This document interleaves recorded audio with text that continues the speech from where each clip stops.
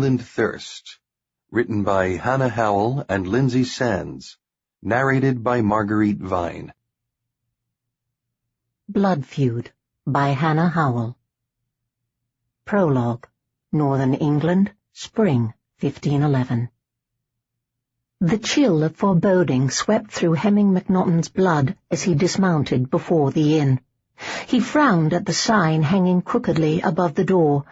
The fact that the inn was called the Hanging Tree only added to his growing sense of unease.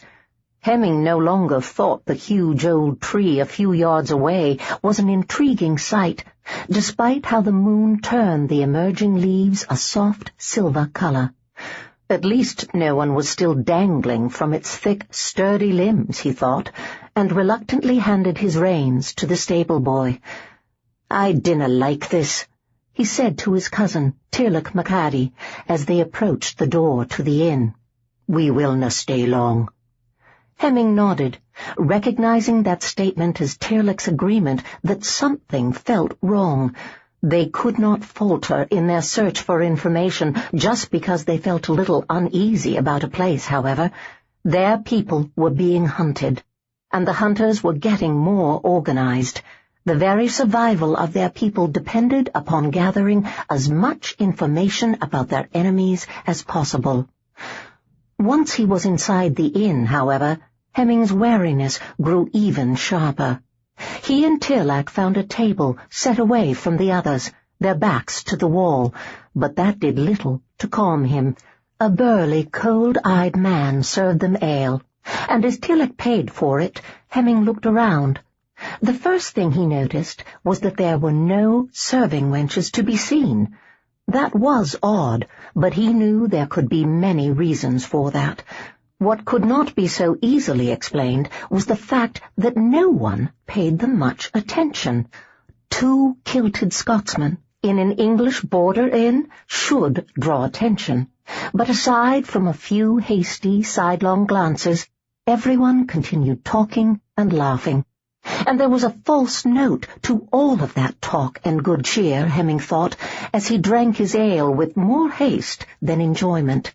It was not until the 3 well-dressed people, 2 of whom had actually shown a natural curiosity about 2 Scotsmen in an English inn, got up and left, that Hemming knew he and Tearlach had made a serious error in judgment.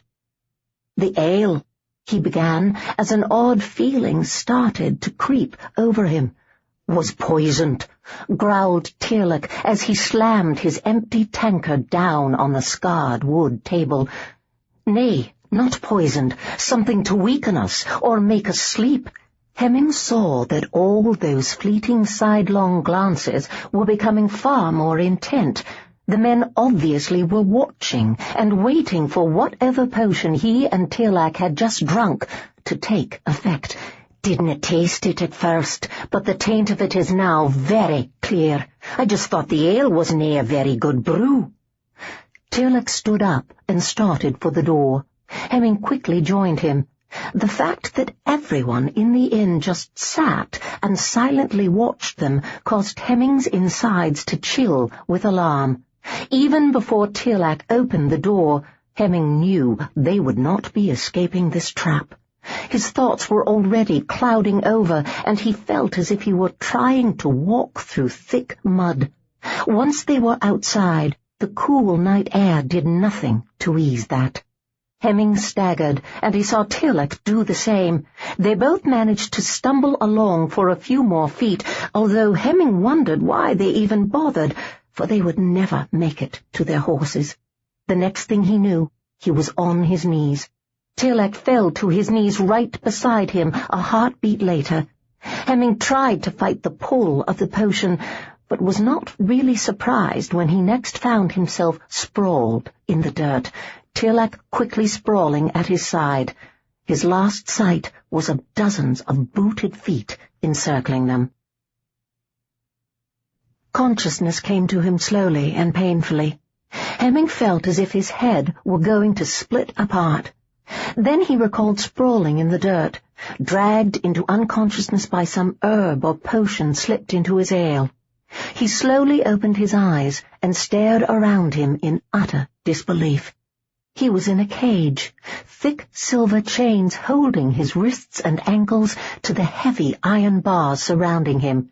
He was also naked and weaponless, and there was no sign of Tearlach. Hearing footsteps, Hemming fought down his rage and the panic he felt twisting inside of him.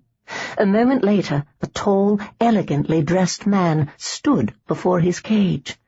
"Welcome to Roscurrock," the man drawled and coldly smiled. The name sounded familiar, but it took Hemming a moment to place it. Then he recalled that he and Tearlach had stopped in an inn near the keep a few days ago. It was the home of the Kerrs. Their laird was named Sir Hervey Kerr, and he was not well liked, if Hemming recalled correctly. This slender man, dressed as if he were about to attend the king, did not look like the cold, brutal man they had heard whispers about, but Hemming knew all too well that looks could be deceiving. "Tearlach," he began, intending to demand to know where his cousin was. "Your companion? I fear he is now the guest of the Corbinells, and enjoying all the comforts of a secure English dungeon. My ally, Wyman Corbinell, intends to make your cousin tell us all about the hiding places of your people. We wish to locate your many nests so that we can clean them out." "He will tell ye not, nor will I." "Oh, I dinna intend to ask about where all of ye hide yourselves. Nay, 'tis my intention to find out all of your strengths and weaknesses." He lightly rubbed his pale, elegant hands together. "I have many an idea on how to test them. I fear ye will nae find that as enjoyable as I will, however." "And just why have ye made us your enemies?" Hemming suspected the man knew far too much about the MacNachtons already, but wanted to hear the man admit to it. "Ya and your ilk are the enemies of all men. You are an abomination. I find it an insult that you e'en look like a man instead of displaying clearly the mark of the devil as you should. No man of conscience can allow such spawn of hell to continue to exist. 'Tis time the ones you see as prey become the hunters." Hemming did not believe the man was truly on some righteous crusade against evil, but would not try to guess what his game really was. "I am but a mon," he said quietly.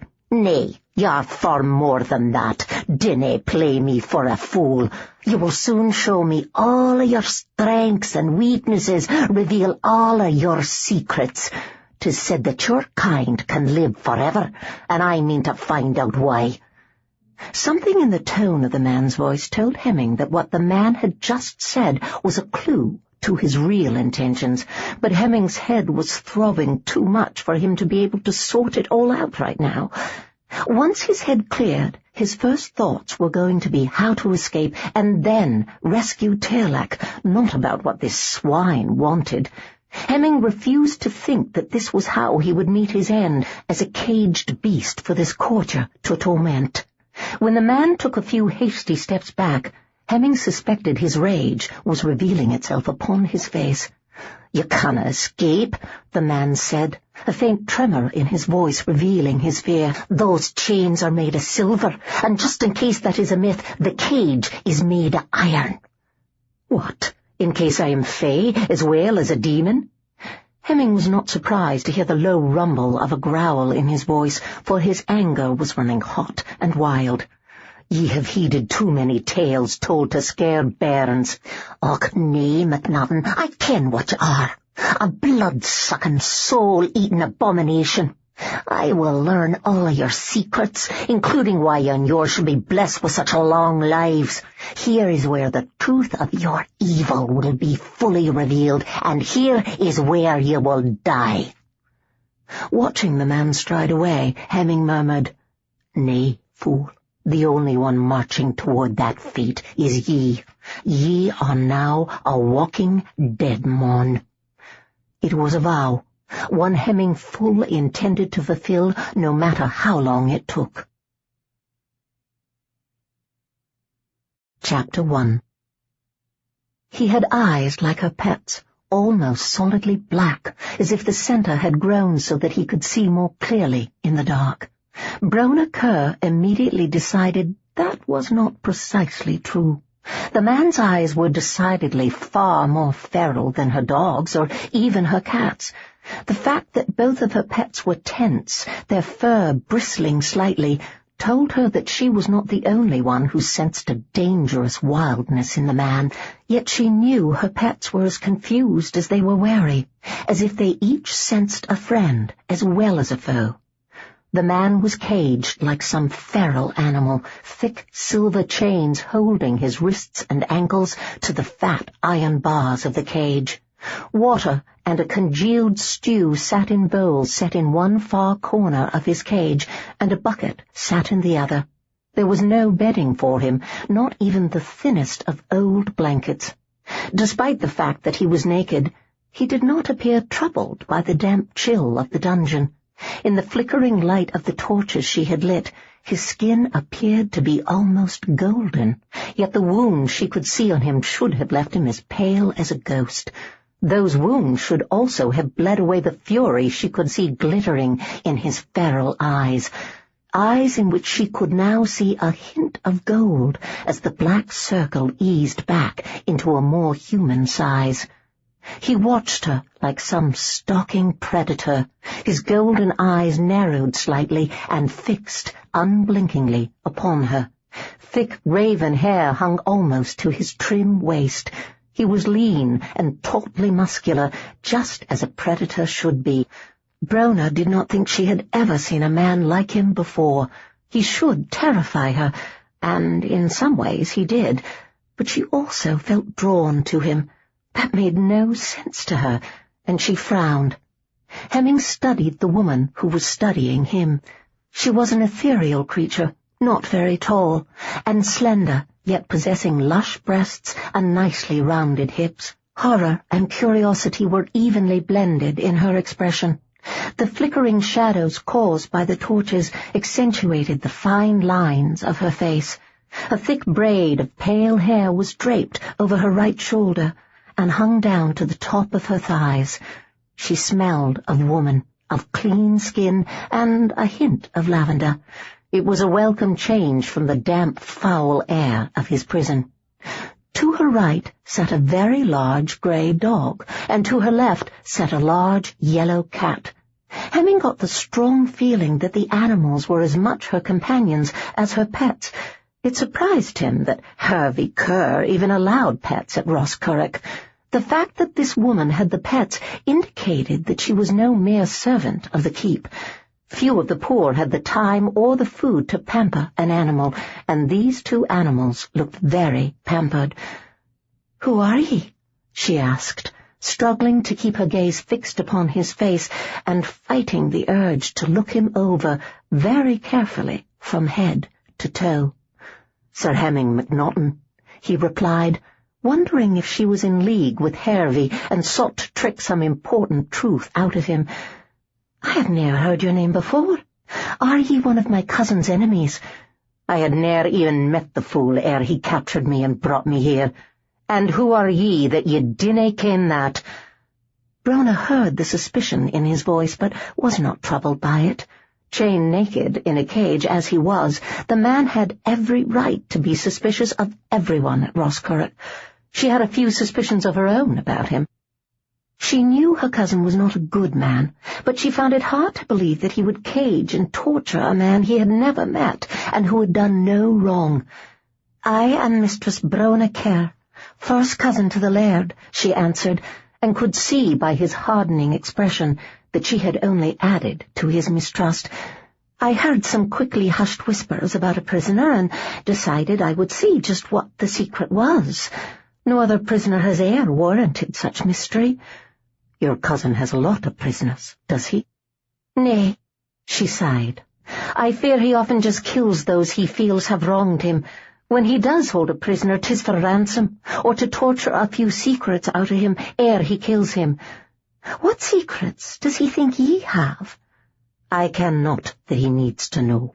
"That doesn't really answer my question, does it?" Brona idly scratched her dog Thor's ears. Cousin Hervey is cold and cruel, but he is also lazy. He's obviously expended a great deal of time and effort to hold ye here and try to get ye to tell him something.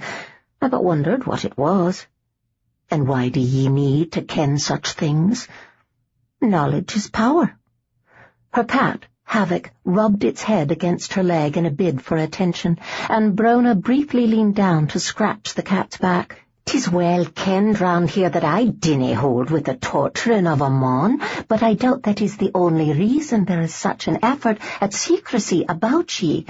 My cousin is little interested, and even less moved by my disapproval of his actions. Nor are ye here for ransoming, as no one has been sent out to take a demand to anyone." She shrugged. "I have considered many a reason for this, but each one only raised more questions, so I decided to come here and ask ye." "Ah, and I have told ye. He thinks I can tell him something." "But what? What could he possibly wish to learn that is worth treating ye like this?" Hemming carefully considered his answer. The woman appeared honestly concerned, even appalled over his mistreatment, but he dared not trust in that. Hervey could be trying to trick him into revealing something. Too many men had fallen victim to believing in a woman's softness, in her wiles and words of caring. Even a few of his kindred had stumbled into such traps. He could, however, tell her exactly why Hervey had caged him, and was torturing him so assiduously.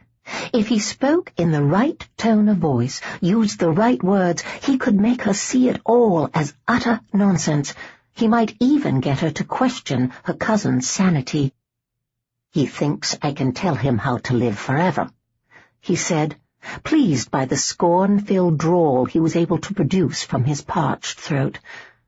Brona stared at the man and forced herself not to gape. "Why would he think ye could do that?" "My kin are long-lived. The fool thinks as far too many others do, and sees such strength and health as the result of magic." "Does he think ye have some potion? Mayhap some muttered spell words?"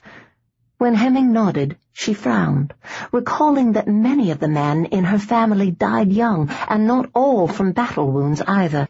It was sad, but she had never seen anything unusual in their deaths. Each one was easily explained.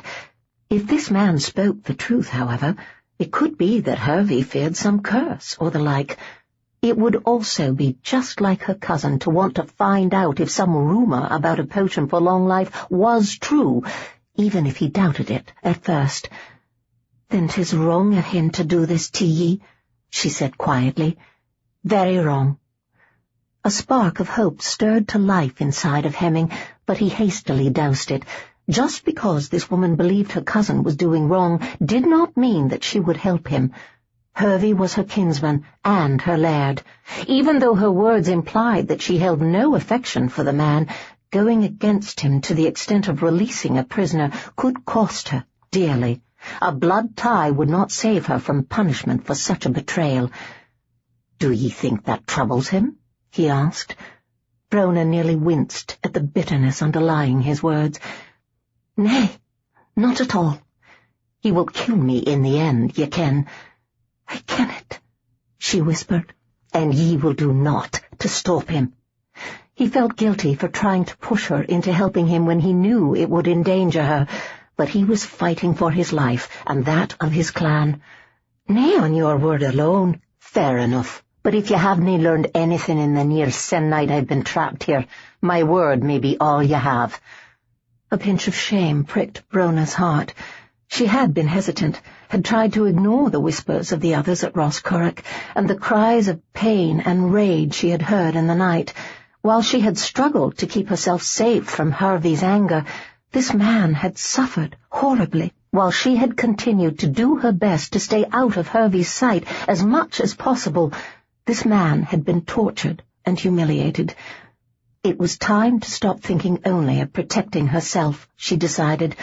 Her cowardice appalled her. She had not realized how deeply it had entrenched itself within her heart. Brona knew her caution around her cousin was completely justified, but nothing Hervey could do to her was worth allowing this man to continue to suffer like this if he was truly innocent of any crime.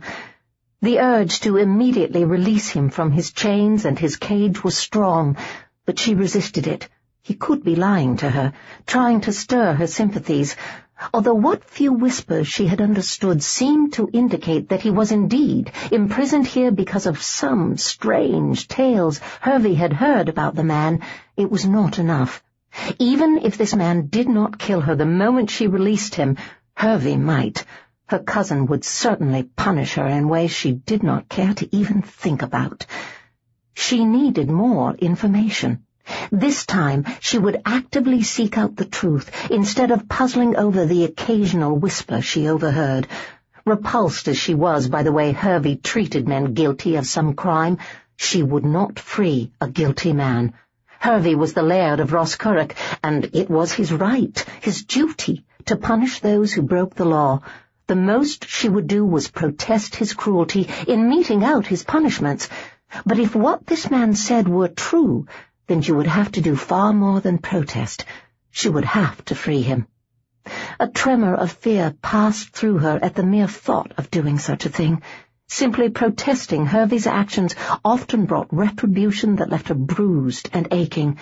What she was considering could easily get her killed, if only from the severity of the punishment that followed. Brona knew she would not only have to decide what to do about this man, but make a plan to protect herself as well. A selfish, terrified part of her told her to just ignore it all, as she had ignored so much else, but Brona silenced it. Some wrongs could not be ignored. "I didn't try to learn anything," she confessed in a soft voice. "Knowledge may be power, but ignorance is sometimes all that keeps one safe. Howbeit, now I will try to learn something." "And then do what?" Hemming was surprised at how hard he had to struggle not to believe in this woman, not to let his hopes rise. "If my cousin is treating you so cruelly simply because he thinks you may have some potion or spell that will make him live longer, then I will set you free. But nae right now. I cannot act against my kinsman, my laird, on your word alone. I will visit you again, soon." Hemming watched her walk away, pausing only to douse the torches she had lit, and he fought the urge to call her back, to try to convince her to act now. It was an odd feeling to suffer from, since he knew he should neither trust her nor believe her. Holding out some hope to a condemned man was just the kind of cruelty Hervey Kerr would enjoy, yet Hemming found himself unable to believe that the fey Brona would have any part of that. He almost smiled when he realized his inability to believe she was hand in fist with her brutal cousin grew from the way she acted toward her pets, and they acted toward her. It was a thin branch to hang his hopes on. He suddenly tensed as he realized Brona had halted just a few feet away. Hemming knew 2 men had been dragged down here 2 days ago, and he felt sure she had halted near their prison. Closing his eyes, he concentrated on listening closely to what was said. His hearing was far better than any outsider's, and he hoped something would be said to help him come to some decision about Mistress Brona Kerr. "Why have ye been thrown down here?" she asked the men. "The Laird says we have failed in our duty to him," replied a man with a deep, rough voice, bitterness dripping from every word. "Failed, Colin? How could ye and your brother have failed in anything? You work from sunrise to sunset." "Then mayhap we should have worked till moonrise, mistress." "Who cares for your family, for your poor mother and your other siblings?"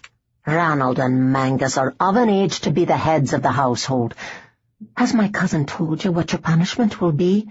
"He gave us each 10 lashes, mistress, and we thought that the end of it, but then he threw us in here." "I think he means to feed us to the monster," said another man, his voice weak and a little unsteady. "What monster, Fergus?" "The one you just went to look at." "There is no monster there, just a mon." "Nay, mistress, that is no a mon, e'en if he appears to be one." said Colin. "You haven't heard him. He makes sounds like a beast, howling and snarling, e'en hissing, and the laird tortures him for hours, demanding answers no man could e'er give, asking questions about living forever and all of that. And the man should be dead by now, or near to it, after all the laird has done to him. Yet he isna, is he?" "Colin, I was just there, seeing him and speaking with him. He is just a man." "He killed Peter. The laird dragged Peter down here last night, and when the poor fool was carried back by us, he wasn't alive, and his neck was all torn up like some beast had ripped it open." Hemming winced, even as he felt an urge to protest. He had not torn up Peter's neck. Hervey had sliced the man's neck, drawing blood, and then had his guards force the poor man closer and closer to Hemming. Weakened by loss of blood, nearly maddened by pain, Hemming had been unable to fight the dark hunger stirred to life by the scent of Peter's blood. He could not be sure, but he may have roughened the wound already there when he had fed off the man. He was sure, however, that Peter had been alive when he had been dragged away, alive and well able to recover, given a little care. "What are you saying, Colin? That the mon down there, the mon chained hand and foot to an iron cage, ripped open Peter's throat and fed on him? 'Tis what it looked like. Chained hand and foot, you say?" "Aye, naked and caged like an animal. If ye had seen Peter, mistress, you wouldn't doubt us. Me and Fergus fear we will be next, that we are being kept here to feed that demon. Mayhap the laird thinks that will be the only way he can keep the monster alive and get the answers he seeks. The laird is bargaining with the devil, he is." "What crime had Peter committed?" Brona asked, her voice little more than a whisper, but Hemming could hear the shock she felt trembling in every word. "Ach, mistress, 'tis nae something I can tell ye." "Tell me, Colin. You've just told me I've been speaking to a demon who rips out men's throats and drinks their blood. I think there is little else you could tell me that would shock me more than that."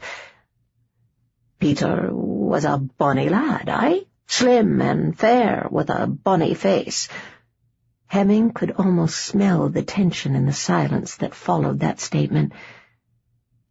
"My cousin loves men?" Brona asked, after a few moments. "Aye, mistress, I'm thinking he likes the lasses too. 'Tis against the church's law and all that, but I dinna judge such men. They do nae harm, nae more than any other. 'Struth, I ken one or two such men, and they are good men, aye. Peter wasna one of them, though, and he told the laird so, but the laird doesn't like to be told, nae, does he? A lass can be forced, aye? 'Tis nae so easy to force 'em on, especially when ye dinna want the world and its mother to ken what you're about. Then mayhap Peter isna dead. Mayhap it was all done to force Peter to say aye. He must be dead. The demon took his soul. 'Tis what demons do, aye?" "Colin, I find it very difficult to believe the man I just spoke with is a demon. If not else, surely he would have the power to get away from Hervey. That my cousin may loss after men was something I had begun to suspect. Only the fact that I kenned all too well that he beds women kept me from being sure of it. I didn't realize he could lust after both. I had another cousin, a woman who only loved other women, so I am nae ignorant of such things. I was a little shocked, but as you say, I can nae condemn as the church does. God made us all, didn't he? And I canna see how loving anyone can be such a great sin.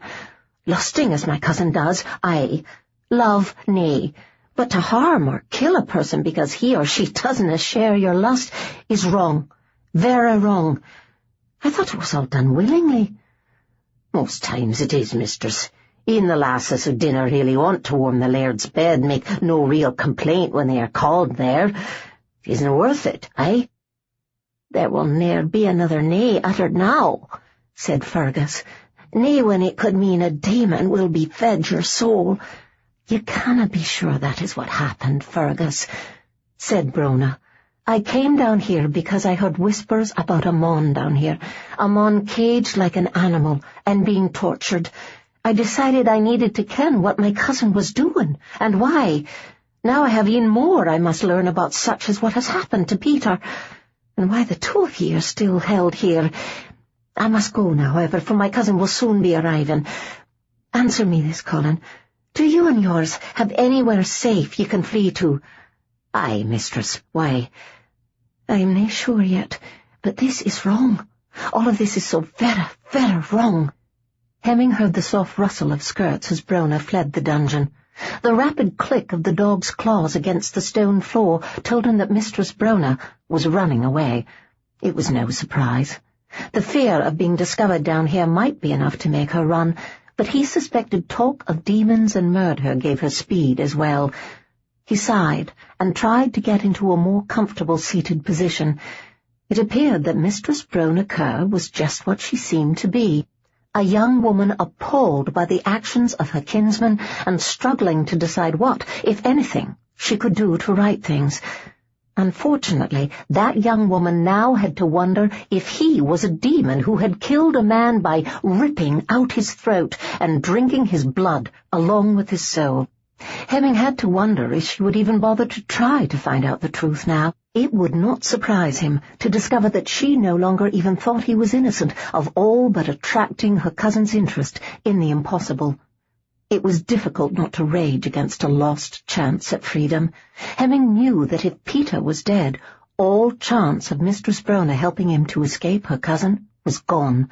She might not fully believe he was some soul-sucking demon, but she would certainly think him some dangerous madman. An all-too-familiar footstep dragged Hemming from his morose thoughts, and his whole body tensed. Hervey was returning, and with at least 3 men. The blood that had been forced upon him had almost healed all of his wounds and restored his strength, so Hemming knew that this time the torture would last for a long time, simply because he was now strong enough to endure it. He pushed aside a sudden, overwhelming sense of defeat. He could not let Hervey know that he was slowly winning this uneven battle. He prayed that Mistress Brona would judge him innocent and find a way to free him from this hell, for he knew he was doomed to madness if this constant torture continued for very much longer. He also prayed that Hervey did not want to see the drinking of blood again. Colin and Fergus feared they were being held for just that reason, and Hemming knew that was a real possibility. He also knew that if he was driven to feed again on either of those men, he was doomed. No one at Roscorrick would help him then. Chapter 2. Brona quietly left the great hall, the meal she had eaten sitting heavily in her stomach. She was not sure what had troubled her more, the way Hervey had played the hospitable, ever-smiling laird, a man interested in and concerned about his clan, or the way Angus had watched her.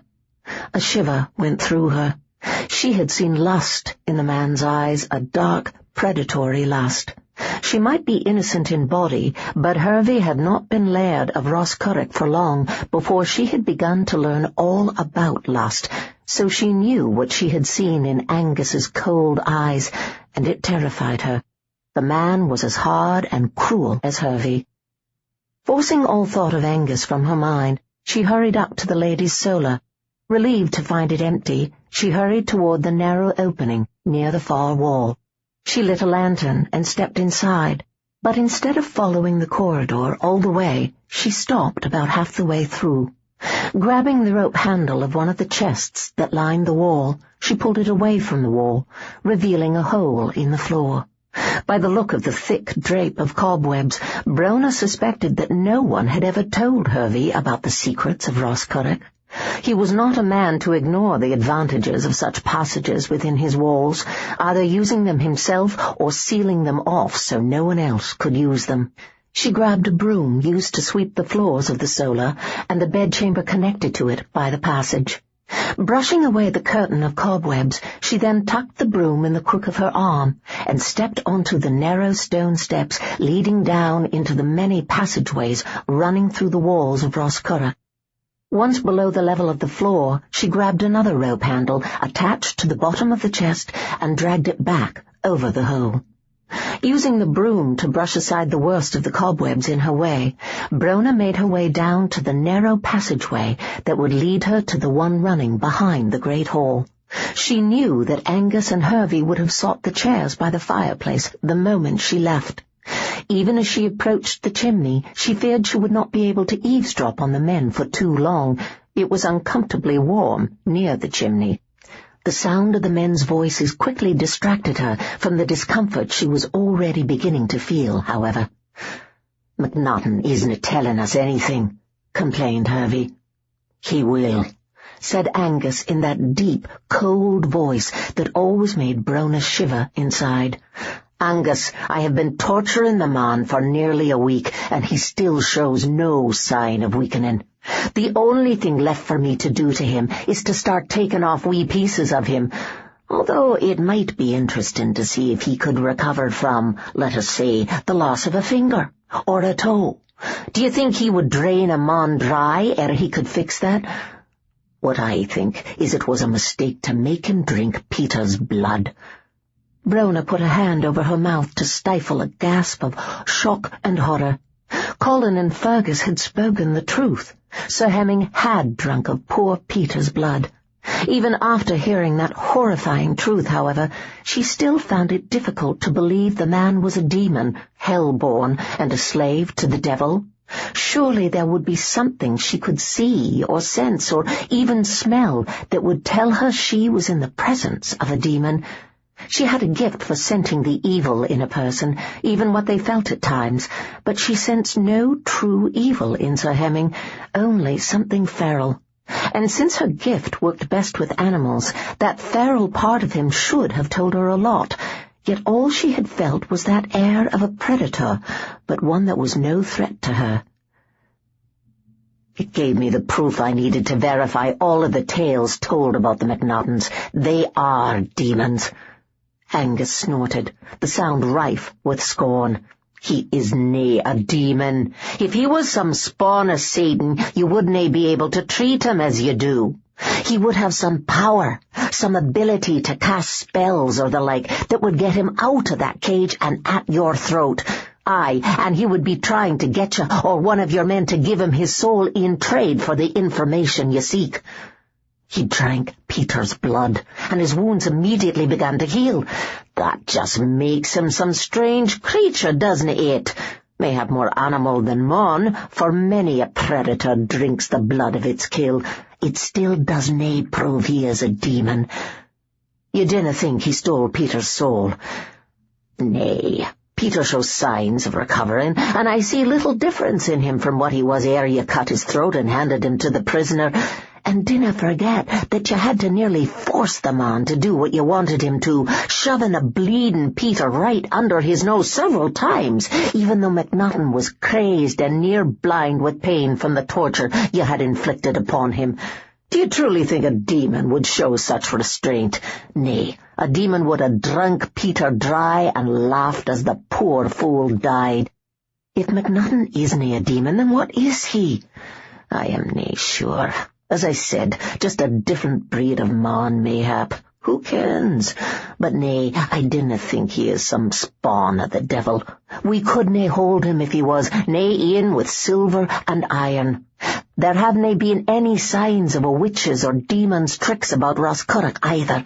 No curdled milk, no sickening animals, naught but the usual.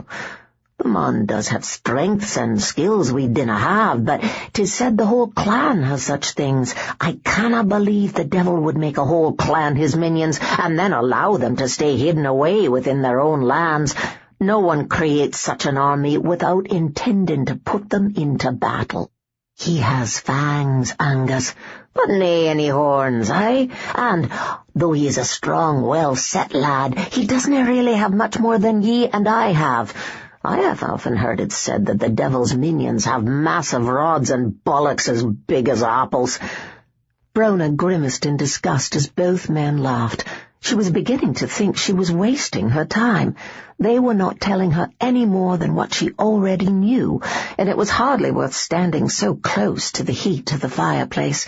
She was drenched in sweat and beginning to feel a little unwell. The heat was stealing all the strength from her body. "Actually, I begin to think 'tis something to do with the blood," Hervey said, just as Brona decided to leave, and she quickly halted, pressing herself against the wall again. "He may just have the right of it," agreed Angus. "The man did heal and grow visibly stronger after drinking of Peter's blood. Mayhap we err in allowing so much of it to drip into the floor. We may have been wasting something as precious as gold. Aye, mayhap we should collect it and drink it. A disgusting thought, but it could hold the answer to the secret. Well, he will have to recover a wee bit first. He lost too much blood this time. Nay, sure, we ought to let him just feast on another prisoner either, so we shall have to leave him be for a wee while. Once he gets his strength back, we will take some of his blood and see if the secret of what he is lies within it. A good plan. After all, if it is the blood that makes him what he is, it just might work for us, and then we shall have to keep the MacNachtons alive, or at least some of them. I but wonder how we can ken that it works. If it is his blood that makes him what he is, then you will feel some change, I am certain. Any wounds we had would heal faster. Mayhap giving ourselves just a wee cut, and watching how fast it heals itself will be enough to tell us. It might be that we need to drink of his blood several times before we can be sure whether that holds the secret or not." "Agreed. We will take a potion made of his blood each day for a fortnight. If we see naught changing in ourselves by then we must decide if he is worth keeping alive. He will be worth it only if he begins to tell us what we need to know." "True. Mayhap if the arrogant bastard realizes that he is now the prey, and nay the predator, he will start telling us all his secrets in some vain attempt to save his worthless hide. And now, let us speak of Brona." "Ah, aye, my sweet wee cousin, whom ye have been sniffing around for years. Are you sure you still want her?" "Aye, I do, and I want her soon. She is 22 now, and ripe for a man. She does not seem very interested in ye, Angus." "She will learn to be. She just needs to be ridden hard a few times. So, when can I marry her?" "Soon, my friend. Very soon. Just allow me to finish with the MacNachton first. Either the blood will hold the answer I seek, or he is useless to me, and I will be rid of him." Angus cursed. "What does that business matter? How does my wedding Brona possibly affect that?" "Because I think my cousin will nae come to the marriage willingly, and we will need to be able to watch her very closely until the deed is done. Come, dinna look so fierce. You ken that I want you to wed with her. 'Tis the perfect answer to both of our problems. You will get the woman you have been lusting after for years, and I will get her dowry to fill my empty purse. I dinna think you will need to wait too much longer. MacNachton will soon be dead, or he will become our own source of the potion that will bring us superior strength and long lives." Brona heard the clink of 2 tankards knocking together, and knew the men were giving each other a silent toast to the success of their plans. Numb with shock, she decided she had heard all she could stomach for now, and she started on her way back to the Solar. It was not only MacNachton she needed to worry about now. Her own life was in danger, for she had no doubt that marriage to Angus Kerr would kill her, if not in body, certainly in mind and spirit. She reached her bedchamber without anyone seeing her, much to her relief. Brona was sure that anyone meeting her would have immediately seen that something was wrong, and she doubted she could have given them a plausible excuse for her obvious upset. Washing up and changing into her night shift, she crawled into her small bed. Thor immediately curled up on the sheepskin rug by the side of the bed, and Havoc sought his usual place at her feet, but she did not find the comfort she usually did in their presence. She needed to think about all she had heard and make some very hard decisions. Sir Hemming MacNachton concerned her first. He truly had drunk Peter's blood. It was hard to believe that a man would do such a thing, but she doubted Angus and Hervey were mistaken. They had obviously expected MacNachton to do just what he had done, and yet they did not think MacNachton was a demon. Despite hearing what he had done, Brona could not make herself believe it either. But what could he be, if not a demon? She thought of the man she had seen in the cage, of his wild beauty, and hoped she was not being swayed by his appearance. It was said that the devil tempted men and women with all they desired, and any woman would desire a man like Sir Hemming MacNachton.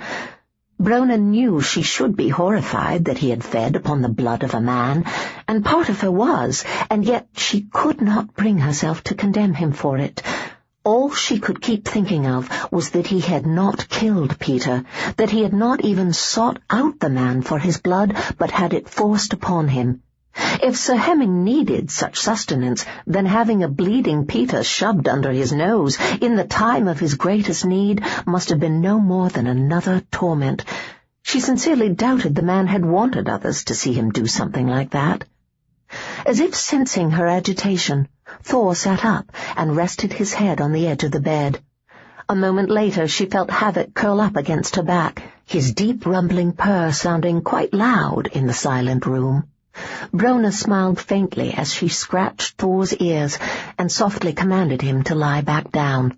She left Havoc where he was, rather liking the warmth of the cat's big body on her back. Brona just wished they could help her make some decision about what to do.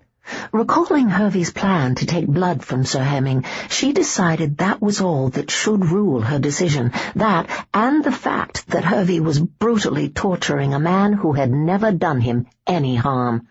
What the man was did not matter. What Hervey was doing was wrong, and what he planned to do was even worse. On the one hand, Hervey condemned MacNachton for drinking blood, and on the other, Hervey planned to do just that if he discovered that Sir Hemming's blood held the secret of a long life. Brona realized she had already made her decision about Sir Hemming. She was going to try to save his life. Whatever manner of man he was, he did not deserve what Hervey and Angus were doing to him.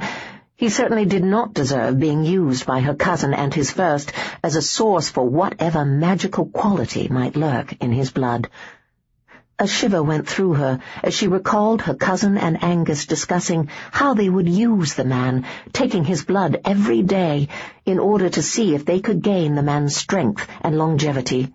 She had always known that her cousin and Angus were hard, cruel men, but their plan to keep Sir Hemming caged so that they could feed off him was beyond cruel. Brona had to wonder if the two men were mad, or at least edging very close to madness. Even if one believed all the tales about the MacNachtons, and she had probably only heard a few of them in the last sennight, what her cousin planned was still madness. She would take Sir Hemming away from them. Brona intended to free Peter, if he still lived, as well as Colin and Fergus.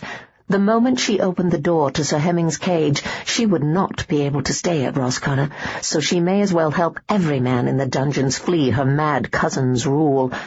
None of these men had done any harm to their laird, or anyone else at Roscotter. She also had no doubt the men would stay free once their wounds healed. Brona just hoped she would be able to save herself as well.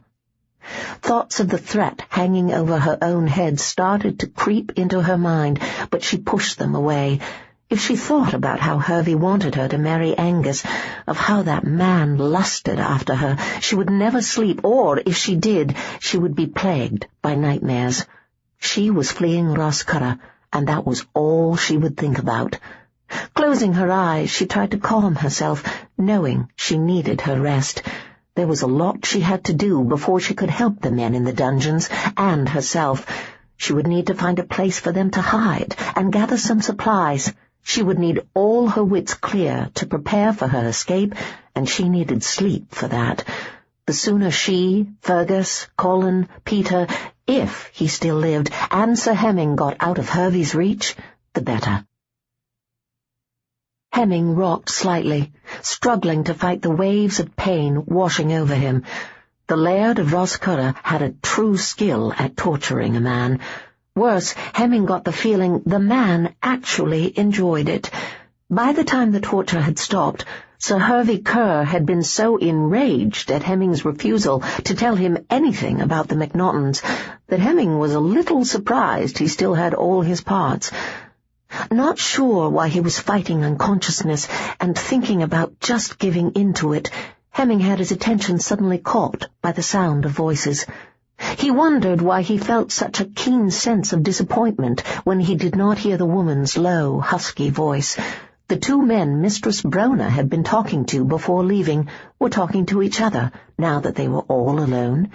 He doubted they would say anything of any importance, but Hemming eagerly grasped the chance to think about anything except the pain racking his body.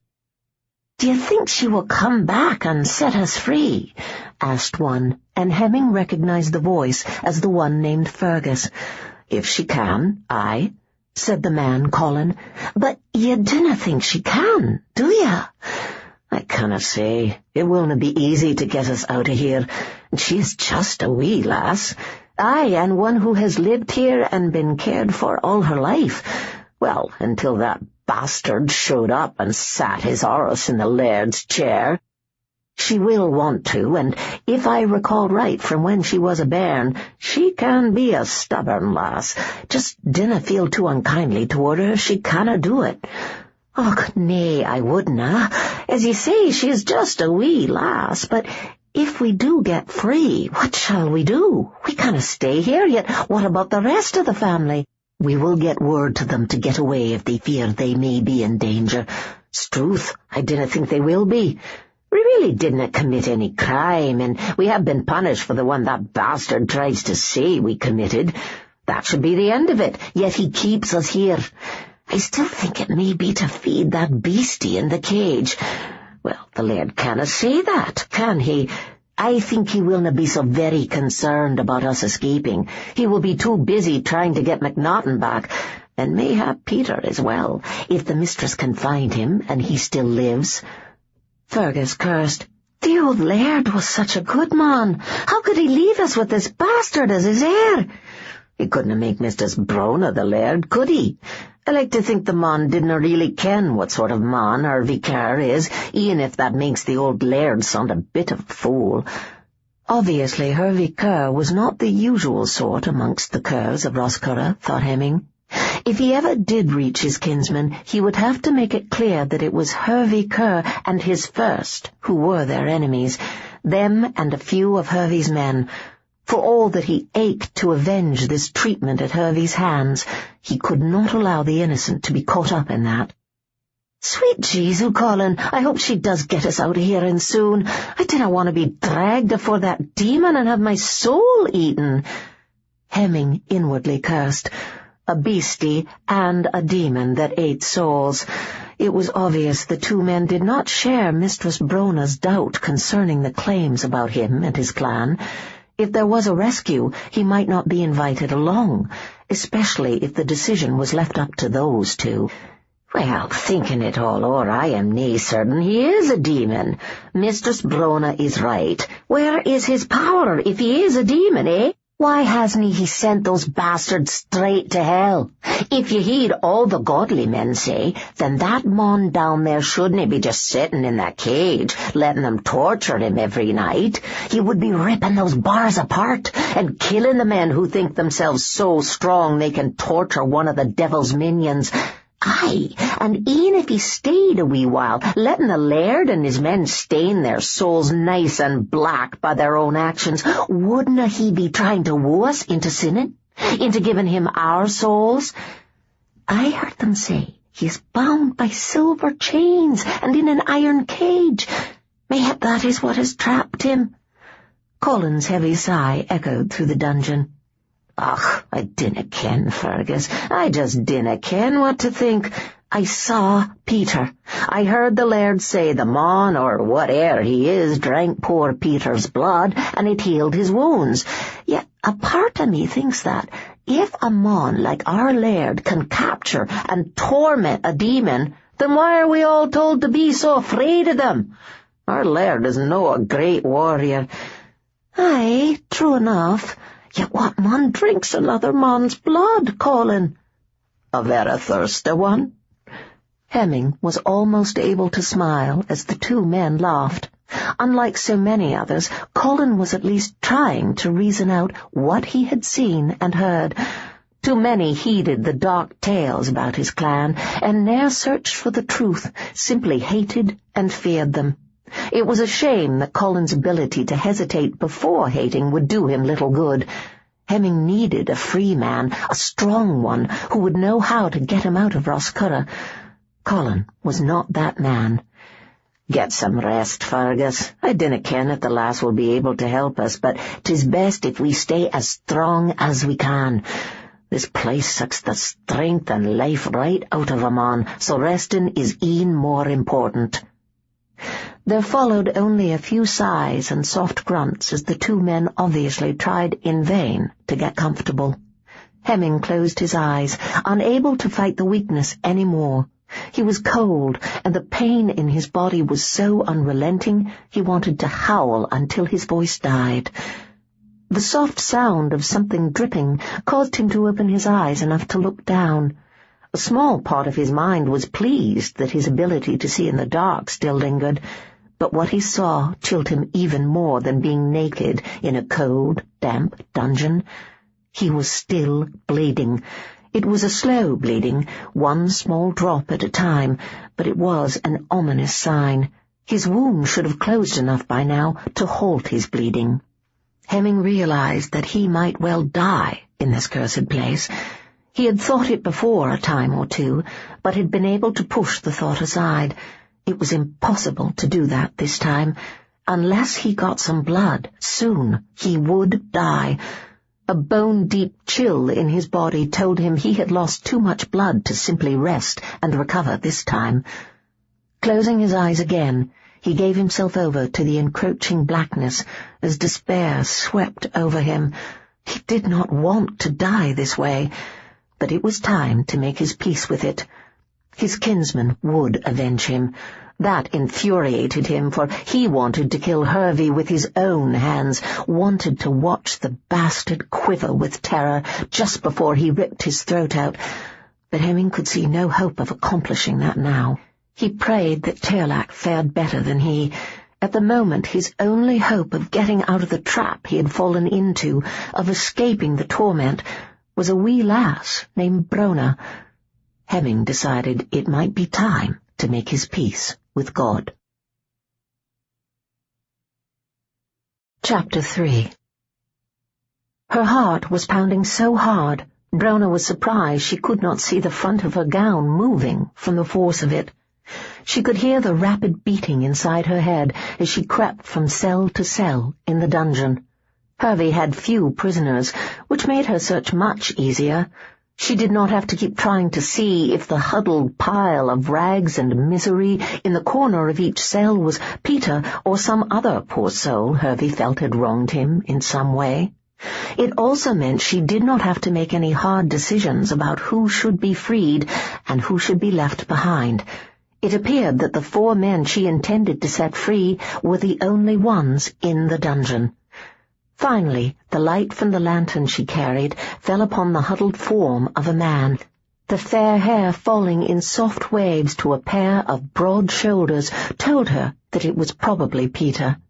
His face was pressed against his upraised knees, so she could not be certain of that yet, however. It was no surprise that the man was curled up so tightly either, for he was naked. Brona decided she did not wish to know or understand why her cousin had stripped the poor man of all of his clothes. She had brought 2 shirts and 2 sets of breeches for Sir Hemming, but would now use 1 set for Peter. "Peter?"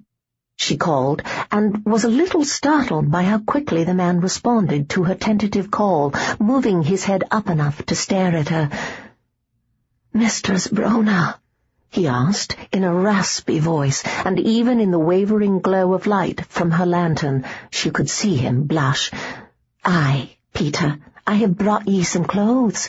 I didna ken ye would have none at all, and had brought 2 sets of clothing for the other mon, but I think they will fit ye as well." When he did not move, she turned her head away and held the rough woolen breeches and jupon in through the bars. "Get dressed, and I will let you out of there."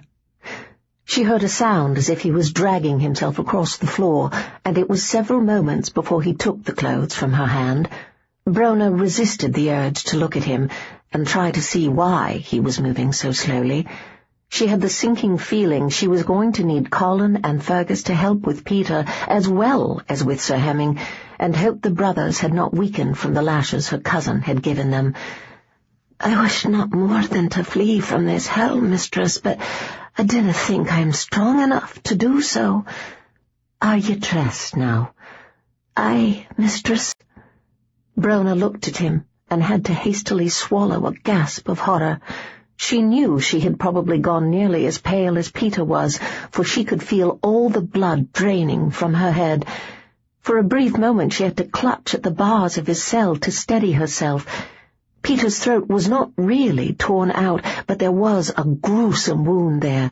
She wondered how much of that injury had been caused by her cousin, and how much by Sir Hemming, but now was not the time to satisfy her curiosity.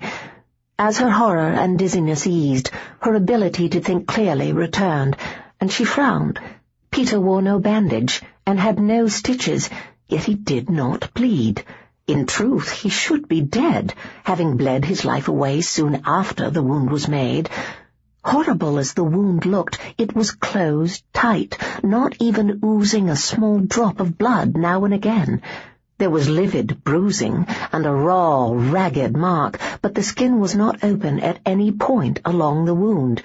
Since he had been wounded only a mere 2 days ago, and she doubted he had any care taken of his wound, that made no sense at all. She was abruptly yanked from her thoughts over that puzzle when Peter began to sink to his knees, the simple matter of tugging on his clothing enough to weaken him badly. "Nay," she said, putting as much authority into her voice as possible, "dinna ye go and faint on me now, Peter. Then it will be very difficult to get you out of here." "I am so very weak, mistress. I will nae be able to flee here, e'en if you can open this cursed cell," he said. "Dinna worry over that. We shall have some help. Colin and Fergus are here." She took a deep breath, struggling to organize her thoughts so that she could adequately refute the argument she knew he was about to make. "I mean to free them as well. Them and Sir Hemming." Brona was surprised when Peter only blinked very slowly and then frowned. "Are you sure freeing Sir Hemming is very wise, mistress? I think that is one very dangerous man." "That may be, but he has ne'er wronged the Kerrs, nae more than ya or Fergus or Colin have. This is wrong, and I finally saw that I was little better than my cousin, for I was closing my eyes to all of his cruelties. Nae more. You put yourself in grave danger by acting against the laird. I ken it, which is why I am also leaving Roscarrick. Try to muster some strength, Peter." She unlocked his cell door, ignoring the twinge of guilt she felt for having stolen the keys. The theft had been a necessary sin. "We will gather you up as we leave this place." "Be careful, mistress," Peter said as he sat down and leaned against the frame of the door. "I cannot recall much of what happened to me after the laird cut my throat, but there is something very dark in Sir Hemming." "Aye, I ken it, but he will be as eager to leave this place as the rest of you are, willna he? We can deal with them on, come to some sort of truce that will get us all out of here." Peter did not argue with her plan, so she hurried along to the cell that held Fergus and Colin, pausing to check that the few cells between theirs and Peter's were empty. Both men were standing at the front of their cell, obviously aware of her approach. Brona was relieved to see that neither man had a wound upon his neck. If Sir Hemming had drunk from either of them, she knew they would never agree to help her free the man. It was going to be difficult enough to get them to help her now. "Mistress, who are you speaking to?" asked Colin, his rough-hewn face revealing only a hint of the curiosity she could hear in his voice. "Peter," she replied, pleased that she could tell him that their clansman was still alive. "He still lives?" "Aye, but he is very weak." "Because he has lost his soul," said Fergus, fear clear to read in his handsome face. "Nay," said Brona, a little surprised by the sharp tone in her voice, for she rarely spoke sharply to anyone. "He is weak from being left naked in this cold, damp place, and from loss of blood, but 'tis still Peter I just talked to.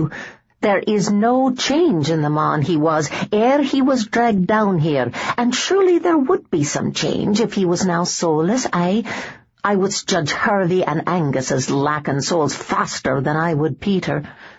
Colin frowned. "You're certain he is the same?" "Very certain, and I shall need your help to get him out of here," she said. "Then let us out, mistress, and we will carry the man to safety." "I will also need you to help me get Sir Hemming out of here." She sighed when they both stared at her in horror.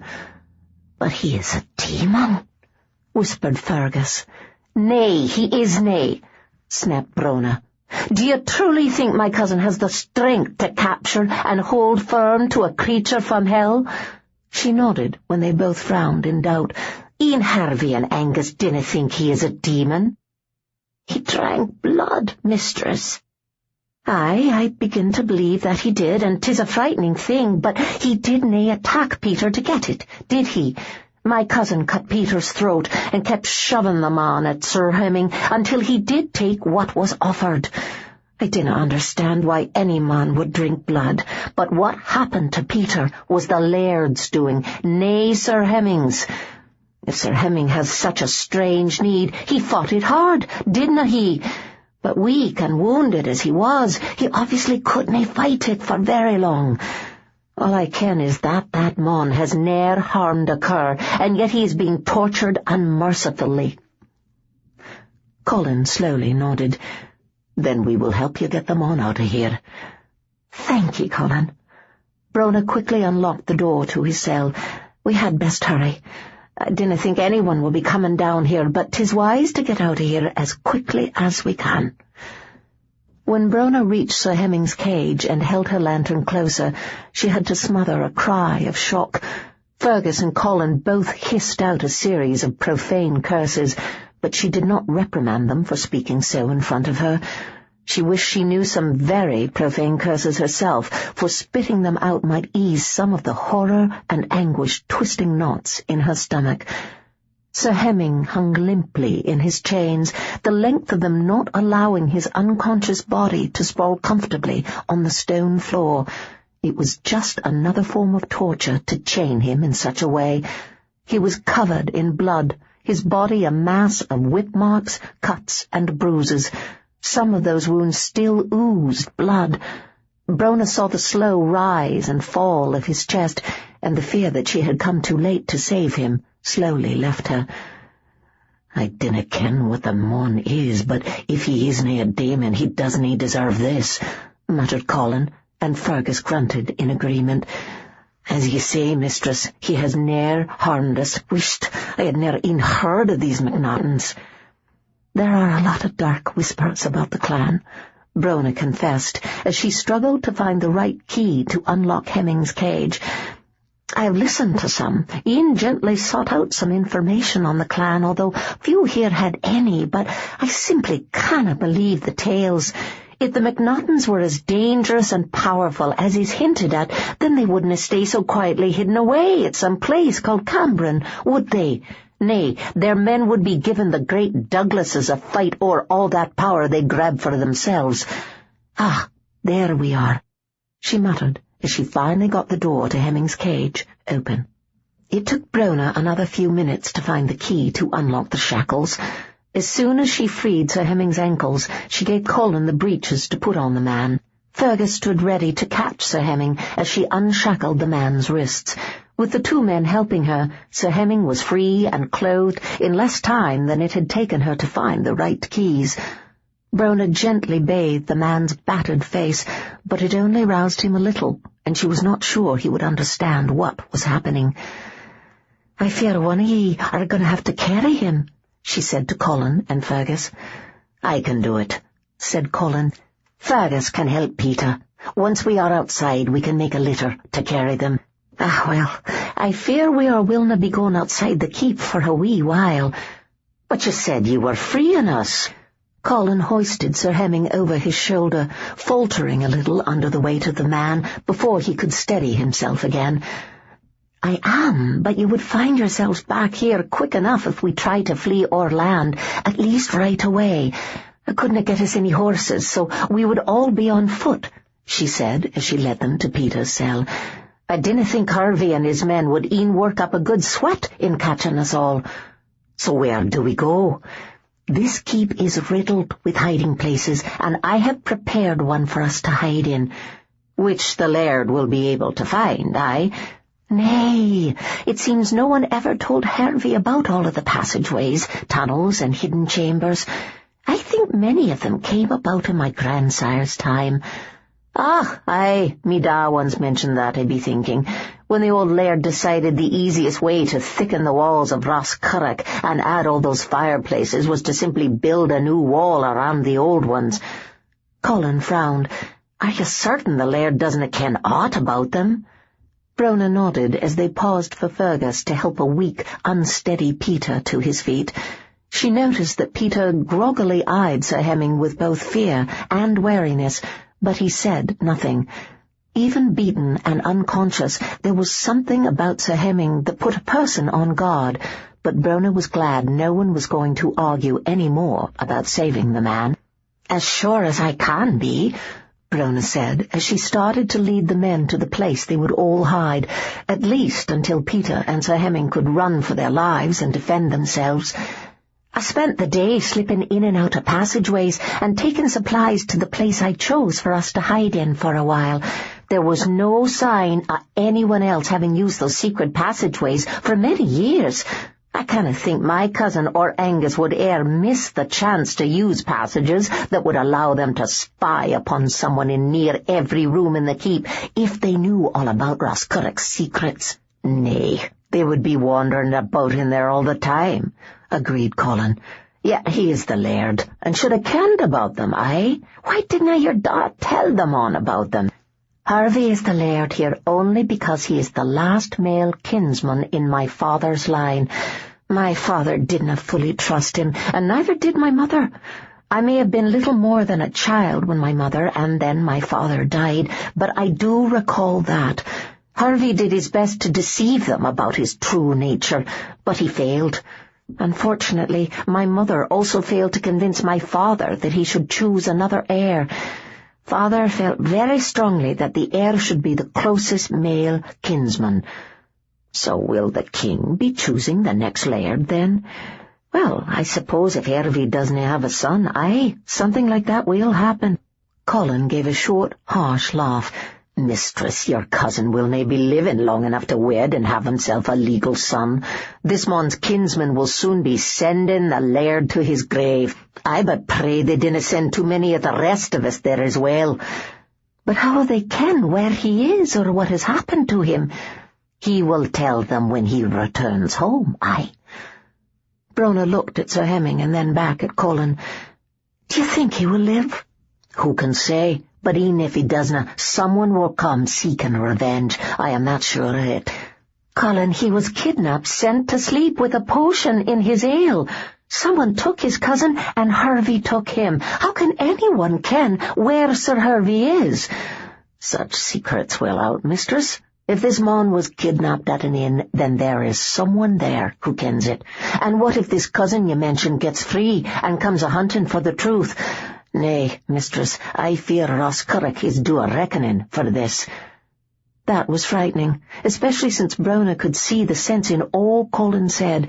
If many of the MacNaughtons were like Sir Hemming, she feared her people were in for a very bloody future.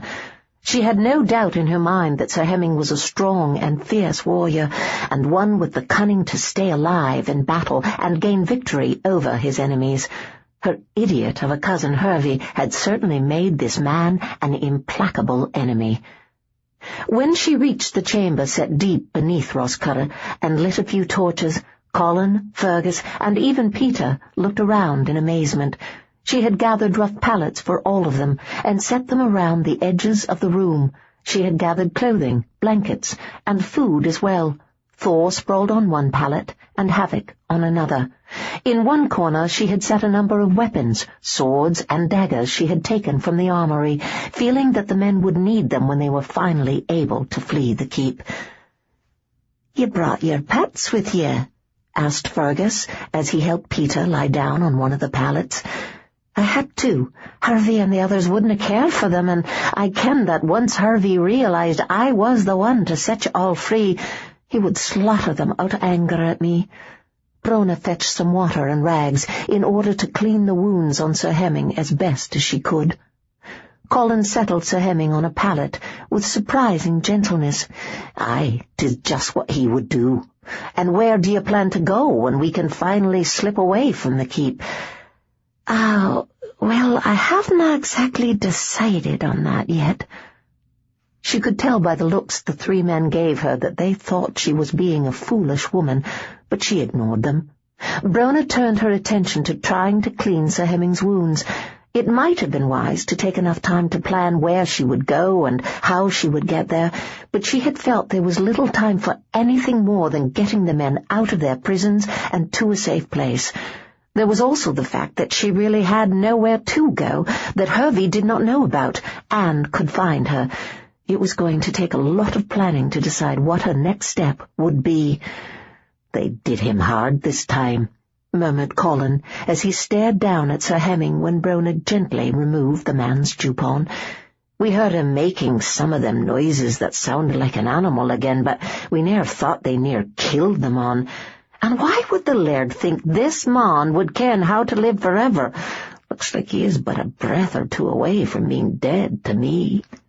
Brona gently set a cloth soaked in cool water over Sir Hemming's bruised and swollen eyelids. "Aye, I fear he looks the same to me. Harvey wasn't a-thinking clearly when he did this, or mayhap he truly believes all those wild tales about the MacNachtons. He could have just lost the chance to get what he is so desperate to learn. About living forever? No one can do that. Well, Sir Hemming told me that his kin are long-lived, healthy, and strong. That may be what has spread that foolish tale of living forever. Harvey truly does believe it, I think. So much so that he and Angus are thinking of making a potion to drink using this mon's blood. Ere they dragged me away to my cell, I heard them say that the mon's wounds were already healing after he drank blood from me," said Peter. "Mayhap they aren't so mad to think such a thing."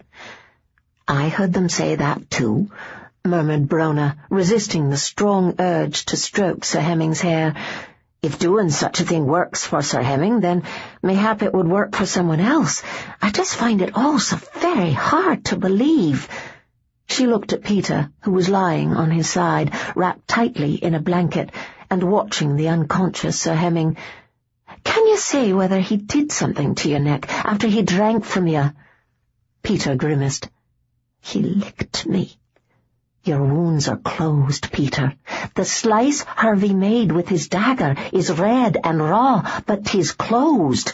The mark left tells me it was a deep cut, yet here you sit."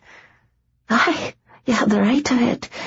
I feared the bastard meant me to bleed my life out on the floor, and there was a lot of it going there until that man stuck his teeth in me. When he took those teeth out of me neck, he licked me.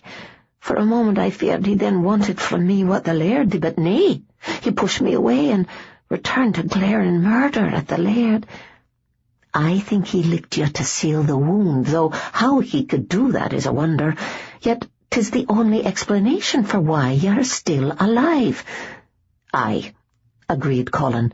"You should have bled your life away, and quickly too, by the looks of that knife cut." Brona joined the three men in staring down at Sir Hemming. To all the other reasons she wanted the man to live, she could now add simple but deep curiosity. There was indeed something very strange about Sir Hemming MacNachton. Chapter 4. "He is dying, mistress." Brona nearly snarled at Colin, but took a few deep, slow breaths to calm herself instead. Colin was only speaking the hard, cold truth, and he did not need to be snapped at because of that. They had been hiding in the bowels of Roscurra for 2 days, and Sir Hemming grew no better. He was so pale he would probably blend into the linen he slept upon, if not for his long black hair, and his breathing had grown shallow, weaker, and less even. Her constant tending of his many wounds had done nothing to help him. There was no sign of fever or infection, and, horrendous though they were, his wounds no longer bled. Yet he only grew worse. It made no sense to her. What also made no sense to her was how upset she was about that. She had seen death before. It was a part of life one could not ignore. She also did not know this man, and if even half of the things Hervey said about the MacNaughtons were true, that was probably a blessing. Yet Brona felt a cold fear growing inside of her, as if she was about to lose something precious. She inwardly shook her head, deciding the situation she found herself in, plus working day and night to try to save a man's life, was making her fanciful, if not completely delirious. "I think he needs blood," a swiftly recovering Peter said. It had to be the fact that she was watching a man die that was making her so irritable, Brona thought, biting back the urge to snap at Peter. He, too, only spoke the hard truth, just as Colin had. Soon after they had brought Sir Hemming into this chamber set deep beneath Roscurra, she had begun to suspect that her healing skills were not really what the man needed. Hervey, speaking of how the man's wounds had healed after drinking Peter's blood, had echoed in her mind time and time again, but she had fought to ignore it. She could no longer do that. If she did, Sir Hemming would surely die. "Well, he isn't having any of mine," Fergus muttered. Before Brona could respond to that, the man on the bed groaned softly and then opened his eyes. "Where am I?" he asked. Hemming blinked, trying to clear his vision, but the beatings he had suffered had left his eyes too swollen for him to see clearly. His first thought was that Mistress Brona had decided to help her cousin torture him, for he could think of no other reason for her to be in his cage. A moment later, he realized he was lying on something soft, and a blanket covered him, a welcome comfort he knew would never have been given him if he was still Hervey Kerr's prisoner. 3 men stood a few feet away, looking at him, and he could see no bars, could feel no chains weighting down his arms and legs. Then a soft hand touched his forehead, and he turned his gaze toward the woman leaning over him. He was free, he thought, and was it not just his luck to be set free, only to die? "Ye must tell my kinsmen what happened to me," he said, his voice little more than a hoarse whisper. "Ye may tell them yourself when you return to them," Brona said. "Nay, I will not be seeing them again in this life." He felt the pain of that loss, but struggled against the urge to rage and grieve. "Aye, you will, Sir Hemming." Brona took a deep breath, wanting to speak of something she found a little horrifying, with some appearance of calm. "Do you need blood?" For a moment, Hemming could not think of how to answer her question. It was obvious the fact that he had been driven to feed from that poor man was no secret. He hoped the number of people who had learned about that was small. The very last thing his clan needed now was someone who had actually seen a MacNachton drink blood, spreading the tale, adding veracity to some of the many whispers about his clan. Unfortunately, his choices at the moment were dismal. If he tried to deny what she already knew, claiming it as some aberration brought on by long hours of torture, he would not get the aid he needed to survive. And he really needed to survive, he decided. He needed to help fight the hunters who wished to destroy his clan. He needed to find Tearlach and warn his clan. Hemming ruefully admitted that, if there was even the smallest chance of survival, he wanted to grasp it and hold on tight. He could deal with any consequences of revealing a few of his clan's secrets later, when he was strong again. "You saw that, did you?" He tried not to blatantly sniff her clean, sweet scent when she slipped her arm around his back and helped him sip from a tankard of wine, easing the painful dryness of his throat. "Nay, I didna, but Peter has survived, and he hides here with us. Also, I o'erheard my cousin speak of it with his first. Then blood will aid me to heal myself." She could see how much he hated to admit that. The man was obviously not comfortable with those not of his ilk, knowing that he had such a dark hunger. He looked both embarrassed and wary. The man might fear that such a confession would now end the life he was clinging to by the very tips of his fingers. Brona was still not sure how she felt about such a thing, or exactly what such a hunger made Sir Hemming, but she could not let him die. "Will the blood of some animal work just as well?" she asked. "Nay, this time. I am weak nigh unto death. There isna—" Hemming decided he would not get into a discussion about the varied qualities of blood right now. "'Tis nae strong enough." That was a disappointment, Brona decided. Disgusting as it might be, there would have been no trouble amongst the men if she could have slipped up into the kitchens and gotten some animal blood. To save him, however, he was going to have to be allowed to drink from someone. It took only one glance at Fergus, Colin, and Peter to reveal that there would be no rush of volunteers from amongst them. Oddly enough, she got the feeling that it had less to do with someone drinking their blood than with the fact that that someone was a man. That left her, and she was not sure she had the stomach for it. It would probably hurt, if nothing else, and she was a coward when it came to pain. Even with his poor sight, Hemming could see that none of them wished to do what was needed. He could understand that. Not only was there the fear that somehow he would suck out their soul along with their blood, but outsiders had a natural distaste for being seen as prey, as food. Some men also found it all a little too intimate to be comfortable sharing blood with another man. Usually he did not need blood, not as some of his kinsmen did. An occasional drink of some blood-enriched wine was enough to keep up his strength. Since he was born of a MacNachton and an outsider, there were a lot of differences between him and a pure-blood MacNachton. One was that he really only needed a hearty drink of blood if he was wounded or ill. Since most of the time he had been at Cambron during such times, one of his clan had given him what he had needed. Except for being forced to feed from Peter, Hemming had never drunk the blood of an outsider before. If given a choice, he knew which one of the people watching him he would choose to feed from. Hemming covertly watched the woman, sensing how hard she was thinking over the problem.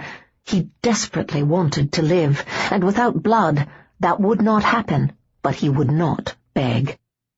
"Well then, I guess we'd better give you some blood," Brona said, pleased at how calm and brave she sounded, even though she was shaking inside. After glancing at the 3 other men, she murmured, "And I guess it shall be me who does so." "Nay, mistress," said Colin, hastily stepping up to the side of the pallet. "I will do it." Brona could not help it. She laughed, and then reached out to pat Colin on one of his thick, muscular arms. "Nay, Colin, though I thank ye most kindly for choking out the offer." She grinned when he blushed and grimaced. "'Tis fine. I am the one who has pulled him free of my cousin's grip. Aye, and 'tis my kinsman who has done this to him. I will do it." She looked at Sir Hemming. "Just how does one do it? I hope there is no need to cut my throat first, as was done to Peter, for I will not be able to do that, and I doubt any of these men will be able either." "Nor would they allow me to try," said Hemming. "Nay, 'twas your cousin who cut Peter's throat, as I had no intention of giving the bastards a show. Unfortunately, I was weak and maddened with pain, so that when they kept pushing a bleeding mon beneath my nose, I couldn't stop myself. I also thought that I had best do so, if only to close the wound that was made ere Peter bled to death. They didn't care, and he was cut badly." Brona had to lean closely to him to hear him clearly as his voice wavered from being clear, if hoarse, to being little more than a ragged whisper. "Best we do this now. I dinna think he will be able to stay awake much longer. Do you need to do it at the throat?" "'Tis easiest." Hemming could not believe this woman was going to allow him to feed from her. She was afraid, for all she sounded calm, but she was not resistant. He glanced at the men as she leaned closer, holding her thick hair away from her throat. They looked grimly curious. "Should we leave?" asked Colin. "Nae sure I should watch this, or e'en want to." "Stay," Hemming said. "I am sitting on the edge of death, and I need at least one of you to stay here to be certain to stop me if you think I am taking too much from her. How will we ken if you have taken too much? You will be able to see it. Trust me in this. I was rather none of you see this, or e'en ken about it, but I dinna really have a choice now, do I? Nay, if you wish to live." Brona looked at him as he slipped his hand around the back of her neck and tugged her closer. She could see the glint of the gold of his eyes behind his bruise-swollen eyelids. Otherwise, he was a mess. It almost looked as if Hervey or one of his men had resented the man's handsome looks and had done his best to utterly destroy them. She felt uneasy as he pulled her so close she was laying on top of him. This seemed uncomfortably intimate. "Be at ease, wee Brona," he whispered in her ear. "It will na hurt." "How can you say that? Are you nae about to sink something sharp into my neck?" she whispered back. If he was not in so much pain and fighting to control the hunger the sight of her slim, lovely neck stirred inside of him, he would have laughed. "Aye, but just as I was able to make sure Peter didn't bleed to death, I can make it so that you are barely aware of what I do." Her eyes grew wide when she felt him lick her neck, causing a river of heat to suddenly flow through her body. Brona was just trying to figure out what that was when she felt a sharp pain, immediately followed by more of that heady fire. She could feel him drawing the blood from her body, but all of her fear was gone, replaced by what she was beginning to think was pure, hot lust. He stroked her back lightly with one hand and gently rubbed the back of her neck with the other, his touch becoming stronger and more sure with each passing beat of her heart. Brona had the strongest urge to rub her body against his, to relieve a sudden ache in her breasts and her groin, but she held herself as still as she could, all too aware of the other men watching her. Just as she began to think she was going to have to rub against him or go mad, he was licking her throat again.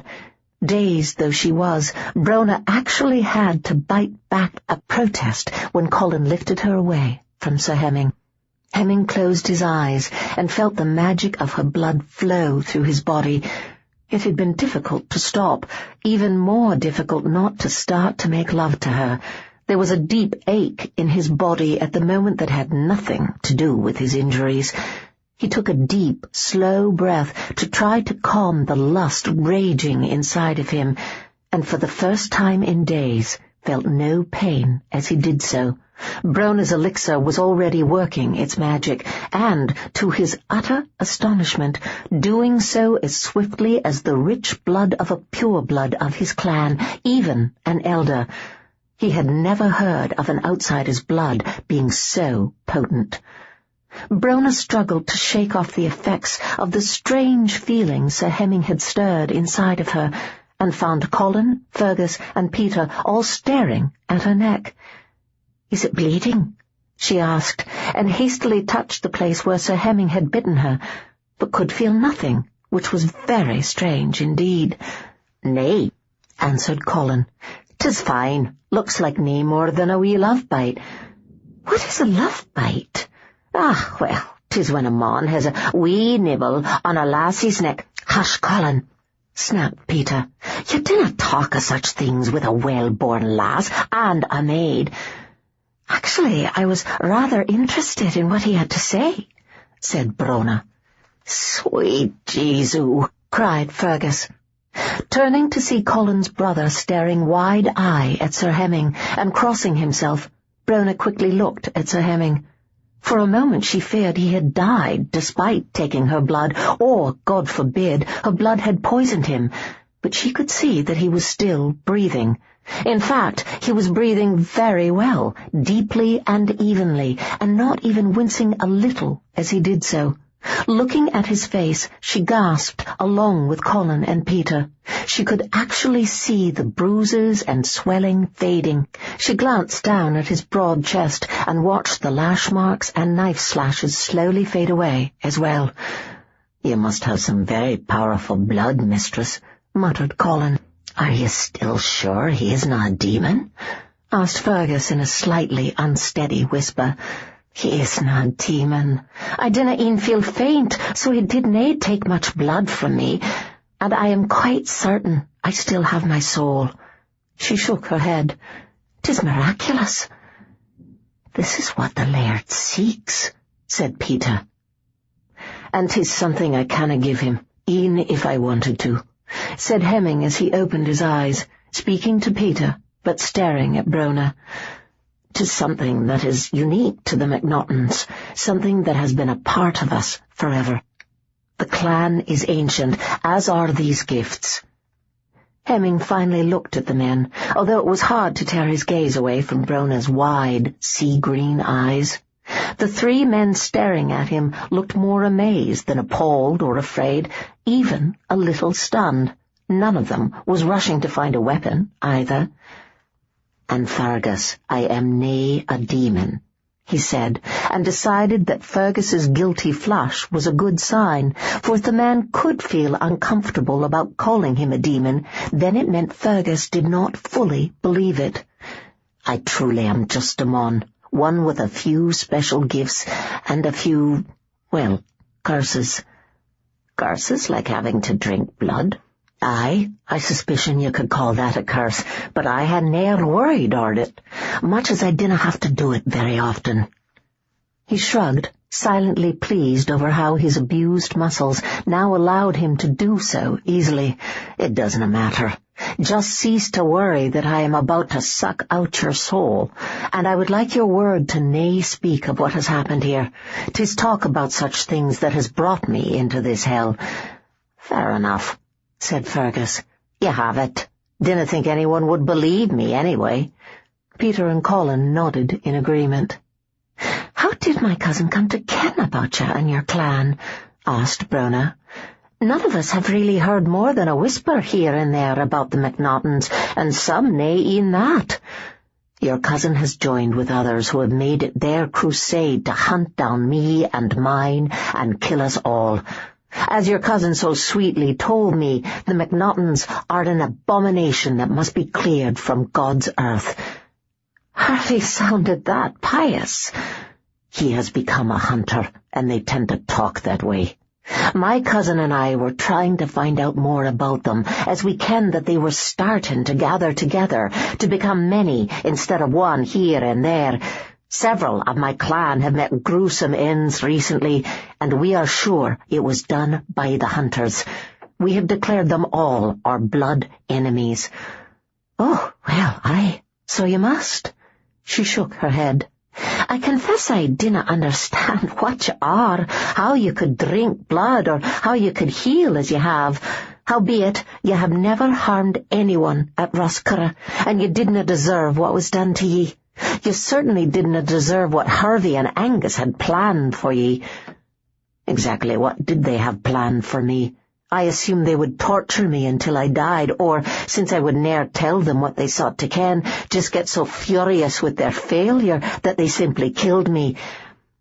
I did as I said I would, and tried to find out exactly what was going on.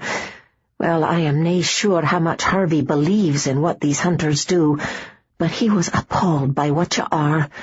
However, he wants your secret to a long life. When I heard him speak of that, I also heard what he meant to try next.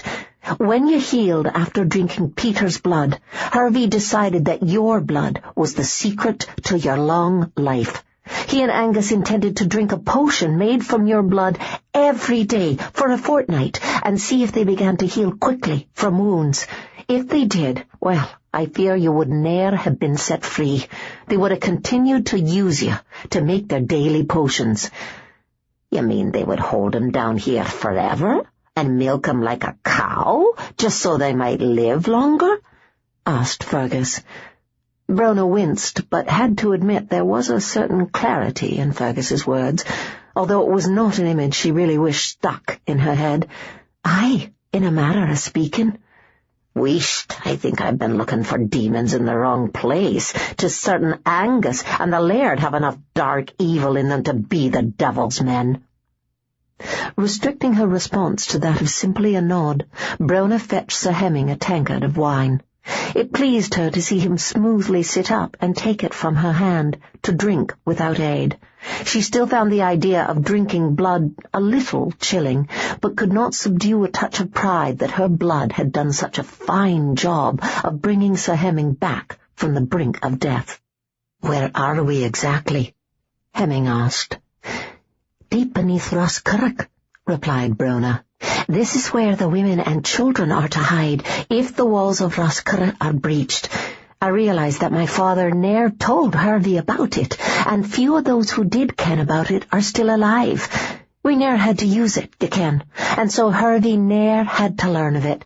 I begin to think my father didna fully trust the mon he had to name as his heir. It would seem not.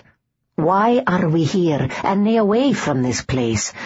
"Because we must leave on foot, and I didn't think we would get far ere Hervey and his men found us, especially not with both ye and Peter so weak. I am hoping the hunt for us will soon spread to places away from Roscurrock and allow us a chance to slip away." Hemming nodded and settled himself back down on the bed. He was feeling stronger and could feel his wounds healing, but he knew the danger of believing himself fully cured. He had just looked death in the eye, and had no interest in doing so again for a very long time, certainly not when he had not even been in a battle, nor did he wish to waste the gift Mistress Brona had given him. "A good plan, mistress," he said. "'Tis best if we try to keep as close a watch as possible on Hervey and his men to see just when that search for us moves away from this land. When the chance comes to flee this place, 'tis wise if we do it as swiftly as possible." Brona sighed and looked around the large stone chamber they sheltered in. "Aye, very wise. As welcome as the safety of this place is, I dinna wish to linger here any longer than I must." She smiled at him. "Do you wish something to eat?" "Aye, I believe I would, though it should probably be weak fare for now." After Brona had him settled with a bowl of surprisingly tasty broth, she took Thor for a walk through the passages. Hemming finished his food, handed the wooden bowl to Colin, and settled himself back down, intending to have a rest.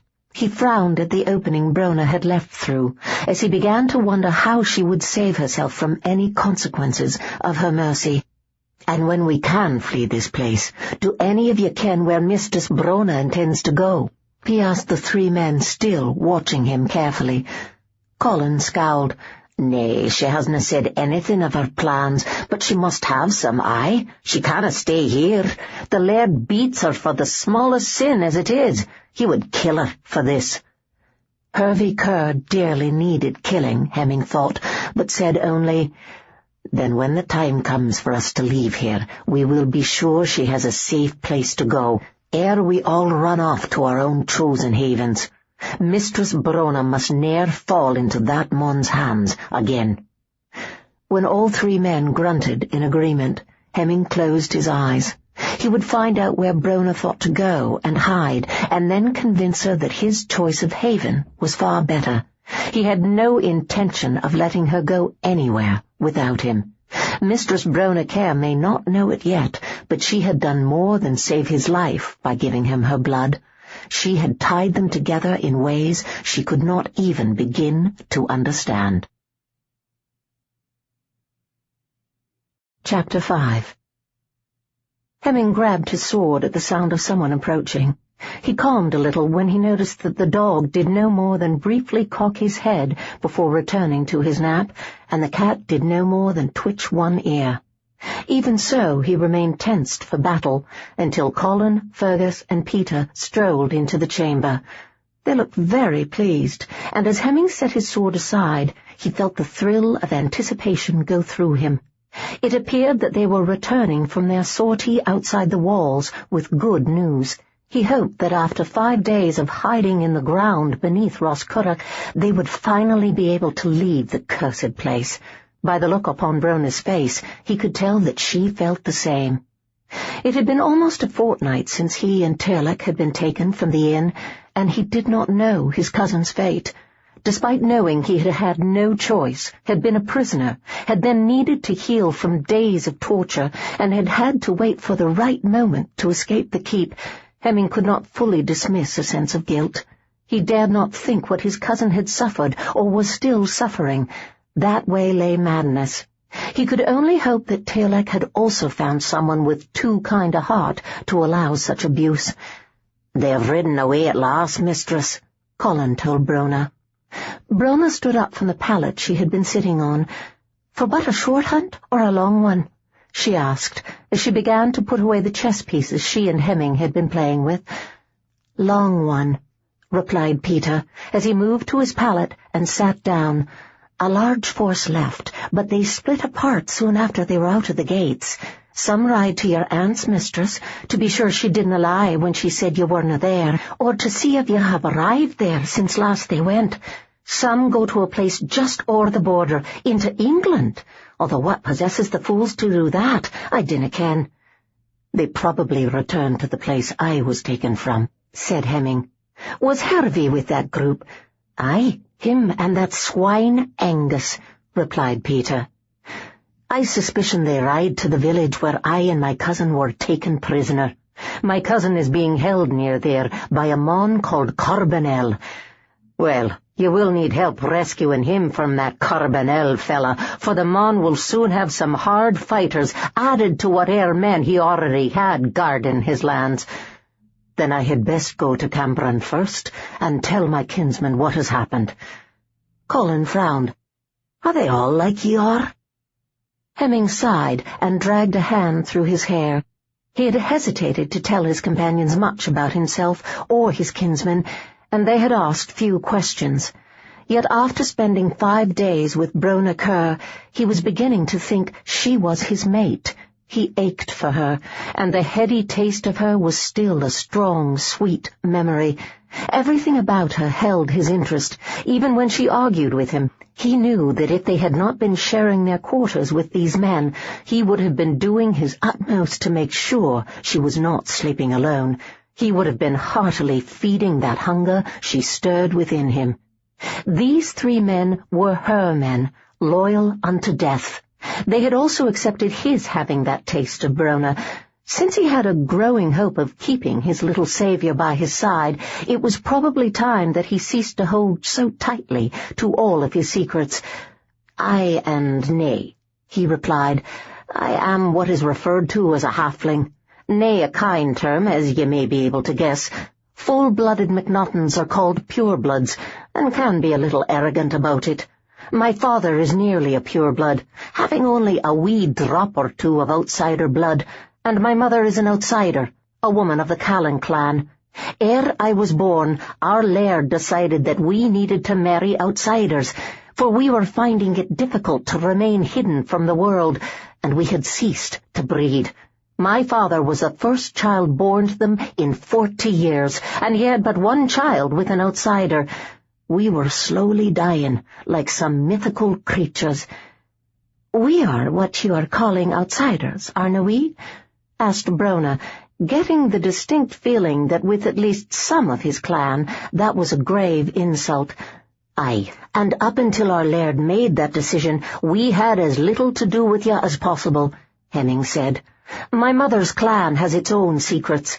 They are descended from a druid shapeshifter, a woman who could become a cat. If you met her and her clan, you wouldn't have finds that so hard to believe, even though they dinna change any more. Those qualities haven't all been bred out. We now think that there will always be a bit of both in a Callan and MacNachton child, and that all of what makes us MacNachtons will na e'er disappear completely." But do you really live forever? Nay, but we do live a very, very long time. We are nae sure just how long, for too many of our elders eventually grow weary of life and make an end to it. The laird's father courted death at every turning after his outsider mate died, and it finally embraced him. We can be killed, as you have seen, for I was very close to that fate. I had lost too much blood, and 'tis near impossible for a MacNachton to recover from that. Unlike outsiders, though, we can count the ways we can be killed. The grave loss of blood, as well as beheading, fire, and the sun. You canna go out into the day? Fergus asked. Hemming could see that Fergus was thinking of demons again. A pure-blood canna. We halflings are nae so troubled as they are, or most of us arena. I canna go out in the full of the day when the sun is at its strongest, shining brightly. 'Tis as if it sucks all the life right out of me. Long enough beneath its light, and a MacNachton will die. The more pure of blood they are, the faster it happens. We dinna ken why God made us so, but it isna such a bad thing. What we are not are creatures who take souls or devour bairns or any of that. Aye, in the olden times we weren't so very well behaved, but it was a brutal time for all, aye? All I can do is swear that we dinna take souls, and we dinna treat all who live about Cambron as cattle for the slaughter. He shrugged. We are different. That is all. As Mistress Brona is different, said Fergus. Brona tensed and stared at Fergus. What do you mean? That gift that you have with animals. 'Tis if you speak to them, and them to you, as old Annie is different, aye? She can see things the rest of us canna, such as what will happen. Deciding the safest thing to do was to simply not argue with that and change the subject, Brona turned to Colin and asked, So you think we can get out of Roscurrick tonight? Aye, replied Colin. The lair has left the keep very lightly guarded, the fool. And I promise you, now that the laird's gone, the guard upon the walls willna be so vigilant. Then we go tonight. Do you take your family away from here? Nay, we have seen our mother, and she says they're all safe enough. Fergus and I will go with you, mistress. You shouldna travel alone. I shall go with ye as well, said Peter. Exactly where do you mean to go? Well, I had thought to go to my aunt's, Brona said quietly, a little alarmed that she had not yet made a clear plan for what to do once she left Roscurrick. It was foolish not to have a clear plan for her own escape, but Brona knew that was not completely her fault. She had lived a very secluded life. Her parents had kept her close, out of fear of losing their only surviving child, and Hervey simply had no interest in taking her anywhere. Brona now wondered if that was because her cousin had always planned to have her marry Angus. The result of all that seclusion meant she had very few people she could turn to for help, and she also had very little idea of how to travel to them. Well, you canna do that now, as they have gone searching for you there. So where else can you go? Brona frantically searched her mind for an answer, but she could not find one. She could not even think of a clever lie that would soothe their obvious concern for her. All four men stared at her, waiting for an answer that would not come. It did not surprise her when they all slowly began to scowl at her. "You dinna have another plan, do you, Brona?" said Hemming. She sighed, seeing no hope in making him believe some lie, even if she could think of one. "Nay, I fear not. If not else, I simply dinna ken very many people outside of Roscurrick. I am sure I can find some place to hide, however." "You will come to Cambron with me." "Oh, nay, I couldna do that." "Afraid you will become a meal, are you?" "Nay, of course not. 'Tis just that ye and your clan have enough trouble to deal with. You dinna need to have to worry about me as well, and I might well bring Hervey kicking at your door." "Let him. 'Twill save me the trouble of hunting him down. You will come to Cambron." She opened her mouth to argue with him, and quickly closed it again. There really was no argument to be made. She could go with him, or she could wander about the countryside, trying to find some place safe to hide until Hervey was no longer murderously angry at her, and Angus had left Roscurra or died, so that he was no longer a threat. She did not think the men frowning at her right now would see the latter as a very sound plan. The tone of command in Hemming's voice, however, made her feel compelled to disagree, and she knew she was scowling at him. "Mayhap we best give ye two a minute or so to discuss this," murmured Colin. "We will just take the dog for a wee walk. Come along, Thor," he said to the dog as Peter and Fergus stepped out of the room. As he started to follow them, Thor at his side, Colin looked down to see the cat walking at his other side. "Well, I see that we will be taking Havoc for a walk as well." Brona had to smile as she watched her pets march off with Colin. Then Hemming grabbed her by the hand, sat down on his pallet, and pulled her down beside him. She felt the hint of a blush touch her cheeks, and was not sure why. They had been sharing the chamber for 5 days, so a moment or two alone should not make her feel so uncertain.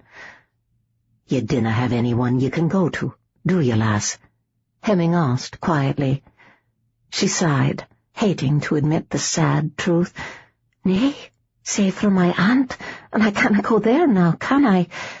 I have a few other kin, though we aren't close, but I can't be sure how to get to their homes. I fear I have been kept very secluded, very sheltered, first by my parents and then by the fact that Hervey seems to prefer it if I stay out of sight most of the time." Although Hemming wanted to keep her at his side, he knew it was only fair to discuss any other choices she might have. Not doing so was the kind of subterfuge that would come back round and bite him in the end. He would give her what few choices she had, and then try to talk her out of taking any, except coming to Cambron with him. "Mayhap the easiest thing you could do is stay right here until you're certain your cousin is no longer so angry. I dinna think there is much chance of avoiding punishment for what I have done if I stay near Hervey. He may nae remain so furious he would wish to kill me, but he will na forgive either. He will also do something to make sure that I ne'er want to go against him again. 'Tis his way. But I might well try that, if nae for one thing. Angus wishes to wed with me." Hemming actually saw red, and felt his fangs slide into place. Angus had the same hard, cold cruelty in him that Hervey did. The man had also been very creative in his methods of torture, as if he spent many long hours finding or thinking of ways to make people scream in pain. The thought of any man touching Brona was enough to make him grit his teeth in jealous fury, which surprised him. The thought of Angus touching Brona, of laying claim to her as his wife, was enough to make Hemming want to howl with rage and go after the man, hunt Angus down, and rip him apart. "You're the daughter of a laird. I would have thought your cousin would seek a more fitting husband for one of your birth." Hemming almost winced at his own hypocrisy, for if Angus was too low-born for Brona, then so was he. "I was the daughter of a laird. I am now just a cousin of the laird, and, in truth, what I overheard implies that there was some dowry left for me.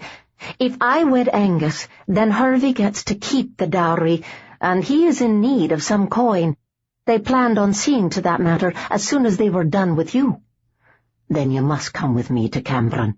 You will be safe there until I have killed Hervey and Angus." Hemming realized stating his plans for her cousin so bluntly may not have been the wisest thing to do, for she grew a little pale. Brona knew Hervey and Angus deserved whatever punishment this man wished to give them, considering all they had done to the man. She had just not been prepared to hear his plans spoken so bluntly, or with such a cold resolution. Yet it was not just Hemming that men like her cousin were threatening. It was the entire MacNachton clan. Knowing her cousin and Angus, they had undoubtedly made their distaste for MacNachtons brutally clear, insulting and humiliating Hemming at every turn. Brona supposed it was Hemming's right to feel as angry as he did, A man as proud as she sensed Hemming was would have found his time as Hervey's prisoner a source of great rage. "I apologize," Hemming said. "The mon is your cousin." "Aye, but he has courted such a fate as ye promise him for years. I kenned what ye must feel, e'en what ye may have to do to save your clan ere I unlocked your cage. I just winced a bit at hearing it said so clearly. 'Tis as if I unsheathed the knife that is now being held to my kinsman and laird's throat. In truth, it would do the people of Roscurra only good if those two men were gone. My cousin is not very good laird." Hemming gently grasped her by the chin and turned her face up to his. "Come with me to Camberron. I can keep you safe until you can return here or anywhere else you may wish to go." He felt sure that he would be doing his best every step of the way to convince her to stay with him for a great deal longer than that, but it was not the time to even hint at such a plan. Brona stared up into his golden eyes and felt something inside of her melt. He was such a beautiful man, his face cut of pure, clean lines, and his lips full enough to be incredibly tempting. If she went with him, she could remain at his side for a little while longer, and she knew that was just where she wanted to be. The way he stroked her cheek with the tips of his fingers had her trembling slightly, and she had to face the fact that she would probably be willing to follow him anywhere. Just one little kiss, she thought, as she stared at his mouth. That did not seem too much to ask. Brona knew she was not the sort of woman a man as fine as Hemming MacNachton would choose, but he could weaken enough for just a moment to give her a kiss.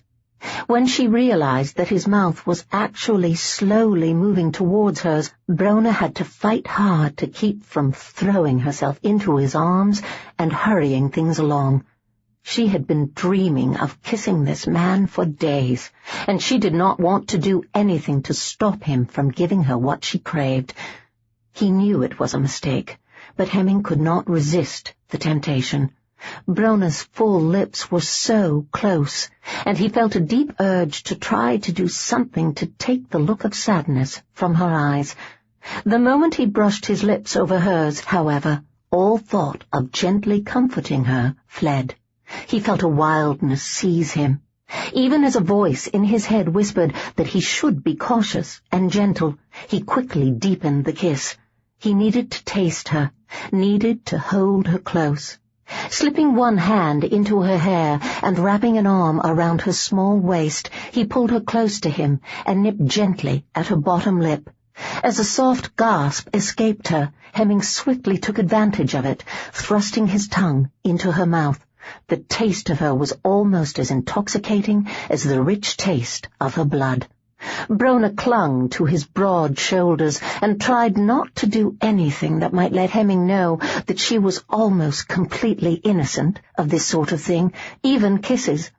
When he thrust his tongue into her mouth, she almost squeaked out a protest, but it died as he stroked the inside of her mouth. The same heat that had flooded her body as he had taken her blood rushed back so quickly she felt faint from the power of it. This time the hand stroking her back did not do so in a gentle, soothing manner, but in a way that had her pressing her body close to his. It was the sound of a dog's claws on stone that stopped Hemming's fall into mindless passion and need. The men were coming back, and he knew they would not like to see their mistress being mauled by a man they were still not sure they trusted. He also realized that he was already starting to push Brona down onto the pallet, desperate to feel her body beneath him. Hemming was sure that Brona was a virgin, and such rough play would not be right, nor would taking her virginity in haste in a cold, damp chamber beneath Roscurra with 3 men about to interrupt them. A woman like Brona deserved wooing, not grabbing. Hemming ended the kiss, and had to fight to ignore the soft sound of protest she made, one that tempted him to return to her arms. "Brona," he said, lightly cupping her face in his hands, "the men are returning." For a moment he feared she had not understood, but then she blushed and pulled out of his arms. When she kept right on blushing, nervously patting a hand over her hair as if trying to tidy it, and refused to look at him, Hemming inwardly sighed. She was embarrassed. It was his fault for throwing himself upon her like some untried boy, but Hemming was not sure how to ease that embarrassment. What women he had been with in his life had not required gentle words and fine manners. "I am sorry if I have upset you," he said quietly, keeping one eye on the doorway. "Och, nay, 'tis probably I who should apologize to ye for behaving so shamelessly," Brona said, and took a deep breath to calm herself enough to look him in the eye. "If I hadn't heard the men returning, I would still be acting very shamelessly myself. You certainly have naught to apologize for." Brona was about to argue that, when she realized she had not heard anything, and listened closely for the sound of the men and her pets returning to the chamber. She was just about to tell him he must have misheard, when she heard the low murmur of voices. Brona looked at Hemming in astonishment. "How could you have heard them?" she asked. "I have only just done so." "I have excellent hearing, a gift from both my father and my mother, although my father claims that my mother's hearing is enough to make him hang his head in shame." Hemming smiled faintly. "He says she can hear a butterfly sneeze in London." Hemming was pleased when Brona smiled fleetingly. "One of those gifts you mentioned, eh?" "Aye, one of those." "Will you come with me to Cambron, Brona Kerr?" It was probably not the wisest thing to do, but Brona nodded. "Only until I can return to Roscurra without fear of being forced to marry Angus. I truly cannot abide the man. I ken it sounds foolish, but I believe marriage to that man would slowly kill me, in spirit and mind, if nae in body." "It doesn't sound foolish. He would destroy a woman with your kindness and compassion." He smiled when she blushed, but before he could say anything else, their companions had returned. "'Tis very near dark," said Colin as he entered. "Are we to leave now?" "Aye," said Hemming, even as Brona moved to start packing her small bag of belongings. "Brona will go with me to Cambron until it is safe to move back here." Since he did not have many belongings to pack, Hemming moved to pack up the food and wine. As Brona settled Havoc into a large woolen sack so that she could carry him, she became aware of a thick silence around her. She turned to look at the men, and they were all staring at her, or more exactly, her cat. Brona had the feeling that she was soon going to be involved in a lengthy argument. "I canna leave my animals here," she said. "Harvey or Angus would kill them." "You canna take the cat, Brona," Hemming said, gently. "He kens how to travel," she began, even though it was the whole truth, for she had never travelled very far. "Nay, if we had horses, I might consider it, but we will be walking, mayhap have to run and hide at times. I believe Thor will do just fine, but nae the cat, nae when you have to carry him all the time. If not else, you could lose him along the way, and that would grieve you, aye?" "Aye, but I canna leave him here. If he was caught by my cousin, all of Harvey's anger would fall upon Havoc." "We will leave him with my mother," said Colin. "The laird will not recognise one cat from another outside of the keep. The beastie will be well cared for, I promise you. My sister Fiona will be that pleased to have him and care for him." Knowing what a sweet girl Fiona was, Brona reluctantly agreed. When they slipped up behind Colin's home, just outside of the village, his mother hurried out to greet them, and readily agreed to care for Havoc. Feeling a little foolish for her urge to weep like a bairn, Brona ignored the men as she explained to Havoc why she had to leave him behind, and advised him to stay close to Fiona until she returned for him. She then stiffened her spine and walked away with the men, silently promising herself that she would return, even if it was only to collect her cat. Brona turned her thoughts to what she now faced. She was about to go on an adventure at the side of a man who made her blood run hot. She would see things she had never seen, and might even have to flee danger a time or two. A part of her was terrified, while the greater part of her was excited. When Hemming took her hand in his and smiled down at her, Brona decided that whatever she faced in the days ahead, it would all be worth it, for she would be sharing it all with him. Chapter 6. I miss Havoc. Hemming smiled as he latched the door to their room. It was going to be very fine indeed to spend the next few hours until sunset cloistered in a locked room with Brona. Feeling that they were safely secured inside, he walked over to the small table, where Brona sat staring at the food the maid had brought them. They had only been travelling for 2 nights, and as much of each day as he could withstand without weakening. Except for a few short respites from the company of the others, this was the first time he and Brona had been left completely alone, and Hemming had every intention of taking full advantage of it. Glancing at the heavy blanket Brona had hung over the window as he sat down, Hemming realized that he was still surprised at how accepting of him the Kerrs were. He knew the trust of the men was still a little tenuous, but to his delight, Brona appeared to fully accept him just as he was. With every step they took toward Cambron, the feeling that he was walking beside his mate grew stronger. "Havoc will be fine," he said, as he helped himself to some of the still warm bread. You could see that Colin's wee sister liked the animal. "Aye, and he liked her." Brona smiled faintly. "I ken that he will be well cared for, but I am used to having him about." "You will again have him leaving piles of fur all over your gowns very soon." Brona laughed and nodded, but quickly grew very serious. "Aye, once Harvey is gone. I understand that you must end the threat to your clan, but Harvey is my cousin." She stuttered to a halt when he placed his hand over hers. The fact that his slightest touch could affect her so was a little embarrassing. Since leaving Roscurra, he had kissed her again several times, and each time she had felt far more than her body heat and melt at his touch. Her wits appeared to do the same, and it was always Hemming who knew someone was approaching, ending the kiss before they could be caught acting so wantonly.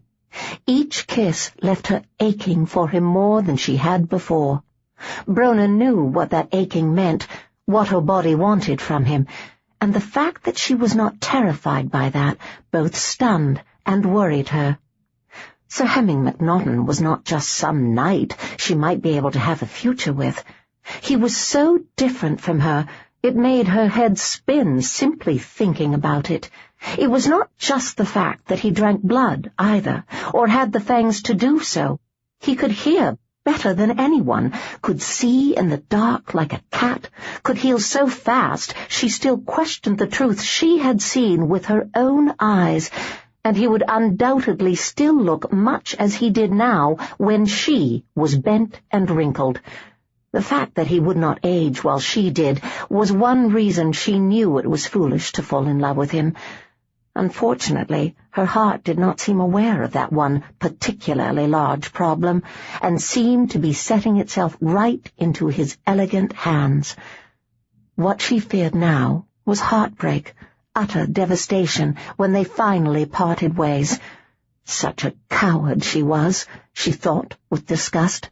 Brona was sure many women had faced such a thing, had even suffered it and survived.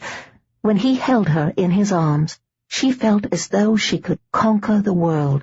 If there were even the smallest chance of holding on to that, would she not be a complete fool not to try and grab hold of it? She inwardly shook her head over her own inability to decide what to do about Hemming and her rapidly growing feelings for him. Brona suspected she had spent far too many years cowering before Hervey's rages, and had lost whatever daring and courage she might have once had. Each day they drew nearer to the end of their journey, and she really did not have the time to wrestle with all of her fears and doubts. Unfortunately, if she decided to be brave and daring and reach for what she so badly wanted, she was not sure she knew how to do so. "Brona," Hemming said, resisting the urge to ask her what she was thinking about so strenuously that her eyes were a little cloudy. "I will confess that there is a very large part of me that wants to cut your cousin up and feed him to the carrion birds, but there is also a very good reason aside from that. He threatens my whole clan. He is part of a group of men who wish to see all MacNaughtons dead, man, woman, and child.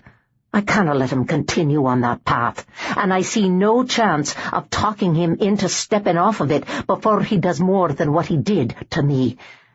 "And that was bad enough," she murmured. "Aye, and I wake in a sweat from dreams of him or men like him getting hold of one of my family." She nodded as she began to eat some of the thick mutton stew the maid had brought them. "I but weakened for a moment.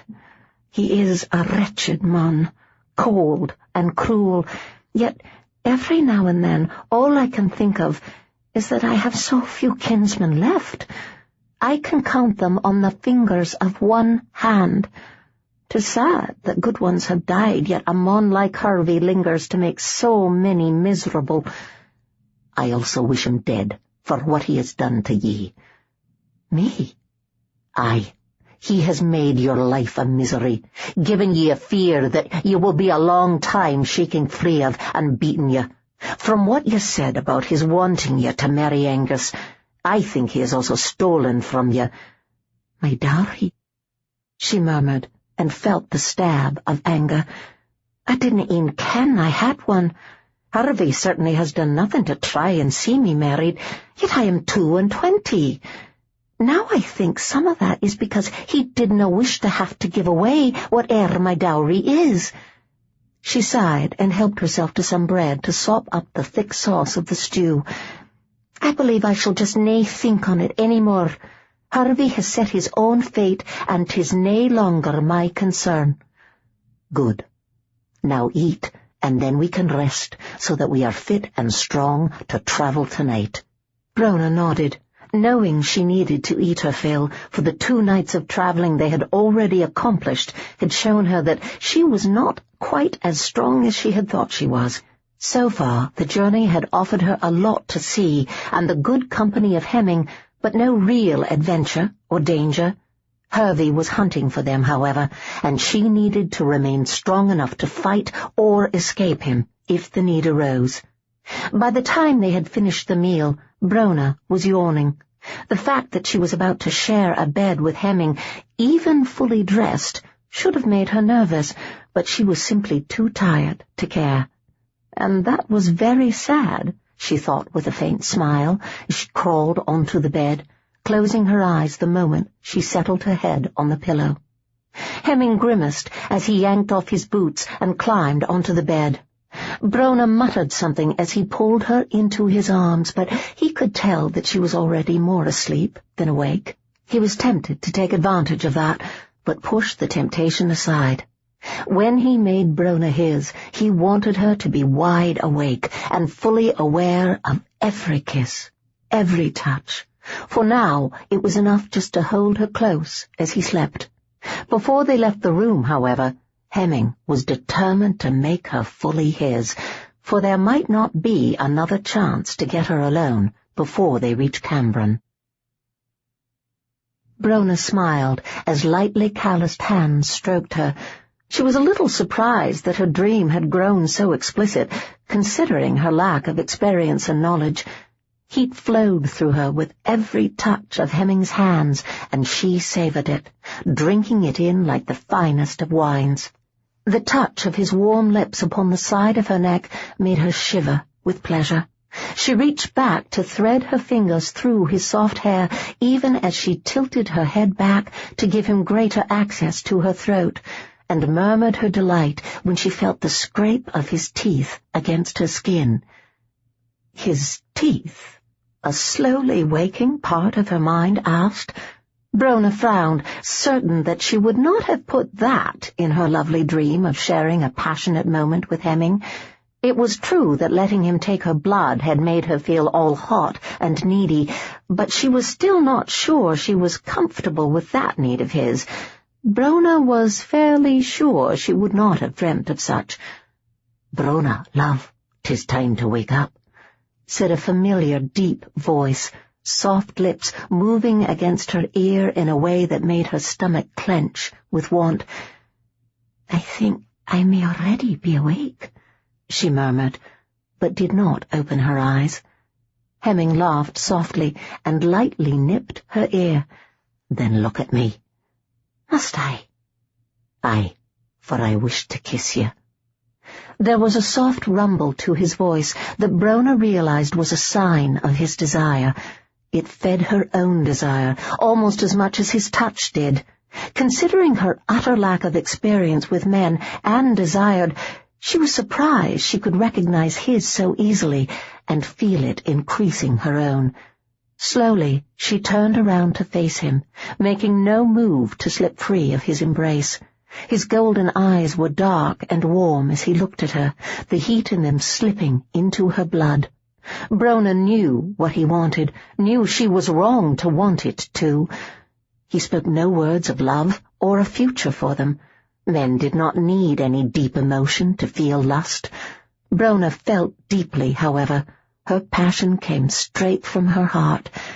"Give in," a voice whispered in her mind as he brushed soft kisses over her face. "Just once, take what you want." And oh, how she wanted, she thought, as he teased her lips with soft, nibbling kisses. It was the voice of temptation whispering in her head, and she knew it. Brona also knew she should ignore it, as it was the sort of thing that destroyed all too many women. When he slid his tongue into her mouth, stroking the inside in a way that had her trembling from the strength of her desire, she wrapped her arms around his neck and held on tight.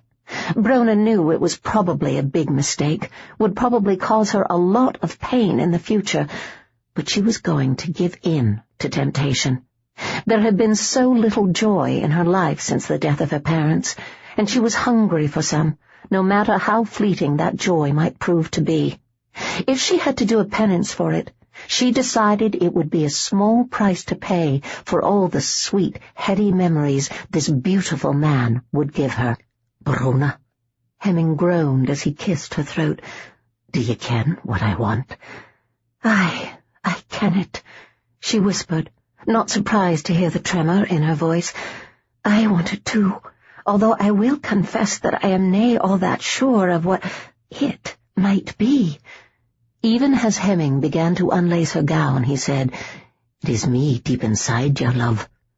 She swallowed hard, amazed that such blunt talk should make her womb clench with delight. "Will that include a lot of kissing and touching?" "Och, aye, loving as much as I can bear, ere I go mad with the wanting of you." "That sounds lovely." "Are you sure you're awake, love, and aware of what you're agreeing to?" "Very awake, and very aware." Slowly tugging her gown down, Hemming followed the line of her collarbone with soft kisses and light sweeps of his tongue. "I just dinna want you to have any regrets." "Do you ken? I ne'er thought a mon would work so hard to talk a lass out of what he wants." Brona spoke with a touch of humour in her strangely husky voice, but she did want him to stop trying to make her think twice about her decision. She feared he just might succeed in making her change her mind. Hemming grinned against her skin and then finished tugging off her gown. As he began to unlace her shift, keeping them both dazed with kisses, he decided she did know what he wanted and what she wanted. If she did suffer any embarrassment or guilt after the loving ended, he felt he would be able to soothe it away.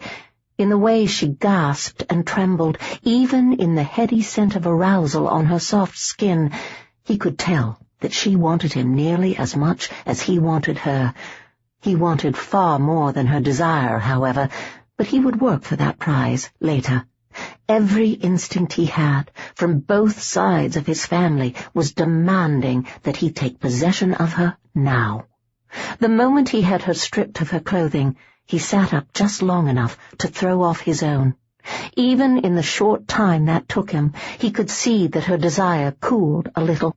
Hemming quickly returned to her arms, feeling himself tremble with the strength of his need for her as their skin touched for the first time. She fit him perfectly, and her every rise and hollow called him to touch and kiss the soft skin he could feel pressed so close to his. Brona gasped as she felt the warmth of his skin press against her. Her hands trembled as she reached out to put her arms around him.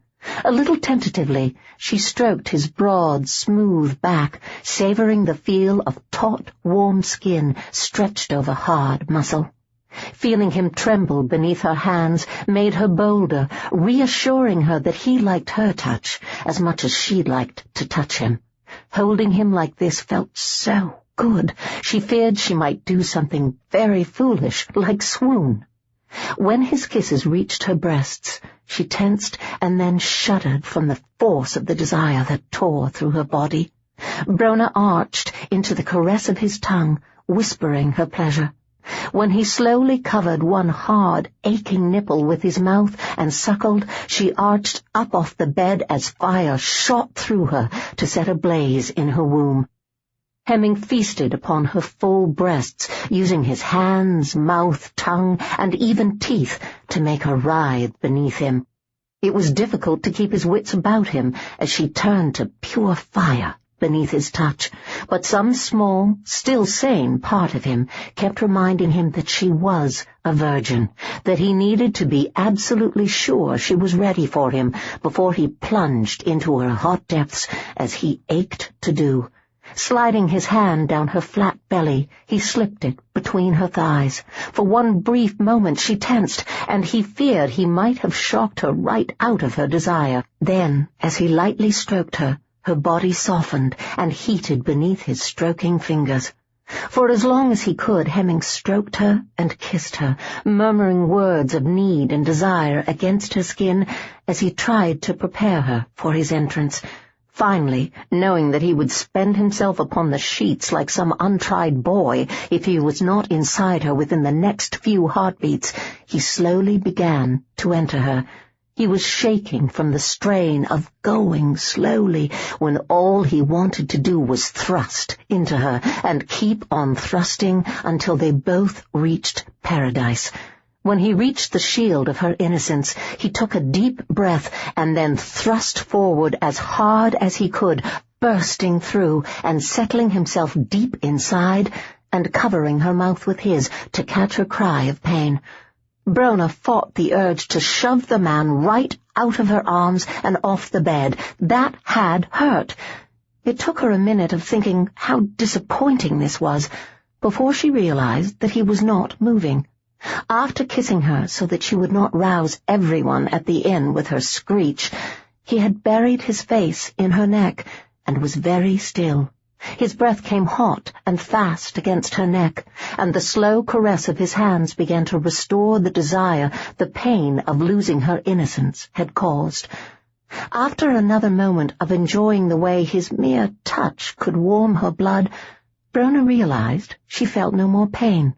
It was being replaced with a very strong need for him to move. Cautiously, she moved her legs and wrapped them around his trim hips. A soft groan escaped him as that drove him even deeper inside of her. He thrust forward a little, but stilled again. Brona had savored that short movement and decided that was what her body was now crying out for. Unable to state bluntly what she wanted him to do, she tried to coax him into doing it. She caressed his back, trailing her fingers down his spine until she reached his taut buttocks. Feeling incredibly daring and wanton, Brona stroked his backside and got exactly what she wanted. Hemming groaned out a curse and said something that sounded like he hoped she was not in pain anymore, and then he began to move with a force and speed that had her clinging to him and crying out for more. Brona soon felt an aching knot form in her lower belly, one that grew tighter and more urgent with each thrust of Hemming's body. Just as she started to fear that something was wrong, that knot snapped apart and sent a shimmering ecstasy throughout her body. She heard herself yell out his name, and then lost herself in the pleasure sweeping through her, only faintly aware of how Hemming drove himself in deep, stilled, and shuddered, her name a hoarse cry upon his lips. Hemming sprawled on top of a still trembling Brona, and marvelled that he was still alive and breathing. He was not as promiscuous as many in his clan, but he had had some experience in love-making, had even thought himself in love once. Never before had he felt anything like this, as if every part of him had been left sated, yet knowing that he wanted more just as soon as he could move. Hearing Brona call out his name as her body clenched around his had been intoxicating, and he knew he would never get tired of the feeling it gave him. When he was finally able to move, he staggered over to where the bowl of washing water had been set. After washing himself clean, he rinsed out the square of linen and returned to the bed. Ignoring Brona's deep blushes and muttered protests, he cleaned her off, washing away all signs of her lost maidenhead. Tossing the cloth in the general direction of the bowl, he crawled back into bed and pulled her into his arms, smiling faintly when she pressed her face hard against his chest. Hemming kissed the top of her head and gently stroked her hair. "I wish I had the words to describe the delight you just gifted me with, loving. I have ne'er tasted anything so hot and sweet. If we didn't have to leave soon, I would be tasting it again and again, until neither of us could move a finger."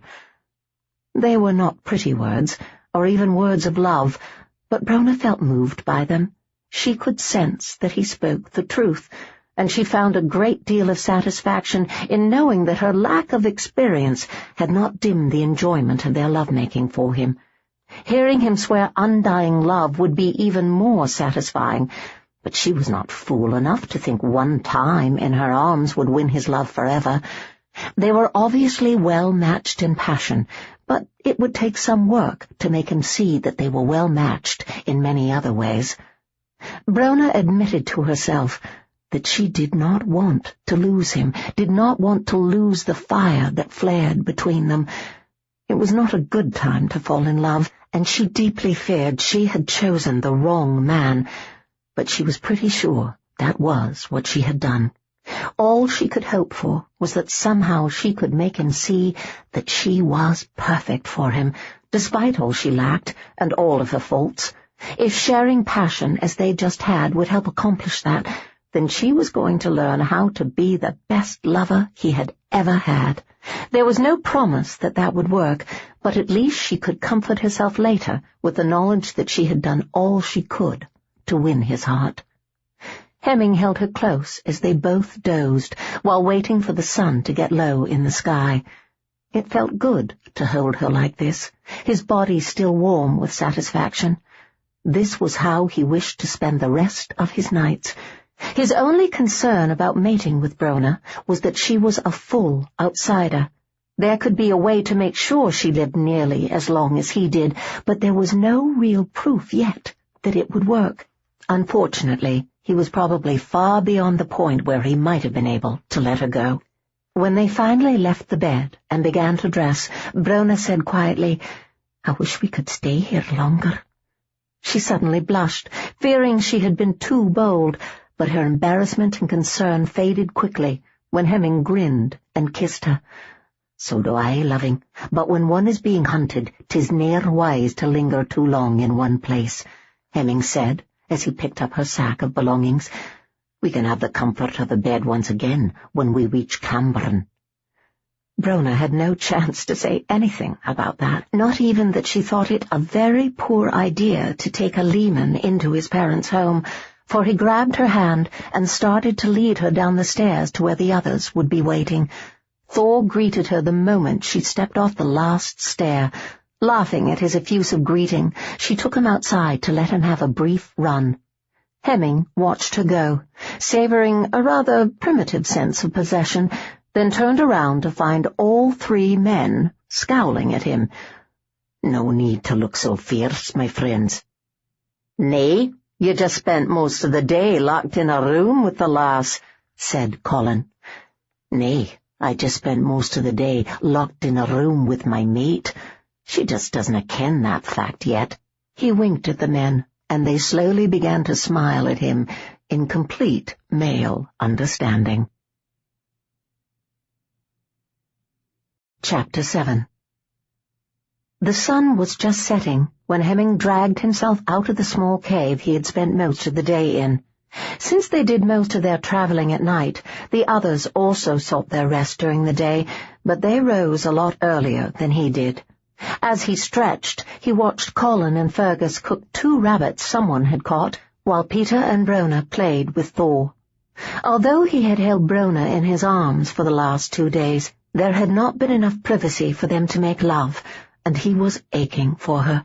Even telling himself that there was only 1 more night of travel before he reached Cambron, where he could find that privacy he craved, did not dim his aching by much. Hemming also cursed all the time he was losing in making her see how well matched they were.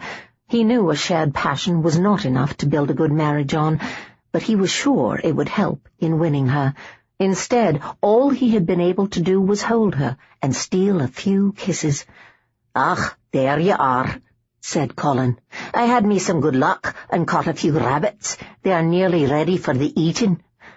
"Good," said Hemming, as he walked up to the fire and took a deep breath of the welcome scent of meat cooking.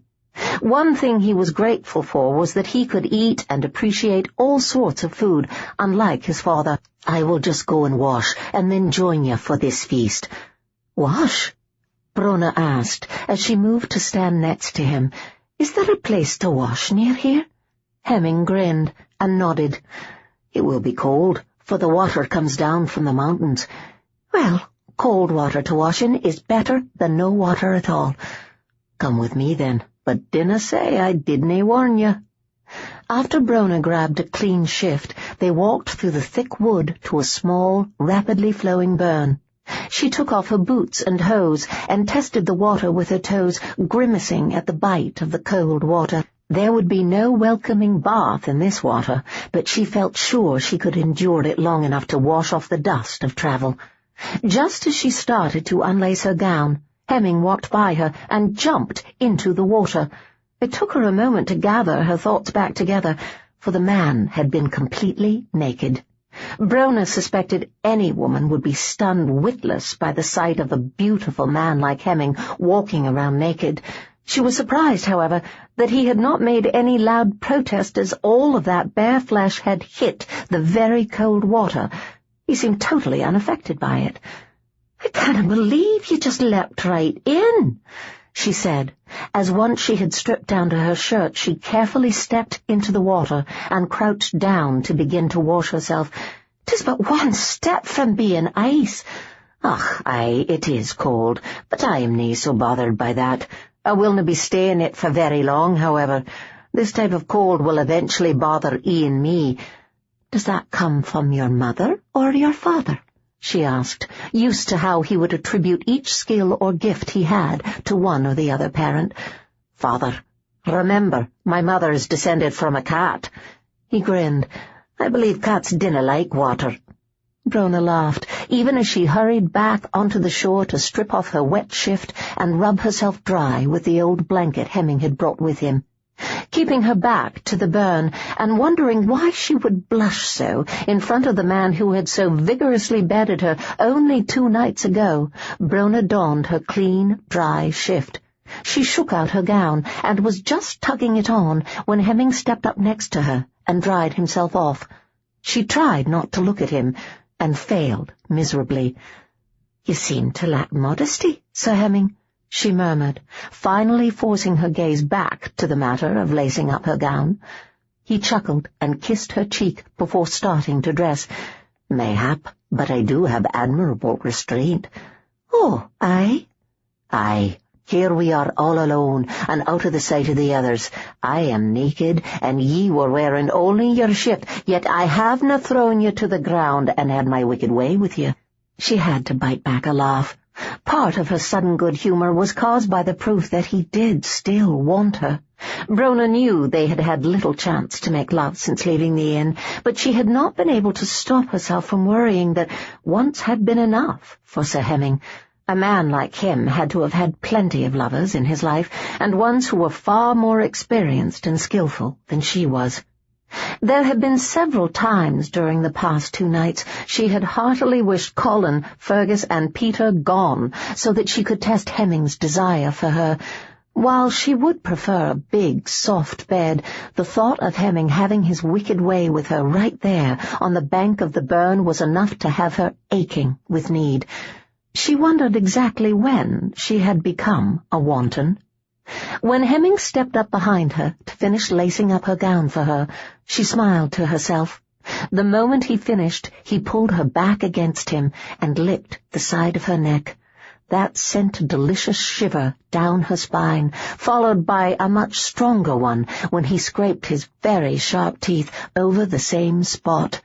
When she wondered if he was in need of more blood, Brona was surprised that the thought of letting him take hers again did not cause her even a twinge of unease. In fact, it made her shiver inside with a sudden spear of wanton heat. Hemming. She was not really surprised to hear that deep, husky tone in her voice, for the way he was nibbling on her neck was making her feel very warm and needy. Is the taking of someone's blood supposed to make one feel, well, needy? Hemming pulled away from her neck a little, so that she could not see him grin. Feeding could be a very sensuous experience, but he had rarely shared more than blood with the women he had fed from in the past. When there was no true feeling for the person one fed from, it was easy to turn away after one was finished. But if one cared for the person, that sensual feeling swiftly flared into hot need. The fact that it had in Brona pleased him a great deal. The fact that she asked such a question with no more than simple curiosity, with no hint of unease or disgust, pleased him even more. Not all halflings felt the urge to give their mate a marking, that bite that left a mark all other MacNachtons could clearly read, but he had felt it the moment he had held her in his arms and known that they would soon be making love.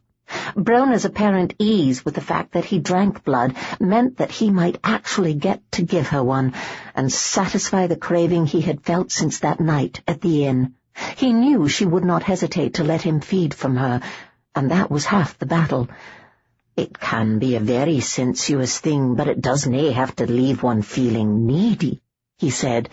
To me it has always been a matter of necessity. You said you dinna have to drink blood unless you are ill or hurt or the like. True, but it keeps me strong if I have some every fortnight or so. Oh. The idea of him drinking the blood of some other woman, of holding her close and rubbing her back, made Brona clench her teeth against a wave of jealousy. This time Hemming did not even try to hide his grin as he nibbled on her ear, enjoying the little shivers that went through her. I too felt needy that time you let me taste the essence of ye, Brona Kerr. Even though I was near death, I felt very needy indeed. Brona could hear the hint of laughter in his voice, but did not feel that he was making fun of her. She suspected she had revealed her discomfort with the thought of him doing that with some other woman, and his male pride was rearing up. When he turned her around and pulled her into his arms, she pressed her cheek against his chest and fought to control the urge to blush. If she acted embarrassed or annoyed, it would probably only feed his arrogance. Hemming kissed the top of her head. I have ne'er tasted anything as sweet, my Brona. She thought that she must be rather pathetic since she found that a heady compliment, but then shook aside that thought and asked the question she had been planning to ask. Do you need some now? Ah, Brona, love, I would like nothing more than to taste you whilst I am hale and strong, to feel your life's blood warming my insides and making me strong, but I fear I best nae do that right now." She smiled faintly against his chest. "Because it will make you feel needy?" "Aye, you wretch, very needy. And you might toss me to the ground and have your wicked way with me?" "In a heartbeat." He tilted her face up to his and kissed her, making no effort to hide the desire for her that was always there. Breathless from his kiss, Brona stared at him when he finally ended it. He was looking at her in a way that made her want to toss him on the ground, but she fought to rein in the need he stirred within her. With Colin, Peter, and Fergus but a few yards away, it was not a good time to be rolling about in the heather. For all she was worried about being seen as no more than his leman once they reached Cambron, she had the feeling she would allow him to take her right to his bed the minute they stepped inside the gates of his home. "Rabbits ready!" bellowed Colin. Hemming laughed softly and pulled away from her. "I think Colin needs a few lessons on how to slink away from one's enemy."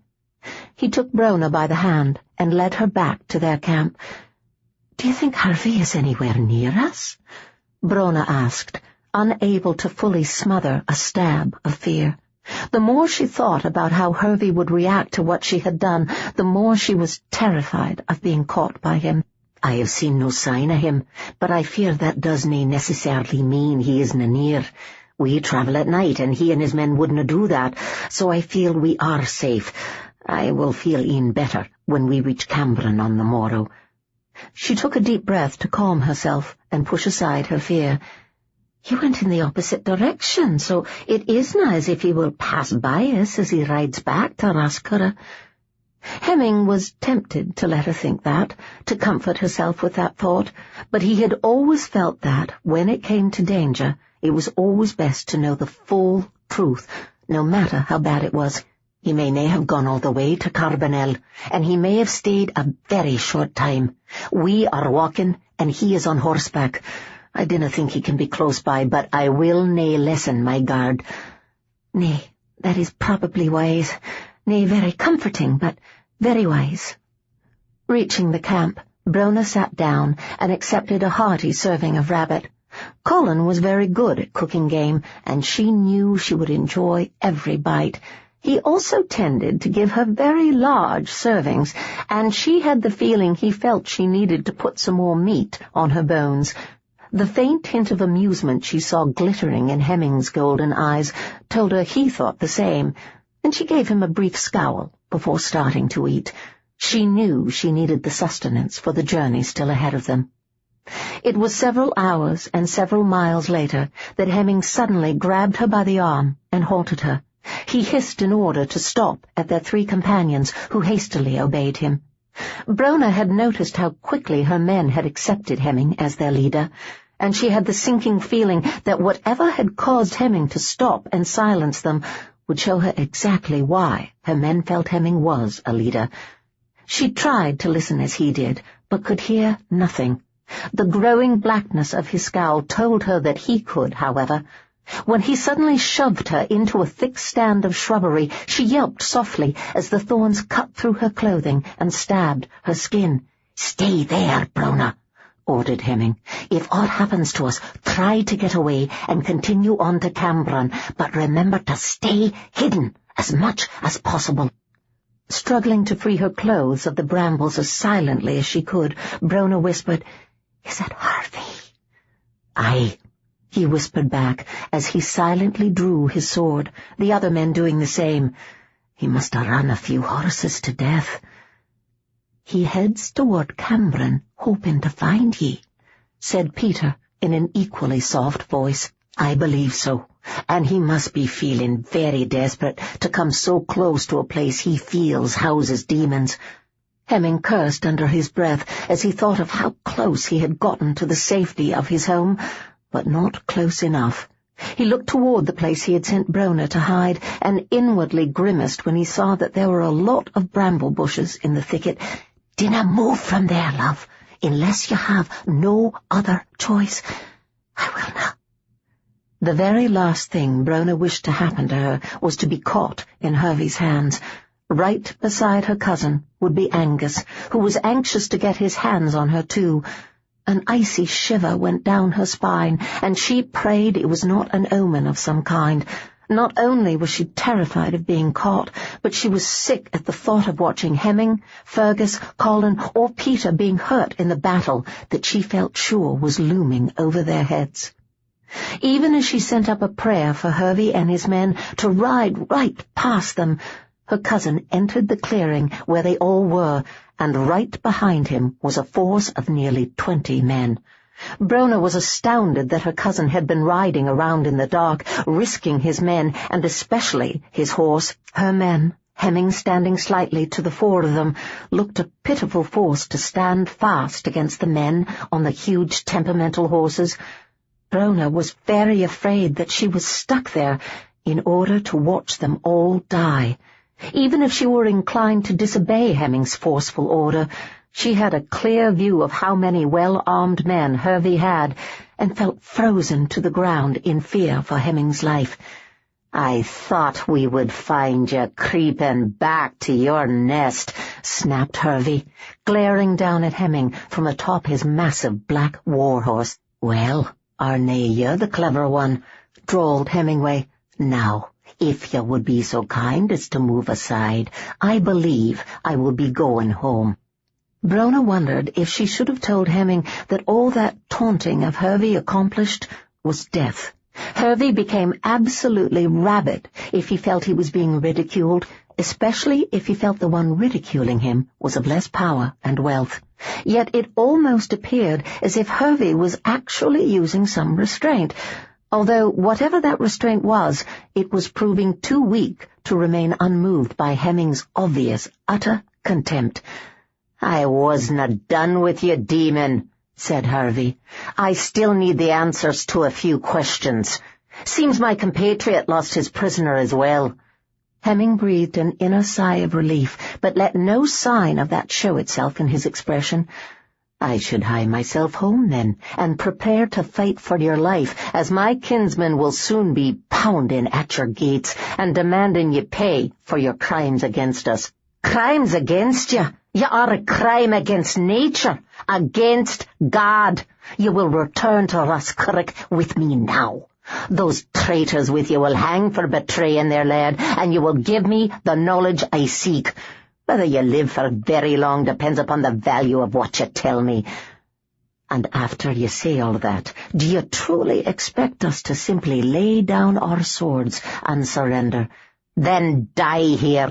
I can always find me another MacNachton to tell me what I seek. Hemming braced for the attack, placing himself to the fore of the 3 men standing at his side, for he knew they were not hardened soldiers. He wanted Hervey, and had every intention of taking the man down, even if it caused him his own death. As he laid into Hervey's men, trying to get to Hervey himself, Hemming caught a brief glimpse of Peter, Colin, and Fergus fighting, and decided he had maligned them. They were very fine and fierce soldiers, and none of Hervey's men would find them easy to kill. Brona put her hand over her mouth as she watched Hemming throw himself into battle. He reached up to drag men out of their saddles and hurl them aside as if they were feather pillows. One of her cousin's hirelings went for Peter's back and found Hemming at his, snapping his neck and tossing him aside. Hemming moved with a startling speed and was deadly with both his hands and his sword. And his fangs, she thought, as she watched him drag a man off of Fergus and sink his very sharp teeth into the man's throat. The terrified scream that came out of the man gave her the chills. One thing Brona did see, despite the numbing shock that had overtaken her, was how her men seemed unfrightened by the fury they fought side by side with. Even when Hemming used his fangs, they barely blinked an eye. It seemed that sometime in the days of travel they had spent together, Fergus, Colin, and Peter had fully accepted Hemming.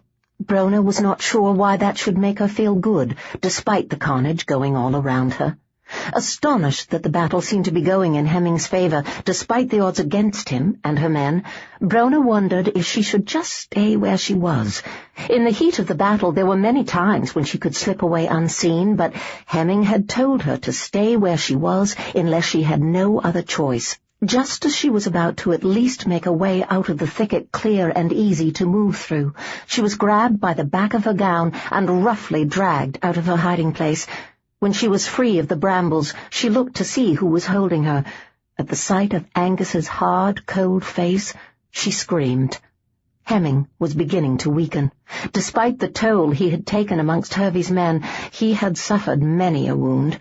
The slow loss of blood from those wounds was beginning to steal away his strength. Just as he grabbed the front of the jupon of a man he was sure he had thrown away before, a scream pierced the air, and he froze. He knew that was an error, that he could easily get himself captured or killed by reacting in such a way, but he could not move as the sound of Brona's fear rang through the wood. Hervey's men did not see that they had a chance to kill or capture him, however, for a harsh command sent them running for their horses. Backing away from Hervey and his men and the chaos caused by their sudden retreat, Hemming looked for Brona. His heart nearly stopped when he saw her struggling in the grip of Angus. She looked terrified, and he could not blame her. The look upon Angus's face was not that of a man finding the woman he dearly wanted and had feared was in danger. Angus looked like a man who wanted to make a woman pay dearly for his humiliation. Hemming took a step toward them as Angus threw her over his saddle and mounted up behind her, but Hemming suddenly found that he could barely walk. He staggered and was grateful for Peter's sudden aid. "Let her go," he demanded, pleased that no hint of his increasing weakness was revealed in his voice. "I dinna think so, demon," snapped Hervey. "I have plans for her."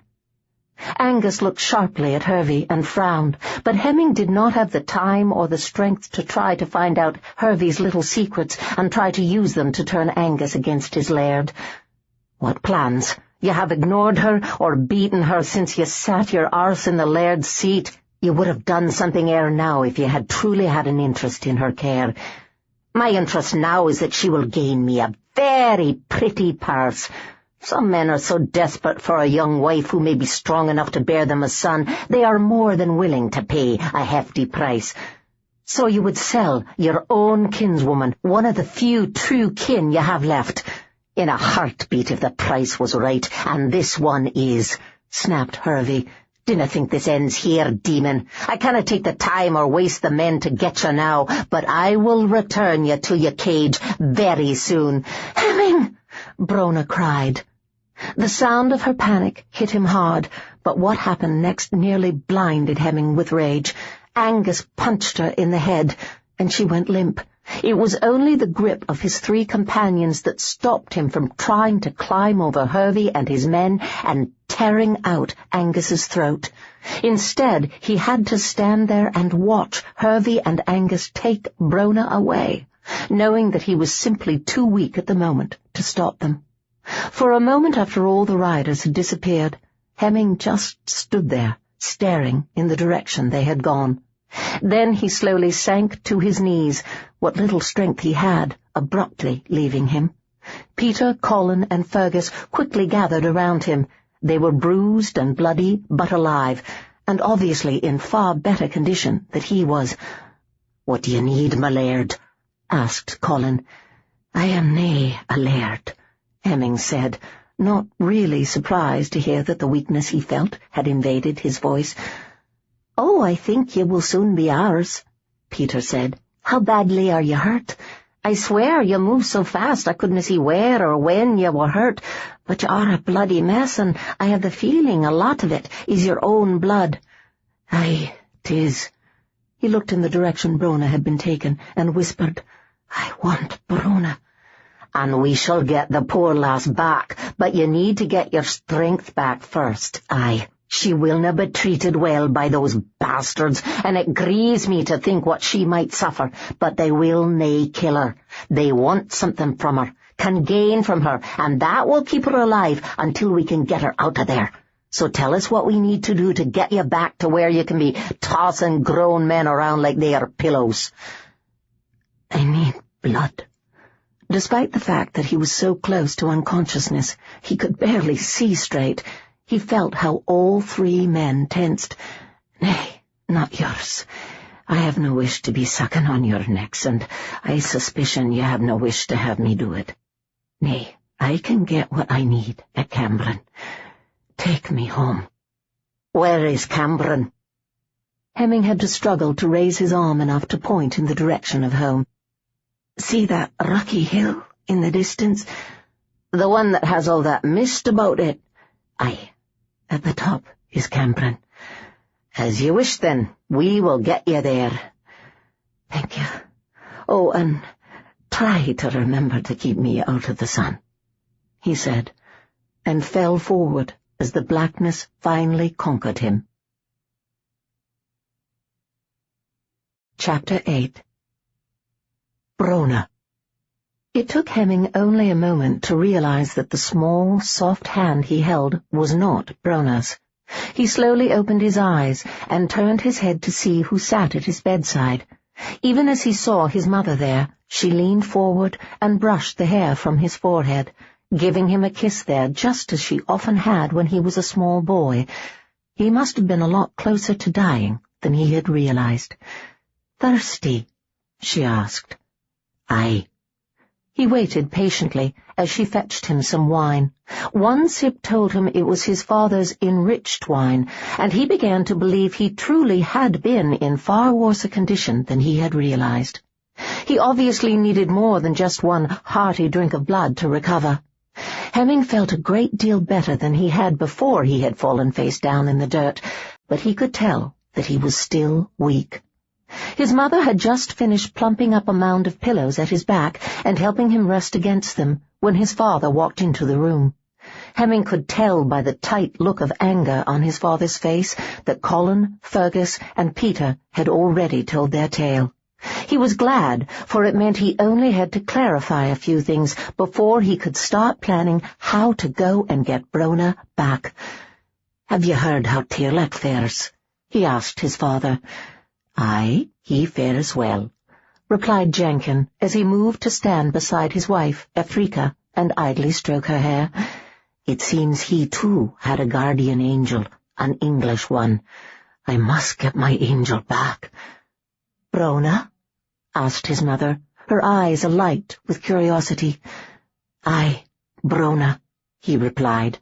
"How long have I slept?" "Just for the day. 'Tis nae e'en full sunset yet." "You were near to dying, Hemming. That mon Colin said he e'en decided to give you some of his blood, but he couldn't arouse you, and he didn't ken how to do it without you being awake." "This mon Hervey Kerr is one of the hunters?" asked his father. "Aye, I suppose you ken what the mon holding Tearlach wanted." When his father nodded, Hemming continued. "Hervey wanted me to tell him how to live forever." He smiled crookedly at his parents' identical looks of disgust. "Brona got me out of there just before Hervey decided that the secret may be in my blood, and that he and his first would make a potion out of it, and see how they fared after a fortnight of drinking it. If they showed signs of healing swiftly and the like, they planned to hold me there and use me to keep making those potions." Hemming watched his mother shudder, and his father quickly take her small hand in his to soothe her. "Aye, 'tis hypocrisy at its worst. He condemns me as a demon because I drink blood, and then decides to use mine and drink it because it might make him live longer. Brona refused to believe me a demon, and what her cousin wanted to do sickened her, so she set me free." "So your men said. They said you hid within the keep itself until you felt it was safe to try and get away. They also said that you will be their laird because you are going to kill Hervey and marry Brona. Well, I can see you all had a very nice talk. They are good men and only a wee bit nervous about being here." Jenkin grinned when Hemming laughed. "They accept you?" "Aye. Nay so much at first, although they didn't kill me when Brona gave me her blood so that I could recover from her cousin's torture. I was near to dying then, too." He squeezed his mother's hand when she suddenly grasped his.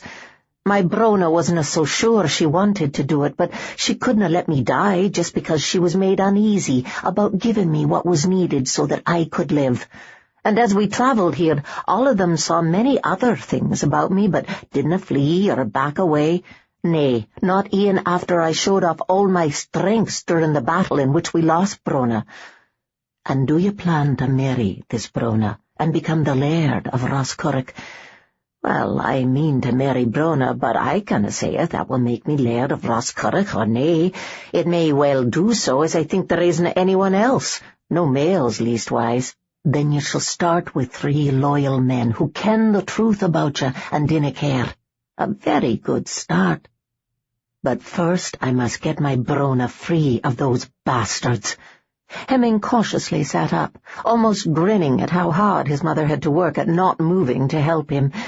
"Well, it may be a few more hours, I fear, but I am strong enough to make my plans. Hervey will be shut up tight in Roscurra. It will not be an easy battle." Hemming smiled, and knew it was a cold smile of anticipation. "Oh, it will be very easy, for I ken how to get inside without being seen, the same way me, Brona, and those 3 nervous men of mine got out. Oh, and the dog." He winked at his mother. "We did manage to convince Brona that it would be best if she left her cat, Havoc, with Colin's mother." "Do you love this Brona, Hemming?" asked his mother. A little annoyed when he actually felt himself blush, and his father grinned widely, Hemming grimaced and decided to tell the truth.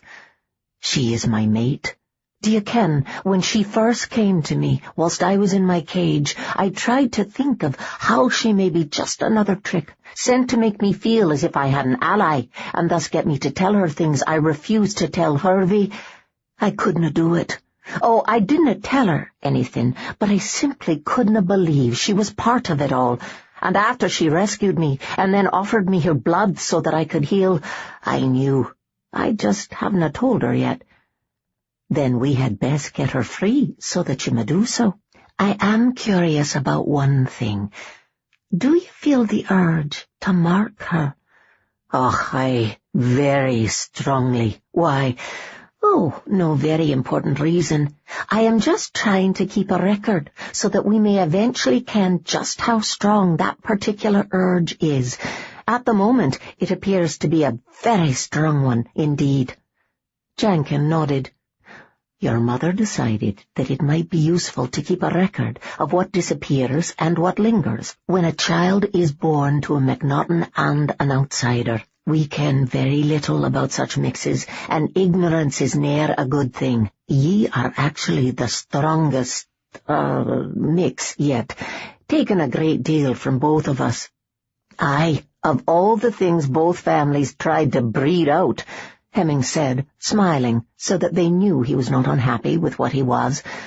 "Actually, if you look at the list your mother has made, most of what you kept are the strengths, all the hunting and fighting skills. Well, we shall talk of this another time. You will sense the importance of it when 'tis time for your own child to appear. Now we shall plan how to free your mate. Do you think her life is in danger? Your men didna." "I am nae as certain as they are, but it could be because she is my mate." "Aye. Calm reason is very hard to grasp when one's mate is threatened. Colin believes there is some gain for this Mon Angus and the laird if Brona weds with Angus. He also seems to truly believe that if Hervey Kerr dies and Brona marries, she will be heir, for you can stand in the place of the laird. 'Tis nae uncommon for a laird to have his daughter be his heir, on condition that she marry. Have we nae had such a thing happen within our own family? It will need to be looked into. It would nae be so strange if this Mon Hervey isna telling you, Brona, the full truth about her father's last wishes. I will do that as soon as I put that bastard in the ground." He grimaced and looked at his mother. "Pardon, maman." "No need, son," she said, and smiled sweetly. "He is a bastard, and I hope you put him in the ground. very soon." "Well, I am nae sure how easy it will be to get too many men in through the way we got out," said Colin, as he stood near the window of Hemming's bedchamber and rubbed his chin as he thought the matter over. "We slipped out because no one was doing the work they should have been doing, resting whilst the laird was gone and all. They will all be ready for an attack this time, looking out for the enemy so that they can live through yet another of the laird's mistakes." Hemming yanked on his boots and then laced them up. He was finally feeling better, his weakness gone. It had taken the offer of blood from a cousin to finally help him recover his strength, but now he was eager to get back to Roscurra and find his Brona. Colin was right, however. They might know a secret way into the keep, but the guard on the walls would be tight and very watchful. But would they all be eager to die for Hervey Kerr? Hemming suddenly thought. How many of the men now manning the walls of Roscurra are loyal to Hervey? Whisht, I doubt you would find a full handful. Why? Because mayhap the simplest thing to do is lessen the number of men on those walls by letting them ken that 'tis Hervey who has committed a wrong, and that Brona is the true heir as soon as she marries. All we want to do is save her from the brutal Angus, and give her back what is hers by right of birth." "Very good," murmured Jenkin. "It could work," said Peter. "I could, nay. You must nae be seen by anyone who might feel inclined to tell Hervey you are back at Roscurra. He will recognize you. I suspicion there are others at the keep who will recognize you as well." Peter sighed and acknowledged that truth with a nod. "'Tis humiliating, but I fear there were a few who kenned exactly why the laird dragged me into his dungeon." "Well, few will say aught about me or Fergus," said Colin. "I am nae sure that e'en Hervey would. We are just shepherds, Hervey doesna look down that far, probably afraid he will fall off his horse." Jenkin laughed and shook his head. "If you feel that sure, you willna be in much danger if you suddenly appear within the walls of Roscurra, then you must go. One mon may be enough if Fergus isna wanting to slip inside that snake pit." "Oh, I go where Colin goes," said Fergus. "If he gets me killed, I will just follow him where'er he goes after, and keep whining about how 'tis all his fault my promising young life was cut so short." He grunted when Colin rapped him on the head with his knuckles, but then grinned. "Dinna you worry none, laird," he said to Hemming. "We will make very sure that a lot of the fellows inside the keep's walls find somewhere else to be when the fighting starts." "Are you sure they will be so willing to let me slip in?" asked Hemming. "Dinna they think I am a soul-sucking demon?" "Nay, most dinna e'en ken you were locked up down there," said Colin. "You were the laird's special prisoner, and he was seeking secrets for his own use, Nay, e'en for his people, just for him. Nay, the men I be thinking of will be willing to join you as long as I assure them that you are hard-working and nae a cruel bastard who beats people just to see how the blood runs off their back when he is done." "Fair enough. They will also do it to have the lass ruling aside you." Colin grinned widely when Hemming gave him a mock glare. "And that, too, is fair enough, although I wouldna go promising that, as we dinna ken if her father made any such command ere he died. No one seems to argue the fact that Hervey was the old laird's heir. Could be because Hervey has hidden a few truths, or could be because he really is the laird." Peter nodded. "True, he could be, but I dinna think anyone will complain about who is the laird so long as it isna Hervey." He then looked at Hemming and his father. "How will you make the journey? 'Twas easy enough to find you a place to tuck yourself away when the sun was high, but I dinna think we can find that many hiding places if you intend to bring such a large host of your kin."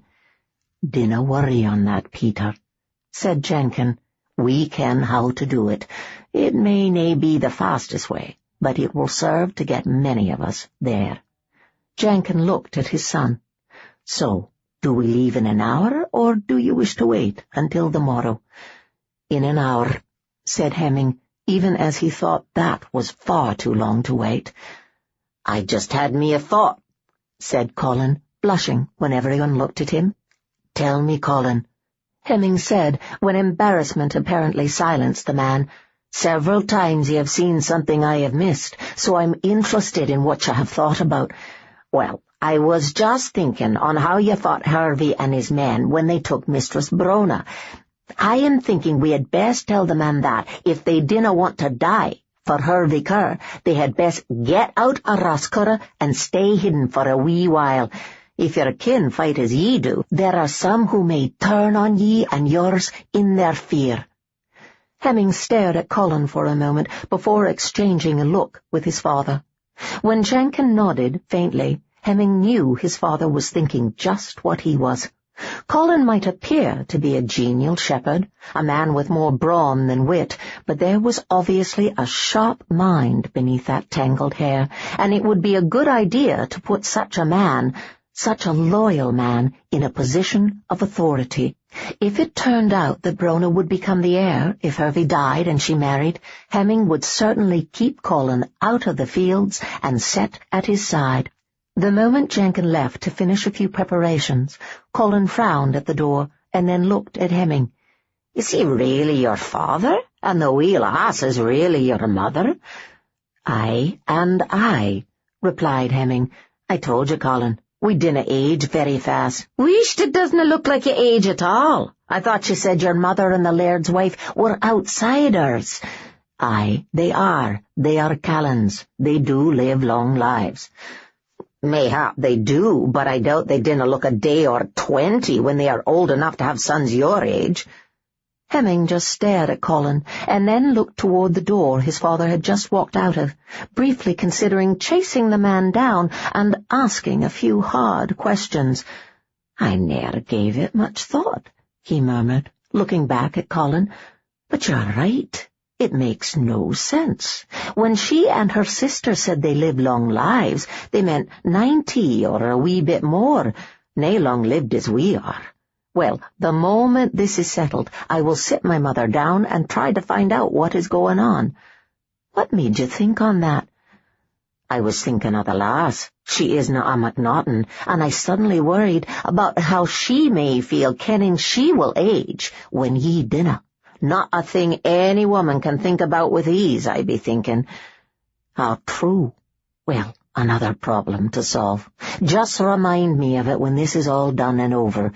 At the moment, I find it hard to recall anything except for the need to get my Brona away from Hervey and Angus." "Then we had best get moving. We wouldn't want your Brona to think ye aren't going to save her, would we?" Watching the 3 snickering men who were fast becoming his very good friends walk out of the room, Hemming had to fight to resist the strong urge to give each one a swift kick in the arse. "These are very clever things," said Peter, as he ran his hand over the side of one of the covered carts the MacNachtons used to travel in during the day. "Aye," agreed Hemming, taking a drink from his wineskin and handing it to Peter. "One learns to be clever when one can only see the sun as poison." Seeing how Peter very carefully took a sip of wine, Hemming grinned. "'Tis not but pure wine, Peter. I wouldna serve you the other. I only drink it now and then, as I dinna have to have any blood for a fortnight or more after I feed. I can go longer, but it isna always comfortable to do so." "Hurts, does it, like hunger pangs?" "Nay. If one goes too long without it, it can feel as if you have a belly full of broken glass. Ugh, nasty." He took a long drink of wine and smiled politely at Jenkin when Hemming's father joined them. "We made very good time, and I didn't think we would, with the carts and all." Jenkin nodded. "They aren't as fast as one would like them to be, but they mean we can travel during the day, as well as the night. 'Tis why we are in but a few miles of Roscurra. All one needs are men who can drive them during the day." "'Tis hard, isn't it, nae being able to be out in the sun?" asked Peter, and then he frowned and shook his head. "Pardon, that isna any of my business." "'Tis nae hard to guess the answer to that," said Jenkin. "Aye, it can be hard, especially when one is wed to someone who loves the sun. But when one has ken no other way, one doesn't think about it too often. 'Tis good, however, to see that our children begin to ease out from beneath the burden of that. Mayhap whate'er bairns Brona and I have will be able to endure e'en more of it than I can." Hemming grimaced.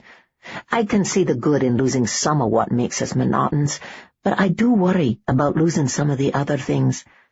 "Like being able to pick grown men up like they are naught but thistledown and toss them about?" asked Peter, with a grin. "Me, Fergus and Colin near forgot to keep fighting just to watch that." "Aye, things like that." Hemming looked toward Roscurra and felt his belly knot with fear for Brona. "Berrwold should be returning soon, shouldn't he?" Jenkin patted Hemming on the shoulder. "Aye, he will return soon, and then we shall go and fetch your mate. Dinna let her fate prey on your mind so. Think only of how you will soon have her back." "'Tisna easy. She is terrified of her cousin and Angus. They are both brutal men, and they think she has betrayed them. Angus also lusts after her. Lust and anger make a very dangerous brew. We aren't so very far behind them, son, and dinna forget, the lass had the wit to get you all out of her cousin's dungeons, hide you away, and then get you out of the keep.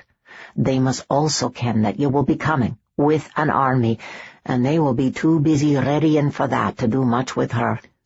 "True, I will try to remember that." He tensed as he watched a tall, slim man ride into the camp. "Berrwold." It was not easy, but Hemming stood silently as Berrwold joined them and had a drink of wine to clear the dust from his throat. Berrwold was a slender, almost beautiful man with long, flowing black hair and deep blue eyes. He always looked distracted, and one quickly learned that was because, to him, the veil between the living and the dead did not exist. His world was filled with the spirits of the dead. Hemming sometimes wondered if there was something about the man that attracted those spirits. When Berrwold fixed his dreamy gaze on Hemming, Hemming asked, "What did you find out?" "Your lady is alive," Berrwold said, his voice soft, deep, and almost musical. Hemming went weak at the knees at the news, but struggled to quickly regain his composure. "The keep is well fortified." "Aye and nay. There are many men on the walls, but very few wish to be there.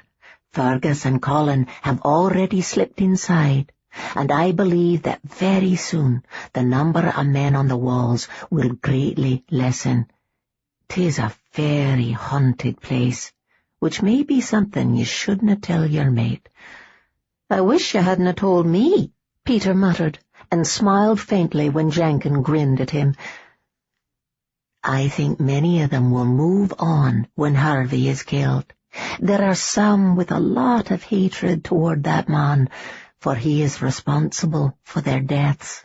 I told them that men are coming to send them on to hell, so I dinna think there will be any trouble from them. Your way in is clear. It hasna been discovered. Once the number of men upon the walls thins out, I think you can slip in unseen." He frowned. "I fear Colin and Fergus were not very pleased with my methods of discovering if the way in was safe for them. Colin feels that spirits ought not to be troubling the living, and he didn't want me to tell him who they were, as he said he knew some of the ones who had died in the keep, and he didn't want to ken that they were still lurking about. Said it would make him nervous, trying to see him naked or something like that." Berrwold smiled when the men laughed, and then shrugged. "'Tis safe to go in the way you came out, and that is all that matters. Aye." "Aye." Hemming looked at his father. "How long do you think we should wait ere we start to go inside?" "Give Colin and Fergus a half an hour, and then we will start toward Roscurra. It isn't that easy to convince men to give up their posts, and mayhap e'en betray an oath made to the laird. Thank you, Berewald. Do you arm yourself and join us, or has surveying the keep taken too much of your strength? Nay, I shall go with ye. Berewald hurried off to arm himself. Peter nodded and said, Best I make sure I am readied for battle as well. The moment the men were gone, Jenkin looked at Hemming. I ken ye have said Brona Kerr is your mate, but do ye love the last son? Are they nae one and the same? Asked Hemming. Nay, always. Sometimes the meeting comes first, and the love must be nurtured and grown. Mine is full grown. Good. I used to scoff at love, until I met your mother. I felt the mating urge ere I admitted that it was more, much more.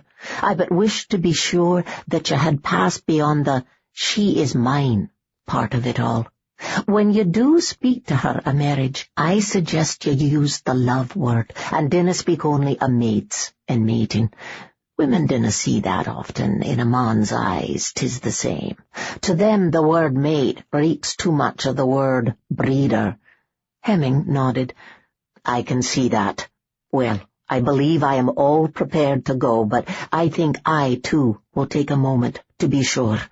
And then we shall go and get my Brona back, so that I can stumble my way into getting her to agree to marry me. Chapter 9. Brona heard someone groan, and a moment later realized it was coming from her.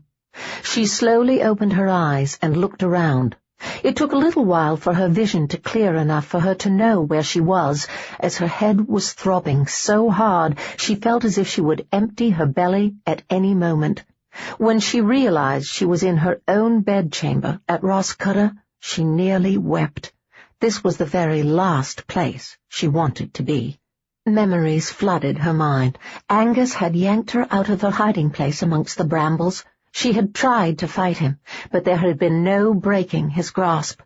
As he had thrown her over the saddle of his horse, she had seen a bloodied Hemming fighting to get to her. Her attempts to get free, to go to him, or at least run away and let him put all of his attention back onto the battle for his life, had ended with a hard punch to the head. If she had become conscious at any time between then and now, she could not remember it. Was Hemming still alive? She felt her heart twist painfully at the mere thought that that brief moment when she had seen him fighting to reach her would be the very last time she ever saw him. A part of her tried to tell her that it was all her fault he was dead or severely injured, but she knew that was just the shock and fear talking. She had done exactly as he had asked, and she had been attacked from behind. Nor was there any way she could have gotten away from a man the size of Angus. What she needed to do now was push all thought and concern about Hemming to the back of her mind. She was back in Roscurra, and that meant she was in the hands of her cousin and Angus. Her cousin probably wanted her dead, or beaten to within an inch of her life, and Angus wanted to marry her and bed her. Angus was probably not very concerned about which came first. The mere thought of that man touching her made her shiver with revulsion. Brona did not even want to consider what the man would do to her when he discovered she was no longer a virgin. Thinking of such things would only make her panic, and she knew she had to clear her thoughts of everything, except a way to escape.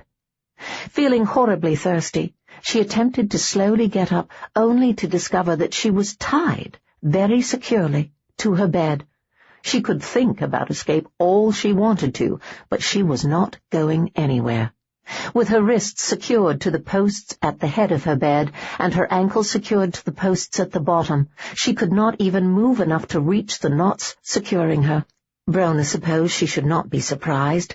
She had escaped them once, and they were not complete fools.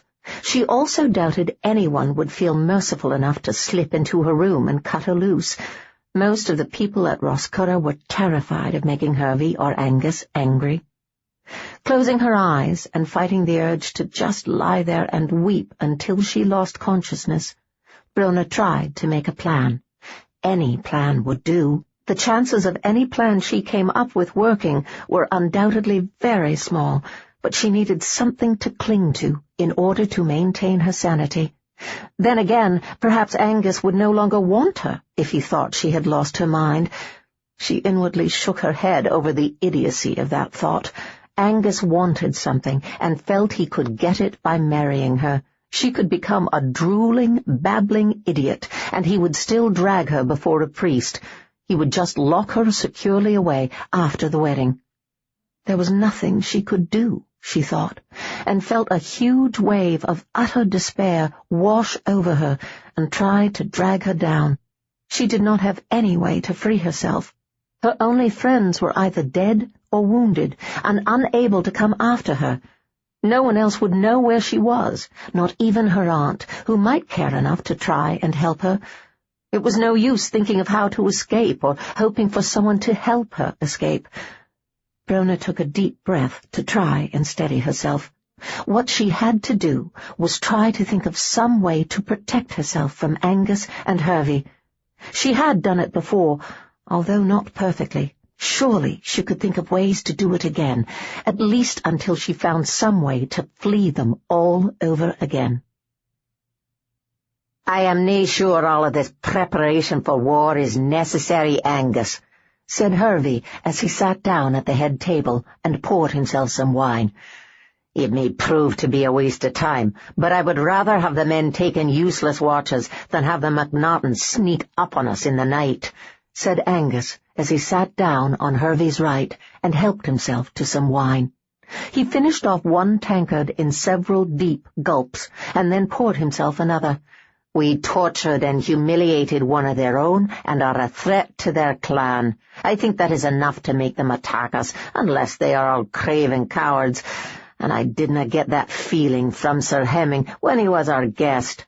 Hervey cursed and thumped his fist on the table. "Damn my cousin for this. What possessed her to set them on free? He certainly was a very handsome when we were done with him, so it canna be that she was lured into helping him because of his bonny face. She probably just felt sorry for the man. Look at that ugly dog she took in and treats like a child. Aye, and that useless cat of hers. She probably saw him as just another poor animal that needed to be rescued." He shook his head. "She has too soft a heart, and he used that to make her help him. The man was nearly dead. I canna believe he could e'en talk to her. I also dinna understand why she let Peter free, or those two idiot brothers. Probably to help her with a man who was nearly dead. Probably. There is one thing we must certainly get her to tell us, and that is how she got everyone out of here." Angus looked at Hervey and inwardly shook his head. The man pouted like a bear when he did not get his way. Although Hervey had an admirable cruel streak and excelled at terrifying and torturing a man, once that man was securely tied, chained, or imprisoned, he was almost useless at planning for a war that Angus was sure was coming their way. And this would be a war with people who were said to have some very strange and deadly powers.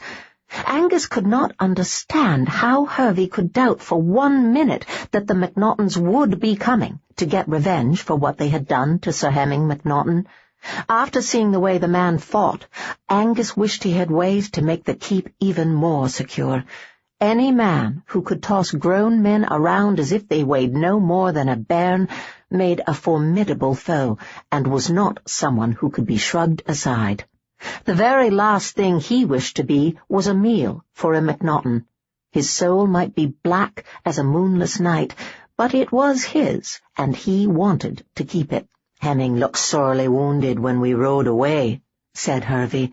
"I think he may be dead, which gives the MacNachtons e'en more reason to attack us," said Angus, used to and bored with this type of conversation, where Hervey went through every possible reason for not doing what needed to be done, and expected Angus to agree with him, which Angus rarely did. "Well, if we dinna see them by the end of a se'nnight, I would guess that they are nae coming. For all we ken, Sir Hemming may have been utterly despised by all his kin, and they are glad to be rid of him." Hervey We tortured that mon nigh unto death, and he ne'er told us a thing about his kinsman. That isna the sort of man any kinsman wants to see dead. You need that sort of clan to keep the thieves and traitors in hand. Give it up, my friend. The MacNachtons will be coming here to make us pay as dearly as possible. Then they will go and gut your friend Carbonell." He stared at Hervey and said, "Now, let us talk about my wedding, wee Brona." "Now, when we may soon be in a war with men that can suck out a man's soul? 'Twould seem a very good time to me. Who kens what may happen to one or both of us? Best to get the business of Brona, her dowry, and her inheritance all settled." Narrowing his eyes at Angus, Hervey growled, "Oh, aye, her inheritance. If I dinna beget a son, all she has to do is marry, and she gets all a rascurra. You seem very eager to make you the man who would be standing at her side if I died without an heir." It did not surprise Angus that Hervey had finally thought a little bit about that particular aspect of Brona's inheritance. The man was not as stupid as he acted at times. Angus knew he was going to have to tread very carefully to make Hervey let go of all those suspicions he could read on the man's face. Angus had no intention of marrying Brona and then killing Hervey. That would rouse far too many suspicions for his liking. He would just make sure that Hervey never had a chance to marry and begat that all-important heir. "Hervey, you ken very well that I have wanted the lass since I first set eyes on her. I didn't e'en ken what the old man had said must be done after he died. Oh, I am nae questioning that ye lust after my cousin. I just wondered what else ye are lusting after. Could be the very chair I am sitting in." This was not good, mused Angus. "I just want Brona. You can keep the cursed laird's chair. The priest is cowering in the chapel because he is terrified that the MacNachton demons might sniff him out and suck up his soul. We can get Brona, take her to the chapel, and I can marry her. Then 'tis all done and settled ere we face the enemy. I may e'en have enough time to grab a wee taste of the wench. I have been wanting one for long enough." "Nay." Angus stiffened and subtly put his hand on the hilt of his sword. "Nay? Did you just say nay?" "I did.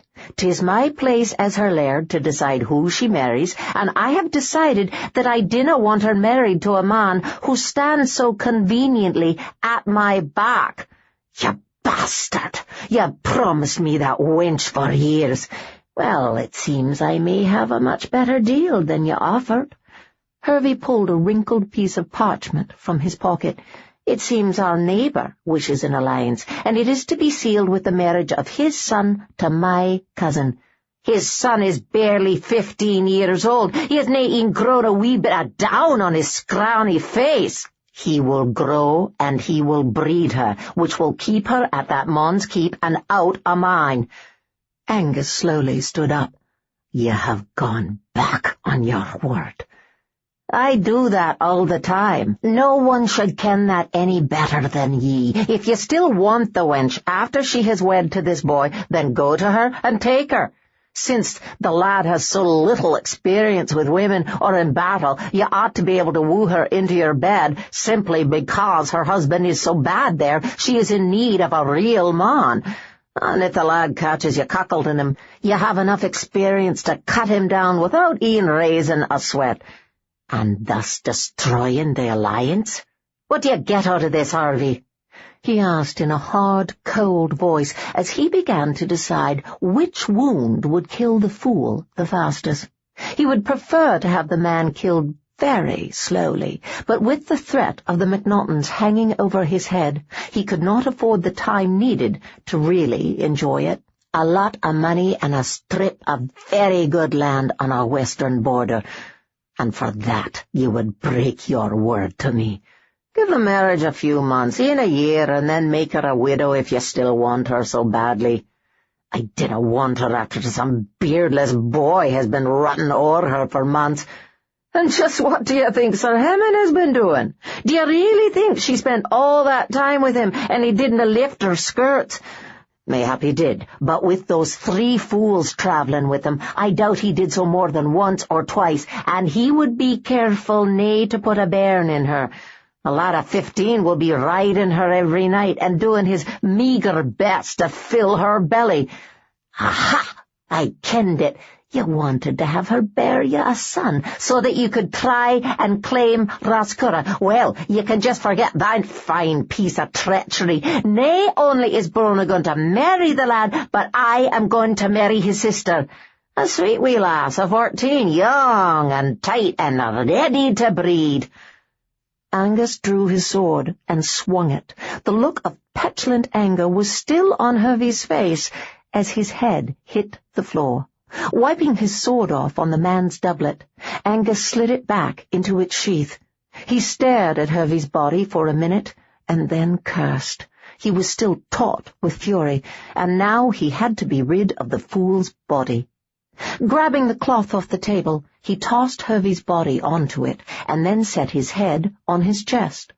Wrapping the body up, he hefted it over his shoulder and stealthily made his way down into the dungeons. A slow smile crossed his face as he made his way to the cage where they had kept Sir Hemming.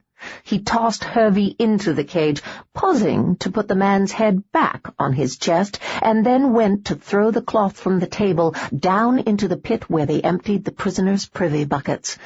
Certain that the MacNaughtons would soon be attacking, Angus was confident that he would be able to think of an explanation for Hervey's death. He doubted anyone would question the tale that Hervey tried to flee, was caught outside by vengeful MacNaughtons, and murdered. Later, when it was dark, he would toss the body outside.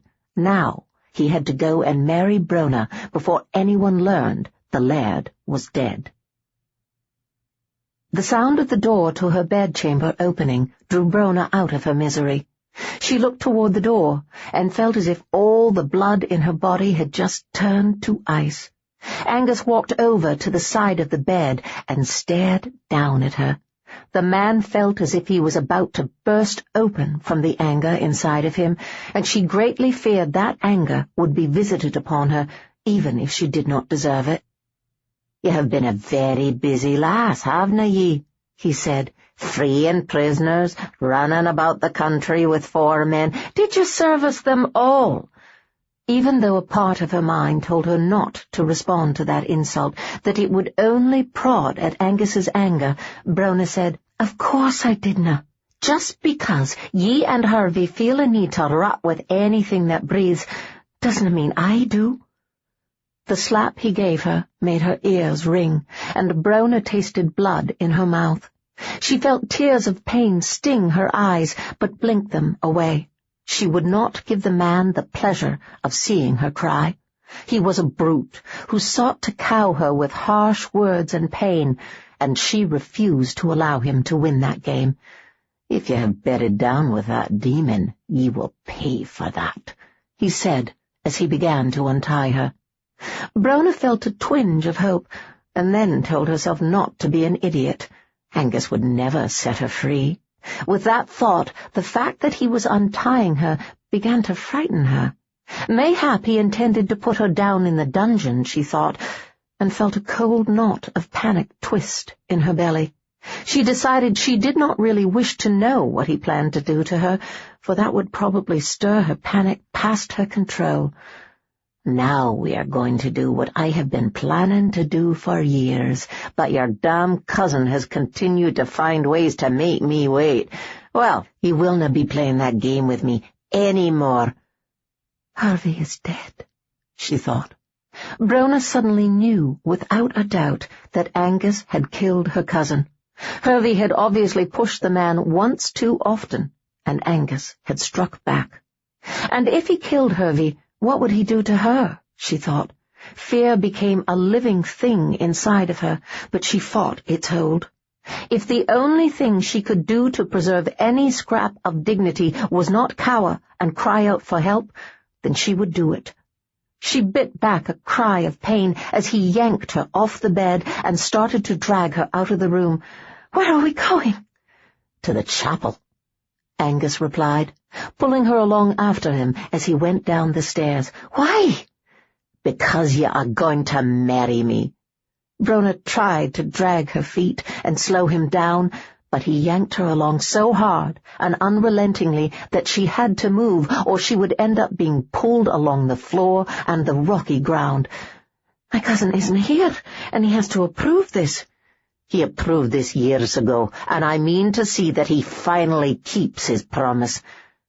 By the time they entered the chapel, Brona's arm was hurting her so badly from all the pulling that she was biting back tears of pain. She looked around the chapel and saw the priest, a plump man of uncertain morals, cowering near the altar. It was not likely that such a cowardly man would help her and stand against Angus, but Brona felt she had to at least try to win his aid. "Father, I have not agreed to this," she said, and cried out when Angus hit her again. The priest's only response to that brutality against the old laird's daughter was to cower some more and look around frantically for some route of escape. Brona knew there would be no help to be found there. He would do whatever Angus told him to. Just as so many other people at Roscurra, the priest was thoroughly cowed. "We are here to be married, Father," Angus said. "But where is the laird?" asked the priest.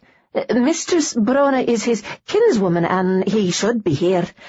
"He canna be here right now, so get on with it." "But there is a war." The priest squealed to a halt when Angus drew his sword and held it at the man's throat. Brona thought for just a moment that the priest was going to fall at their feet in a faint, but despite his trembling, and to her utter disappointment, he waved his shaking hand in a silent command to kneel before him. She tried to keep standing, but Angus knelt and pulled her down beside him. Brona landed on her knees so hard that she knew they would be bruised and painful for days. It took all of her willpower not to faint from the force of that pain. In a weak, shaking voice, the priest began the marriage service. Brona tried to catch the man's eyes, tried to silently plea for him to help her, but he kept his gaze upon Angus's now sheathed sword. When she was asked to repeat her vows, she hesitated, but Angus drew his sword again and pointed it at the priest's throat once more. The threat was clear, and she could not be responsible for the trembling priest's death. Brona repeated her vows, even though she choked on each and every word. Her stomach was clenched, and bile stung the back of her throat as she thought of how Angus was forcing her to lie before God, as she had absolutely no intention of honoring a single vow she was now taking. Once the vows were done, and a tremulous blessing was given, Angus started to take her back toward the keep. Brona ceased fighting his pull, for it hurt, and she knew she might need to use that arm in the very near future. She kept a few paces behind him, however, refusing to walk by his side as if she had accepted him as her husband. Just as they reached the wide stone steps leading into the keep, a man ran up to Angus, shouting his name, and Angus cursed viciously before turning to face the man. "The MacNachtons are here," the man said, his fear ringing in his voice. "They are outside the walls." Brona wanted to run up on the walls and see them. She even pulled against Angus's grip, but he yanked her right back. Brona wondered if Hemming was there, and she ached to see him, to see that he was alive. "I told you they would come. That was why you were all put up on the walls," snapped Angus. "Told that fool Harvey, too." "But what shall we do?" "You shall watch them, fool. If they do anything more than just stand there or hurl insults at you, then kill them." "Are you nae joining us?" With a speed that was startling, Angus hit the man, sending him sprawling in the dirt at his feet. No wonder everyone was terrified of the man, Brona thought. She had become so good at staying out of his and Hervey's way, at staying hidden and quiet, that she had almost forgotten how the two men were so good at just striking out, often for what appeared to be no reason at all. That constant expectation of violence and pain striking at any moment had obviously been inside of her, but she had smothered it, hiding it even from herself. It made one afraid, however, and she had been afraid all of the time, just as this man was afraid. "Watch the bastards," growled Angus, "and unless they are flying o'er the walls or coming up through the floor, dinna trouble me with questions you already have the answers to. I'm going to be very busy for a while, consummating my marriage." Shock was the first expression on the other man's face as he slowly stood up and looked at Brona. It was quickly followed by a look that Brona could only describe as pity. Brona felt as if her face was on fire. She was blushing so hard with shame and embarrassment. She felt a lot of pity for herself, but it was humiliating to know that everyone at Roscurra would be aware of what was happening to her.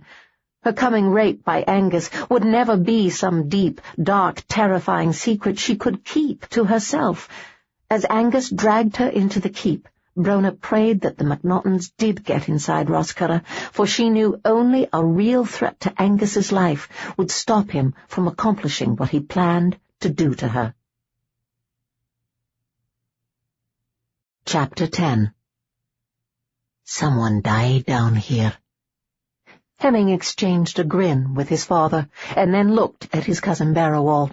He liked the man, but often got the feeling that his cousin lived in the world of spirits far more than he lived in the world of men. Then again, if he had lived surrounded by ghosts for as long as Barrowald had, perhaps he too would have some difficulty in holding fast to the line between the two. "I am nae surprised," Hemming drawled. "'Tis a dungeon. Sad to say, too many have probably died here." Barrowald simply nodded, either ignoring Hemming's slight sarcasm or unaware of it. "This mon didna die down here, and he died very recently." For a moment, Hemming was terrified that he was too late to save Brona, and he asked, "You're sure it is a mon?" "Oh, aye, very definitely a mon." When Hemming moved to the steps that led up into the keep, he realized that Barrowald was marching off in another direction. A heartbeat later, he realized that his cousin was headed for the cage Hervey had kept Hemming in. A chill ran over his body, and Hemming told himself not to be so foolish. He was still alive, and aside from getting Brona back, that was all that mattered. Cursing softly, he then hurried after Barrowald. The man had to stop wandering off, or he would get himself killed. When Barrowald stopped in front of the cage and held his lantern up, Hemming had to force himself to walk up to him. Before he could say anything to his cousin, however, he glanced down at what Barrowald was staring at and cursed again.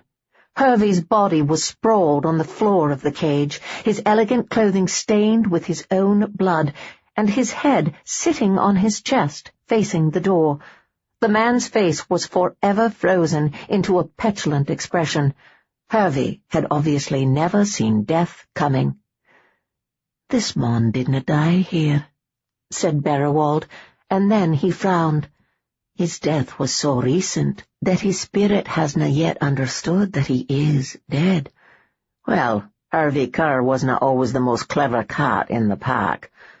Barrowald actually smiled, but quickly grew solemn again. "If death is violent and occurs quickly, I have discovered that the spirit of the dead one is often confused. This mon didna see the blow coming." "I thought the same thing." "You ken who this mon is?" Barrowald asked, looking at Hemming. "Aye, as I said, 'tis Hervey Kerr. 'Tis the Laird of Roscurra, my Brona's cousin, and the man who held me prisoner here." Out of the corner of his eye, Hemming saw his father's elegant hand curled tightly around one of the bars of the cage. "This is where he held you?" Janken asked. "In chains?" "And naked," Hemming said quietly, a little impressed by the vileness of the curses his father spit out. "I am nae sorry that the mon is dead, but I am very sorry that it wasna I who struck the blow. I had dearly wished to kill him myself." "Step back," ordered Barrowald, yanking Jenkin's hand from the cage and pulling him away. "What is it? Is something wrong?" Hemming felt a bone-deep cold suddenly sweep through him and stepped even farther away from the cage. The spirit has gone back into its body. Watch. Hemming's eyes widened as a dark shadow swirled up from the floor and over the body. He felt something dark and dangerous in that shadow, and could swear that he heard someone screaming in terror, as if from a very long distance away.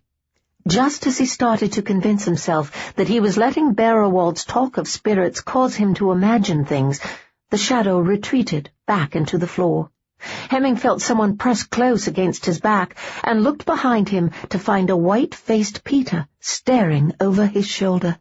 "Jesus," whispered Peter. "Something just took that bastard's soul down to hell, didn't it?"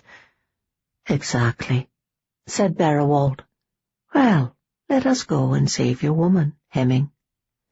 Hemming watched Beowulf walk away, cast one last look at the floor, and then hurried after his cousin. "Have you e'er seen that before?" "Och, aye. A lot of spirits linger after death. Their reasons are nae important, and they are many. But the ones who have sins blackening their souls, the ones bound for hell, aren't allowed to linger here. The devil isna a patient mon. Where do you think they are keeping your mate?" Used to his cousin's abrupt changes of subject, Hemming answered, "I have no idea. I have ne'er been in the place before, nay, above here, in the keep itself. I am hoping Peter can help me." "Ah, well, I am certain we can find someone to help us if Peter can." "Oh, sweet Mary, nae more spirits," muttered Peter.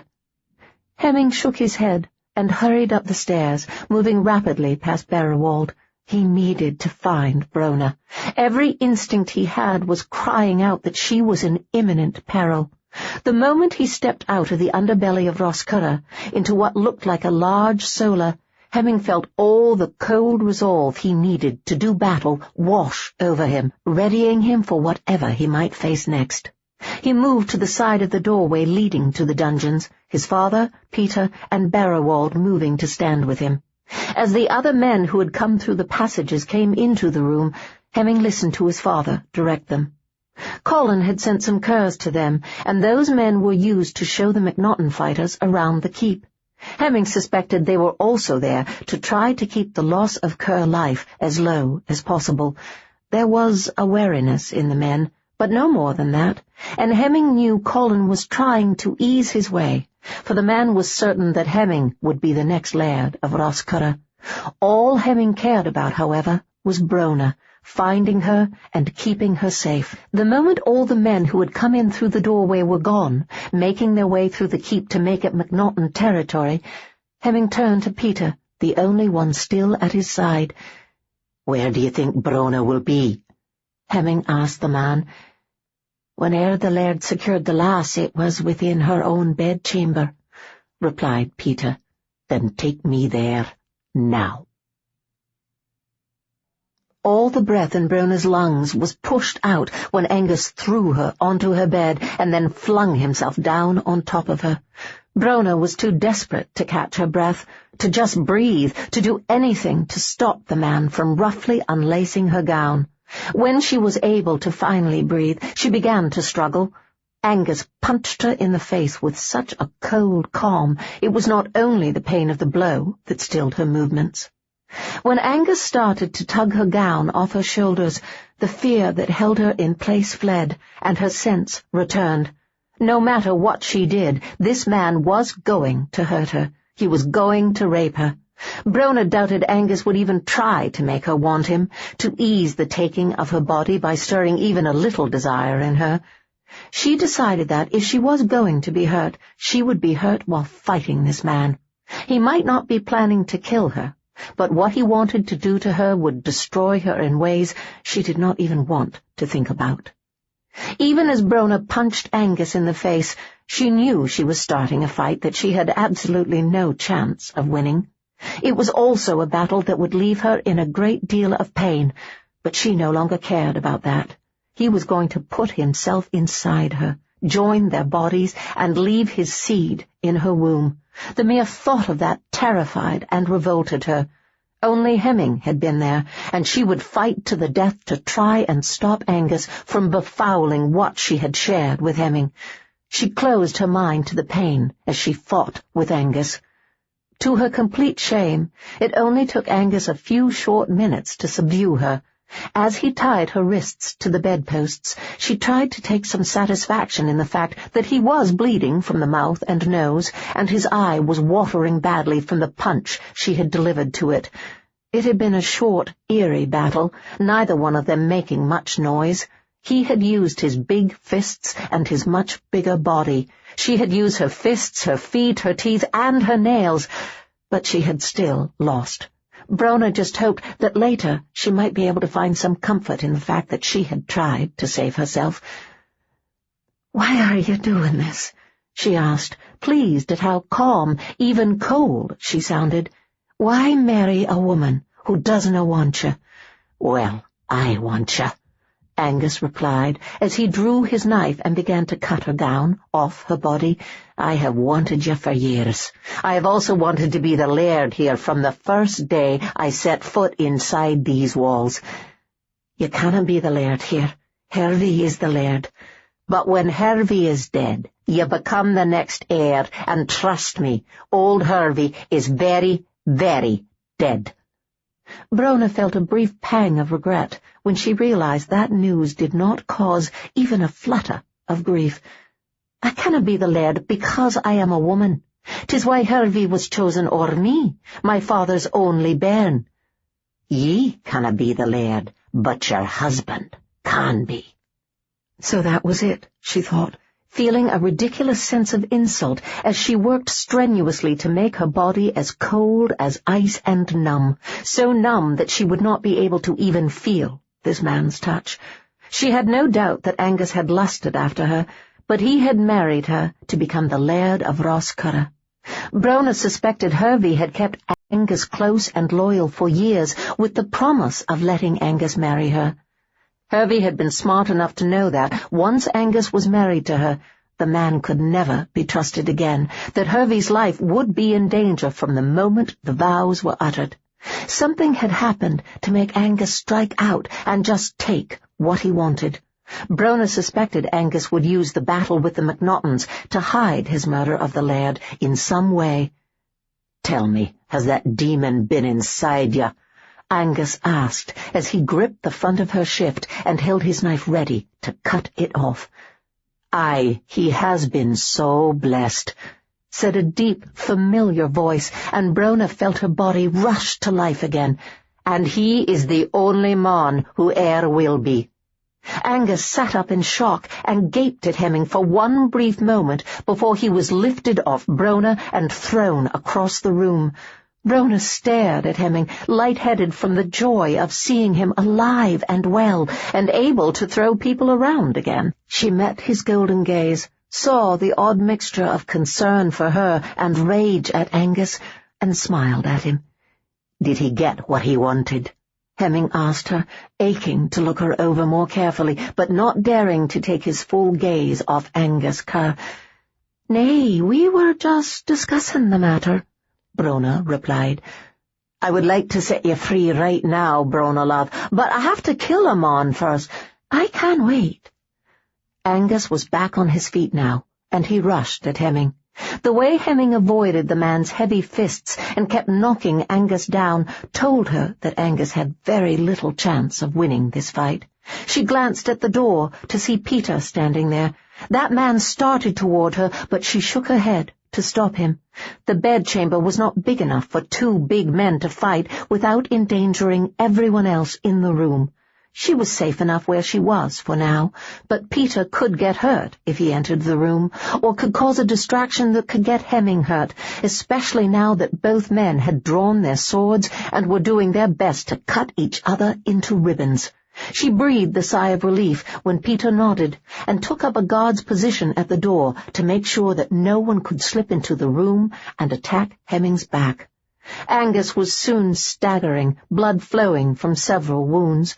Brona suspected Hemming was playing with the man, killing him slowly. Horrible as that was to watch, she could understand why Hemming was doing it. Hemming had been at the mercy of this man's cruel hands for almost a week. He had been tortured and humiliated. For a man with Hemming's pride and strength, that must have been unendurable. Then, suddenly, Angus managed to knock Hemming back against the wall. Instead of using that advantage to thrust his sword into Hemming, however, Angus ran over to her. He stood next to the bed, his sword in his shaking hand, and glared at Hemming as he slowly withdrew his dagger. Brona tried to get out of his reach, but it was impossible with her hands tied so tightly to the bedposts. "I ken I can ne'er win this fight against you, demon," said Angus, his voice hoarse with pain and fury, "but ere I get sent to hell, I am taking something from you as well. Something I think you want very badly." Brona stared at the knife in Angus's hand and knew what he intended to do, but she was helpless to stop him or to get away. All she could do was twist around on the bed as the knife plunged toward her chest. She felt the blow as the blade went into her body. Stunned, she stared down at the hilt of the knife sticking out of her chest. Then the pain hit, and Brona knew she could not endure that for long, so she let the blackness rushing into her mind take her away from it. Hemming let out a bellow of rage as he watched Angus stab Brona. The man laughed even as Hemming rushed at him and swung his sword. The look of triumph for causing one last person pain was still on Angus's face as his head hit the floor, the body slowly following it down. Hemming immediately turned to Brona and gave a prayer of thanks to see that the knife had not entered her heart, that she was still alive. "Another headless body?" asked Beowulf as he stepped around Peter and into the room. "Should we be taking that down to the dungeons?" asked Peter. "You can, so that the devil can take the bastard soul like it did the laird's." "Oh, we dinna need to move the body for that to happen, so best you stay away from the body," Beowulf added as he walked up to the bedside and looked down at Brona. "Your maid is a bonny lass, cousin," he told Hemming. "The wound is deep, but it doesna need to be a mortal wound." "What do you mean by that?" asked Hemming. "I am nae quite sure. 'Tis just what I feel. Take the knife out, and I will help you stop the bleeding. I think Peter should send word to your mother, who follows us. She needs to be here, and I am nae sure of the why of that, either." Peter did not question Beowulf, just took off at a run. Hemming did not even know or care how the battle for Roscura fared. All of his attention was upon tending to Brona's wound and praying that she would recover. "She is dying." Efrika rubbed her hand over her son's broad back, trying vainly to ease the grief she felt in him, the pain roughening his voice as he spoke the ugly truth. He had not left Brona Kerr's bedside for 3 long days and nights. The girl was very close to death, and Efrika decided it was time to tell Hemming what she had learned in the old journals she had been studying for years. Efrika was not sure she believed all she had read, despite her own situation, but it was worth a try. They had certainly tried everything else to help the girl recover. "She needs some of your blood, Hemming," she said. Hemming sat up and stared at his mother. "She isna a MacNachton, Maman." "I ken it." She sat down in the chair at his side and leaned forward, clasping his hands in hers, her heart breaking over the sorrow he felt now and the knowledge of the agony he would feel if they could not save Brona. "You ken that your father and I tend to the histories of the clan, studying them and preserving them. Have you found some connection between the MacNachtons and the Kerrs of Roscura? Nay, but I have found something else far more important. Hemming, look at me with the eyes of a man, and nae those of a loving son who will probably always see his mother as the one who held him when he was small. How old do I look?" Hemming stared at his mother, and began to frown. There were few lines on her face, and her skin still had the soft, clear glow of a much younger woman. He wondered how he had not noticed that was odd. He was no good at guessing people's ages, the talent not having been of much use at Cambron, but he tried to think of other women he knew, and began to feel an odd mixture of wary and excited. "Well, I am nae so very good at such things, but I would say you look about 30. But have you and Aunt nae told us many times that the Callans are a long-lived clan?" "Long-lived being that they tend to live 80 or more years. They certainly dinna stop aging. I am o'er 210 years, son. Do I truly look anything like that age?" "Nay, but how has this happened? If being wed to a MacNachton makes you live as long as we do, then why did the laird's mother die?" "Because she didna guess the secret. None of us did. I had a small idea of the truth because I read so many books and journals, and began to add up a few things I had read. The laird's mother lived to be nearly 200, Hemming, even though she was an outsider." "And she drank of her husband's blood?" "Nay, but I begin to think that, if she had, she would have lived as long as her husband. I think what added so many years to her life was that, well, she and her husband were very passionate. She did receive a fair bit of his, essence." Hemming had to grin, for his mother was blushing. "I ken what you mean, but why do you think blood will work in better? Mayhap what happened with the old laird's wife was all part of the mating." Even though he was questioning his mother's opinion, Hemming began to feel the distinct tingle of hope. "I began having a wee bit of your father's blood 20 years ago, Hemming, and haven't aged but a few days or so since that time. I carry none of the usual signs of age an outsider would. I feel certain the secret of what makes you MacNachtons is in your blood, and here you start to worry. I haven't suddenly grown fangs, or desired to drink blood, or lost my ability to go outside when the sun is shining. Do you ken, Hervey Kerr wondered if the secret of our long lives was in our blood. He had plans to drink mine. Then I am very glad the mon is dead, and nae just for what he wanted to do to ye. If I am right, this is a secret we must keep very close and quiet. People would kill for it, Hemming. There would be no place a MacNachton could hide." He nodded, chilled by that truth. He then thought about her opinion on what his blood might do for Brona for only a few more minutes, and decided there was nothing to lose if he tried what his mother suggested. It caused him pure agony to admit it, even briefly, but Brona was dying. One could hear the approach of death in every soft rattle as she struggled to breathe. "How do I give it to her?" "Best if you mix it with some wine and pour it down her throat. You can cut yourself and let her drink from you later if you wish it, and if she will do it." Elfrika blushed again. "It can be very, well, nice." She suddenly frowned at Brona. "Hurry, Hemming. Death's hand is definitely reaching for your lass." Hemming made a drink of his blood and some rich wine. It was not easy getting the drink down Brona's throat, but he finally managed. With his mother's hand in his, he sat and watched the woman he loved for any sign, however faint, that she would get strong again. The first sign was so subtle he would have missed it if he had not heard his mother take a swift, indrawn breath. He listened closely, and he heard it, heard the first sign that he was not going to lose his mate. The rattle in her chest was gone. Chapter 11. Brona slowly opened her eyes and stared up at the ceiling of her bedchamber. A moment later memories flooded her mind, and she almost leapt out of bed and went screaming for the door. Only the realization that her wrists were no longer tied to the bedposts calmed her.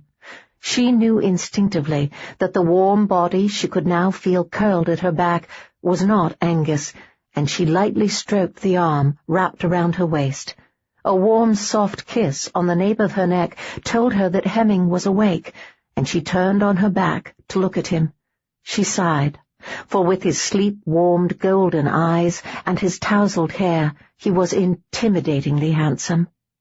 Then another chilling memory skipped through her mind, and she gasped, hastily putting her hand on her chest where Angus's dagger had been buried. Brona frowned in confusion, for there was no bandage. She eased aside the neck of her nightshift, and frowned even more. There was only the faintest of red lines where her wound would have been. Had she been unconscious for so long that it had healed without her even being aware of it? "Just how long have I been asleep?" she asked Hemming, idly poking at the remnants of her wound and feeling no pain there. Hemming took her hand in his and kissed her palm. He would have to tell her the truth for many reasons. If his mother was right, the occasional drinking of his blood would ensure that he did not have to stand over her grave when she died an old woman and he was still young and vigorous. There should also be no secrets between them. "You were dying, Brona," he said quietly, needing her to understand that he would never have done something she might well find distasteful unless the need was dire. "Nothing we did could save you, and we tried everything. My mother finally told me about something she has discovered in the old histories and journals of our clan. Do you recall how Hervey thought the secret to our strength and long lives was in our blood?" Brona tensed. "Aye, and he planned to drink yours to see if he was right." "Well, 'tis a surprise a mon like him could stumble upon a truth like that, but he was right. I gave you some of my blood, Brona, mixed it with wine, and poured it down your throat." "When was that?" "Last night. You have slept through most of the day."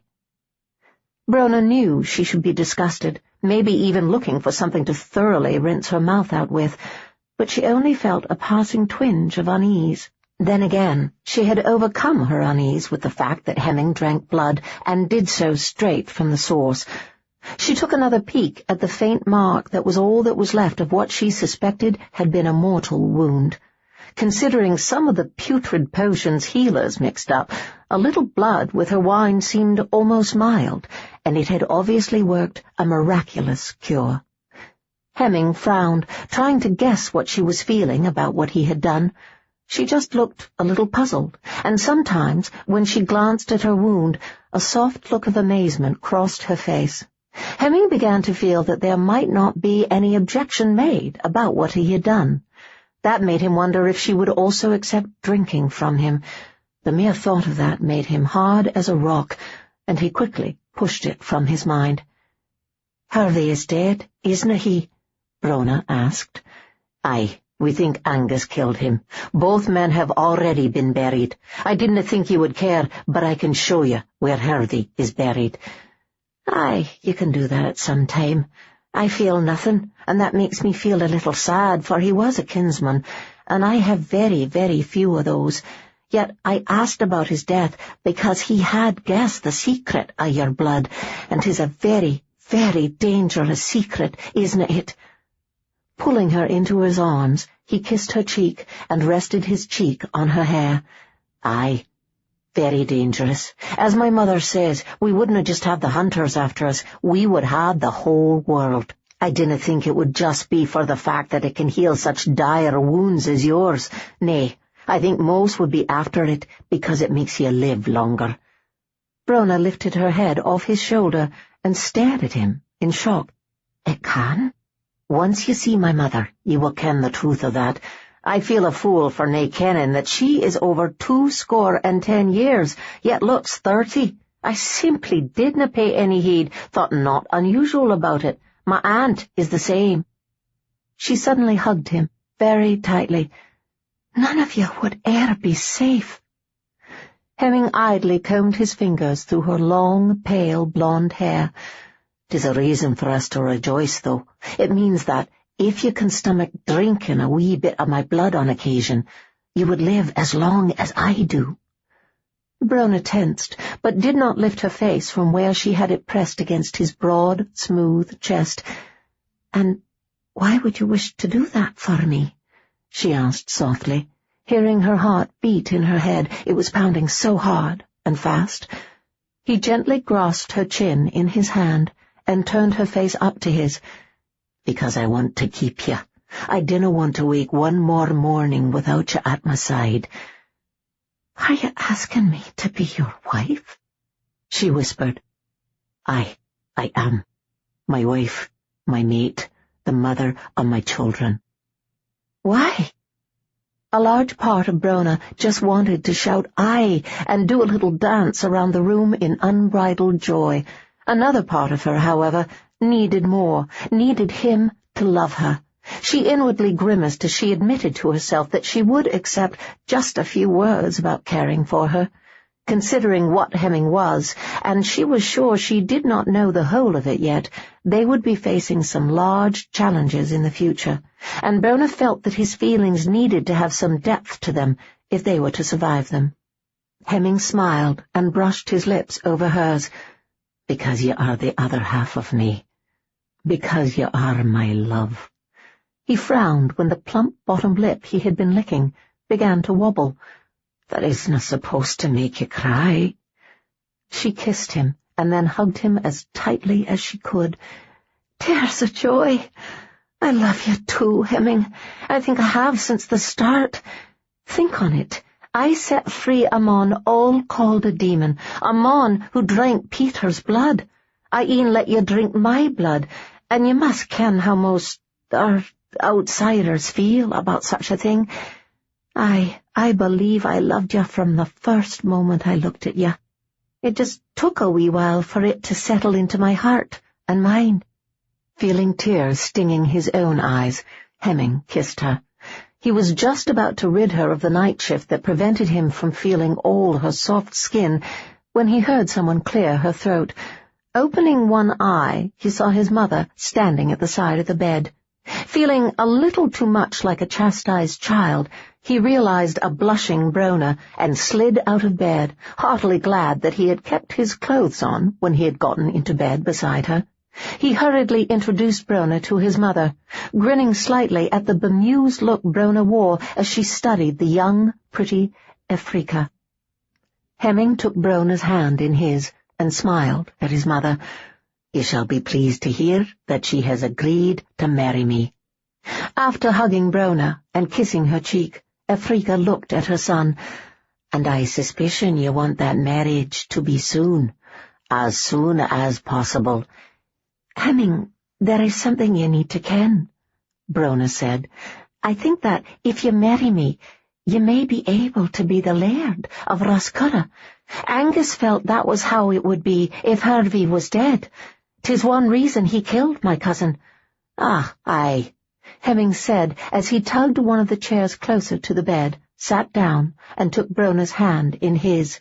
"We heard that mentioned several times, and as you slept, my father went through the ledger room.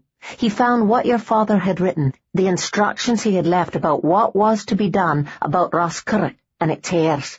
It does say that if Harvey dies, then you are the heir, but only if you marry, so that you have a husband at your side."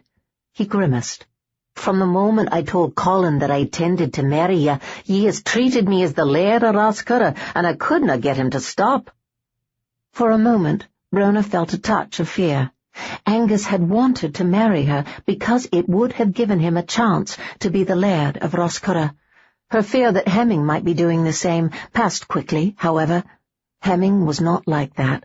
She knew that for a fact deep inside her heart. When she glanced at Hemming's mother, the woman smiled in complete understanding, and then winked at her. Having such a young, beautiful mother by law would be something she would have to get used to, Brona decided. Brona fixed her gaze on the man who would soon become her husband, a thought that had her trembling with pleasure on the inside. "Then we can rest assured that Colin is more than ready to accept you as laird, and he isna without some power amongst the men," she said. Hemming smiled and nodded. "I have seen that. He, Peter, and even Fergus and I have to wonder if that was one of the reasons your cousin had set them in the dungeon." She sighed and nodded. "I suspicion that was very much why. Harvey didna like anyone to have any power except him. Well, 'tis time for you to have a bath. Afrika said to Brona, "and we must make plans for this wedding in, 3 days?" She just smiled when Hemming sighed. "Most of the ones who came to fight are still here, as they waited to see how you fared, Brona. They will remain for the wedding. Peter showed them where you hid our Hemming, and they have settled in down there very nicely. There are a lot of chambers and hollows down there." She turned to her son. "You can go and help your father sort through all those papers in the ledger room. Since you are to be the laird here, 'tis important that you ken all about Roscurra." "Brona might wish me to wait, as this is her home," said Hemming, after giving Brona a brief kiss, and then standing up. "I may be laird in name, but 'tis only because of her." "Well, her," Brona said, and smiled, "would be very happy if you searched through all of that and just told me what you found. And Hemming, be sure to look for anything Hervey might have had concerning the hunters. He didn't come up with the plan to capture you all on his own, and I doubt that mon Corbinell did either." "Jankin is already hard at work on that," said Afrika. "We ken that these men are becoming more and more organised, and more of a threat. Go now, Hemming. I suspicion Brona is eager to have a bath." Her bath was prepared so quickly that Brona knew Afrika had arrived much earlier, because she had already done most of the preparations. Brona sighed with pleasure as she stepped into the hot, softly scented water. When Afrika began to wash her hair, Brona studied her wound again and lightly touched it. "'Tis wondrous," she murmured. "I'm nae sure I will e'en have a scar. Did Hemming give me more than one drink?" "Nay, just one, but you may consider getting used to it. What has happened with you, the way you healed, has told me that I am right. The magic is in the blood. And if you have a wee drink once a week, you will age as Hemming will, and nae be prey to so many of the fevers and poxes that steal the life from so many outsiders." Brona nodded. "I think I can do that. The need to stay with Hemming for as long as I can will make it very easy to do, and any children we may have as well, I suppose. Aye, for all I ken, it may take nae more than one drink to pass along the magic, but I haven't figured out a way to test that. Now we must plan a bonny gown for you to wear, and a feast. Many of the MacNachtons dinna eat food as we do, but they do like music and wine. That is something I am certain Roscurra can give them. You do love my son, dinna ye, Brona Kerr?" "Oh, aye," she answered softly. "Very, very much." "Then all will be well. Welcome to the family." Brona laughed as Hemming carried her into their bedchamber, running all the way. He set her down on the bed and barred the door.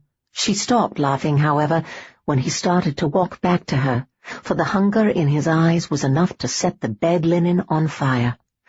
Her husband, she thought, and sighed like some love-struck girl. She felt a bit like one. Never in her wildest dreams had she thought she would be married to a man like this, to a man she could love and who loved her back. For the first time she felt part of a family again. The MacNachtons could be a little strange, like Hemming's cousin Berawald, but they had all welcomed her into the clan. From what she could tell by the way everyone acted at the wedding feast, the Kerrs were accepting the MacNachtons far more easily than she had anticipated. "I think it may be wise if you remove that bonny gown yourself, Brona, love," said Hemming. Standing up, she began to unlace the soft blue gown she wore. Before she had gone down to the great hall to be joined in marriage with Hemming by the same cowardly priest who had married her to Angus, Brona had had a good long look at herself and been astonished. With ribbons in her hair and the pretty gown, she had felt beautiful. Hemming's look when she had entered the great hall had made her feel even more so. She did not want the gown ruined, for she knew she would remember her wedding day every time she looked at it. Keeping a close eye on Hemming, she slowly undressed. With each item of clothing she removed, he looked even hungrier, and she felt compelled to do more to try to drive him mad with desire. Placing one foot upon a stool, she lifted her shift up over her knee and untied the garter holding up her stocking. Brona then very carefully rolled it down her leg and set it aside. She was almost through doing the same to the other leg when a very naked Hemming grabbed her in his arms and took her to their bed. She was not sure how he did it, but even as he settled her on top of the bed covers, he removed her shift and tossed it aside. When he sprawled in her arms, the feel of his flesh touching hers was enough to set her blood on fire. "Brona, love, you shouldn't tease him on so," he growled as he spread soft, warm kisses over her face. "I have been aching for another taste of you since the day at the inn."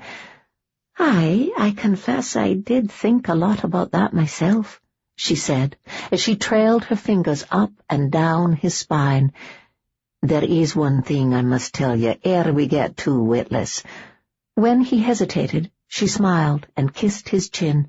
"Just tell me, Hemming, as I am very eager to get witless." "I am nae sure you understand what I mean when I say you are my mate. 'Tis more than a wife. 'Tis a bonding, a deep one, and it makes me want to mark you. Not every halfling feels the urge, but more do, and I have felt it." "Mark me? How?" "A bite, right here," he replied, and kissed the pulse point in her neck. "But you have already bitten me there, and drank my blood. Why would you still feel the urge?" "The mating mark is given whilst the two mates make love. At the point where I give you my seed, I bite you and take some of your blood. Blending, if you will." "Aye? Well, I dinna see anything wrong with that, if that is what you wish to do. It didn't hurt when you did it the last time, and I fear 'tis the thought of pain I would shy away from. Am I supposed to drink your blood as well? I dinna see how I can, as I dinna have the teeth for it." "You dinna have to, but I think that, if you could stomach it, I would like you to try. My mother had done so with my father, and she said it was very nice. Blushed when she said it too, which was very telling. It would also be a way for you to have a wee bit of my blood now and again, so that we can be together for as long as possible." He nodded toward the little table near the bed.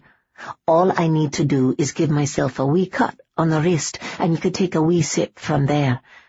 "Will it hurt you?" "Nae much, and remember, I but need to lick the wound, and it closes." Brona wrapped her hands around his neck and rubbed her body against his, delighting in his soft groan. "Well then, let us get about the business of consummating this marriage. I am most eager to get witless and bitten." Hemming laughed and kissed her. His need for her swiftly filled him, and he knew he would have to fight for control. The fact that she was going to let him give her his mark, and even try to drink from him herself, only added to the strength of his need. He kissed every part of her sweetly curved body, reveling in her murmurs and sighs, in the taste and the heat of her. The feel of her small hands stroking his skin stole his wits. They were both trembling with the force of their passion by the time he knew they would have to be joined, or he would be spilling his seed on the sheets. Panting as if she had just run for her life over miles of countryside, Brona watched Hemming reach for the small dagger on the table. She felt no doubt or hesitation about what they were about to do. Instead, something strong and primitive swelled up inside of her, and only added to her desire for Hemming. She could feel a spot on her neck, the place where he had taken some of her blood before, grow warm, and that warmth spread through her body, adding to the heat passion had already stirred inside. When Hemming held his cut wrist to her mouth, she wrapped her fingers around it and pressed her mouth to the cut. His blood seeped into her mouth at first, and her eyes widened. It was sweet and rich, and it sent fire flying straight to her groin. She closed her eyes and sucked gently, and felt a strong tremor go through Hemming's body. A moment later she felt him bite her and begin to drink of her. Something inside of her burst, and she screamed against his wrist, and her release tore through her, followed by another and another as Hemming thrust into her with a ferocity that had her sliding up the bed until her head was pressed against the bank of pillows. Hemming felt her soft lips on his wrist, and his whole body clenched with the need to be inside of her. He felt his fangs fill his mouth as he re-entered her. Every light pull of her mouth upon his wrist sent fire racing through him, and he felt himself grow even harder. Without conscious thought, he again sunk his fangs into her neck and closed his eyes in ecstasy as the heady warmth of her blood filled his mouth. A small part of his mind whispered that he could hurt her, but nothing could stop him from slamming into her heat again and again. He heard her cry out against his wrist, felt her body clench around his like a fist, and heard himself growl. Feeling his release at hand, he thrust as deep inside of her as he could, and nearly roared at the force of it. His last clear thought was that he hoped he remembered to close the wounds before he passed out from the pleasure that was tearing through him. "Oh, my," Brona whispered, rousing enough from her stupor to find herself flat on her back, Hemming sprawled in the same boneless way at her side. "Oh, my, indeed," he said, forcing his limp body to move enough to wrap an arm around her slim shoulders and pull her close to his side. "I cannot believe my mother said that was very nice," he muttered. "Very nice?" Brona shook her head. "I'm very surprised that we are still alive." She reached a hand up to touch the spot he had bitten, and although there was no blood there, she could feel that there would be a mark. "This one will na fade, will it?" "Nay. 'Tis why it is called the mating mark. Any time I bite you after this, those marks will fade away, as the other did.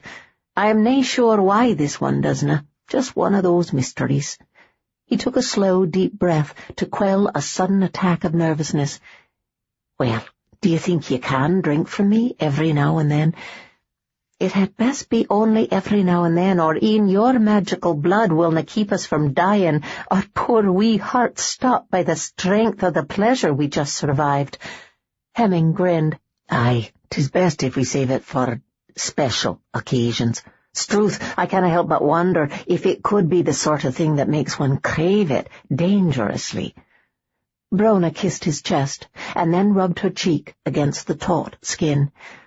"Aye, I could see that happening to some, and in truth, I rather liked the way we were at the inn. It wasna so powerful, but the pleasure was certainly all one needs, and one can go a bit slower and savour it more, aye." He kissed the top of her head. "I have married a very wise woman. Happy?" He grimaced, thinking it a foolish question for a grown man to ask a woman. Brona propped herself up on her elbows and looked at him. "I canna explain just how happy I am. I have you, the man I love more than life. I have the chance to spend years and years and years with you. I have a new family. I have Roscurra back, and the evil that has held it in its fist for too long is all gone. I think I am more than happy. I am blissful." "Blissful, eh?" "Very blissful. I'm even more so because I can give you something you like, and nae cringe as so many others would. Struth, I dinna understand why I have nae trouble with you biting me, and especially with me drinking of you, but I dinna. And I shall be sure to go to the chapel, and thank God for that." He kissed the tip of her nose. "You do ken that you dinna have to do it, or let me do it." "I ken it, but I find I like it. I liked it the first time, too. I wanted to rub myself all over you. It troubled me a wee bit, but it doesn't trouble me any more. I love you, and so I love all that is part of you, even if it includes big pointy teeth and a strange thirst." She laughed along with him, but then grew serious again. "And Hemming, it makes me feel very good to ken that I have something in me that can always be used to heal you. I think that is when I first began to think you were my mate. Your blood healed me with the swiftness and strength of the blood of one of our elders. It shouldn't have, for you are an outsider, but it did.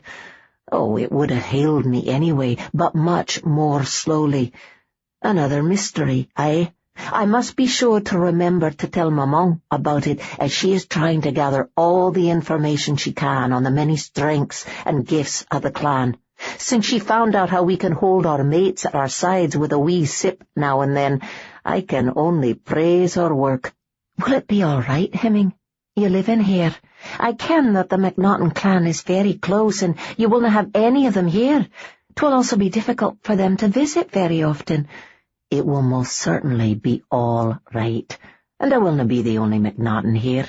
Several of my clansmen have decided to stay here too. It grows quite crowded at Cambron now that children are being born again. It seems the Roscurra has beneath it some very fine places that they can make their own. Hemming rolled on top of her and smiled when she wrapped her arms around him. Aye, my clan is large and lives closely together, but you are my soul, Brona. This is your home, and so it is mine. He brushed a kiss over each of her eyes when they glistened with tears. Others of my clan have left Cambron and have been most happy with their new homes and their mates. I will be most happy with mine. And I will be most happy to have you stay here, my demon, holding me, loving me, giving me golden-eyed bairns, giving me happiness. Thank you most kindly, my beautiful demon. Nay, love, your demon thanks ye for blessing the long life he has ahead of him with hope and laughter. Brona was afraid she was going to start weeping, and so reached down between their bodies and curled her fingers around him. And lots of pleasure. Aye, lots of it, forever. That is my dearest hope, Hemming, my love, my very dearest one. 2 of Highland Thirst, written by Hannah Howell and Lindsay Sands, and read by Marguerite Vine. The Capture, by Lindsay Sands. Chapter 1. Lucy glanced around the inn, uncomfortably aware of a strange buzz of excitement in the air. It had started when the 2 Scots had entered. Nay, before that even, she thought with a frown. Everything had seemed relatively normal when she and her brother had first been ushered inside by Wyman Carbonell. He'd insisted on seeing them back to the boundary of his land after their day at Carbonell Castle, and then had been equally insistent on their stopping for a meal at the inn on the border, where his property met theirs. Lucy had not been pleased with the delay. It had already been growing dark, and she just wanted to go home and get this uncomfortable day behind them. It had been a long day for her. She'd spent the better part of it on tenterhooks, dreading the proposal she'd feared coming, and dreading even more the man's reaction when she refused him. Wyman could be dreadfully unpleasant when crossed. However, all that anxiety had apparently been for naught. The man finally had proposed before they'd left Carbonell, but he'd taken her refusal much better than she'd expected, merely nodding with a half-smile, as if he'd expected it and was untroubled by the rejection. Lucy supposed it was partially out of gratitude for his easy acceptance that she'd allowed herself to be convinced into stopping for the meal. She knew it was also the reason her brother John had given in gracefully and allowed the delay in their returning home. There had simply been no polite way to refuse, and neither of them had wanted to be churlish when he'd taken her refusal so well, so had agreed to the meal. Apart from the fact that they really hadn't wished to be there, or perhaps because they'd been distracted by that, nothing had seemed abnormal at first. The inn had been surprisingly busy for that hour of the evening, the innkeeper and 2 serving wenches bustling to serve their men their ales and good, hearty food. Although Lucy had been uncomfortably aware that, despite how busy it was, she was the only female there, besides the 2 serving girls. Other than that, however, everything had been fine. But then one of Carbonell's men had entered and nodded at Wyman, and the room had suddenly gone oddly quiet for the briefest of moments, all conversation dying as the other men noted the gesture.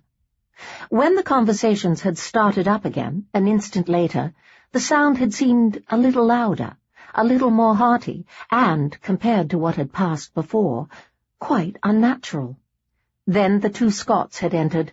Both were tall, well-built men, both attractive in their own way. They'd taken seats away from the others, and eyed the occupants of the inn with cold, narrow eyes. It was only when the innkeeper himself had gone to the table to serve the men that Lucy had realized that the two serving-maids were now absent. That fact, along with the undertone of excitement in the air, was making her feel a bit nervous. There was a definite feeling that something was going to happen. Apparently she wasn't the only one to think so, she realized, when John touched her arm, and she glanced his way to see the sharp look of concern in his eyes. "If you are finished, Lucy, I think 'tis time we continued on home," he said quietly. "Aye," she murmured, getting to her feet. Thankfully, Carbonell didn't protest, but stood silently to follow them from the inn. Lucy frowned as they stepped out into the courtyard, and she saw how dark the night had gotten. The sun had been making its downward journey when they'd stopped, but she hadn't realized how close it had been to nightfall. It appeared she and John would be making the rest of the journey in the dark, which meant they would have to travel at a more sedate pace to guard against their mounts injuring themselves on the uneven road. It would be quite late when they finally arrived back at Blytheswood, but that couldn't be helped now, she supposed, and sighed inwardly. "You wait here, Lucy. I shall see to your mount while your brother saddles his own," Carbonell said with a smile, which Lucy automatically returned, even as she once again experienced surprise at how well he was taking all this. Wyman wasn't a man to take disappointment well. She supposed that spoke of how little he'd really wished to marry her. She wasn't terribly surprised. Marrying her would have gained him very little. John had inherited the bulk of their parents' assets on their deaths a year ago, gaining Blytheswood Castle and its environs, while she'd inherited a small domain from her mother. She had no doubt Wyman, as a second son, would prefer to bride a woman with her own castle for him to run. It was really rather surprising that he'd offered for her hand at all. Lucy started to glance back into the depths of the stable where her brother and Wyman were saddling the animals, but paused as the inn door suddenly opened and the first of the two Scots came out. She'd noted, in the brief glance she'd cast their way when they'd entered the inn, that both men were attractive, but hadn't really taken the time to examine those good looks. Now, as the two men stumbled out of the inn, she took the time to do so, allowing her eyes to slide over wide, strong shoulders and sculpted features. The first Scot was handsome enough, but for some reason her attention kept returning to the second man, getting caught on his stern, strong features in the torchlight of the inn yard. She finally forced her gaze to continue on, noting the long, dark hair that fell about his shoulders and wondering if it was as soft as it looked. Her gaze then dropped over the white tunic and dark plaid he wore, then touched briefly on the big, wicked sword strapped to his side before continuing on to his naked legs. Englishmen wore leggings or brays on their own legs, so it was only with Scots that a girl could see the fine shape of a man's knee and calf. She found herself ogling the poor man, grateful that he was unable to see her standing in the shadows of the stables. Her eyes were still on his legs when the man stumbled. Frowning, she shifted her concentration to take in the whole scene, and noted that the other Scots seemed to be having trouble walking as well. Both were staggering a bit, as if drunk, though she hadn't noticed them drinking much in the inn. Still, there was a definite wobble to their walk. Even as she began to frown over this, first one, then the other of the two men suddenly stumbled and sank to his knees so that they knelt in the dirt of the inn yard, swaying weakly. 'Twas obvious they were fighting whatever was happening to them, but were unable to combat it, and the next moment both of them collapsed side by side in the dirt, They'd barely settled on the ground when the inn door opened again, and most, if not all, of the men from the inside began to pour out. Even as they began to surround the two Scots on the ground, more men began to appear from the sides of the building, milling out to join the others until she could no longer see the Scots. Knowing something underhanded was happening, Lucy glanced back toward the rear of the stables to call her brother forward and see what they could do for the two men, only to freeze as she saw Wyman plunge a knife into her unsuspecting brother's neck from behind. She and John both stiffened in shock as the blade went in, then it was withdrawn and plunged in again, this time a little to the side of the first spot. With her mouth still open on her unspoken cry, Lucy's horrified gaze met her brother's. They stared at each other with shared shock for a moment, then the life left his eyes, and her brother crumpled like an empty cape. Why so shocked? Lucy blinked and slowly turned her eyes from her fallen brother to Wyman. While she gaped in horror, he'd retrieved his knife and crossed to stand before her. She stared at him with incomprehension, her mind not yet capable of accepting anything that was happening. "Surely you did not think I would take your refusal gracefully, did you?" he asked with a chiding smile, then shook his head and took her arm to turn her away and lead her out of the stables. In her stunned state, Lucy followed docilely for perhaps 2 steps before regaining enough of her sense to begin to struggle. The moment she did, Wyman paused and punched her in the side of the head. Light exploded behind her eyes, followed quickly by pain, and Lucy gasped as she began to fall. Then she felt herself scooped up and carried. She was barely conscious when she felt herself being passed off to someone else to hold. The last thing she heard before darkness claimed her was someone saying, "You take the MacAdie, I'll take the other, and good luck to us both." Chapter 2. It was a constant, dull, throbbing pain in her head that nagged Lucy back to consciousness. Grimacing against the relentless pounding, she squeezed her eyes more tightly closed, trying to block out the bright light beyond her eyelids that seemed to be aggravating her discomfort. "Finally, I thought you should never wake up." The voice, rather than the words themselves, drew her eyes abruptly open, and Lucy ignored the pain in her head as she lifted her face to peer wide-eyed at the man standing before her. Wyman Carbonell. He was so close he filled her vision, blocking out everything and anything else in the room with both his imposing size and the torch he held in his hand. Made mute by the memories rushing into her head, she stared at him with both fear and loathing and finally said, "You killed my brother." Wyman smiled faintly, though whether at her words or the raspy voice that spoke them, she couldn't say. Then he shook his head. "Me? Nay, I fear you are confused. Tearlach MacAdie killed your brother," he assured her with a smile, "and he carried you off after doing so. I have witnesses who say so." "Liar!" she snarled. "Murderer!" Wyman merely arched his eyebrows with amusement. "Nay, not I. That blow you took to the head has scrambled your sense somewhat, my lovely Lucy." "The blow you gave me has done naught to my memory, Carbonell.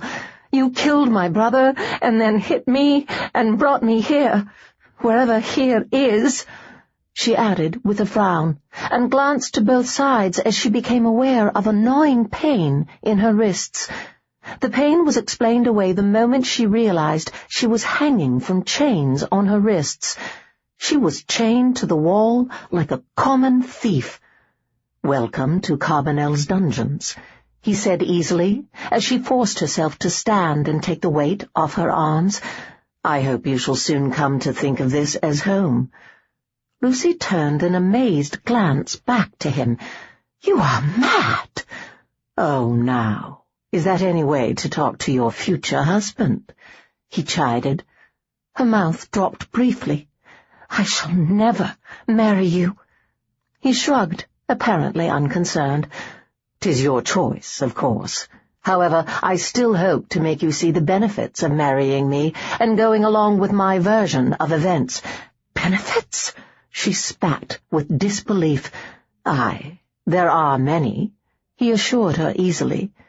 Living, for instance. When Lucy stilled, his smile widened. I shall give you a few days to consider the matter.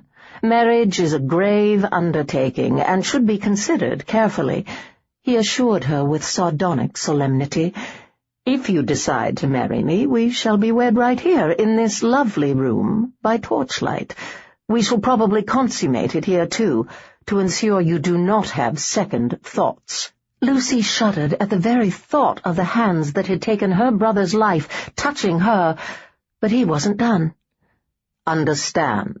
If you convince me that you truly have seriously considered the matter and seen the wisdom of our union, the story shall be that I hunted down the MacAdie who had killed your brother and taken you, that I rescued you, and that you married me out of gratitude and, of course, undying love. His mouth widened in a toothy smile. And if I do not see the wisdom of our union? She asked bitterly, suspecting she already knew the answer, but wanting everything on the table from the start. If you do not, he echoed with amusement, then shrugged. Well, the MacAdie shall need feeding, will he not? He said, as if it were the simplest matter in the world. And then he added, and once you are dead, your cousin Margaret will inherit Blytheswood. I suspect she may be more easily led than you anyway, he confided, and then shrugged again. One way or another, I shall have a Blytheswood bride, and Blytheswood itself. Lucy merely stared at him blankly. Her mind caught on the comment that the MacAdie would need feeding. Feeding? If she refused to cooperate, would Wyman cut her up, boil her, and feed her to this unknown MacAdie? It was the only sense she could make of the threat, and really it was rather gruesome as threats went, though she supposed she shouldn't much care what happened to her body once she was dead and had shed it. Still, the idea of being someone's dinner was just disgusting. Think on that, Carbonell suggested, and turned to move away toward the door of the dungeon. Now I shall go eat and relax. There is a fine new maid I should like to break in. Then I have to rest up. Tomorrow we start torturing the MacAdie for information, and I do wish to be in fine form for that. I hope you two enjoy your evening as well.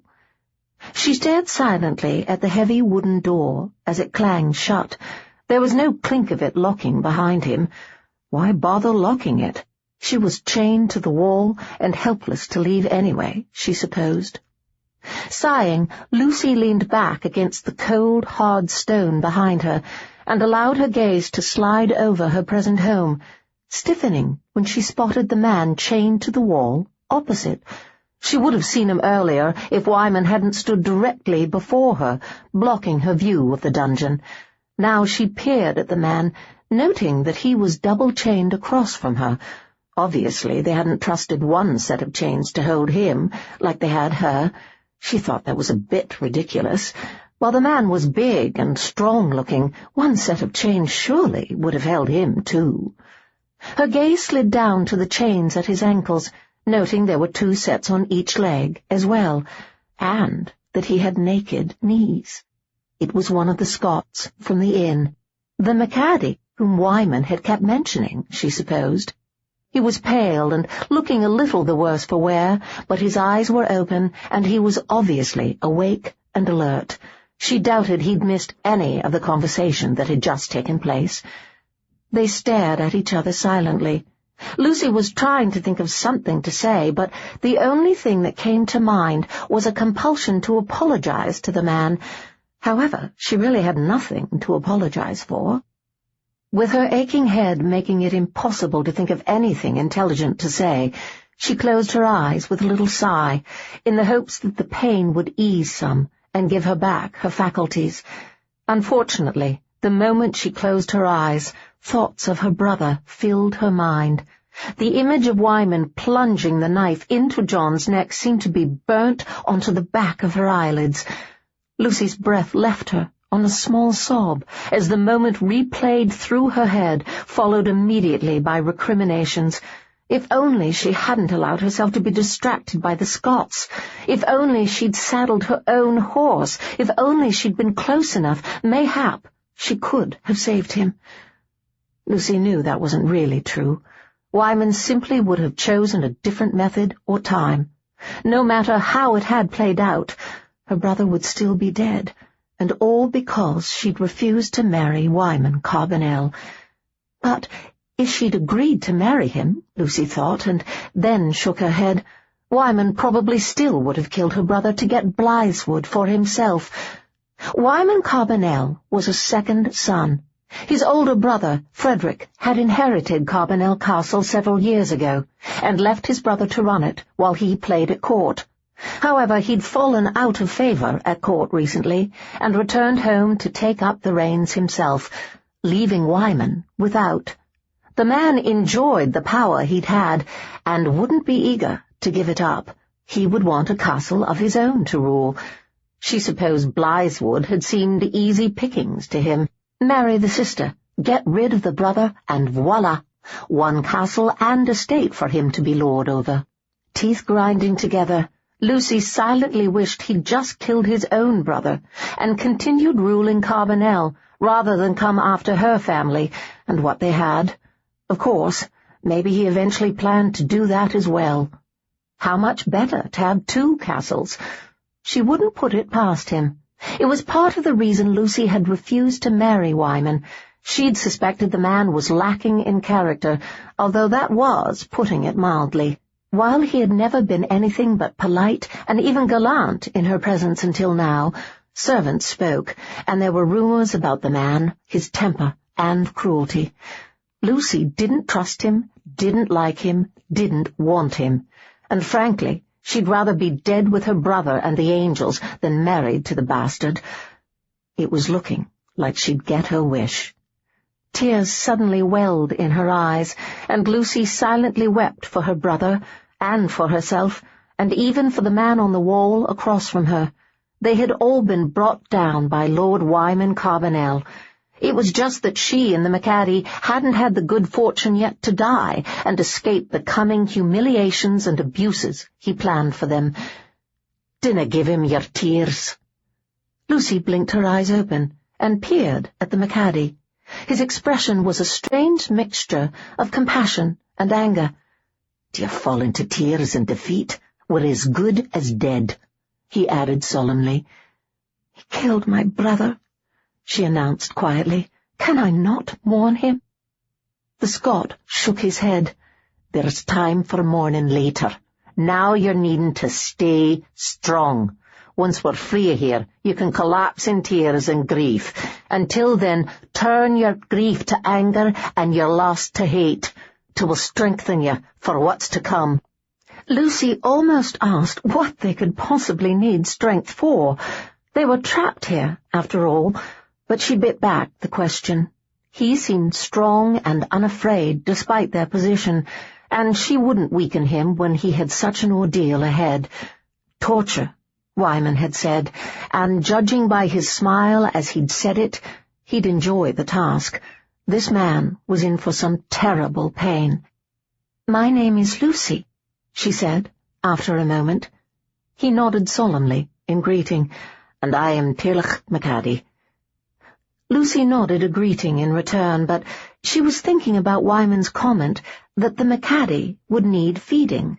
She supposed she'd end up in his stew, a fine, if gruesome way to get rid of a body, and wondered if he would eat it, or if they'd even tell him he was eating her. Horrified by her own thoughts, Lucy distracted herself from them by asking, "Who was the man with you at the inn?" "Ah," his eyes widened with realization. "I thought you looked familiar. You were at the inn?" "Aye. We left shortly after you came in. We were in the stables fetching our mounts when you came out and seemed to pass out. That is when Wyman killed my brother." "The man whose death we shall be blamed for," he murmured with a frown. "Aye," Lucy whispered.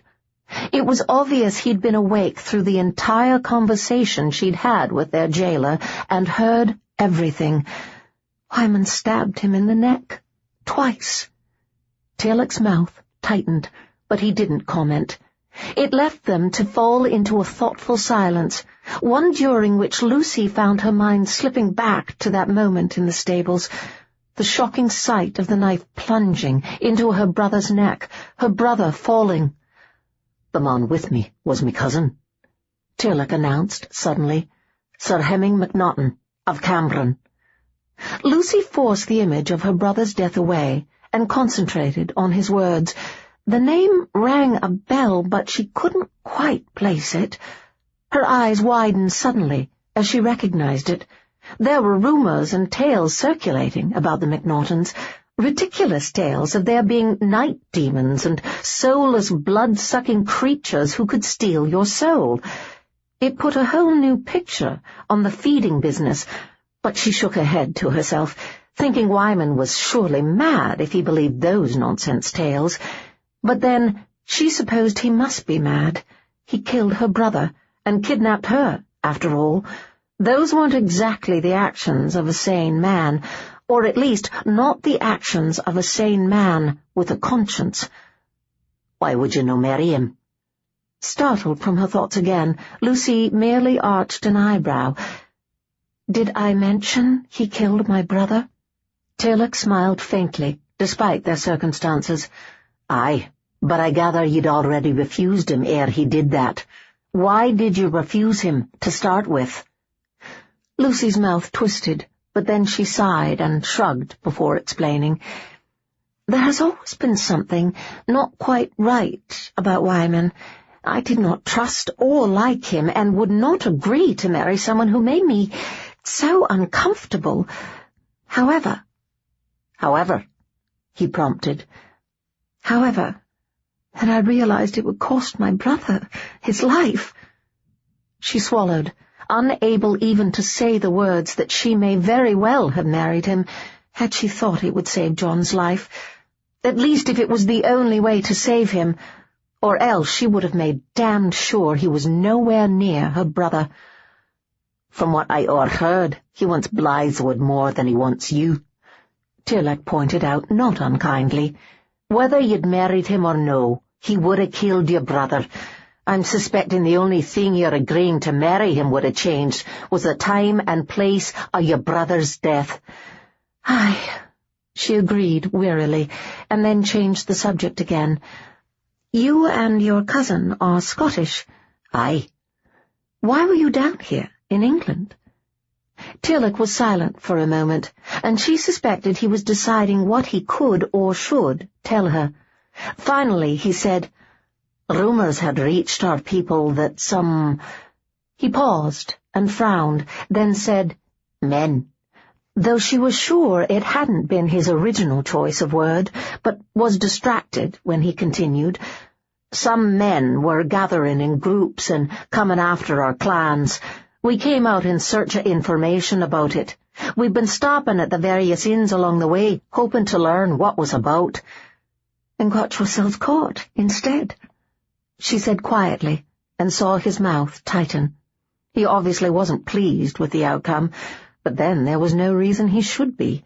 The man was chained to a wall, just as she was, helpless to do anything but suffer Carbonell's cruelties.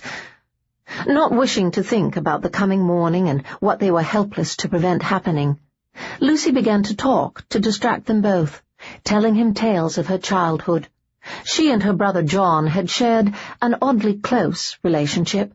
Born less than a year apart, they'd been the best of friends, despite the difference in their gender, and had spent every chance they could between lessons and other responsibilities playing together out in the bailey, or inside in the dungeons on inclement days.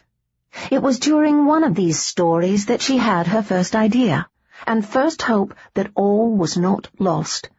Lucy and John had played all sorts of games in the Blytheswood's unused dungeons, including playing prisoner. They'd actually chained each other up on occasion, though she'd never managed to keep her brother chained for long. John had been brilliant with locks and such, and had quickly found a way to unlock them, given a bit of metal and a little time. Lucy had tried for years to sort out how he'd done it, but hadn't been able to until he actually showed her. Of course, once they'd both known how to unlock the chains, that game had lost interest for them both, and they'd forsaken it, but it might now save her life. Lucy thought if she could get her hands on a bit of sharp, pointy and strong metal, she might be able to use that old skill to free herself and the man chained up with her. Getting the metal was the trick. She'd have to get free briefly and get it somehow. Not wishing to raise false hopes in Tearlach, Lucy didn't mention this idea to him, but her mind began working on ways she might briefly gain her freedom on the morrow. The easiest way seemed to be to pretend to agree to marry Wyman. Her heart cried out in protest at even pretending to agree, but it really was the easiest way for her to gain freedom, perhaps the only way. She just had to be convincing about it, she thought, and a sudden and outright agreement probably wouldn't work. A reluctant agreement would likely be more believable, she decided, and started considering different ways to seem to reluctantly agree to marry the odious man now holding her prisoner. The hollow echo of footsteps coming down the stairs outside their cell drew Tearlach's attention away from his cellmate, Lady Lucy Blytheswood. Despite Carbonell's promises of tortures to come, he'd left them alone down there for more than a day. Tearlach supposed he hoped the anticipation of what was to come would be a torture in itself and weaken them, along with the lack of food and water. All they'd had was the light from the torch and how often it was replaced to tell the passing time. By his guess, Tearlach was thinking they'd been down there for at least 2 days and nights. They'd spent that time talking about everything and anything they could think of, each trying desperately to distract the other from the trials that lay ahead. At least, Tearlach had started out with that intention, but had soon found himself listening to her childhood tales with both awe and envy. It was so much different in some ways than his own childhood. Like Lucy and John, he'd been fortunate enough to have loving and affectionate parents, but Tearlach was an only child. His parents hadn't been gifted with a second, despite dedicated efforts to produce one. It had left him alone, and somewhat lonely in comparison to the close relationship Lucy had apparently shared with her brother. He'd listened to her tales of their games in the sunshine of the Bailey and woods with both interest and envy. Tearlach had never spent time in the sun. He'd inherited his father's inability to handle sunlight. The one time they'd risked taking him out into daylight, he had been very young, too young to recall it, and the experiment had apparently left him with burns. He didn't remember any of it, and only knew about it from what his parents had told him. When he was younger, he'd heard the disappointment in their voices as they told the tale, and had thought himself a disappointment to them because of it, but they'd quickly explained that he wasn't, and never would be that, but they were disappointed for him. The fact that his mother was mortal, untainted by their strain of vampirism, had given them hope that he might inherit more of her nature and weaken the blood of his father. They'd hoped he'd be free to enjoy the sun as she did, and were only disappointed for him that he could not. Tearlach had understood, but had been secretly pleased to be like his father, as any son would be, and he'd never felt the lack until finding himself chained in this dungeon, listening to Lucy reminisce about her and her brother rolling and wrestling in piles of leaves under a warm fall sun. It was only one of many emotions he'd experienced these last 2 days and nights. Tearlach had felt amusement, awe, joy, fear, anger, and any number of other emotions as she'd spoken. Lucy had a lovely voice and a full, joyful laugh, and he'd been awed by her courage in the face of their troubles. She was a beautiful woman both inside and out, and he was humbled by the strength she was showing when he himself felt gnarled with frustration and rage. It was very rare that Tearlach had felt bested, but he'd been well and truly bested this time. drugged and captured like a novice, now chained to a wall by silver chains that somehow drew out his strength so that he could not break them. His gaze shifted from the bars in the door and back to Lucy. He'd hoped to be able to save her. He would have liked to save them both, of course, but there was something about this woman that made him want very badly to save her. Tearlach had watched and listened to her talk until her words had slowed and stopped, and she'd nodded off, sagging in her own chains across from him. Then he'd stayed awake, simply watching her sleep as he racked his brain for an escape plan. Unfortunately, nothing had come to mind as yet, but he found himself oddly distracted and hard-pressed to think clearly about anything at all when he looked at the petite, rounded blonde across from him. Now it was morning once more, the third morning of their incarceration by his guess, and their jailers finally approached. Tearlach knew this must be the moment of reckoning, because of the number of footsteps he could hear. This was not one man coming down to change the torch. This was at least a dozen men by his guess, and he knew the time for the real torture had arrived. His gaze slid to Lucy, and he considered waking her, but then decided against it. She was sleeping the sleep of the exhausted, not even the chains biting into her flesh preventing it. It was better to let her sleep. They probably wouldn't bother her yet. It was him they were coming for. Carbonell had spoken to him before Lucy had awakened the night they'd been taken, and made his intentions clear. The man wanted all the information he could garner about the MacNachton and MacAdie strongholds, and intended to torture it out of him. Nay, better to let her rest as long as she could. He would watch for a chance to escape and take her with him then, and if they were fortunate enough for that to happen, she would need all her strength for the escape. The scrape of the door opening drew his gaze back to it. He watched with a sinking heart as Carbonell entered, followed by man after man after man, until the cell was crowded with them.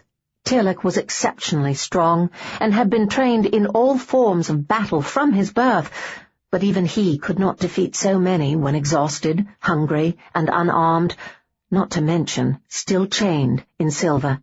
It appeared he had a long day ahead of him, for he had no intention of giving these men any information that may bring harm to his people. He also had no intention of giving the man the pleasure of his agonized screams as he was tortured. It would only please him and upset Lucy, so Tearlach determined he would suffer in silence. "Ah, you are awake." Carbonell greeted him with an eager smile, and then glanced toward Lucy. "But I see our fair Lady Blytheswood sleeps the sleep of the innocent. 'Tis good to know she has not been distressed by the delay in my revisiting you both." His gaze swung back to Tearlach, and his smile now had a touch of lasciviousness to it as he explained, "The new maid proved to be more entertaining than I had expected. A tasty little bundle who needed lessons in obedience." He paused, obviously recalling these lessons he'd taught, then let out a robust breath and clapped his hands. "But now to work. I have been looking forward to this. I hope you have too. Men, bring him." Tearlach watched him strut out of the cell as the rest of the men moved to begin unchaining him from the wall, and sighed inwardly. Aye, he thought unhappily, it was going to be a very long day indeed. Lucy was straining against her chains, her entire body hard with tensed muscles, as her ears were assaulted by the sounds in the next room. There were no screams or shrieks of agony, no pleas for mercy, not even a curse of rage. The only sounds were of the instruments of torture, not the results. It was the constant, repetitive wet lash of a whip soaked in blood, singing through the air and then cracking across skin, punctuated by the occasional question or curse from Wyman as he demanded answers he wasn't getting. But even those had slowed to a stop in the endless hours Lucy had been listening. It was Wyman's voice that had first woken her, stirring her from nightmares of her brother's death, only to bring her back into the present nightmare. She'd had one blissful moment of confusion when she'd first opened her eyes to this unfamiliar setting, but had quickly recalled where she was and why, and the confusion had cleared to be replaced by a heavy sense of dread as she saw that Tearlach was missing from their cell. Through the door they'd left open, she'd heard Wyman cursing him to hell and back for his obstinacy in not answering his questions, and then the singing of the whip had followed, fast and furious, and, she feared, probably wielded with vicious spite. It had seemed obvious from the fury and frustration in Wyman's voice that this sound had probably been occurring for quite a while, that sheer exhaustion from lack of sleep the last few nights had allowed her to sleep through a good deal of the torture Tearlach had been suffering. But once awake to it, Lucy hadn't been able to fall asleep again. She'd stood trembling with her tension as she listened to the awful song of the whip. Tearlach himself made no sound at all, not even a grunt under each blow, and she could imagine him stern and still and proud, unbending under the punishment. She had no doubt that very attitude would simply infuriate Wyman. It would drive him wild. She knew instinctively he would want to see and hear the man's pain, that he would not stop until Tearlach was either dead or grovelling before him. Lucy suspected that the grovelling would never happen. Tearlach would take whatever was meted out with stoic calm and die for his pride, she was sure. It was something of a shock to her when this didn't happen, and instead the whip suddenly went silent. That silence was ringing. Earlier the sound of men's voices and laughter had risen in each pause between blows, as Wyman's men had taunted and belittled their captive, no doubt subjecting him to humiliation she had no desire to know about. But now the silence was absolute, almost uncomfortably so, and she suspected Tearlach had earned the grudging respect of the men, and they were now discomfited by this useless continued torment. "I grow weary of this game. Take him back to the cell." Wyman suddenly snarled, and there was exhaustion in his voice. Tearlach had defeated him by simply suffering in silence, Lucy thought, and wondered at what cost. She didn't have long to wonder. Within moments the clank and jangle of chains rang out, and then the room was suddenly full of men, as almost a dozen of them half led and half dragged Tearlach back into the cell by at least as many chains. They were on his throat, his wrists, his upper arms, his waist, his legs, and his ankles. They had taken no chance of his escaping, it seemed. "So, you are awake." Lucy dragged her anxious gaze from Tearlach's bowed head to their captor as Wyman followed the men into the cell. He was obviously weary, his clothes dishevelled and sweat-stained from his labours, and he wasn't looking at her as if he were happy to see her. If anything, he was eyeing her like a problem when he was sick to death of problems.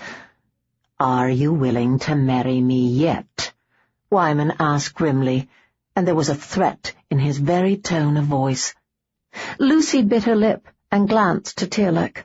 She wanted to say no, on principle alone, as she got a glimpse of his raw and bloodied back as he passed, but pride would not get them out of here this day, and she was quite sure Tearlach could not survive a second day of such torture. However, she found the lie of saying "I" stuck in her throat, so she cleared it and said cautiously, "Mayhap." It wasn't good enough for Wyman. After the stubborn resistance of Tearlach, any resistance on her part was too much, and he was suddenly across the room and standing in front of her, fist raised. The fist never fell, however. It was stayed when one of his men suddenly stepped to his side and said, "He shall need to feed to have the strength to survive tomorrow if you choose to interrogate him some more then." Wyman slowly lowered his fist, a bitter smile curving his lips. "Aye, you are right."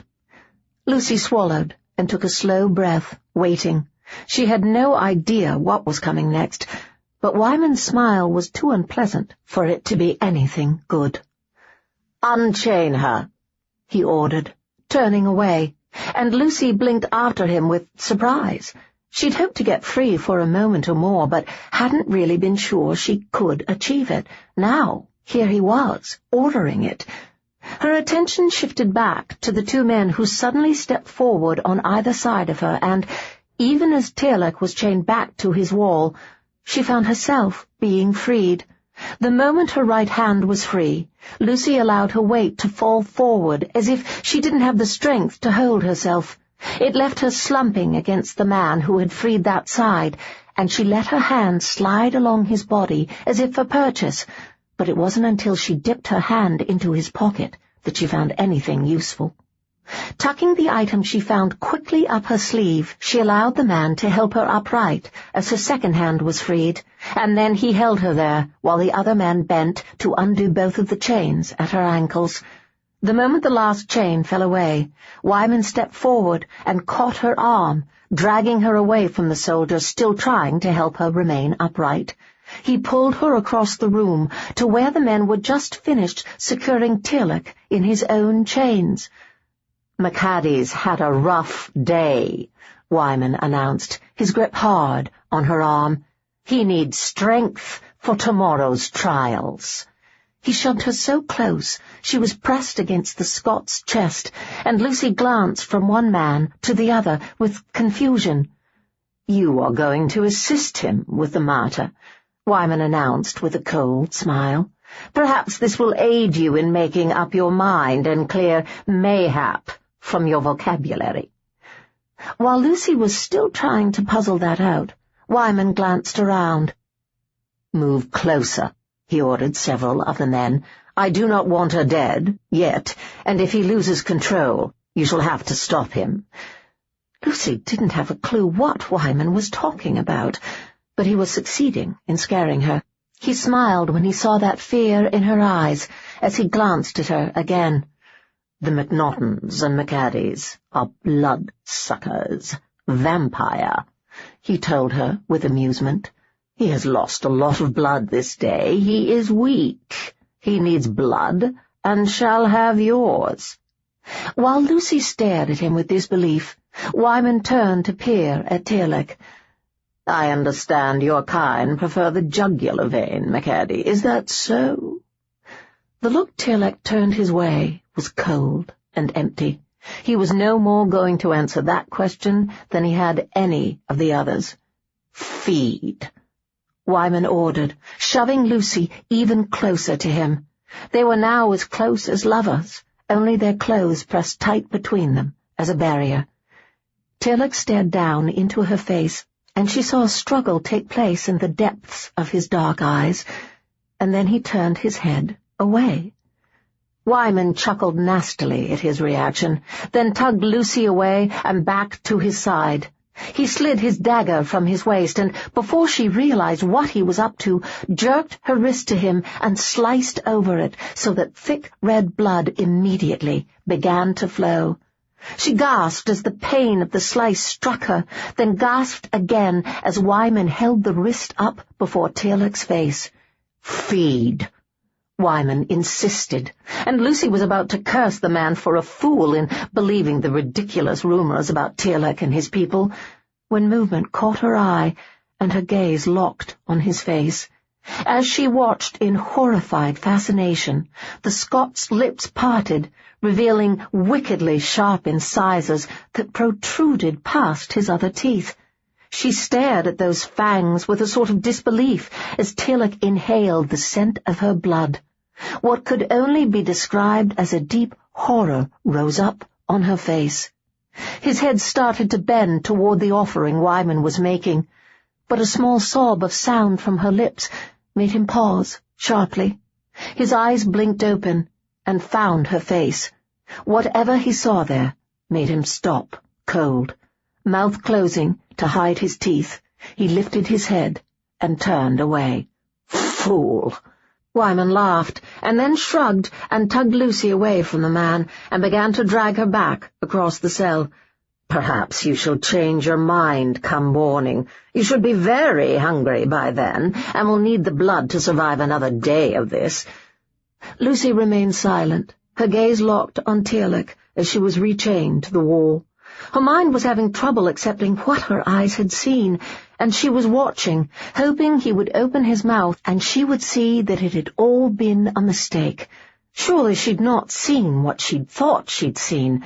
The rumors weren't true, couldn't be. There was no such thing as vampires, and I shall bid you both good night.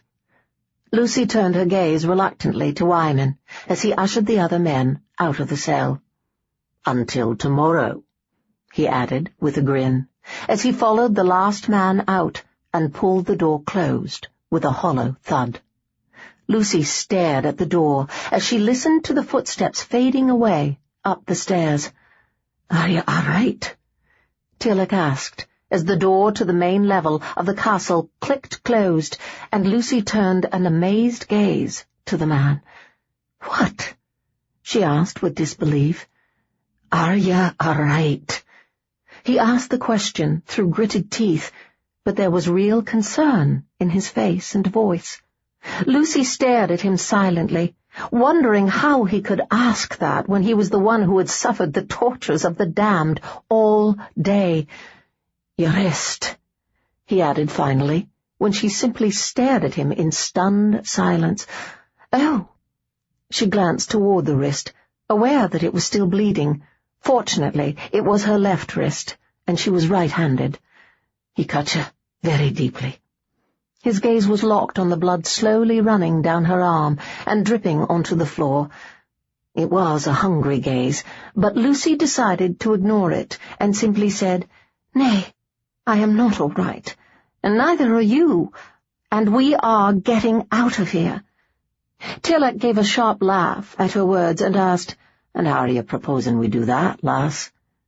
Lucy didn't answer. She was too busy trying to work her fingers over the chain on her wrist and reach the metal she'd retrieved from the guard's pocket and slid up her sleeve.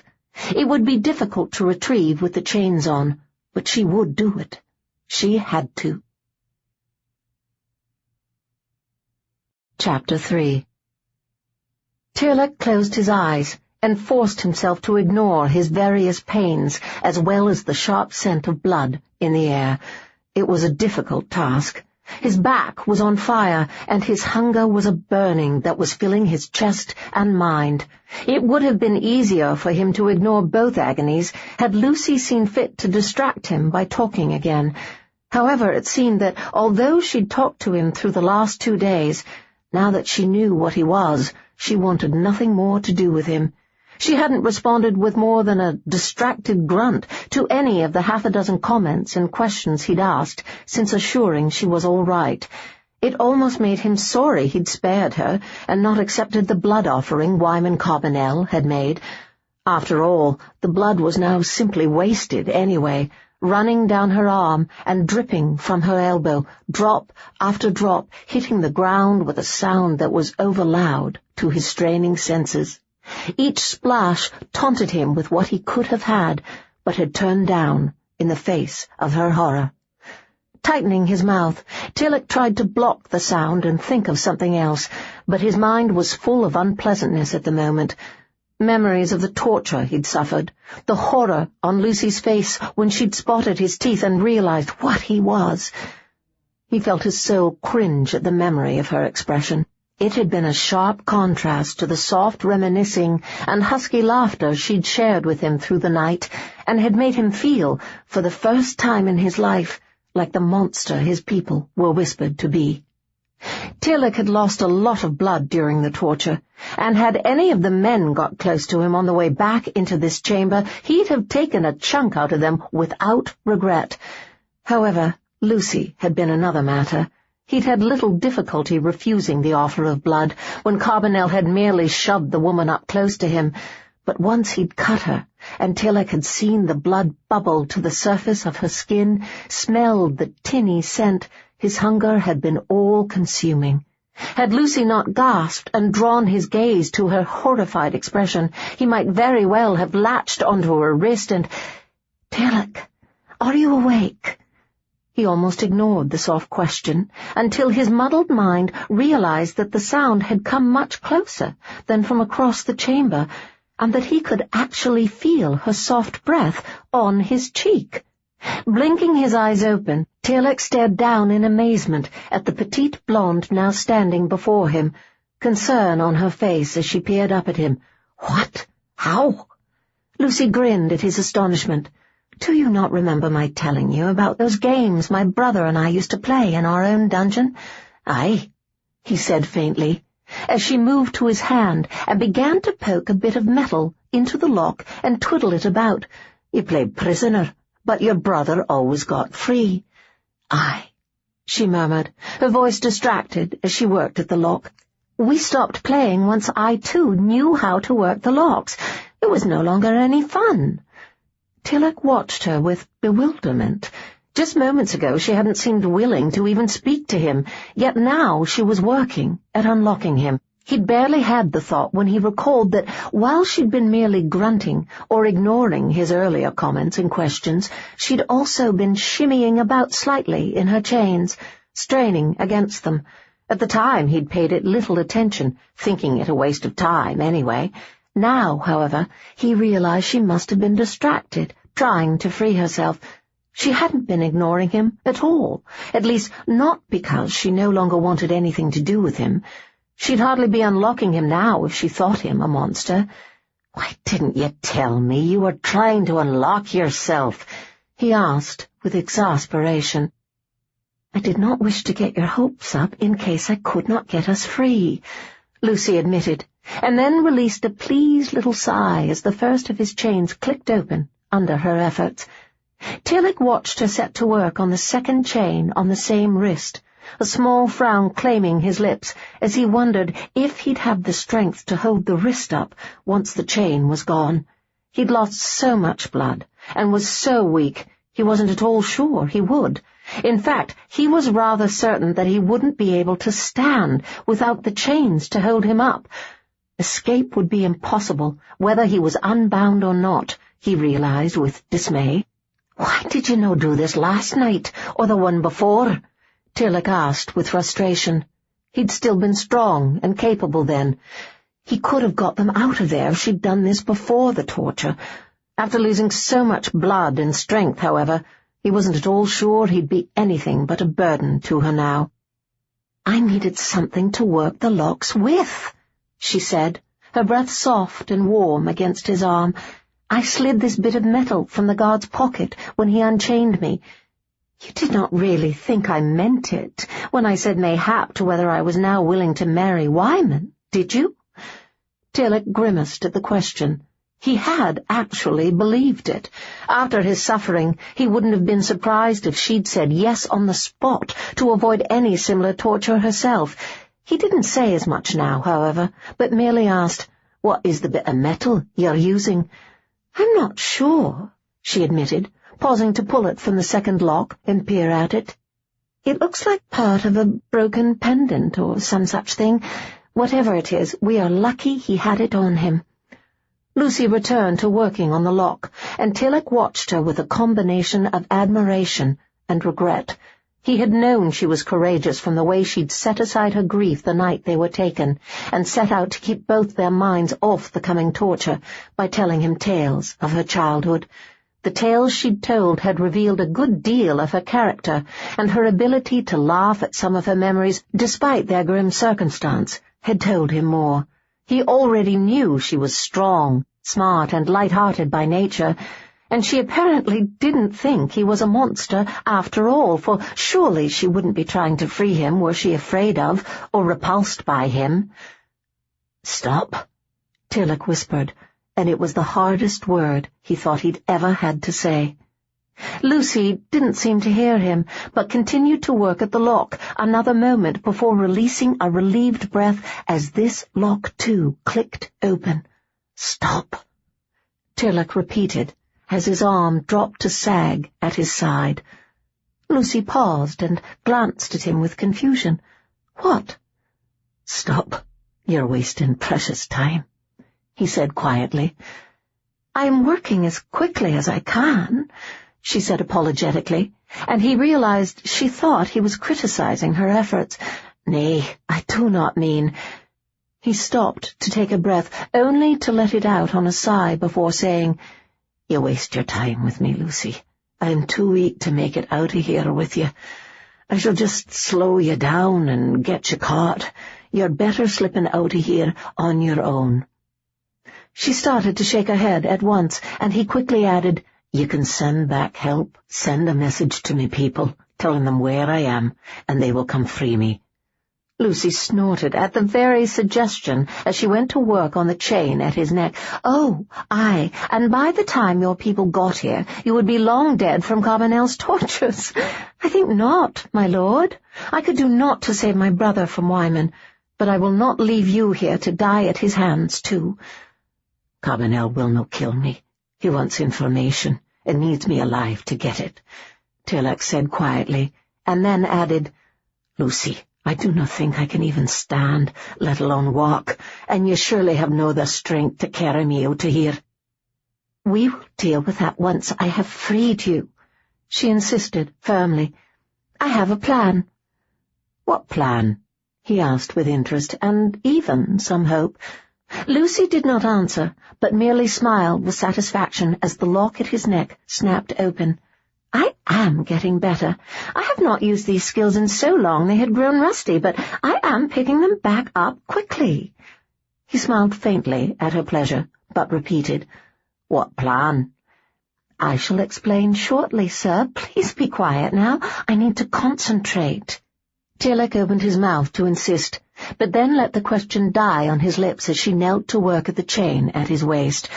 The pose was very suggestive, at least to his mind, as he stared down at the top of her head and watched her hands raised to his waist. He watched her test the tension of the chain. Seeming to realize it was helping him stay upright, instead of unlocking it, she left it for now, and turned her attention to the chains on his feet instead. Tearlach began to breathe again once her attention moved to that area, but left her to concentrate on her work rather than persist in questioning her.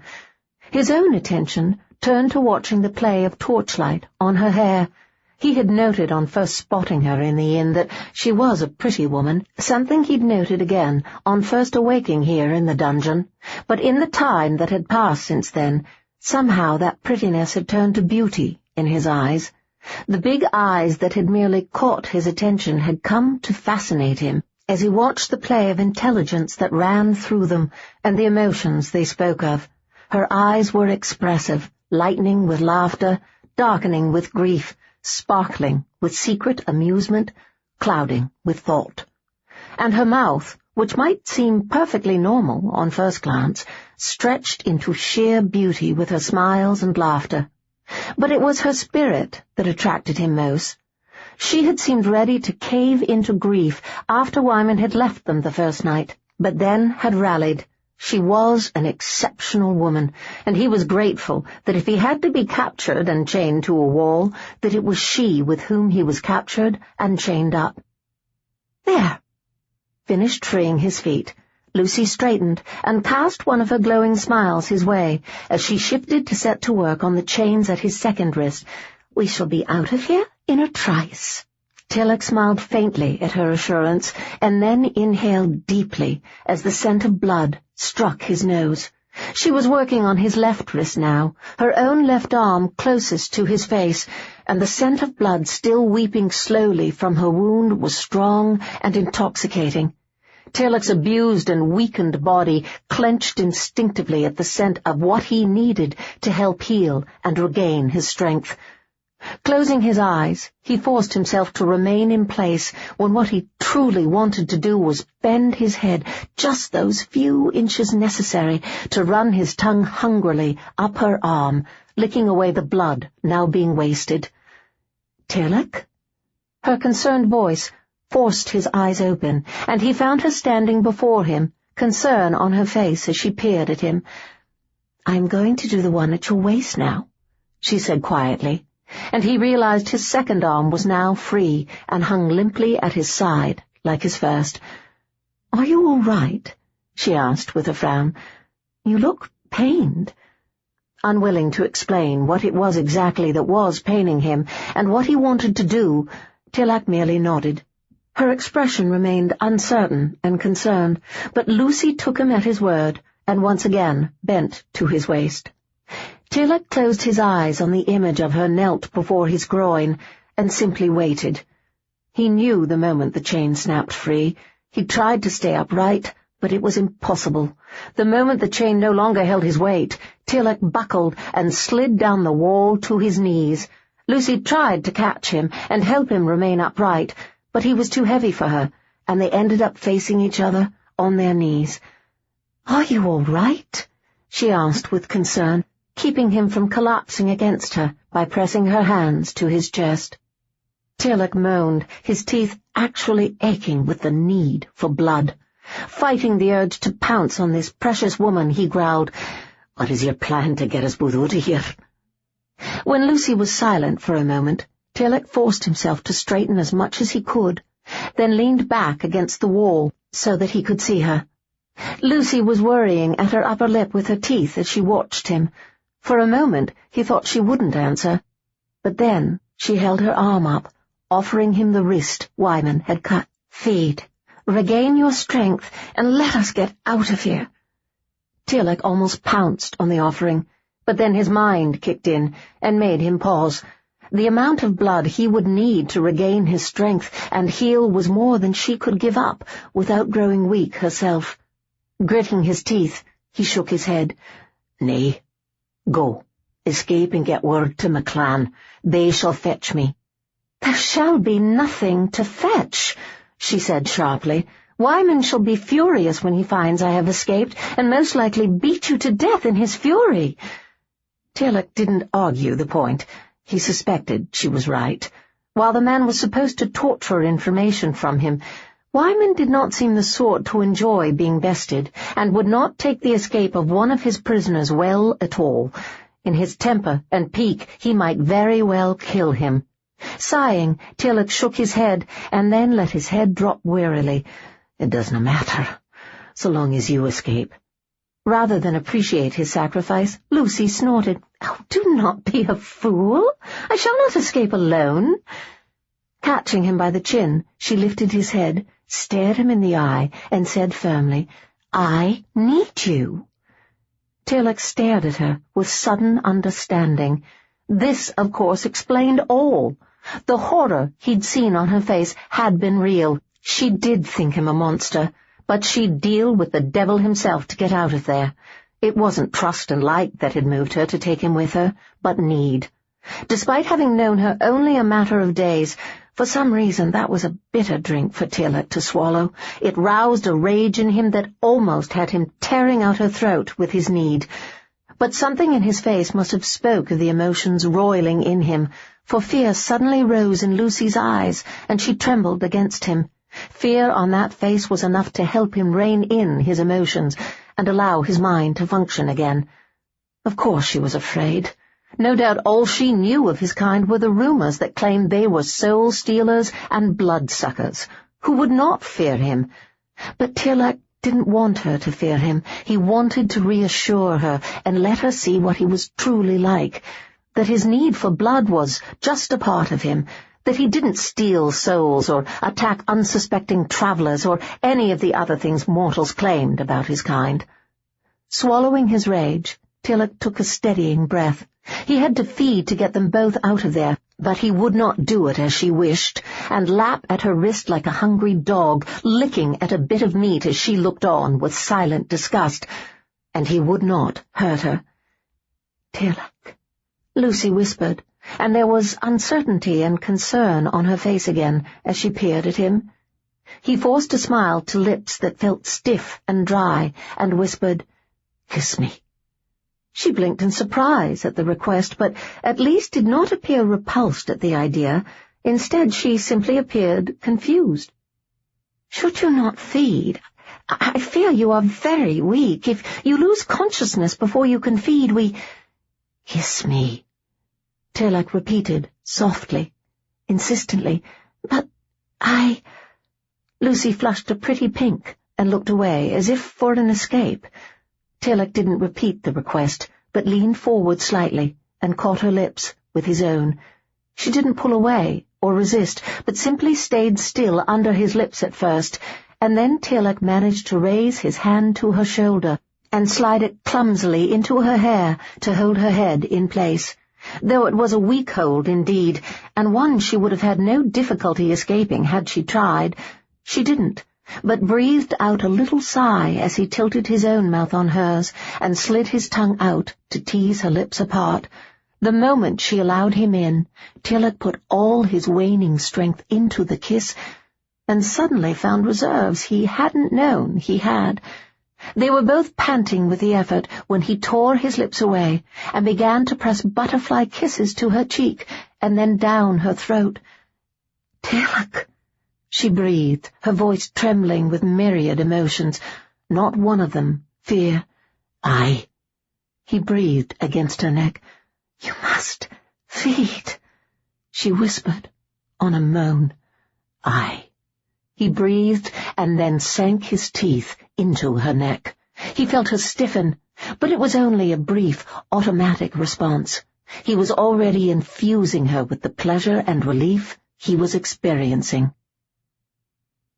Moaning deep in her throat, Lucy sank against Tearlach and allowed her eyes to drift closed as her body shuddered and shivered under the pleasure suddenly coursing through her. Part of her mind was full of wonder. She'd never expected offering her blood to him to be such a pleasurable experience. Another part of her mind was grateful that Tearlach hadn't bitten her when Wyman had tried to force him to earlier. The idea of experiencing this with Carbonell and his men looking avidly on was horrifying. She suspected Wyman Carbonell wouldn't have made the offer had he realized what feeding consisted of. He'd wanted to scare and torture her into agreeing to marry him, not offer her a pleasurable experience. Tearlach suddenly pulled away from her with a gasp, and Lucy allowed her head to fall back against his supportive arm, watching him as he stared up at the ceiling, his mouth partly open and fangs visible. She stared at the teeth with fascination, finding it hard to believe that his bite had not been painful, but instead had given her pleasure. Leaving the puzzle to be considered at another time, she shifted her eyes to his face and frowned. While he'd regained some of his colour and wasn't quite the same shade as parchment anymore, he didn't really look much healthier than he had before he'd fed, and it seemed obvious to her that he needed more blood. "You need more," she said quietly. Tearlach closed his eyes as if against temptation and shook his head. "You can no give more without growing weak yourself." Lucy bit her lip. It seemed to her that his strength would come in handier than her own. Were it necessary, he could carry her. The same could not be said for her ability to carry him. "Perhaps if you took just a little more—" Tearlach shook his head, but merely said, "Stand up." "What?" she asked, with confusion. "Stand up," he insisted. Lucy had no idea why he wished it, but rather than argue, she simply slid from his embrace and stood up next to him, reaching for the wall with surprise when the room swam briefly around her. "I've already weakened you. I've taken enough," he insisted quietly, and when she made to protest, added, "The amount I need would kill you, lass." Lucy frowned, but didn't argue further. Instead she asked, "Can you walk?" Tearlach was silent and unmoving for a moment, then gathered himself and forced himself to his feet. He stood, swaying slightly, but he stood under his own power, and Lucy supposed it would have to be enough for now. Moving under his arm, she took some of his weight as she steered him toward the door. Tearlach didn't protest her aid, and that more than anything told her that he wasn't as strong as he claimed. From what she had learned these last few days as they talked, she knew he was a proud man who would not enjoy needing anyone's help, let alone a woman's. Obviously he was weak enough to swallow his pride. He definitely needed more blood, but she knew he would not take hers. Her best hope was that they ran across one of Wyman's men on his own, and Tearlach was able to feed off him, fully. Lucy felt bad just for thinking the thought, since it would mean the man's death, but they were being held prisoner here unjustly and against their will, and neither of them would meet a happy end if they did not escape. If it meant helping him to feed off of a lone soldier they caught unawares, she would do it. burdened by these grim thoughts and the little bit of his weight Tearlach was allowing her to take, Lucy led him out of the dungeon and to the stairs leading above. "Where does that door come out?" Tearlach asked when they paused at the foot of the stairs. Lucy bit her lip and considered the question. She had been to Carbonell 6 times in her life, including this last visit with her brother, but had never really had a tour. Finally she shook her head. "I do not think it leads into the great hall. Mayhap the kitchens." Tearlach grimaced.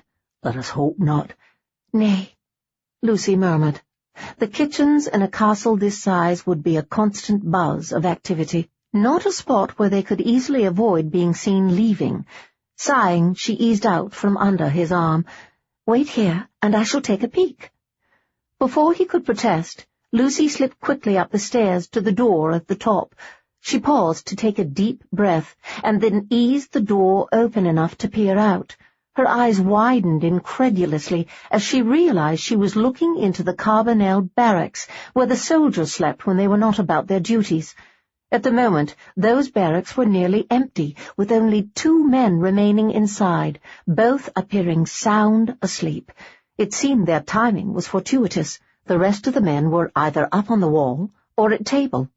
Her gaze slid over the room, pausing on bits of clothing lying about, a tunic here, a pair of brays there, and 1 or 2 scraps of what appeared to be jupons with the Carbonell colours. Thank God men were not the most tidy of creatures, she thought, and then peered back at Tearlach.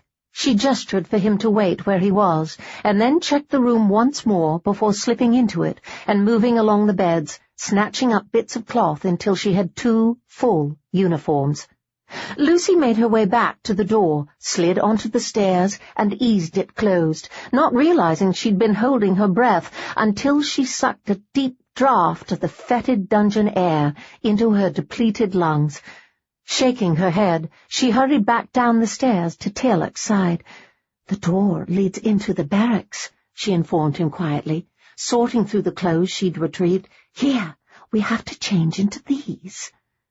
Tearlach grimaced as he accepted the clothes she handed him, and she couldn't blame him. They weren't exactly sweet-smelling. Most of them appeared to be cast-offs that had been replaced because of their poor condition, but neither of them were in a position to complain. Turning away from her, Tearlach leaned against the wall and began to disrobe. All it took was one tug, and his plaid fell away. Lucy flushed with embarrassment and quickly turned her back to the sight. Leaving him by the stairs, she slipped back into the dungeon they'd shared and quickly pulled the brays on under her gown, then removed the dress to don the tunic and the jupon with the Carbonell colours. Lucy then ripped a strip of cloth from the hem of her gown and used it to tie back her hair. She then slipped it down her back under the tunic and jupon. Finished, Lucy moved quickly back out to rejoin Tearlach, relieved to see that he had managed to don his own clothes without aid. She didn't think she had it in her to dress the man. She would have done it if she had to, but really, it would have been mortifying. Tearlach smiled faintly when she returned, but then sighed and shook his head. "What?" she asked with concern. "You look far too pretty to pass for a boy, lass. We shall be spotted at once." Lucy bit her lip and hesitated, then knelt and ran her hands over the stone floor, relieved when she lifted them and saw that they were covered in dirt. Managing not to grimace at the necessity, she raised her hands to her face and scrubbed the dirt onto her cheeks, nose, and forehead, and then straightened and faced Tearlach in question. His mouth twisted with weary amusement, but he nodded. "Better." Shoulders sagging with relief, Lucy slid her arm under his again, and they made their way slowly up the stairs. Lucy managed not to chivvy him to hurry, but had to bite her lip to keep from doing so. She was very aware of the time passing, and the danger that they would reach the top of the stairs only to find that the men had finished their meal, or whatever it was that was keeping them from the barracks, and that they had a room full of guards to get through. Pausing at the top of the stairs, she forced a smile for him, then eased the door open and peered out into the barracks, her eyes widening when she saw that luck was with them. Not only were the other men not returned, but one of the men who had been there sleeping when she'd been in the room earlier had apparently awoken and left. There was only one man left in the barracks, and he was snoring soundly. "Come," Lucy said, and helped Tearlach into the room. They moved slowly along the row of beds until they reached the one where the lone soldier slept, and then it was Lucy who stopped. When Tearlach glanced at her in question, she glanced toward the door, and then back to the man before whispering, "Feet." The Scot's eyes widened incredulously at the suggestion, and he shook his head before whispering, "No time, too risky." Lucy frowned, but bowed to his decision, and continued forward to the door leading out of the barracks. She was glad she had not insisted when she eased the door open and spotted the group of men moving across the bailey in their direction. They would have been interrupted and discovered, for sure. Her gaze swept the courtyard. The day was waning, the sun no longer visible in the sky as night settled in. She hoped that would aid them. It would make them less recognizable, at least. A shout from the direction of the keep doors made the group stop and turn to wait for one of their comrades, and Tearlach immediately hissed, "Quickly!" Lucy was already moving. Fear and adrenaline either gave her added strength or gave him temporary strength. Either way, between the two of them they managed to rush out and around the building out of sight before being spotted. Pausing at the back of the barracks, they both leaned against the wall while they got their bearings. "Where are the stables?" Tearlach gasped. His question made her straighten to peer around, and Lucy could have wept with relief when she realized exactly where they were. They stood in an alley of sorts, between two buildings. The one they leaned against was the barracks. The building across from them was the stables. Before she could tell him so, the faint whicker of a horse drew his gaze to the building no more than 10 feet in front of them. She nodded when he turned a questioning gaze her way. "Wait here," she whispered, and slipped away, hurrying to the opposite structure and then moving quickly around the side of it. She paused to glance over the busy courtyard, but when she didn't spot anyone paying her any undue attention, she straightened away from the wall, tried for a young man's swagger, and strode around front and into the stables. Lucy had no plan, and simply hoped that if she walked in and began to saddle a horse as if she were about some purpose, no one would question her. As it happened, it seemed the stable-master was at his meal as well. The stables appeared empty. Sending up a silent prayer of thanks, Lucy peered along the row of horses, her heart lightening when she spotted her mare. Trinket was a beautiful black, fast and smart and affectionate. She would also carry 2 riders with little difficulty, a good thing since she didn't think Tearlach could stay in the saddle on his own. Grabbing a saddle, Lucy greeted the animal with soft whispers and soothing words as she prepared the mount. Once finished saddling the mare, she led her quickly to the stable doors. Pausing in the shadows just inside the open doors, Lucy peered over the bailey, alarmed to see that it was quickly becoming crowded with people filing out of the keep. The meal was most definitely over. Urgency creeping along her back, she tightened her hold on her mare's reins and led her quickly out of the stables and around the side at a quick march. Tearlach stumbled away from the back of the barracks as she approached, and between them they managed to get him on the horse's back. Once he was seated, Lucy pretty much climbed up the man's leg to get on the mare as well. Settling before him on the horse, she caught the reins in hand and turned her toward the gates. "Hold on," Lucy whispered to Tearlach, and then set her heels to the horse's sides to get her moving. Trinket, picking up on her urgency, burst into an immediate gallop that Lucy was hard-pressed to slow. She herself wanted to charge out of there as if the devil was snapping at the horse's rear too, but feared it would draw unwanted attention. A fast walk would be less noticeable, she hoped, and force the animal to slow to that. The next few moments were the most tense and nerve-wracking of Lucy's life. Were her hands not busy holding the reins, she would have been hard-pressed not to chew her nails to the quick, which would have been a waste, as it turned out, since they managed to ride to and out through the gates of Carbonell without either being stopped or even really noted, as far as she could tell. At least, if their passing was noted, it was assumed there was nothing odd about it. She supposed the fact that they were wearing soldiers' clothes and colours aided in convincing those at the gate and on the wall that they were about a duty for their lord. Lucy wasn't the only one relieved when they were outside of Carbonell's walls. The moment they'd ridden into the trees and were out of sight of the men on the wall, Tearlach sagged against her back with a long sigh that whistled past her ear.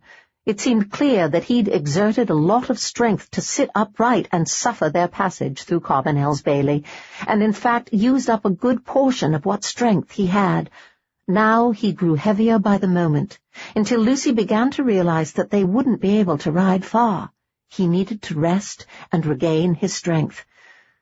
"I'll not be able to stay in the saddle long," Tearlach breathed apologetically by her ear. Lucy refrained from stating that her thoughts had been running along the same lines, and instead began to rack her mind, trying to think of somewhere safe for them to take shelter. "Do you ken any caves around here where we can shelter? We'll need to be out of the sun, come morn." Lucy didn't ask why they'd need to be out of the sun. One of the rumours about his people was that they couldn't stand sunlight, and she supposed it must be true. The mention of caves sparked a memory for her. "Aye, there is," she admitted with a frown. "I know of one just on the edge of our property, but 'tis a good 2 hours' ride away. Can you last that long?" "Aye," he murmured, and she felt him straighten slightly behind her with determination. Lucy let a little sigh of relief slip from her lips. His weight against her hadn't been a bother. In fact, it had helped to keep her warm. The night was cool, and growing cooler by the minute. His straightening, however, told her he still had some reserves of strength, and that they might make it to the cave ere he collapsed completely, and that was a relief. If he collapsed and tumbled off the horse ere they reached the cave, she didn't think she could get him back on the mare on her own. As it turned out, Lucy had underestimated the distance, or perhaps, as was more likely, they weren't travelling as quickly as she'd hoped, the weight of 2 people on the mare slowing the pace.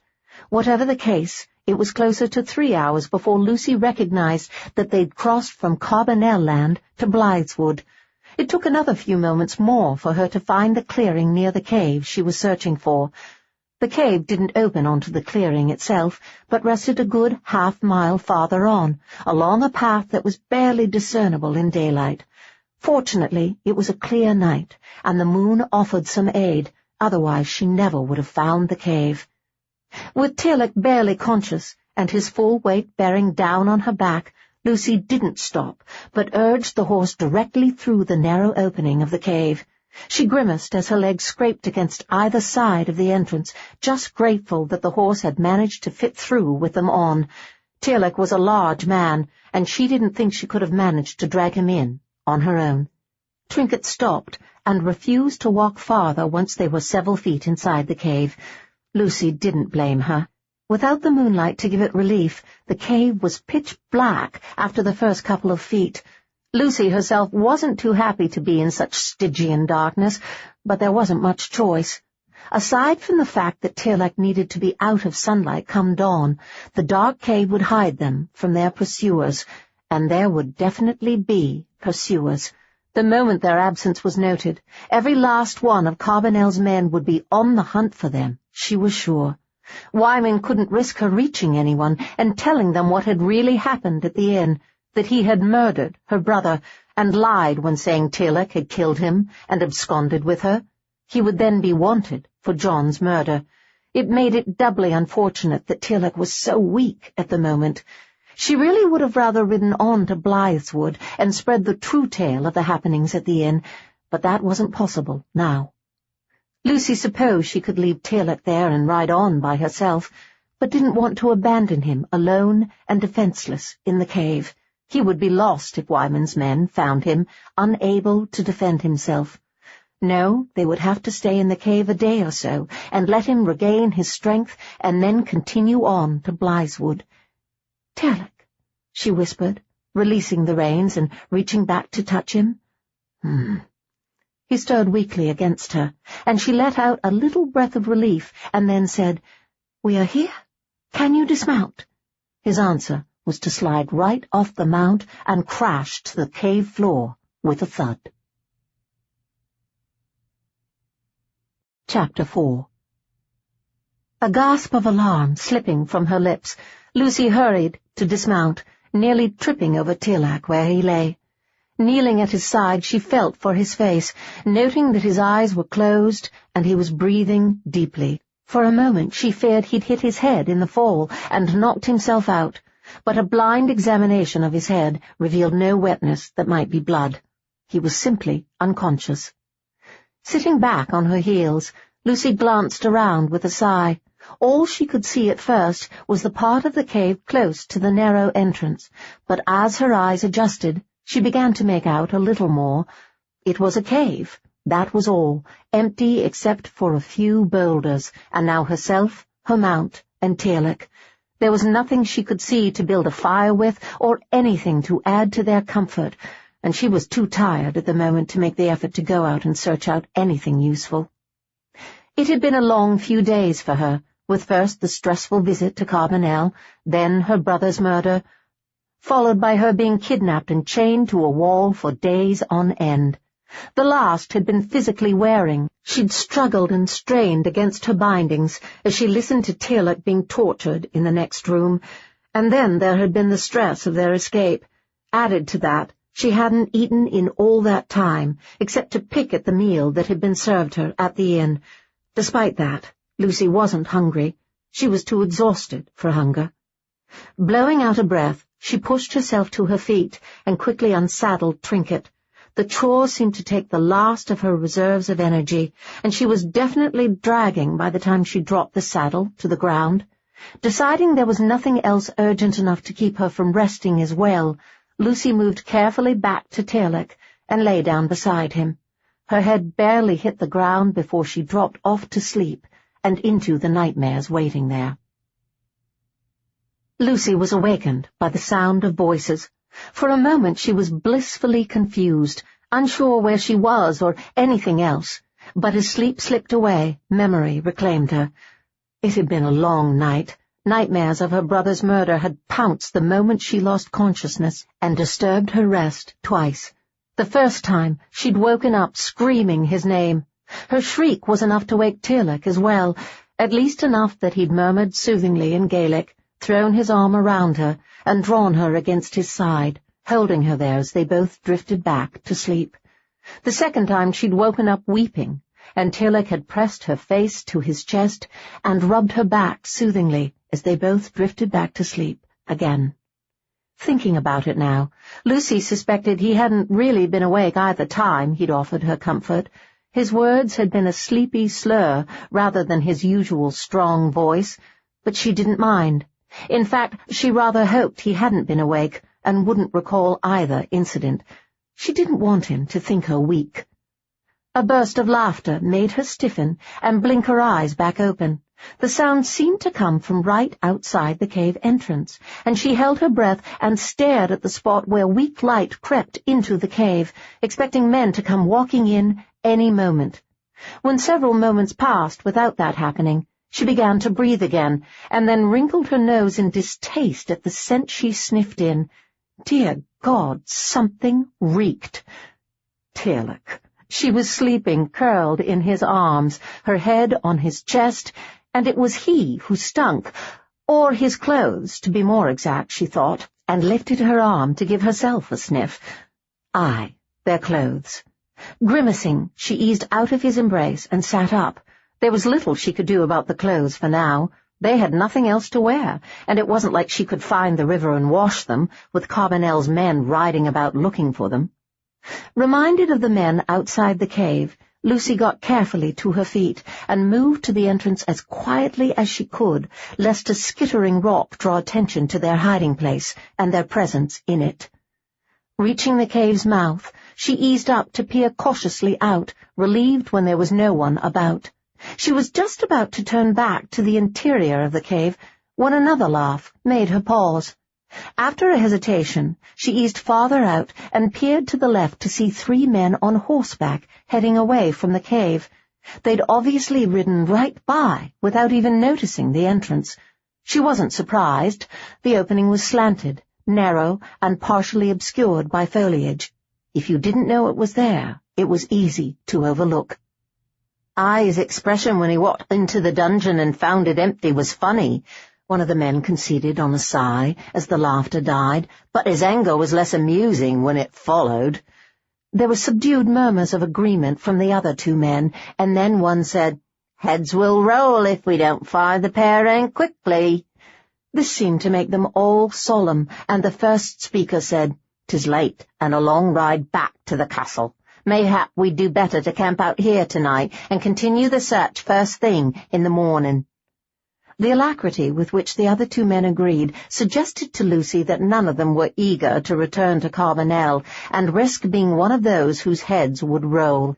She watched them ride out of sight, and then glanced to the sky, surprised to see that it was indeed growing late. The sun was low in the sky and would soon be gone. She and Tearlach had slept through the second half of last night, and then through the day as well.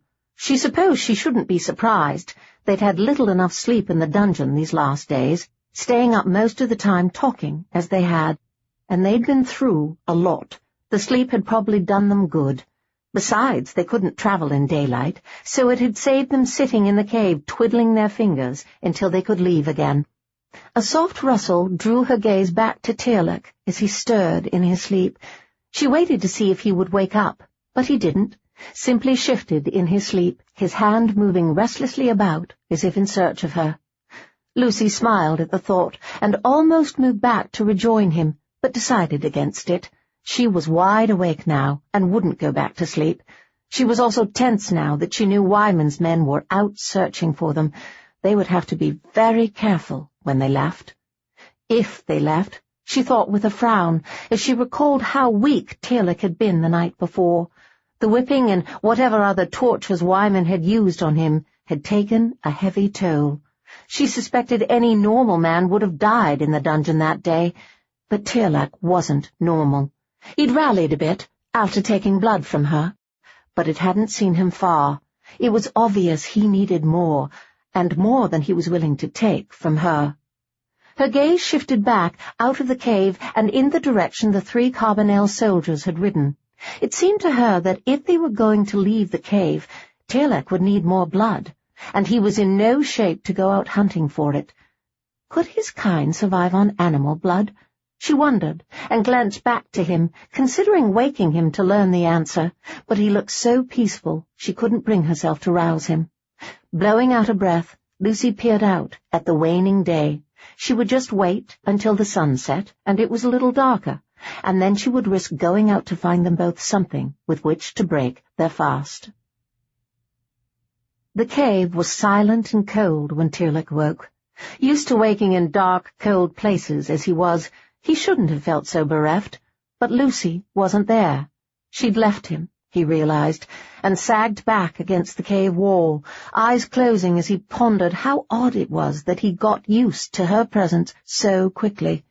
A couple nights together in chains, and another asleep in a cave, and he'd come to rely on her presence in his life, and felt abandoned by her leaving. He shouldn't be, Tearlach told himself unhappily, and he shouldn't be surprised either, or feel betrayed that she'd gone. He'd known from the moment that she said she couldn't escape alone that her only purpose for him was to help her escape. He should have expected that she'd have fled at the first opportunity. Scowling as his body cramped, Tearlach forced his eyes open and peered around the dim interior. He was hungry and weak and needed to feed. He wasn't feeling much like moving, however. Unfortunately, there wasn't much choice in the matter, he acknowledged. He needed to feed to survive, and he needed to survive to get back to his people, gather some men, and go after his cousin, wherever he was. Tearlach had managed to shake off the drug he and his cousin had been given in the inn long before Lucy had woken from her head wound in the dungeon. Until she was conscious and aware enough for him to torment, Wyman Carbonell had passed his time by taunting Tearlach. He'd told him with great relish how he and his cousin had been recognized at one of the earlier inns they'd stopped at, as far back as Scotland, how they'd been followed, their route noted, and their capture planned. They'd been heading south on a pretty straight path, stopping at each village and inn to gather information. Apparently, Several men had followed them at a very discreet distance, while others had ridden ahead to pass on the news of where they were to those who had gathered at Carbonell to plan and arrange their capture. The plan had worked well, and Tearlach could only curse their arrogance and stupidity in following a straight path, never concerned that they would be set upon. Wyman had told him that his chore was to torture him until he learned all he could about their home, its defences, and the paths of the underground tunnels that ran below it. His cousin had been taken elsewhere to be subjected to different tortures, ones meant to discover how strong his people were, what they could withstand, and what their weaknesses were. Tearlach felt his backbone stiffen at the very idea of what his cousin might be undergoing, even as he himself lay there weak and hurting, but safe in the cave. Right that moment, Hemming might be being tortured, burned, or what have you. Mouth tightening with determination, Tearlach forced himself to sit up. He needed to get out of the cave, feed to regain his strength, find out who had taken his cousin and to where, and then either rescue him himself if he could, or head home to gather men and return to save him. Tearlach wasn't sure which was the better alternative. If he went after him alone and failed, they would be worse off than before. However, if he went home to gather men and then returned, they might arrive too late to save Hemming. He wasn't sure what to do, and was too weak and distracted with his body's paining to sort out the matter at the moment. He needed to feed. His thoughts would be clearer then. Tearlach repeated that thought to himself over and over as he slowly forced himself to his feet. While he'd fared a little from Lucy in that dungeon, it hadn't been nearly enough. His body had been badly injured by Wyman. Had he been a normal mortal man, Tearlach had no doubt the torture and whipping he'd suffered would have killed him. As it was, he'd survived, but with great damage. His body had spent the hours since trying to heal itself, using up blood at an astronomical rate. To feed as much as he'd need to repair the damage done and replace the blood loss, though, would kill a single person. The amount he'd taken from Lucy the night before had barely been enough for him to get them out of that dungeon. Not that he'd really done much, he realized suddenly. If anything, Lucy was the one who had gained them their freedom. She'd given up her blood to give him the strength to mostly carry his own weight, but she'd also helped in taking some of his weight as they'd made their way out of the dungeons. She was the one who had risked slipping into the barracks and stealing clothes for them. She'd then helped him out of the barracks and around to the stables, and then gone in alone to get the horse they'd fled on. Truth be told, while Lucy had claimed she couldn't escape without him, she would have done better on her own. It was he who had needed her, not the other way around. Tearlach had barely had that thought when he became aware of sounds coming from outside the cave. It was a shuffling and dragging punctuated by an occasional grunt, and made him stiffen where he'd managed to get to his feet. He watched the mouth of the cave with narrowed eyes that widened incredulously when a behind backed through it, a behind he recognized as Lucy's. She was bent at the waist, dragging something heavy into the cave. That was the shuffling and dragging. The grunting was a little sound of effort that kept slipping from her lips with each tug and drag she gave at the body she was pulling with her. Staggering away from the wall, Tearlach hurried to her side, using a hand on the wall to help him stay upright. "What happened?" he asked in a growl, as he reached her side and peered down at the unconscious man she'd dragged in. "Oh." Forcing a smile, Lucy dropped the man's hands and straightened, wiping one forearm across her sweaty forehead as she explained, "I caught you something with which to break your fast." "You caught me something with which to break me fast?" Tearlach echoed, staring at her with disbelief. His gaze dropped to the man on the ground. The something she'd caught. She'd said it as if she'd snared a rabbit for his meal. "He's one of Wyman's men," she explained, and frowned at his expression before adding, "You need to rebuild your strength. I thought since you didn't wish to take too much from me, you could—" Her voice trailed away, and she frowned. "Why are you looking at me like that?" Tearlach leaned his weight back against the cave wall with a disbelieving laugh and shook his head. Why was he staring at her like that? He'd thought she'd fled at the first opportunity, but instead she'd gone out and caught him someone to feed on. How was he supposed to look at her? He felt confused and befuddled, and at the same time a seed of joy had burst to life in his chest and was growing and growing. Her bottom backing into the cave may as well have been the sun, because the cold, damp, and dark cave suddenly seemed like the sunniest spot on the earth, and Tearlach found himself grinning like an idiot, an expression that apparently concerned Lucy no end. "Are you feeling all right?" she asked, stepping to his side to press the back of a hand to his forehead. "You've not taken on a fever, have you?" "I'd be fine," he assured her, his voice husky as he caught her hand and took it away from his forehead.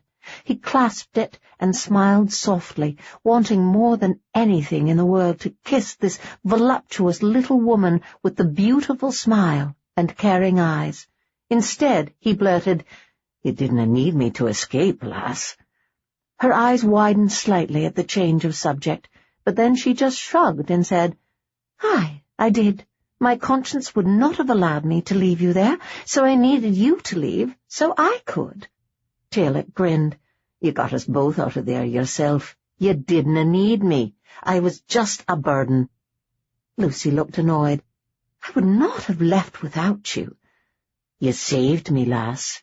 Now she looked embarrassed as well as annoyed. When she waved away his words and turned to scowl at the unconscious man on the cave floor before them, he said, "I thought you were horrified on learning what I was, that you now thought me a monster, and only wanted me to help you escape and would flee at the first opportunity." Lucy glanced back at him with surprise, and then frowned and said firmly, "A pair of fangs and a need for blood do not a monster make. Wyman has neither, yet I know no one more monstrous." Tearlach felt pain rise and recede in his chest as he heard the pain in her voice. Wyman. The man had killed her brother, kidnapped her, chained her to his wall, and intended to force her to marry him. "Besides," Lucy said suddenly, drawing his attention to the wry smile now curving her lips, "while you were really not very helpful in the escape, I was surely happy with the company," she assured him, "and I am certain you shall be more helpful in future if you will just feed and regain your strength." The last was said with firm insistence, and Tearlach smiled at the scowl she now cast his way. She had spoken nothing but the truth. He hadn't been any help, and his earlier belief that she had sided with him only to gain his aid in fleeing was just ridiculous, a result of his muddled thoughts, he supposed.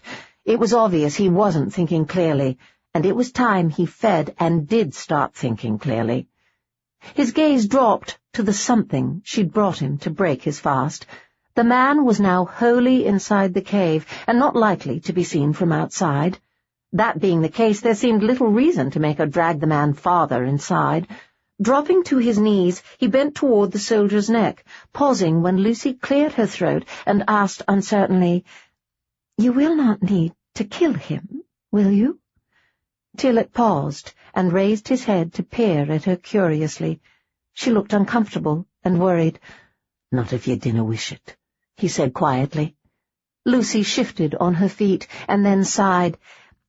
"'Tis just that, well, I know he is one of Wyman's men, but as such he really has to do what he is ordered to, and I willna take so much it kills him," he assured her solemnly, and then, self-conscious about feeding in front of her, he tried to distract her by asking, "How exactly is it you caught him, lass?"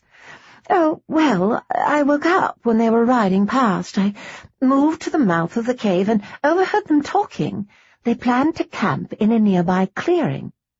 I waited until they had passed, then followed, and climbed a tree near the clearing to keep an eye on them, and watch for one of them to separate from the others." She paused and grinned. "I picked a very fortuitous tree. I had barely settled in my spot when this one got up, left the clearing, and came to the base of the tree I was in." She peered at the unconscious man.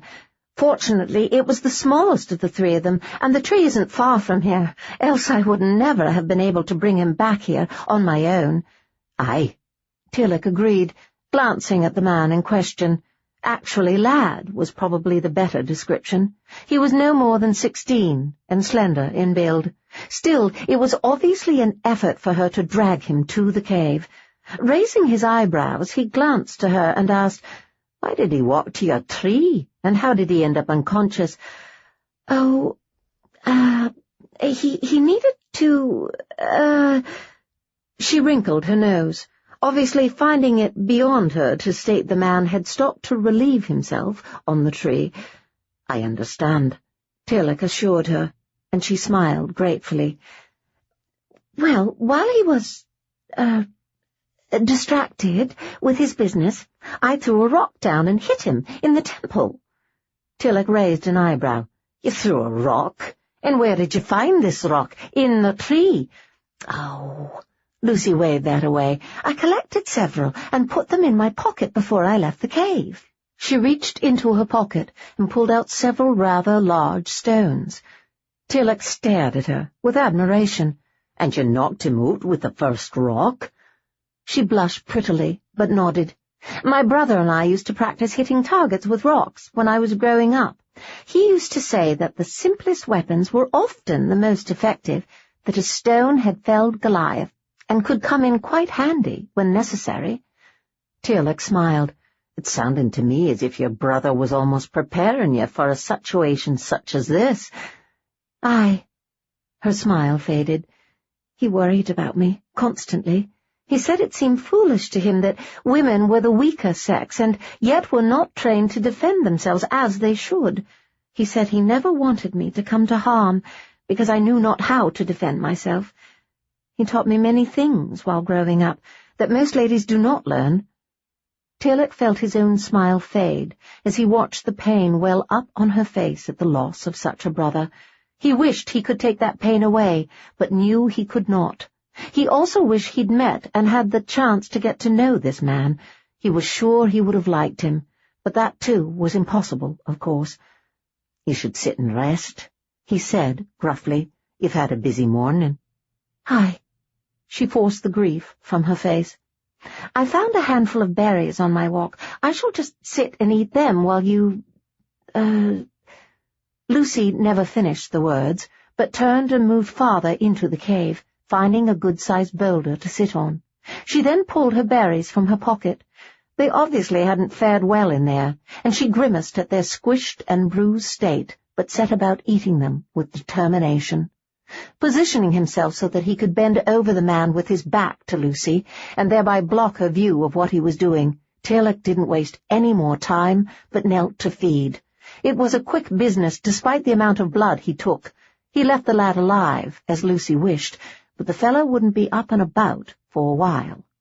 Sitting up once he judged he'd taken what he could without killing the young man, Tearlach closed his eyes and allowed a moment for the blood to get to where it needed to go.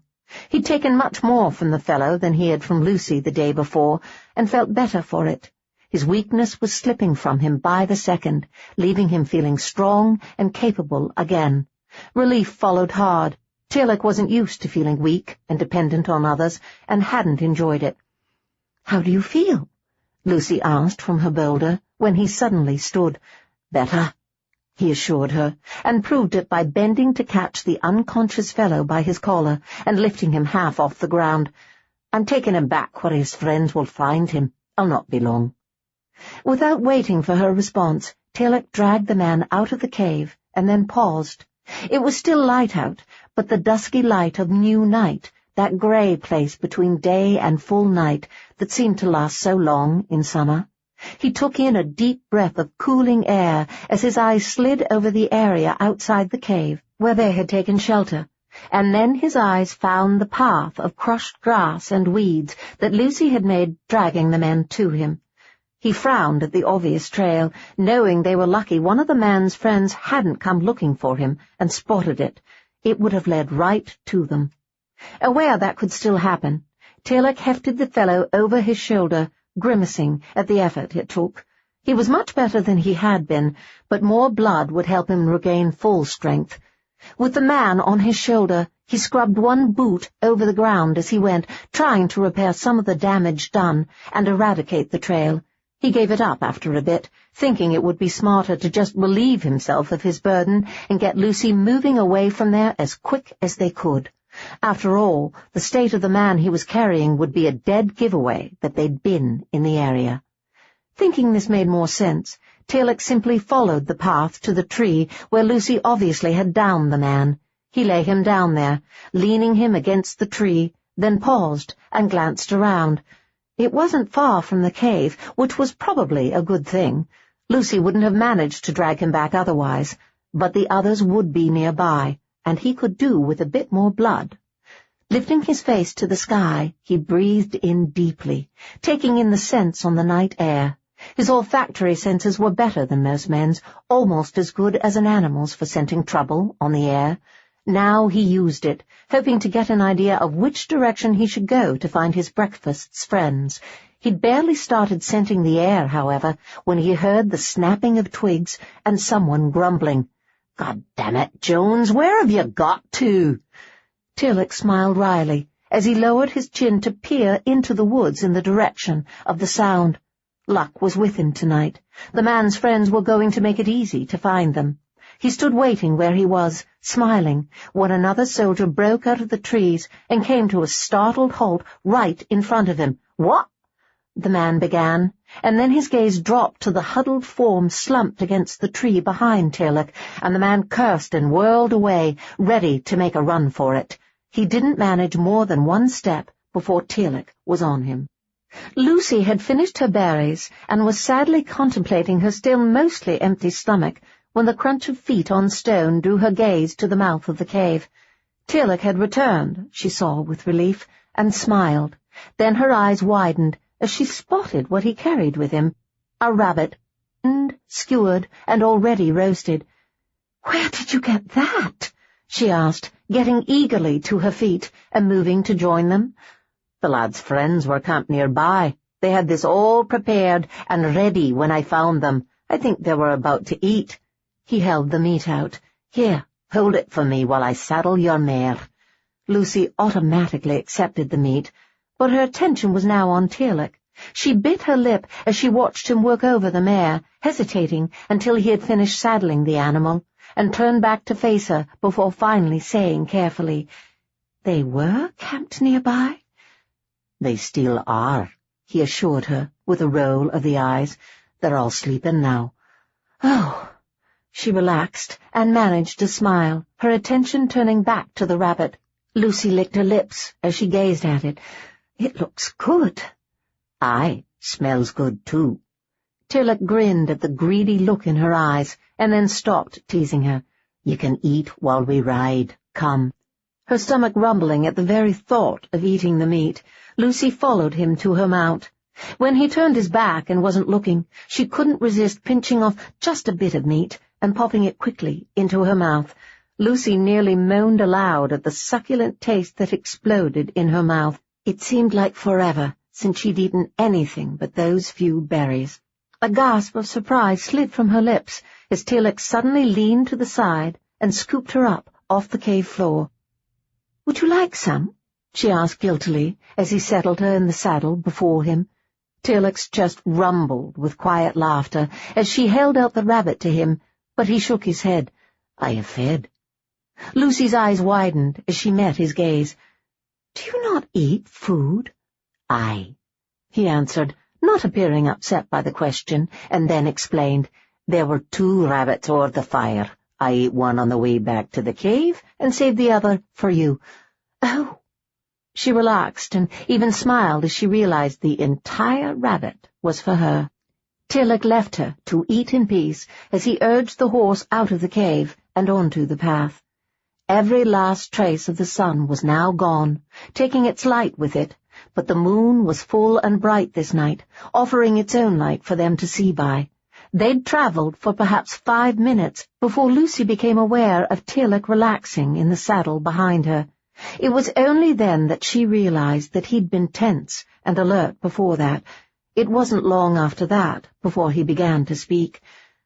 "I have to find and rescue me cousin, Hemming," he announced.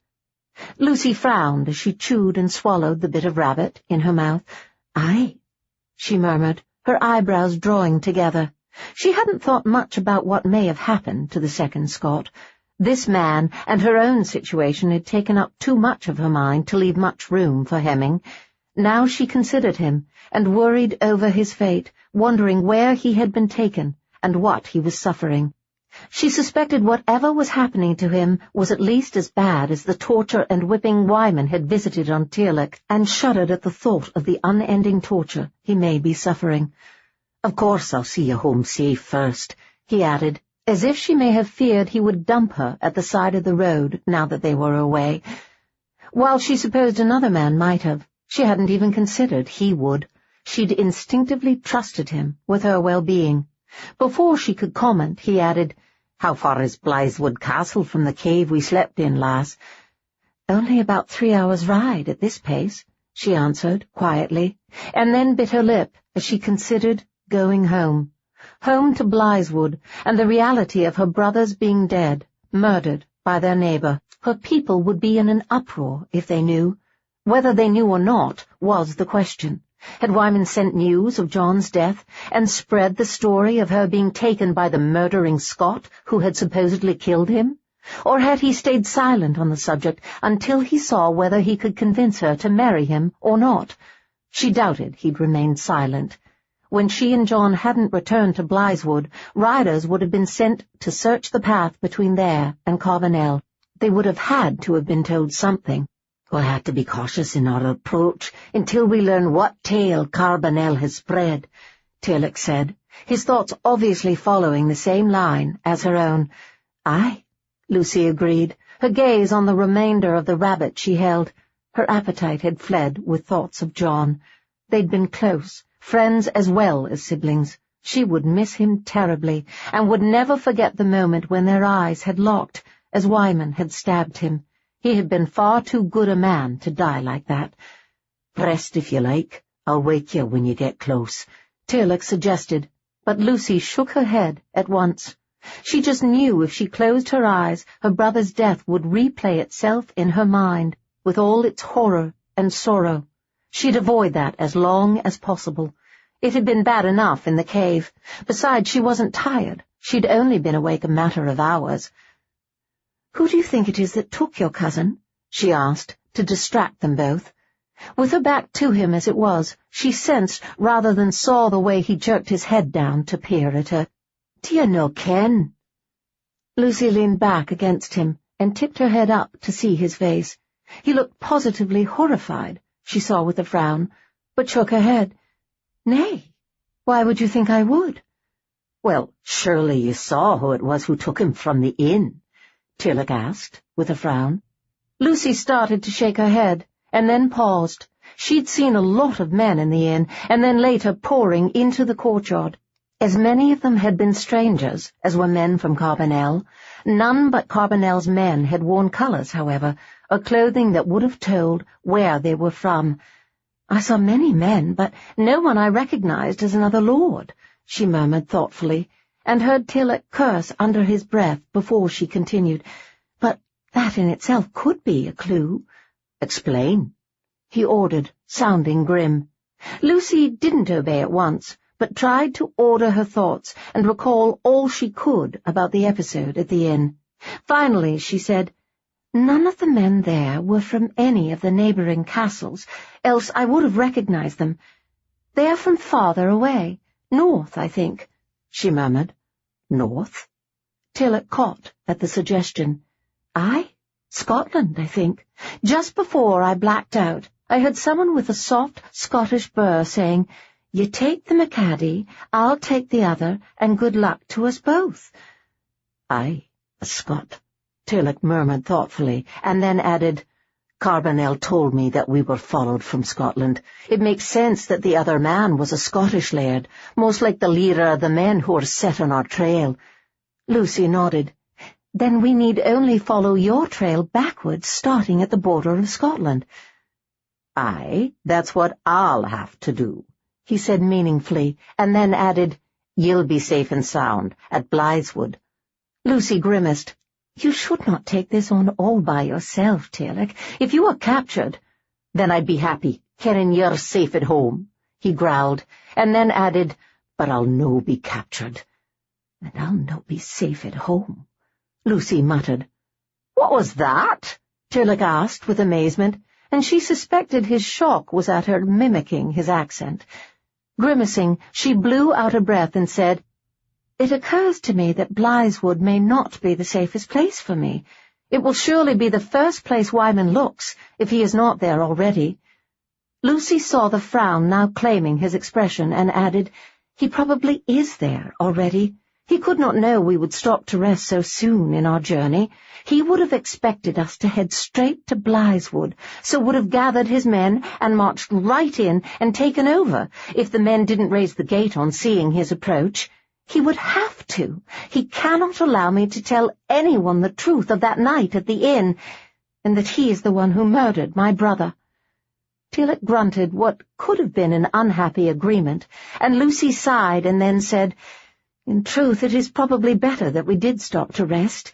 If we had made it to Blytheswood, spread the truth of what happened, and raised the gate when he and his men approached, I have no doubt Wyman would have laid siege and attacked. I am sure he would kill every last man, woman, and child at Blytheswood rather than risk the secret of his murderous behaviour reaching the king." "He may still be doing that," Tearlach growled. "Your men may have raised the gate when they saw Carbonell and his men approaching." Lucy shook her head. "I suspect not. The men would have no reason to raise the gate. He is supposed to be our neighbour and friend. Nay, no doubt he has arrived to find we did not go there, and is settled in to be on hand and keep me silent, should we yet show up."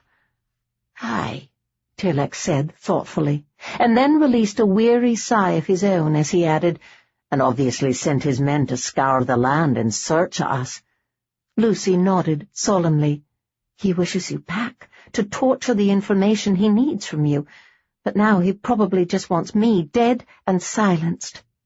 Tearlach's arms tightened slightly around her at those words, but all he said was, "Whether he is inside waiting like a spider in its web, or outside laying siege, Blytheswood'll no be a safe haven for you." "Nay," she agreed quietly, "but I needs must know if my people are safe. If by some chance they did raise the gate and are now under siege, I would need head straight to court to speak with the king and ensure their welfare." Lucy could feel the displeasure roll off of Tearlach at her words, and knew he was upset. He, understandably, wished to head out straight away to find and save his cousin, but he was also chivalrous enough that he felt he shouldn't leave her to travel alone to court, and should accompany her. Before she could assure him that she would not expect him to travel with her, Trinket whinnied and reared as a figure suddenly leapt from the bushes and into their path. Chapter 5. Lucy thought sure they were going to land on the path with Trinket rolling on top of them. The mare had gone upright, hooves pawing the air as she tried to avoid trampling the boy who had appeared in their path. Unprepared for the sudden rearing, Lucy simply fell helplessly back against Tearlach's chest. Fortunately, he had faster reflexes, and apparently a good deal of strength. Somehow he managed to keep them both on their mount, while at the same time turning the mare away from the boy. When her front hooves came back down, Trinket landed hard, sending a jolt vibrating painfully through Lucy's bones. She was sure it was no pleasure for Tearlach either, but needed a moment to gather herself before she thought to glance back to see how he was doing. It seemed the landing hadn't rattled him as much as her. By the time she peered around, he was dismounting and moving to the boy on the path. The lad had fallen back when he found himself confronted with a pawing Trinket. He now lay on the path, shaken but unharmed from what she saw before Tearlach reached him, and his body blocked her view of the lad. Lucy quickly dismounted and hurried to join the pair as Tearlach caught the lad under the arms and lifted him to his feet. "Are you all right?" she asked on reaching them. "He's fine," Tearlach rumbled, giving her a reprimanding look that it took her a moment to understand. It wasn't until his gaze dropped meaningfully over her garb and back up that she realized she was dressed as a lad, but speaking in her normal woman's voice. Grimacing, Lucy pitched her voice an octave or two lower and tried again. "Are you all right, boy?" He stared from her to Tearlach and nodded mutely. "Billy, what have you done now?" Lucy glanced towards the bushes as a woman pushed her way through the densely growing branches and hurried to join them. She had a lit torch in hand and held it high to light up the situation. The woman's gaze moved from her son to them with a combination of concern and alarm as she settled a hand on Willie's shoulder. Then she turned to the bushes and yelled, "William!" Lucy glanced curiously toward the bushes, but the woman's next words brought her back around.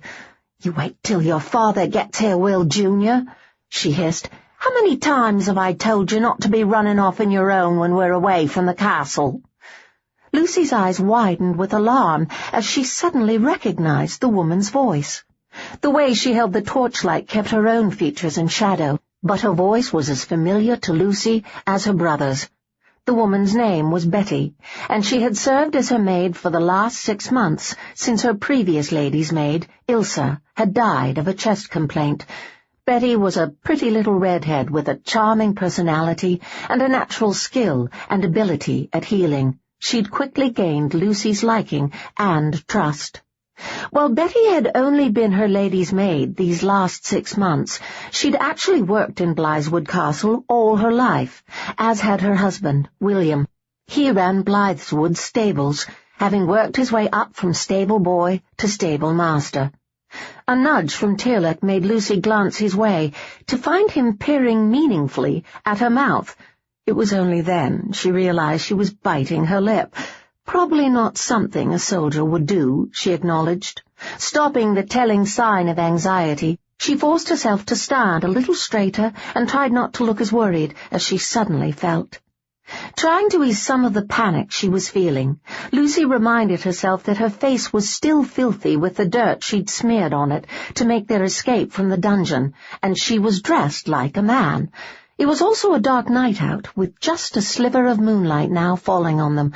They would not recognize her, Lucy assured herself. Still, she took a nervous step to the side, placing herself half behind Tearlach and hopefully in his shadow. A little more shadow on her face couldn't hurt. "Betty?" The gruff voice was followed by a man exploding through the bushes and onto the path. A couple of inches shorter than Tearlach and stocky, William had red hair like his wife and bright green eyes that shot over the tableau, warily taking in the situation as he placed himself a little in front of his wife and son. "What's happened?" Tearlach stirred, and Lucy knew he was about to speak, but couldn't allow it. His Scottish accent might give them away.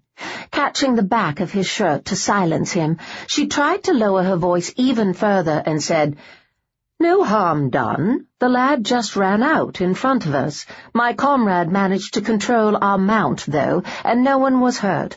All's well."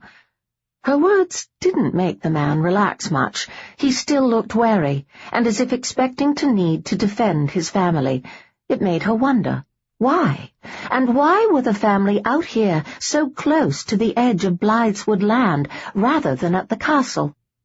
Noting the way his attention was now on her mare, Lucy drew his gaze back to them by asking, "You are from Blytheswood?" "Aye," he answered slowly, his gaze sliding back to Trinket. "Where are you headed?" William didn't answer. He was examining Trinket with an interest that made Lucy nervous. It was Betty who said, "My mother has died. We're going to York to see her buried." Briefly forgetting about William, Lucy's eyes widened on the redhead. She had known Betty's mother. She'd been a kind and loving woman right up until the day she died, 3 years ago, at Blytheswood, where she'd spent her whole life. Betty was lying. Her gaze moved over the woman with new interest. She was a pretty little thing with big eyes and a wide smile. Lucy knew William adored her. Everyone at Blytheswood knew that. The pair were very happily married, and, she recalled, Wyman had a reputation for abusing the pretty young maids and other workers at Carbonell. She supposed he would behave no differently at Blytheswood if he were there. "Did Carbonell hurt you?" she asked Betty. "Nay," the maid said, but suddenly looked even more frightened and anxious than she had, her gaze searching out her husband with alarm. Lucy glanced to William to see that he was now peering at her much as he had the mare. She supposed he was wondering if they had fled the castle and Wyman, only to run into two of his soldiers who would behave as badly or worse than their lord. Wanting to reassure the pair, she shifted uncomfortably under his eyes and muttered, "If I had a mother or sister working at Blytheswood, I would recommend they visit family until Carbonell left. He is not a good man." "Aye, one of your comrades who rode in with his lordship said as much to several of the pretty young maids," William murmured, apparently deciding that, despite the fact that they wore Carbonell colours, they weren't like the man who was supposed to be their lord. That, along with the rumours of what goes on at Carbonell, was enough to make most of the women at Blytheswood suddenly find an urgent need to visit family, or suddenly too ill to work in the castle. And so it shall remain until Lady Lucy is back and he leaves, I would imagine. Lucy nodded. Wyman was at Blytheswood as they'd suspected, and had been allowed in. No doubt he was lording over her home as if it were already his. She could not go there. "We were told the Scot killed your brother and carried you off with him," William commented. "Nay, 'twas Carbonell who killed him," Lucy assured him, distracted by her thoughts. It wasn't until Tearlach turned sharply on her that she realized what the man had said, and how she'd answered. Eyes widening with alarm, she glanced at William, to see him smiling with satisfaction. "Surely you didn't think you could fool me, my lady?" William asked, with amusement. "I recognized Trinket right off." He moved to the mare and ran an affectionate hand down her side. "I've saddled and unsaddled you every day since the old lord bought you for Lady Lucy 6 years ago, haven't I, beauty?" he said to the horse, and then turned to glance over his shoulder at Lucy as he added, "And I chased around after you and John often enough when we were all children. Dressed as you are and with your hair down your back, you look very like he did when he was a lad." "My lady?" Betty echoed with surprise and shifted the torch to light up Lucy's face. Her eyes widened incredulously. "It is you!" Lucy let her breath out on a sigh. "You cannot tell Carbonell or his men that you saw us." "Tell?" William snorted with derision. "I'm not planning on telling him anything. We are going to my brother's inn on the border with Oswald." Lucy nodded slowly. While Carbonell bordered their land on the south, Oswald was their neighbour to the north. "We shall stay with him and help out to earn our keep until we hear Wyman is gone," William assured her, then paused and asked solemnly, "I don't suppose that will happen for a while." Lucy shook her head helplessly. "I do not know how long it will take, William. We have to find Tearlach's cousin." Seeing the confusion on his face at mention of a cousin, Lucy quickly explained the events that had taken place at the inn, and told him about her and Tearlach being locked up at Carbonell. He began to grin when she told him about their escape. "Aye, you and John were always mucking about in the dungeons as children. Your mother used to fret, but your father said to let you be, that you were having fun and may learn something useful with the games the two of you played." His smile faded, leaving his expression solemn as he added, "He was right. It served you well." "Aye," Lucy murmured sadly as she thought on her brother. "I was the one to take Carbonell's horse when he arrived," William announced suddenly. "When he heard that you weren't at Blytheswood, he sent one of his men to Roscurrock to warn them of the escape.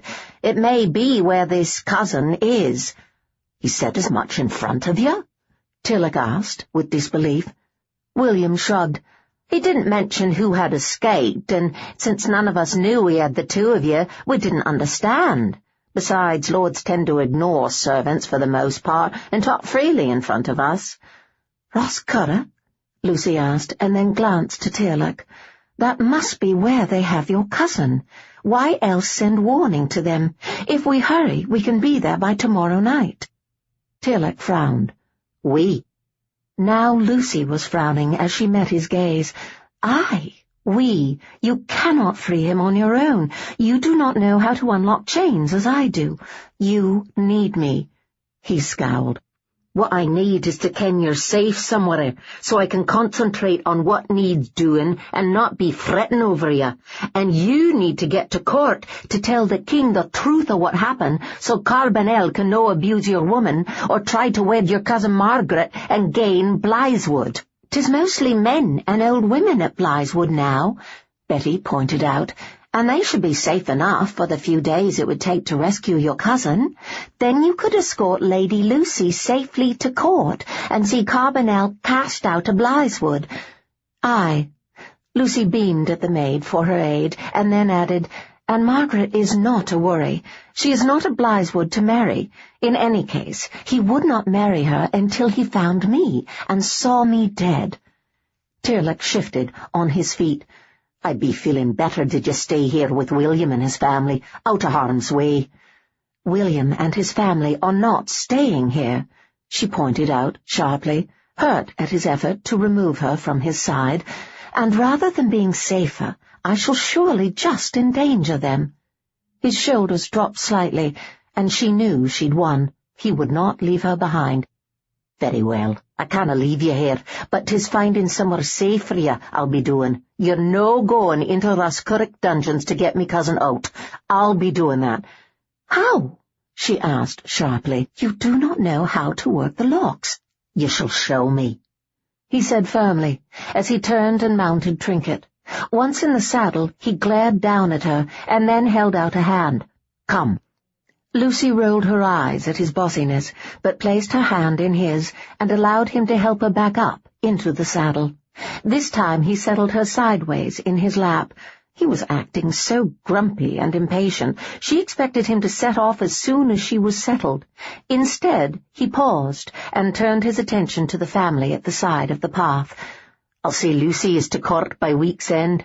Depending on how quick your king acts, Blytheswood should be free of Carbonell shortly after that. Keep your ear to the ground for news." He growled to William and his wife, and then added, "Safe travels." "Aye," William nodded. "Safe travels to you too, and good luck rescuing your cousin." Tearlach nodded, even as he urged Trinket to move.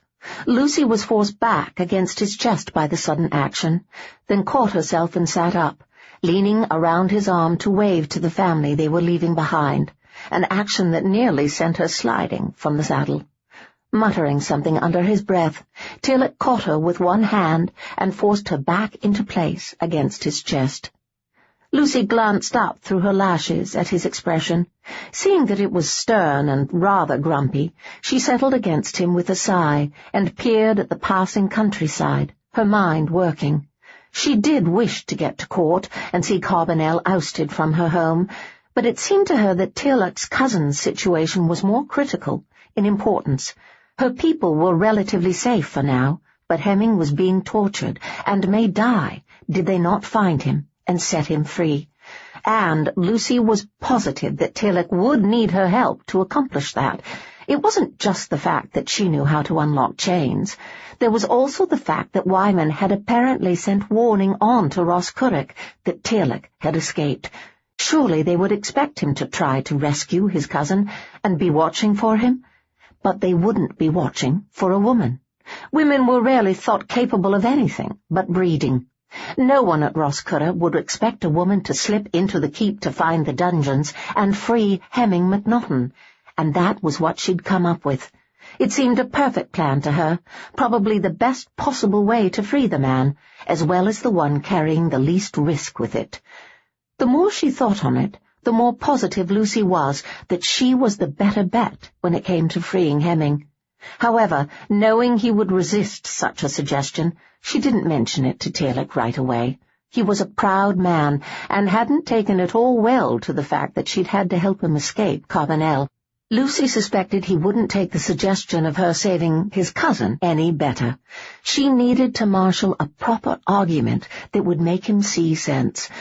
Pride was a fine thing, so long as it didn't make a fool of you, and it was Lucy's considered opinion that if Tearlach didn't let her help, he would be acting the fool, and for naught. He was huge, strong, and really quite scary now that he was back to full health. He had no need to prove to her, or, she would think, anyone else, that he was strong, brave, and capable. The very fact that Carbonell and the others had resorted to drugging him and his cousin told her that they hadn't thought they would win in a straight battle. He should have nothing to prove, but she suspected he would want to, anyway. Tearlach peered down at the woman in the saddle before him.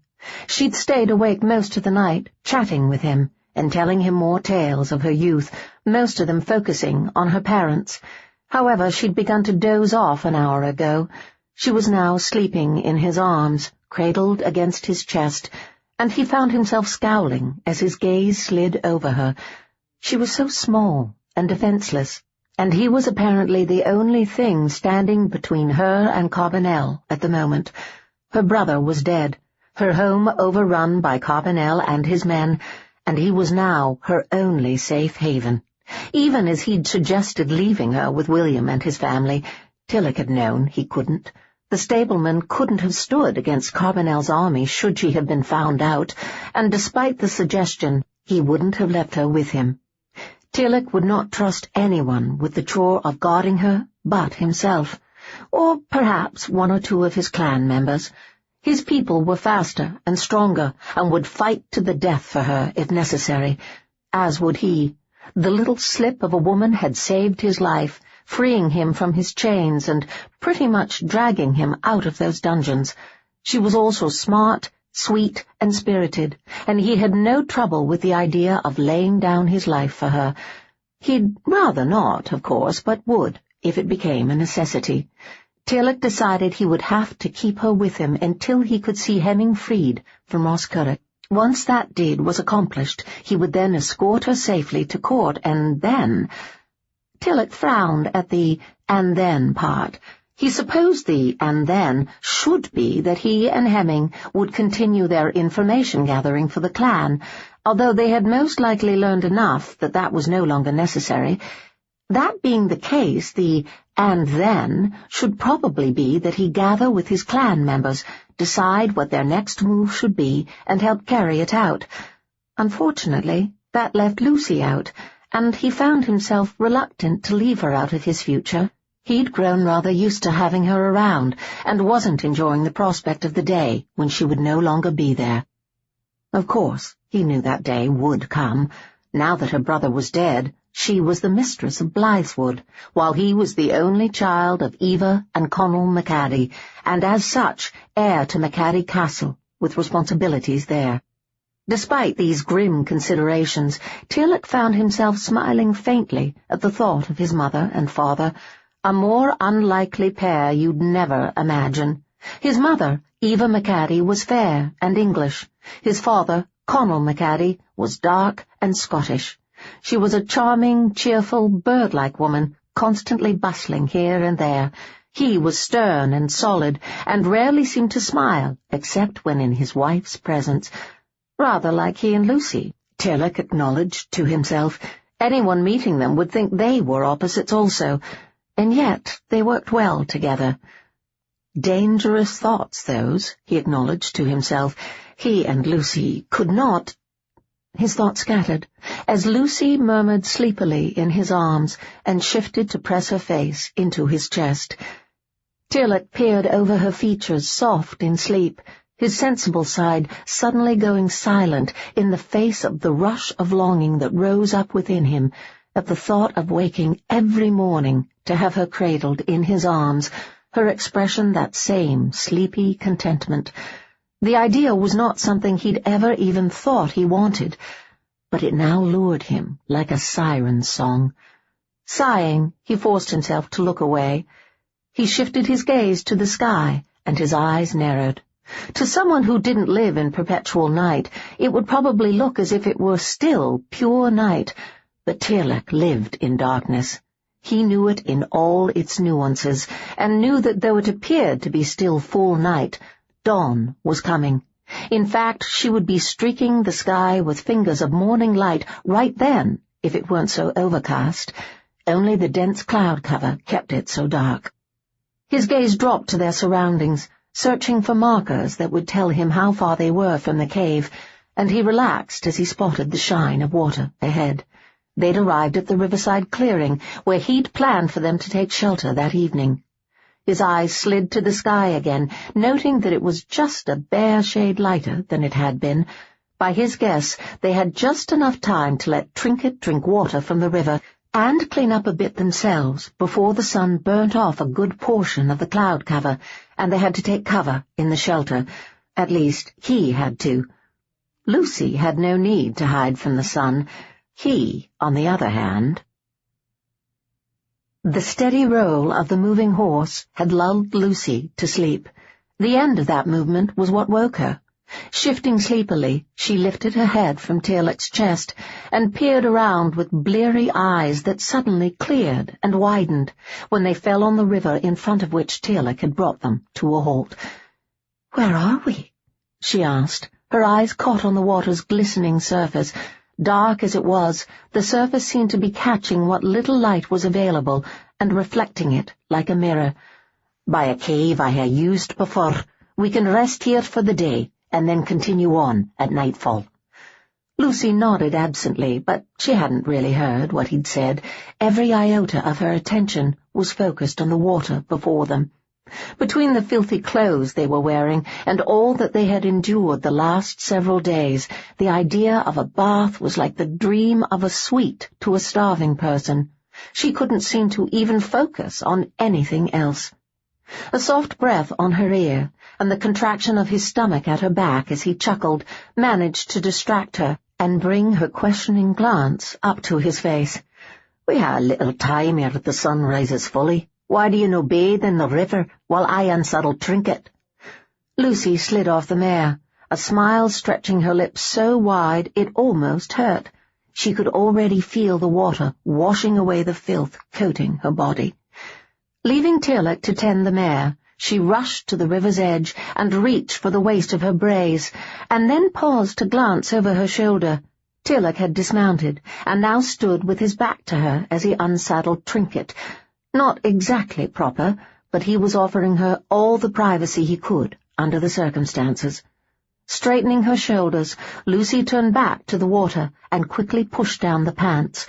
The scrape of the material, stiff with filth from both herself and their previous owner, made her grimace and pause again. Really, her tunic and brace needed cleaning as much as she did, and it would be such a shame to bathe and then have to climb back into the filthy clothes. The very idea was really rather disgusting. Lucy shifted from one foot to the other, and then stepped out of the brace and snatched them up. Still wearing the tunic and jupon, she then marched into the river, gasping as the cool water closed around her feet, then her ankles, then her calves. She kept moving forward until she was in up to her waist, then pinched her nose closed with the finger and thumb of her free hand and submerged herself under the water. Hoping that the full-body dunking would help her adjust to the cold more quickly, Lucy stayed under until her lungs forced her back up. Eyes squinted shut and sputtering and gasping for air, she stood up abruptly in the water. A curse made her blink her eyes open.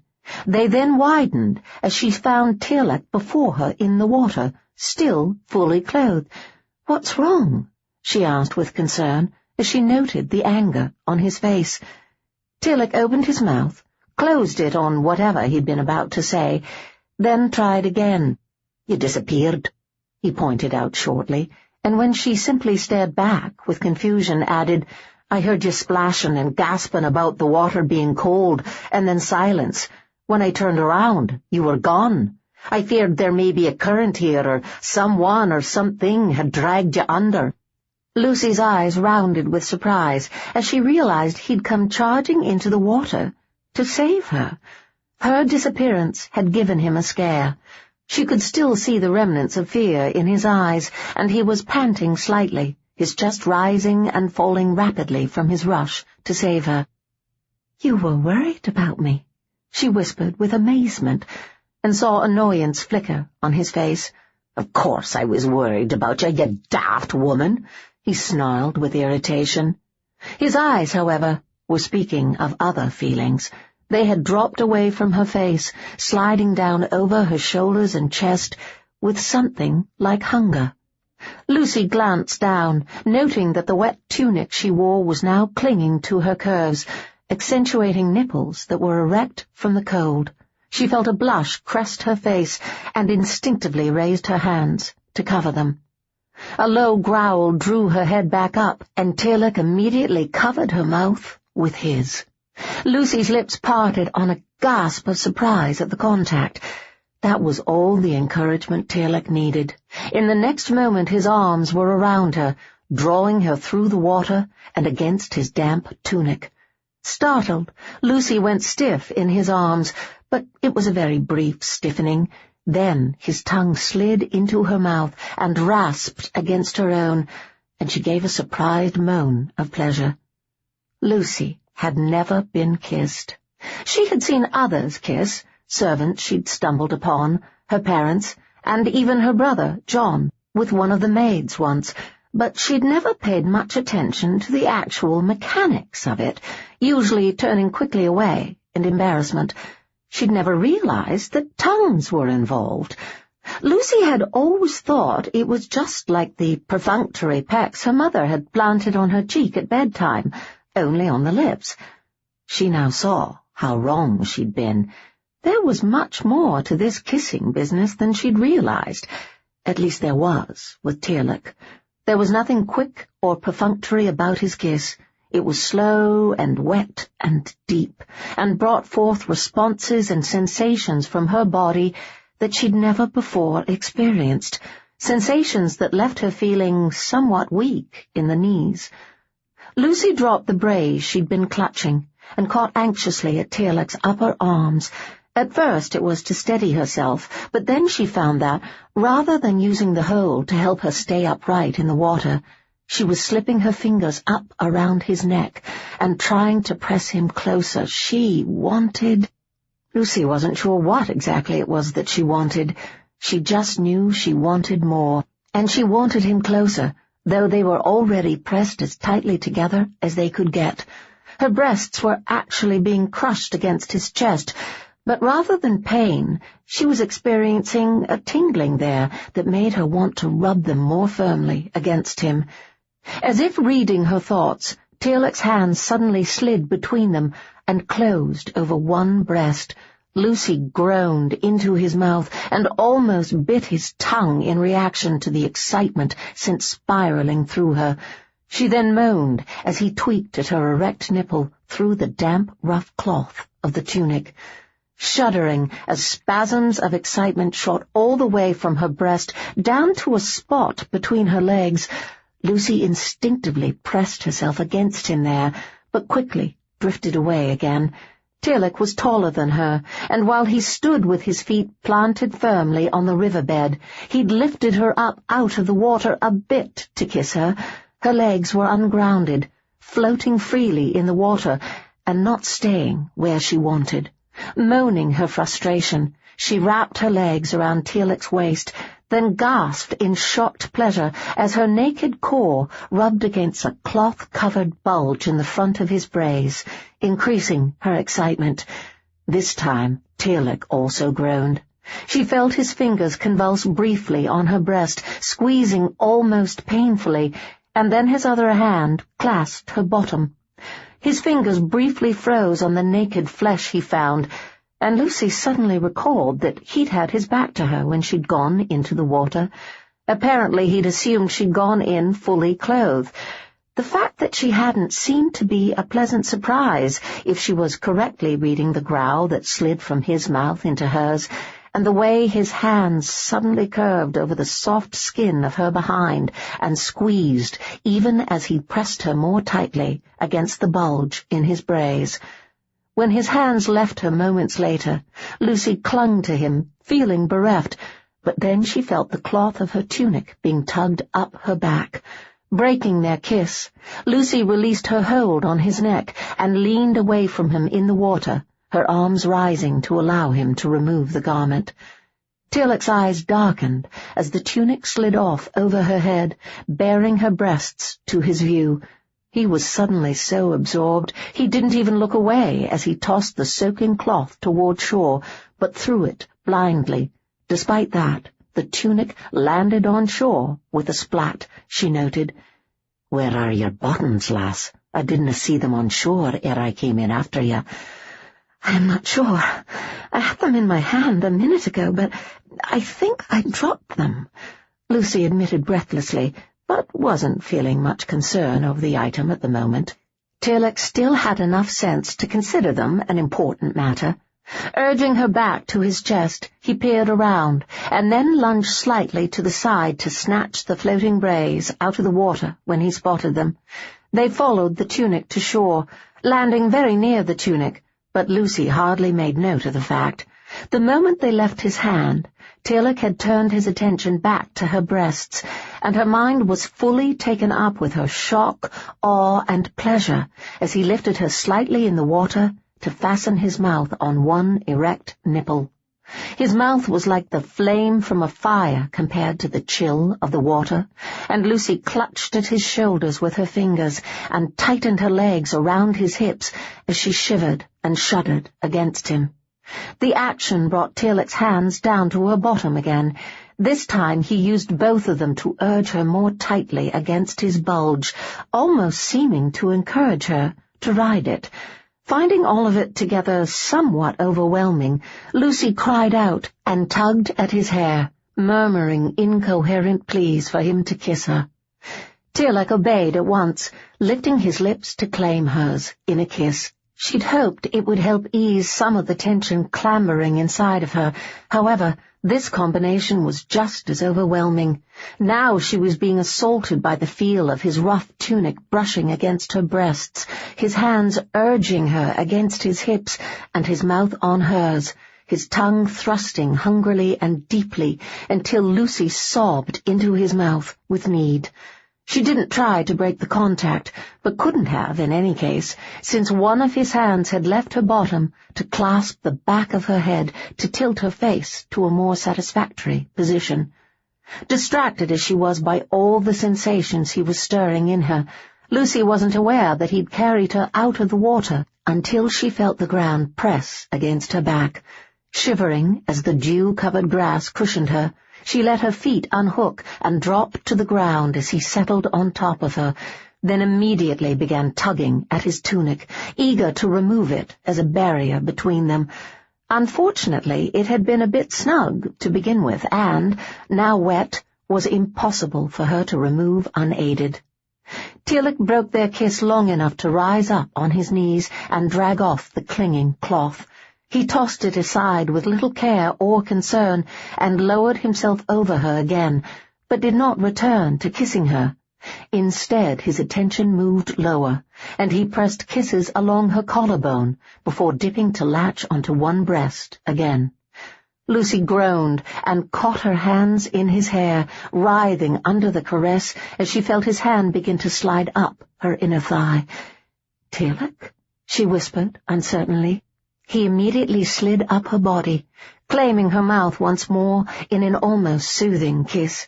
His hand, however, continued to slide gently up and down her thigh, raising goosebumps and stringing out her tension as it neared the top, then bringing about a confused disappointment and restlessness as it drifted away. Much to Lucy's surprise, the action soon brought a low growl of frustration from her, and she was the one to deepen the kiss and thrust her hips upward in demand as his fingers slid up her thigh once more. Despite that, she cried out in startled surprise when his fingers finally continued their upward journey until they found her core. Her body shook as a whole new, much more intense set of sensations exploded inside her. Sobbing his name, Lucy pulled on his hair and kissed him frantically as he began to stoke a fire like none she'd ever experienced. Her body seemed to be aflame, every inch of skin suddenly burning for him. She wanted to be touched and kissed everywhere, and wanted to touch and kiss him everywhere too, but couldn't seem to figure out how to do that without his stopping what he was doing. Lucy did the best she could, however, running her hands over his naked back and arms, then up into his hair again. She kissed him with all the passion he was eliciting, until she almost couldn't bear it any more.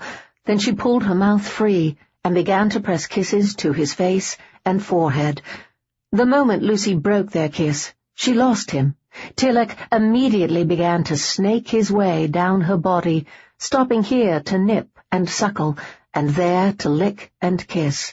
His mouth travelled over her collarbone, to each breast, down her stomach, to one hip, and then suddenly it was replacing his hand between her legs. Her eyes immediately shot open, and she cried out loud enough to send birds flying from their nests as she bucked into the caress.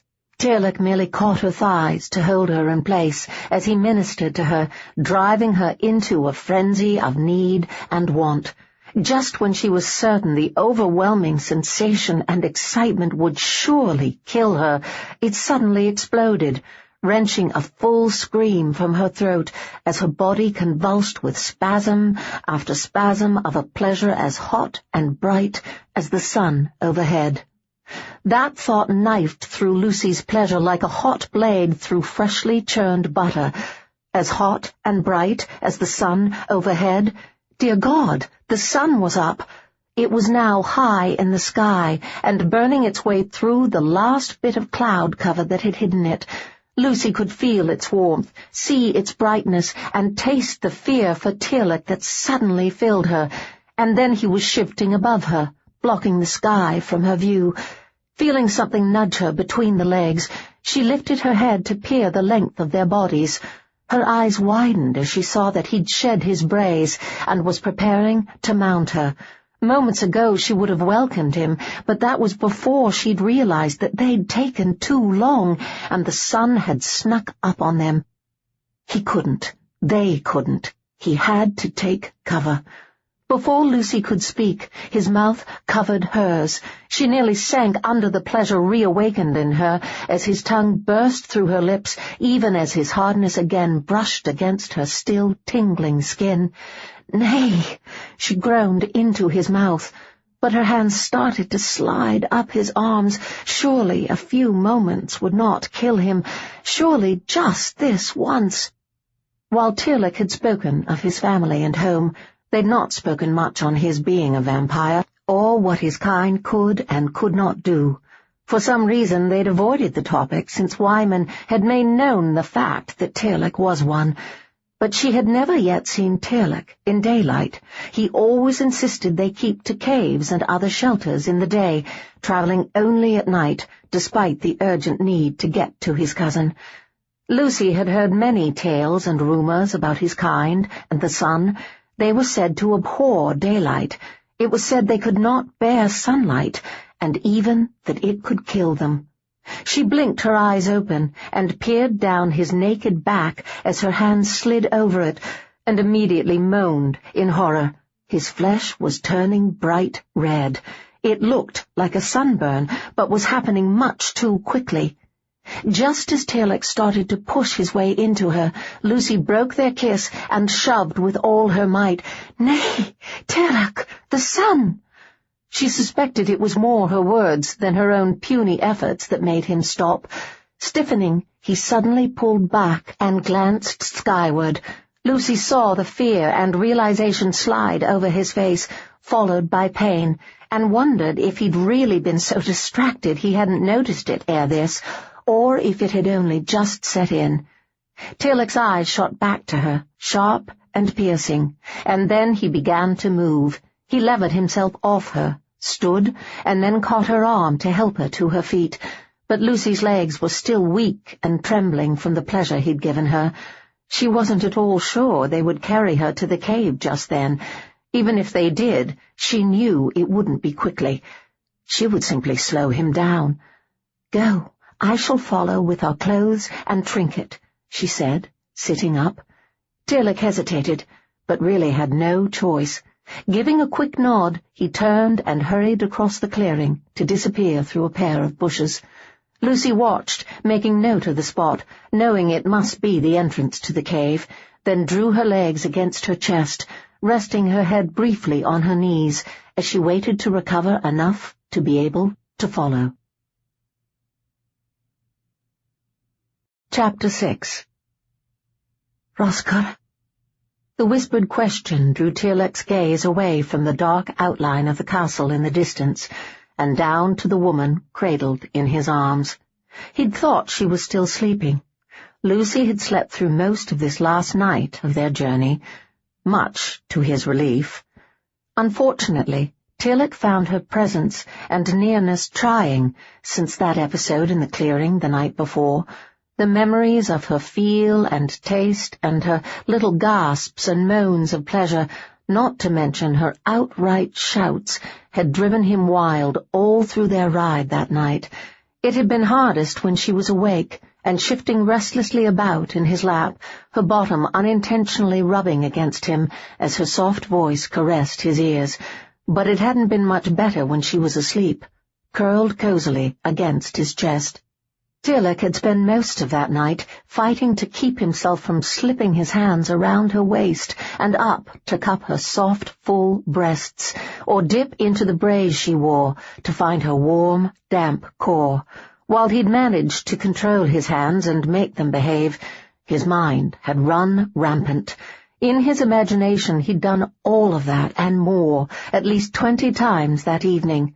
He'd even found himself imagining stopping the horse, taking her to the ground beside it, and claiming her in all ways, even marking her with his bite and mating with her, as his people did. That's when Tearlach had realized just how much trouble he was in. He had liked the woman from the start, wanted her just as long, but had become more enthralled by her with every passing moment they'd spent together. He was already so attached, he found it difficult thinking of the time when he would have to leave her behind, and though he wouldn't even think the word in his mind, he feared what he was experiencing for the woman was love. Tearlach had spent what little time he hadn't been ravishing her in his thoughts, struggling with what to do about his feelings for her. If it had just been a matter of liking and wanting her, there wouldn't have been a problem. He would have taken her in the cave when she'd finally come in from the clearing and cuddled up next to him. But it was more than that. Caring for her as he did, Tearlach was reluctant to claim her when doing so would be so dangerous for her. How could he drag her into the battle now raging around his family? It was just small skirmishes so far, the kidnapping of himself and his cousin and various other attacks, but he feared soon it would be all-out war. Their enemies would try to wipe out his clan, out of fear. Tearlach wouldn't claim Lucy simply to see her die. She would be better off without him, meeting and falling in love with a normal mortal man, and living a peace-filled life. That had been his decision on the matter, so he had managed to keep from touching and kissing her anywhere, but in his own mind.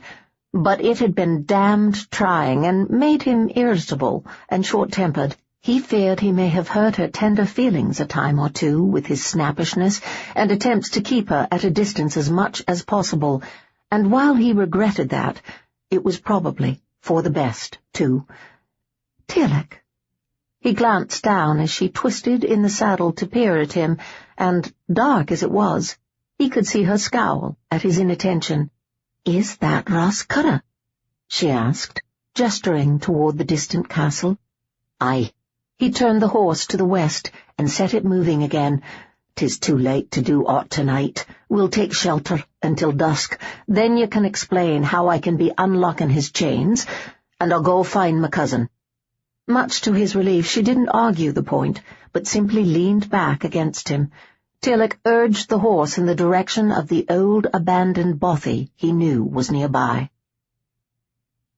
Lucy woke abruptly, her eyes opening on the dark outline of the man curled beside her in the small space. Tearlach was sound asleep, if she were to judge by his breathing. However, While she wasn't sure how long she'd slept since their arrival, she'd slept through most of their journey that night, and was now wide awake. She was not going to sleep any more. Sighing, she turned onto her back and peered up at the splinters of light creeping in from overhead. There wasn't much, not enough to harm Tearlach, or even light up the area much more than to make his outline visible, but she was grateful for what little bit of light managed to make its way through the cracks in the wooden trapdoor above. Lucy didn't like it here. The caves had been one thing, but this small 6-foot by 6-foot cell, carved out of the dirt beneath the bothy, was awful. She felt like she was in a dirt-lined coffin. Grimacing at the thought, Lucy sat up on the hard, packed dirt and moved to lean against the wall, hoping the change of position would make her feel less claustrophobic. It didn't help much, and she stayed there for only a few moments before getting to her feet. Moving as silently as she could, she stepped around Tearlach to the rickety ladder that leaned against the wall by the trapdoor. While Lucy already knew Tearlach was a heavy sleeper, she had no interest in learning just how deep a sleeper he was by waking him. Movement slow and cautious, she climbed up the ladder until her head bumped lightly against the wooden covering above. Lucy then reached up and pressed lightly on the closed trapdoor. It immediately started to lift under the gentle pressure, and she continued upward until she could crawl out into the small stone building atop the hole in the ground. She then eased the rickety trapdoor back into place and sat back to peer about. Dawn had been streaking the sky by the time they'd reached the bothy, but it had still been dark enough that she hadn't been able to make out much when they'd entered the small stone hut the night before. Tearlach had left her on Trinket's back as he'd led the mare inside, then had been forced to lead her down the ladder into the hole as if she were blind. Now she reached out and ran a hand over Trinket's leg as she peered about the shelter. With daylight creeping through the door, she could see that it was small and appeared very old. She thought it must be a hut shepherds had once slept in while watching over their sheep, but doubted it had been used for much of late. It certainly showed no signs of recent habitation. Tearlach had told her, as he'd led her down the ladder, that one of his people had dug the pit where he presently slept beneath this bothy. Apparently there were no caves in the area where they might take cover, and in such areas his people had made their own provisions for rest stops while travelling. It suddenly occurred to Lucy that while his people were said to be stronger and faster and fearsome in battle, they were really more fragile than non-vampires in some ways, at least in their need to avoid sunlight. Though, when she'd asked him about the effect of sunlight on his kind during the first part of that night's ride, he'd said some of his kind could stand the sun. However, it hadn't sounded like many could, or for long. He had also mentioned that there were mortals among their clan to guard them during daylight. Trinket shifted restlessly and eased a little closer to her, seeming to want attention. Lucy ran her hand affectionately over the beast again, then got to her feet and moved to the hole where at one time there would have been a door. She stood slightly to the side of the entrance to peer out at the grassy hill and be sure there was no one around, and then eased forward to stand in the sun. Breathing deeply of the fresh air, Lucy peered over the area, but was unable to see the river she was sure they'd travelled past shortly before arriving here. That was probably for the best, she supposed. Tearlach would no doubt be furious if he woke to find she'd slipped out to bathe. The man had been testy and cranky since the incident in the clearing. Lucy bit her lip and peered back toward the trapdoor. Tearlach's behaviour since those heated moments in the clearing was causing her both confusion and hurt. While he'd been passionate and loving in the clearing, in the few short minutes it had taken her to join him, he'd seemed to have done an abrupt about-face. Tearlach hadn't said a word on her entering, other than to give a grunt to help her find him in the dark when she'd whispered his name. and while he'd reached out and pulled her down against his chest to sleep for the day, he hadn't continued with what they'd started in the clearing, or even given her a peck on the cheek to wish her good night. He'd simply pressed her head to his chest and muttered, "Sleep." Thinking that he may be sore from the burn the sun had given him, Lucy hadn't worried too much at that point, but she had when his gruff and surly behavior had continued the next night when they'd broken camp. It would have been hard to miss the fact that he was suddenly touching her as little as possible, and went as stiff as a board in the saddle when she brushed against him. He also hadn't offered her a kiss or even a reassuring touch since then. Worse still, the long, intimate talks they'd previously shared in the dungeon and on their journey here had died out completely. He hadn't spoken at all, except in response to her questions, and then his answers had been mostly grunts or short, surly replies that had not encouraged conversation. Lucy had got the message and given up trying to talk to him. She didn't understand what had caused this sudden change in him, but feared perhaps her wanton behavior had turned him from her. Perhaps he had decided she was not worth his trouble. For her, that idea had turned what had been a beautiful and exciting experience into a cheap, dirty encounter that made her cringe with shame. Unfortunately, even her shame didn't stop Lucy from wanting to repeat the experience. She still yearned for his kisses, her very flesh aching for his touch, and that had made the ride torment. She'd suffered his body behind her, his smell enveloping her, his breath on the back of her neck and her ear, and had craved a repeat of the experience. It had been unbearable, untenable, and had made her incredibly tense and unhappy until she felt emotionally drained and had fallen asleep before him. Fortunately, their arrival at Roscurra meant she could avoid another night of such hellish tension, at least until they freed his cousin, Hemming, and fled the area. Perhaps even then she might be able to avoid it, since there were now 3 of them, and they would need another horse. If Hemming was in a bad way, as Tearlach had been the night they'd escaped, he would be unable to ride alone, and Tearlach would have to ride with him, leaving her free of being so close, yet unable to touch him. Shifting restlessly, Lucy glanced back toward the trap-door again, wanting to return to the hole, to cuddle up next to him and just listen to him breathe. A yearning filled her at the idea, but she forced herself impatiently back to peer out of the hut. The hillside looked the same as it had the last time she'd looked, and the same way it would the next time, she was sure. She was going to drive herself mad, bouncing her gaze between the trap-door and the empty hillside. She needed to get out, to do something. Raising her head rebelliously, Lucy moved out of the hut and started down the slope toward the woods below. She would go for a walk to help pass the time. She would search for the river, perhaps take a swim, and hopefully find some berries to eat along the way.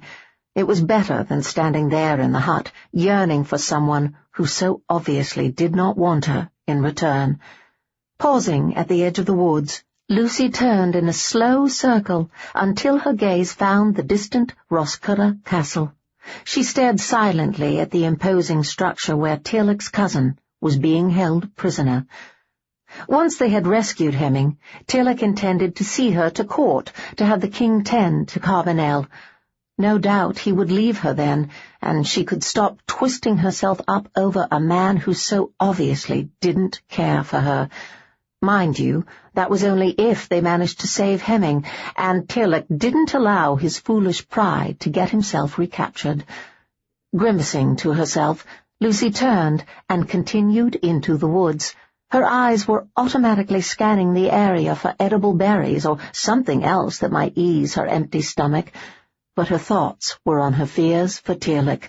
He seemed to think that she could describe how to unlock the chains, and he would march merrily into Roscurra and be able to do it.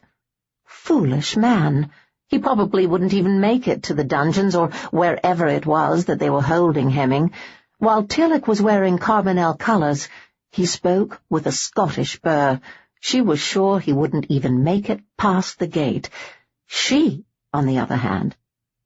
Lucy bit her lip and raised her head, peering through the trees toward the castle again. So long as she didn't speak and give away her English accent, everyone would just assume she was a maid. A big, strong man might be noticed no matter the garb he wore, but a puny woman wouldn't draw more than a passing glance.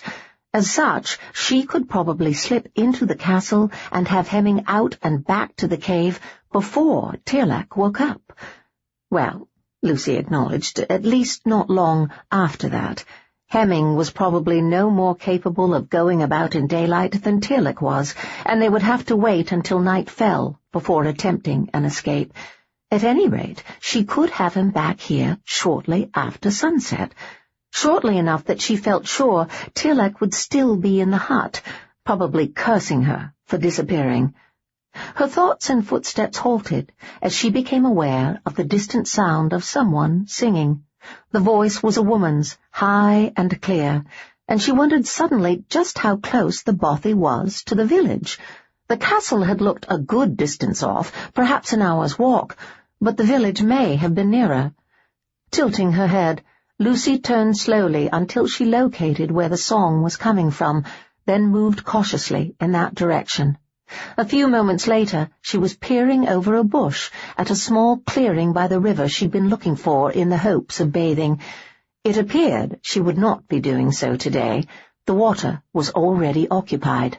A woman stood, naked and hip-deep in the water, singing as she bathed. Sighing with disappointment, Lucy had started to back away from the bush when her gaze suddenly landed on the gown lying on the ground near the water's edge.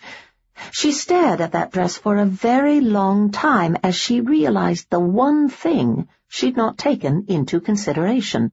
She was not dressed as a woman, but wore the clothing of a Carbonell soldier, and that was one thing sure to draw attention her way.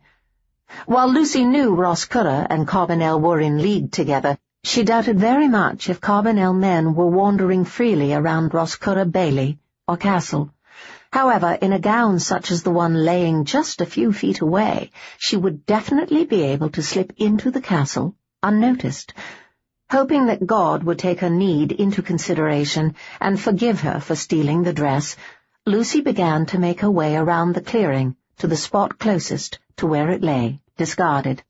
She'd reached the point closest to the gown and was trying to decide whether to crawl out on her hands and knees to collect it or risk running out to snatch it up when the singing suddenly stopped. Lucy froze and glanced anxiously toward the water, afraid she'd been spotted, but relaxed when she saw that the other woman was now missing, only a growing round ripple marking the surface of the river where she'd been a moment ago. The music had stopped because the woman had submerged herself in the water.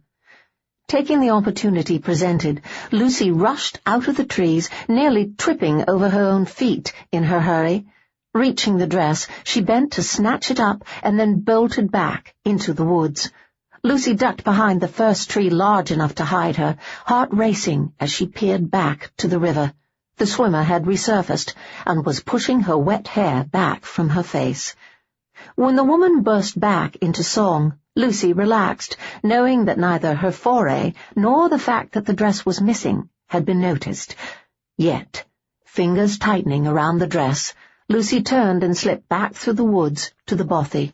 Trinket was sleeping where she'd left her, as was Tearlach, she saw after a quick peek down into the pit. Leaving them to it, she quickly shed the Carbonell clothes and drew on the dress instead. It was a tad long and a little loose on her, but would do if she caught up the skirt a bit. Satisfied that she would pass for a servant, Lucy glanced toward the trap-door, wishing she had some parchment and a quill to leave a note for Tearlach. Unfortunately, she didn't have anything of the sort, so would have to hope that when he awoke and found her gone, he would wait here until she returned. The fact that Trinket was still here surely would tell him that she was returning. Sighing, Lucy headed for the door, determined to carry out her plan. The only alternative was to wait for Tearlach to wake up and try to convince him to let her go into Roscurra after Hemming. She already knew he would never agree to that, and she herself wasn't willing to let him walk in there after his cousin alone. Lucy really felt she had a better chance to get the other man out than Tearlach did. Her plan was a good one, and much more sensible than his. Mind you, that didn't mean she really wanted to walk into enemy camp to rescue Hemming. In truth, she'd rather neither of them had to go in there, but they could hardly leave his cousin at Roscurra to be tortured to death. Her worries turning to what shape Hemming would be in when she found him, and the difficulties she might face getting him out, Lucy slipped out of the bothy and headed toward the castle. Such issues were forgotten, however, when her gaze moved absently skyward, and she noted that the sun was well into its downward journey. She'd thought it was late morning when she'd first left the shepherd's bothy. Apparently she'd been off by a bit. She'd slept much longer in the pit than she'd thought. Either that, or she'd spent more time than she'd realized, seated on the dirt floor of the bothy, contemplating her relationship, or lack thereof, with Tearlach. It looked to be moving from afternoon toward evening. The sun would probably last only a couple more hours. Lucy frowned as she did some calculation. 1 hour to get her to the castle, then however much time it took her to get Hemming out, and an hour back. She'd have to be quick at the getting him free part, Lucy decided grimly. She wasn't at all sure she would be able to find the bothy again in the dark.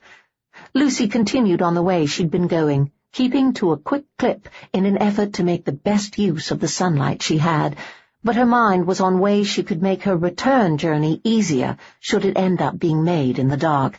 None of the ideas she was coming up with were very viable. She had nothing with which to leave a trail to follow back, no torch she could use to light the way, though she would probably have her hands full with Hemming anyway, if he was weak and injured. Once again paying more attention to her thoughts than her surroundings, Lucy nearly marched herself into the hands of the enemy. This time it was a burst of laughter that drew her attention back to her whereabouts. She immediately stiffened where she stood, freezing like a doe before the unexpected appearance of a rider or carriage. When the laughter was not followed by the sudden appearance of riders coming from the trees ahead, she eased to the side of the path and strained her ears, listening for further sounds. At first, all she could hear was the rapid beating of her heart, but then that steadied and seemed to recede some, and she caught the faint sound of male voices. It was coming from ahead, and a little to the right of where she stood. After a moment of indecision, Lucy began to move cautiously forward. Part of her was urging her to hurry on her way and avoid the men altogether, but another part was insisting it was better to know what sort of situation she was facing. She needed to know how many there were, and whether they were traveling on foot or riding horseback.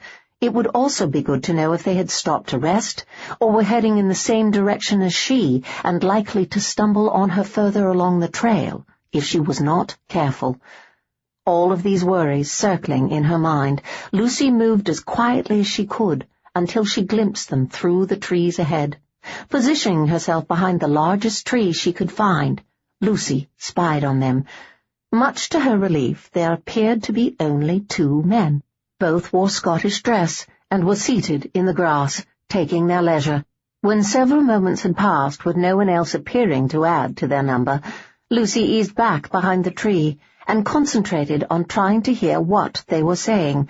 Unfortunately, she had stopped far enough away that their conversation was all rather muffled, a jumbled rise and fall of sound. Lucy was about to give up on listening when she thought she caught the name MacNachton. Letting her breath out on a small sigh, she decided she'd have to get closer. Rather than doing so upright and risking being spotted, she dropped to her hands and knees and began to crawl out from behind the tree, hoping the sparse foliage would hide her as she made her way to the next nearest tree. The ground was littered with broken branches and leaves, shaken free of the trees in a recent storm, making the journey somewhat awkward. The dress she now wore did not help. She kept getting caught up on it as she went.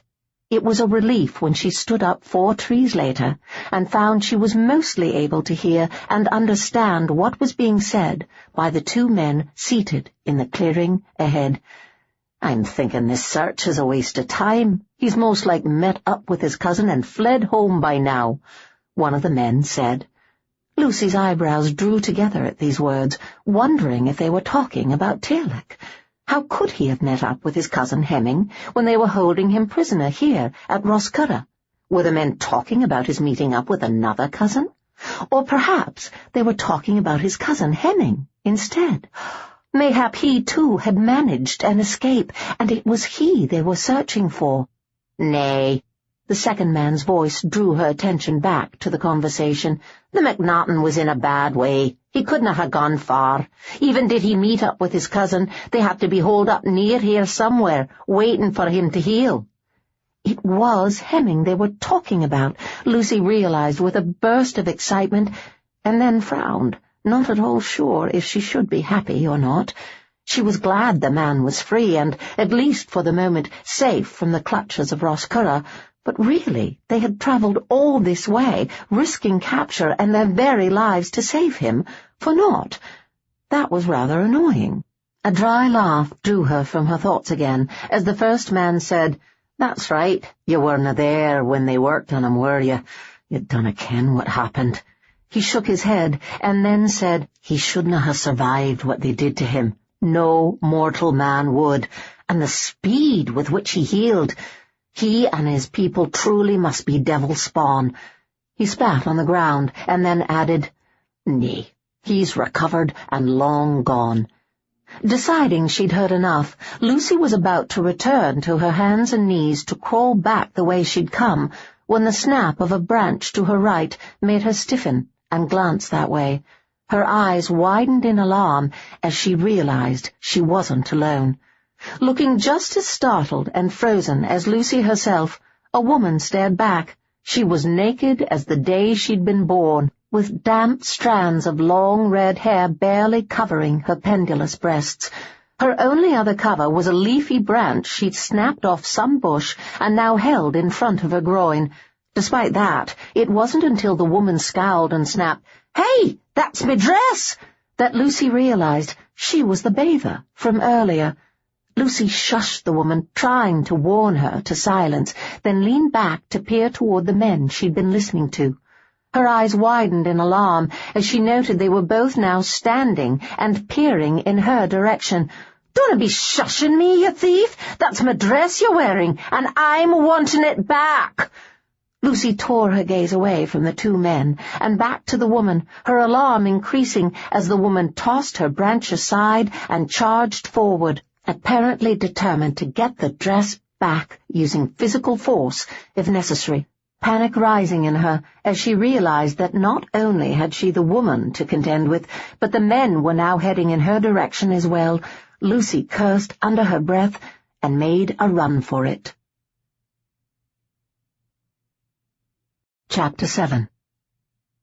"Leave off, Hamish. 'Tis woman's business." Lucy heard one of the men call out that laughing comment as she ran, and for one moment hoped all would be well, until she heard the other man answer, "Nay, 'tis her." The second voice sounded much closer, almost on her heels from what she could tell, and didn't encourage optimism. She took a moment to wonder who the her was he spoke of. Had he recognized her? And if so, from where? The only thing Lucy could think was that the soldier was one of the Scots who had been at the inn on the day of the murder-kidnapping. She let the matter drop from her consideration then, concentrating instead on avoiding branches and ruts in her path that might see her taking a spill and getting caught. Lucy didn't even dare to glance over her shoulder to see if the woman was still giving chase too, or how close her pursuer or pursuers were.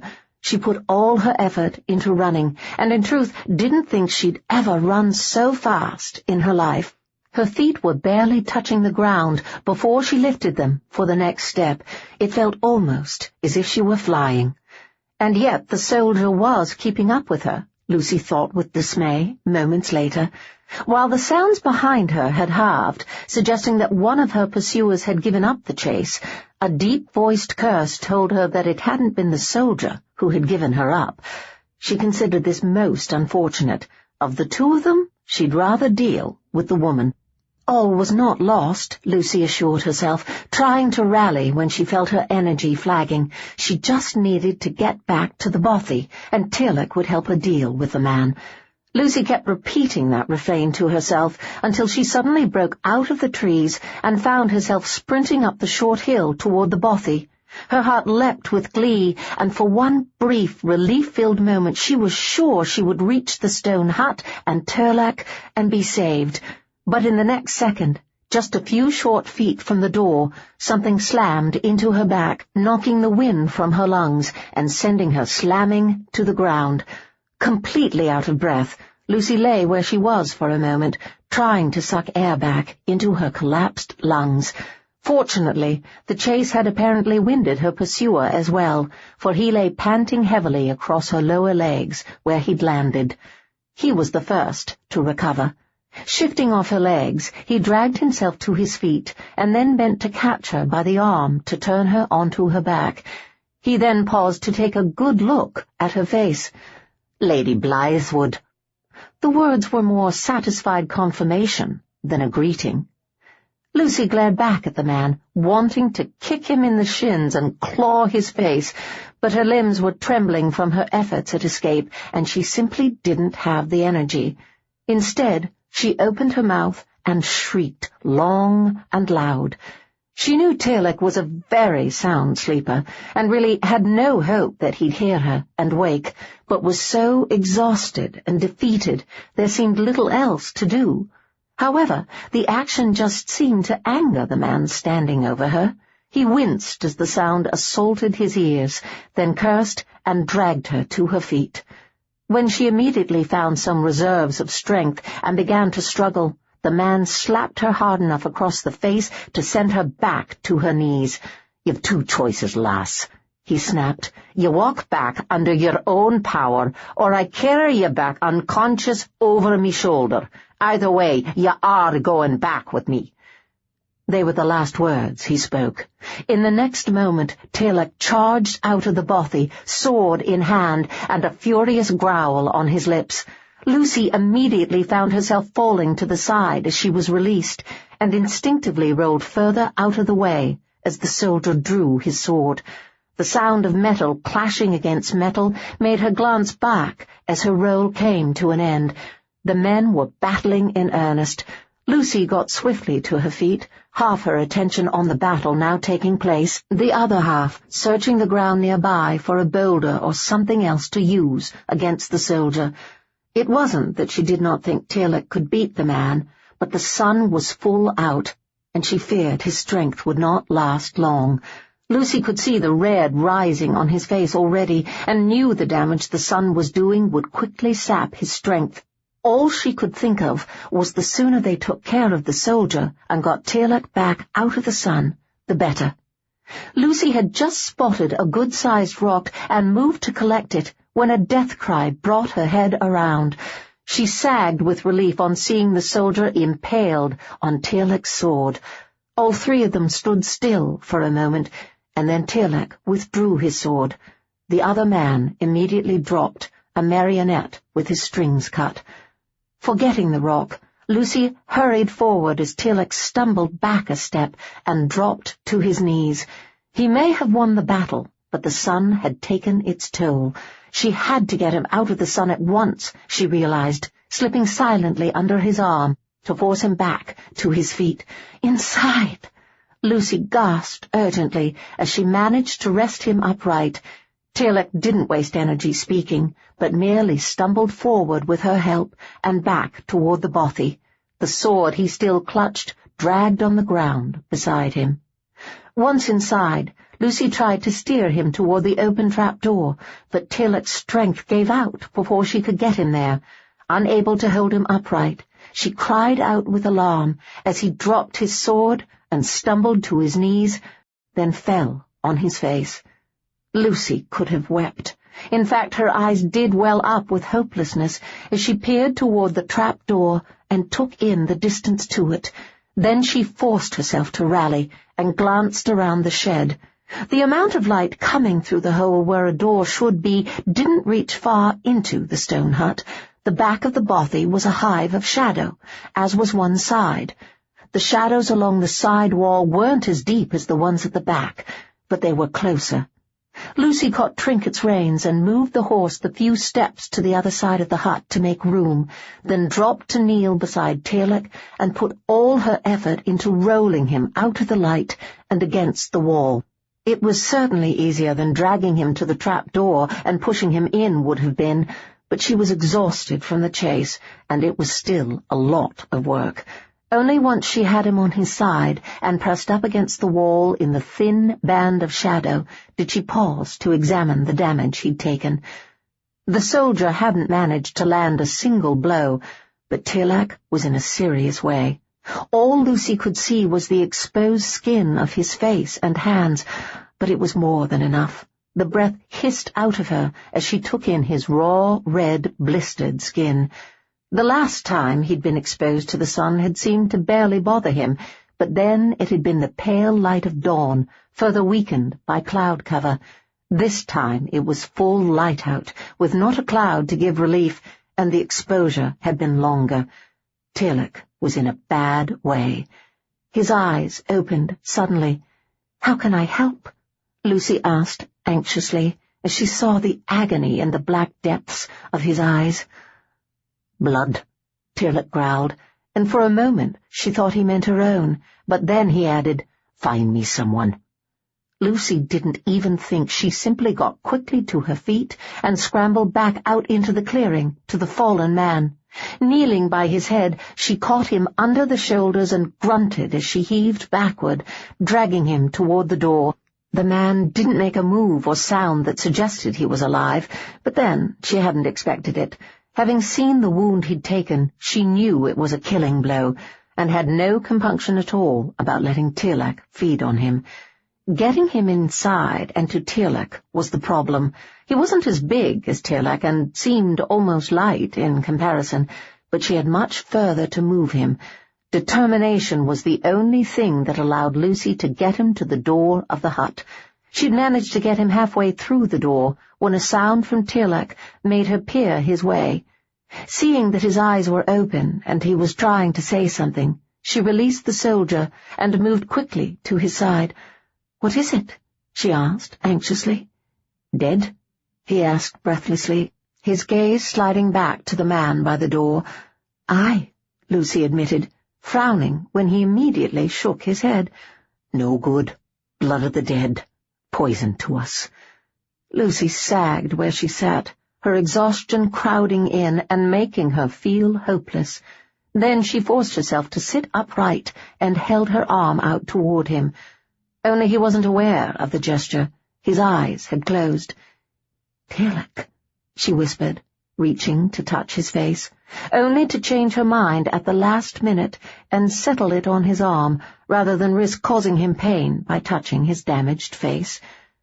Much to her relief, his eyes opened at once, and Lucy forced a smile and held her arm out so that her wrist was before his mouth. "Go ahead. Feed." Tearlach merely closed his eyes with the slightest shake of the head. "Leave me. Others will search for him. You had to get away." Lucy didn't need to ask who the him was he spoke of, but his words reminded her of the man's comrade in the woods.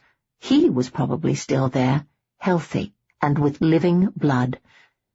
"Tearlach," she whispered, touching his shoulder again, but this time he didn't stir, let alone open his eyes.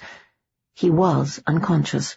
Despite that, Lucy squeezed his shoulder and whispered, "I'll not leave you.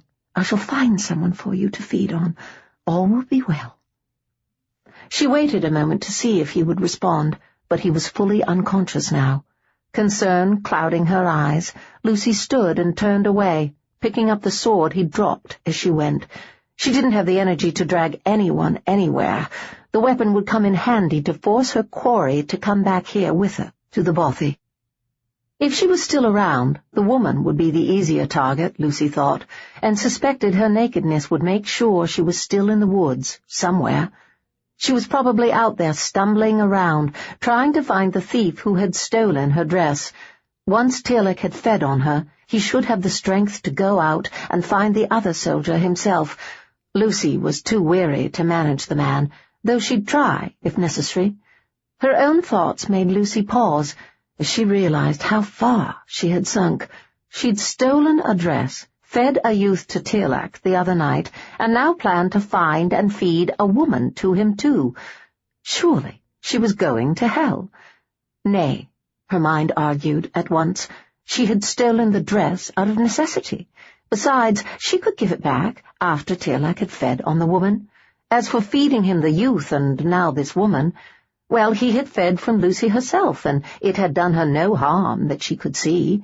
She was alive and well, her soul still intact as far as she could tell, as were all the others he'd fed on.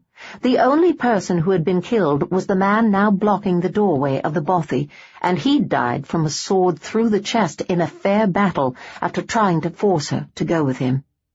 Speaking of the man in the doorway, she suddenly realized she would have to move him. She could hardly leave him there to draw the attention of anyone passing.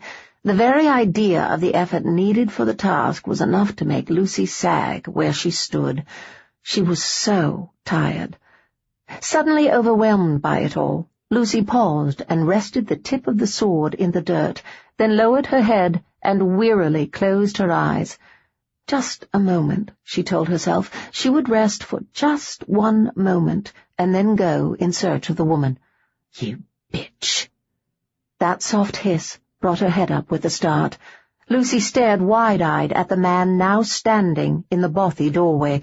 The sun was behind him, casting his features in shadow, and for one mad moment she was sure the soldier had risen from the dead to smite her. But then she realized the man filling the doorway stood with his feet planted on either side of the fallen man.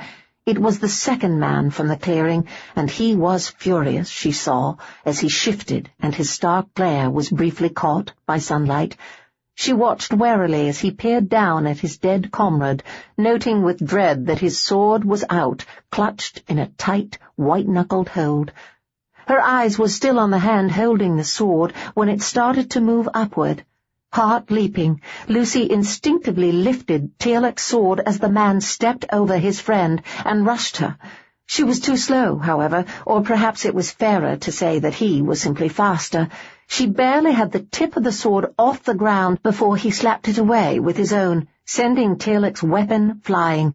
Trinket whinnied and scooted out of the way of the flying missile.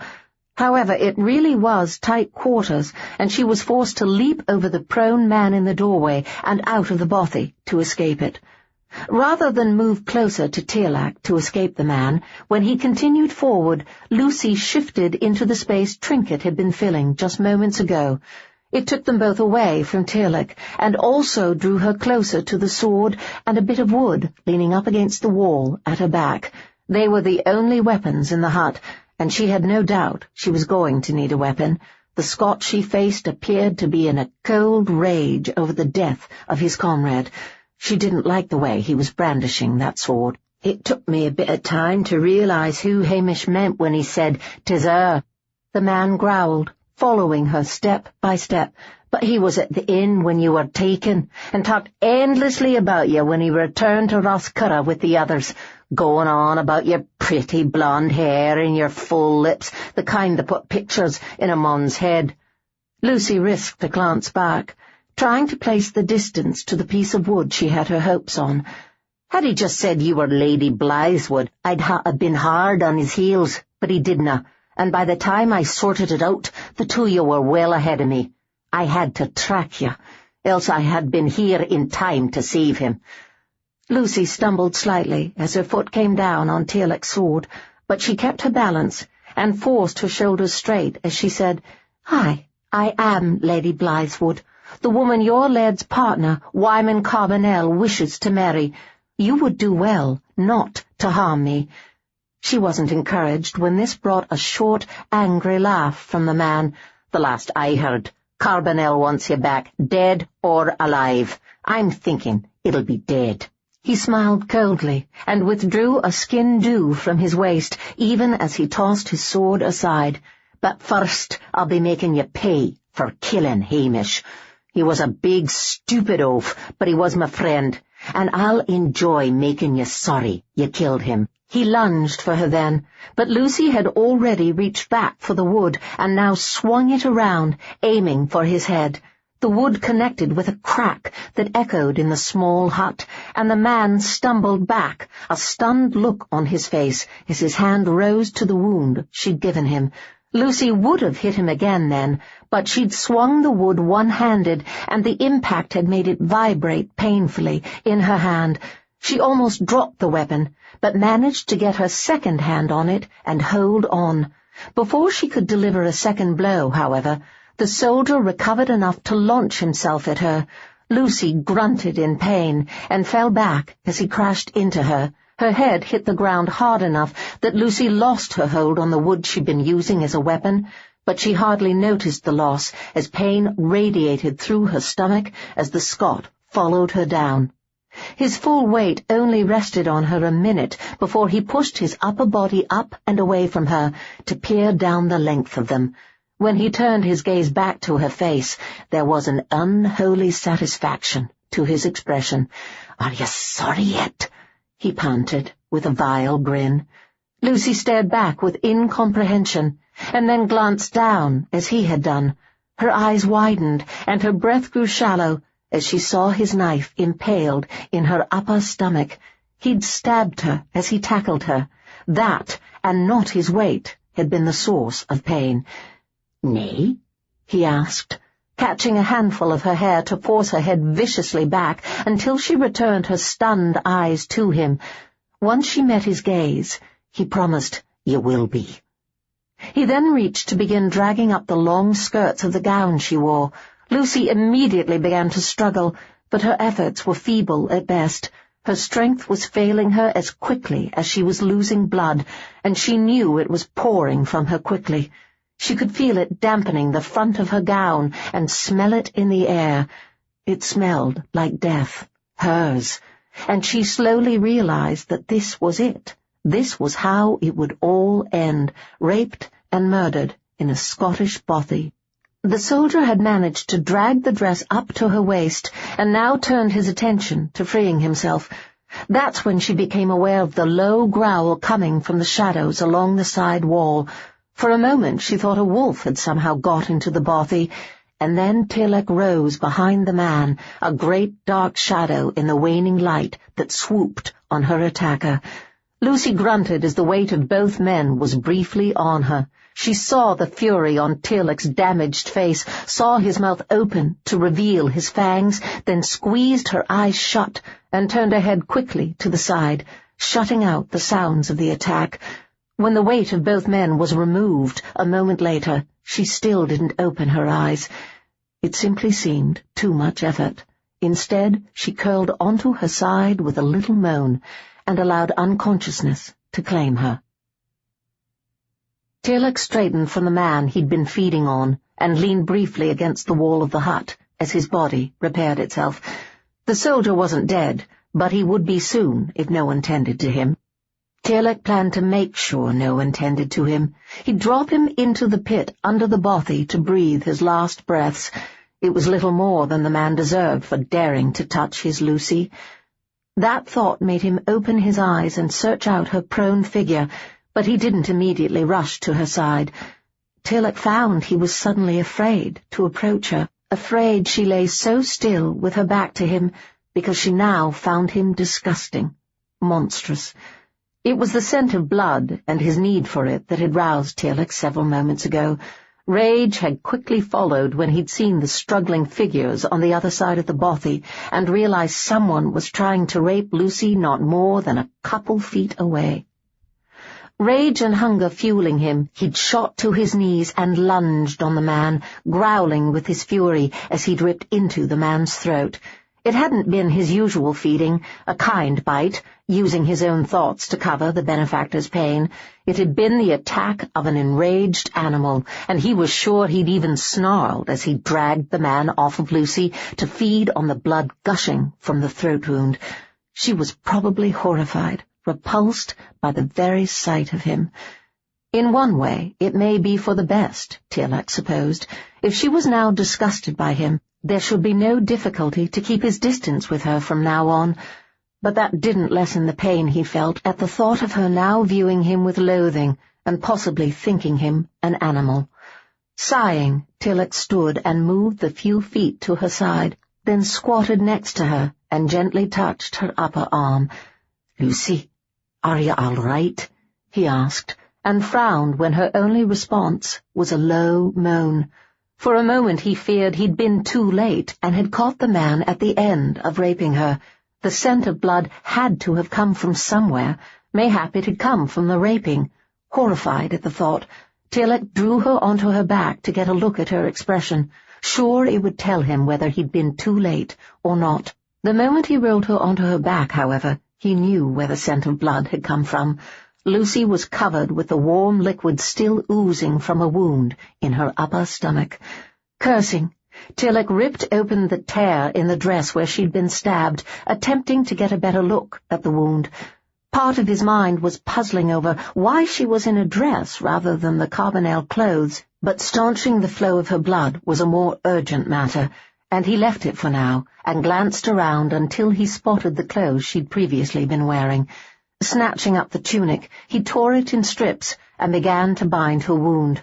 It was bad, and she'd lost a lot of blood. She needed a healer, a skill Tearlach knew nothing about. His people had little use for healers. "Betty," he muttered, suddenly recalling Lucy telling him that the woman was a skilled healer as well as her maid. He had to get her to Betty. She was the only healer he even knew of. "Tearlach." He paused in his binding to glance to her face when she whispered his name. Much to his relief, there was no disgust or loathing there for him, just a mild confusion as she peered from the wound he was binding, then to his face. "Rest," he whispered, continuing his work. "You need to save your strength, lass. You're sore wounded." "Have to tell you," she breathed, and a band tightened around his heart at how weak her voice was. She was fading on him. He was going to lose her. "Nay, save your strength," he insisted. Nothing was as important as her surviving this, in his opinion, but she was just as stubborn now as when she was well and persisted, gasping, hemming. "Escaped." That brought his head up sharply. "Escaped?" Tearlach echoed, shocked to realize that after all they'd been through to get here to save his cousin, he'd forgotten all about the man in the face of Lucy's injury. "They are searching for him. He escaped. Like us." She got out faintly, but it seemed to take the last of her strength, and her eyes closed with a little sigh. For a moment Tearlach feared she'd up and died on him, but when he pressed an ear to her chest, he could hear her heart still beating. It didn't sound a very strong beat, but it was a beat. She wasn't dead, and wouldn't die on him if he had any say in the matter, he thought grimly, finishing binding her as tightly as he could to keep any more blood from leaving her. Lifting her in his arms, he straightened then and turned to look for Trinket. The horse wasn't in the bothy, and he felt a moment's panic, fearing the mare was gone, but then he spotted her through the open door of the hut. The animal stood serenely in the waning daylight, munching grass in front of the bothy. Grateful he'd been too weary to unsaddle her that morning, and he would not now need saddle her, Tearlach took a deep breath and then stepped over the dead man in the doorway and out into the dying day. Holding Lucy close to his chest, he bowed his head to protect his face as much as possible and hurried to the mare, hoping that if he got mounted and to the shade of the woods, the sun wouldn't get the chance to weaken him terribly. "We need speed this night, Trinket," he muttered, as he struggled to get in the saddle with Lucy still in his arms. "Your mistress needs help. We must travel swiftly." He didn't know if the horse understood him, but she did set off for the woods at a gallop the moment he took up the reins. Chapter 8. Lucy was dreaming of Tearlach. She knew it was a dream, because he wasn't being cold and silent with her. Instead, his expression was concerned, his voice deep with worry. He also wasn't keeping her at a distance or being stiff and unbending. In her dream he was cradling her in his arms, whispering soft words in Scottish. She didn't understand a word he was saying, but his tone and eyes were so soft and full of caring, she decided they must be words of love before the dream faded into blackness again. When next she opened her eyes, it was to find a woman bending over her. Lucy blinked and then smiled uncertainly as she recognized her maid. "You're awake." Betty's smile was full of relief as she withdrew the damp cloth she'd been running over her face. "Aye," Lucy said, or tried to. She frowned when her voice came out as little more than a dry croak. She felt horrible, dried out and weak, her throat sore, eyes gritty, and body aching. All symptoms of the aftermath of fever, she realized with confusion. "What happened? Where am I?" "You are at Harold's Inn, my lady," Betty said, her voice soothing. But her expression became worried in the face of Lucy's blank expression, and she prompted, "My husband, William, his brother, Harold. This is Harold's Inn on the border of Blytheswood and Oswald." "Oh, aye," Lucy breathed, but had no idea how she'd got there. "What am I doing here?" Betty's eyebrows drew together. "Tearlach brought you. Do you not remember?" Lucy frowned as she searched the foggy memories jumbling in her head. She remembered. For a moment her thoughts were blank, and then she was suddenly bombarded with memory after memory, most of them featuring Tearlach MacAdie. "I was stabbed," she whispered, finally. Betty's concern cleared from her face, chased off by relief. Straightening where she sat on the edge of the bed, she set aside the damp cloth she'd been using to wipe her down, and then turned back and admitted, "I was worried the fever had affected your mind. It got so very high a time or two I feared we would lose you. When it passed, I still worried that you might not come back to us, as you were." Lucy gave a weak nod of understanding. Fevers could be dangerous. Even did they not claim a body, they might take the mind, and one never knew if that would be the case until the person recovered. She was pretty sure all her faculties were still intact, however. Her gaze slid to the flickering candle beside the bed, and then to the window and the darkness beyond. "Where is Tearlach?" she asked, grimacing over the pain it caused in her throat. "He is downstairs helping Harold's wife in the kitchen, while William helps Harold with serving the guests." When Lucy's eyebrows rose at this news, Betty explained, "He does not show his face to the guests lest someone recognize him, but insisted he wanted to help out while here, so settled on working in the kitchens." She paused and gave a soft laugh before adding, "Harold's wife, Louise, was fair surprised to have a man underfoot in the kitchens, but he's been very helpful." Lucy smiled faintly, somehow not surprised that Tearlach would be willing to do what she was sure many lords would refuse to do. From all their talks and the time she'd been with him, she was quite sure that Tearlach would consider no chore beneath him, and would simply set out to do what he could, where he could. "He is a good man," Betty said solemnly, and then added, "He has been terribly worried about you. The man was a sight when he arrived with you in his arms. He was pale and trembling from his time in the sun, but would not let you go. We had to tend you in the cellar, out of the sun, because he insisted on holding you the whole first day while I tended your wound." "He arrived in daylight?" Lucy asked, eyes wide with alarm, but then confusion set in. She had seen the effects of sun on Tearlach, and pale and trembling wasn't it. The man burned under the sun's harsh rays. "Aye, he had several blankets wrapped around and over both of you. We had no idea who the two of you were when he first rode into the courtyard and straight into the stables. William followed him in and came running out, shouting for me." "Blankets?" Lucy echoed faintly, suddenly having some recollection of being tight-bundled and finding it hard to breathe in a warm cocoon. "Aye, Lord Tearlach said he'd come upon a sleeping search party near dawn and stole the blankets so he could continue on to the inn with you." He'd probably fed at the same time, Lucy supposed, and then glanced worriedly at Betty, wondering if they'd realized what he was. "He's a vampire," Betty said, answering the question she hadn't asked. She then frowned and gave her head a little shake. "I've heard stories of them, but didn't think they really existed." "Vampire or not, he is a good man," Lucy said firmly. "Wyman is the monster." "Aye," Betty agreed at once, and then added, "And he loves you. That is clear from the way he's fretted over you."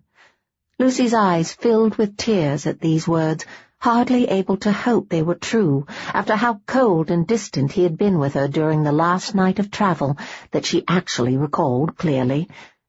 Betty patted her hand gently and stood. "I shall tell him you're awake and fetch you something to drink to ease your parched throat. You just rest." Lucy nodded and relaxed back in the bed, her eyes closing as Betty slid out of the room.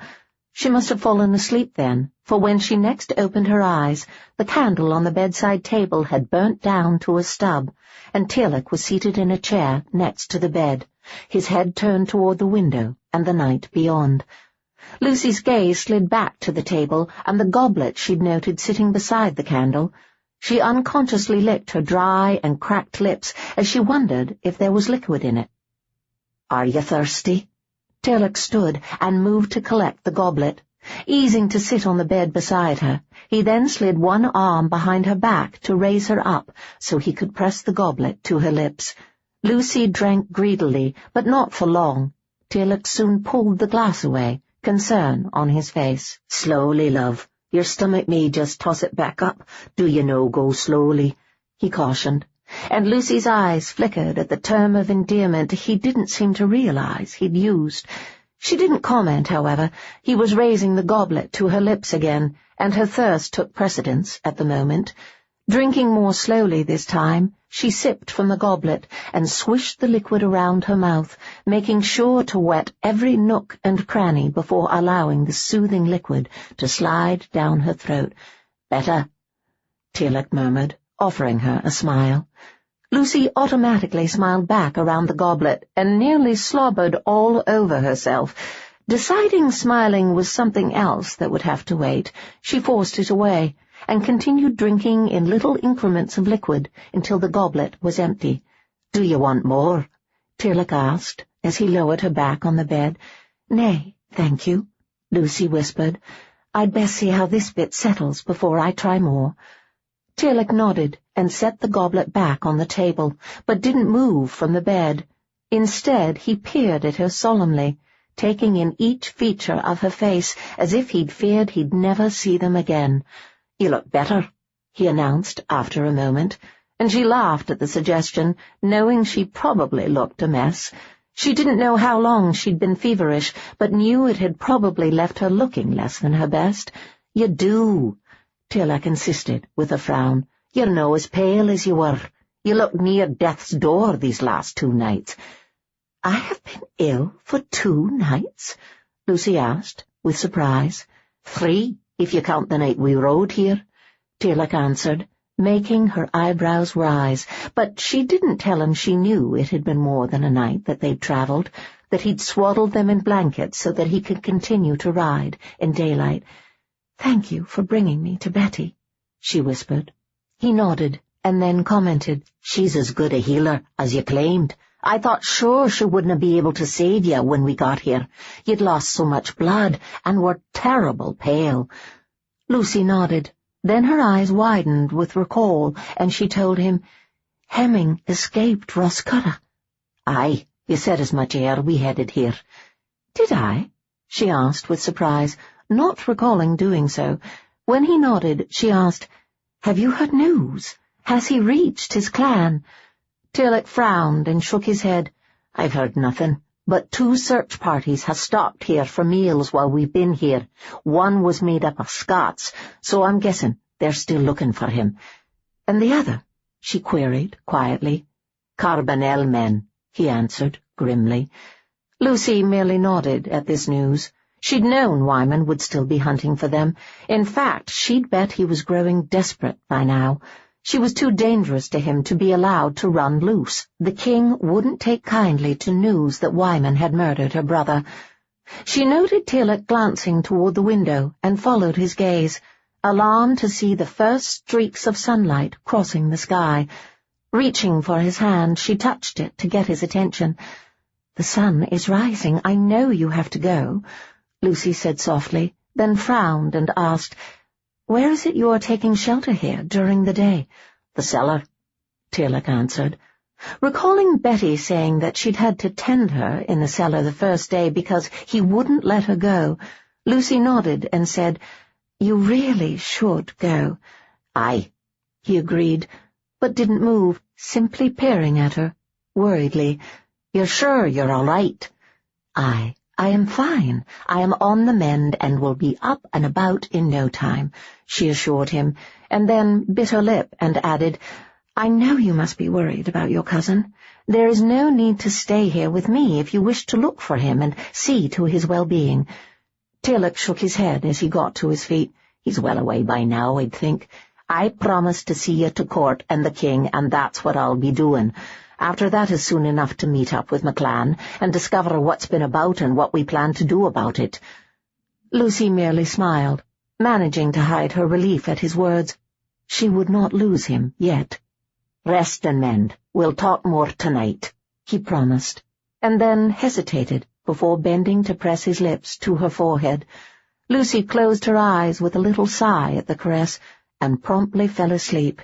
When she awoke again, the room was full of sunlight, and Betty was bustling about, humming a little tune under her breath.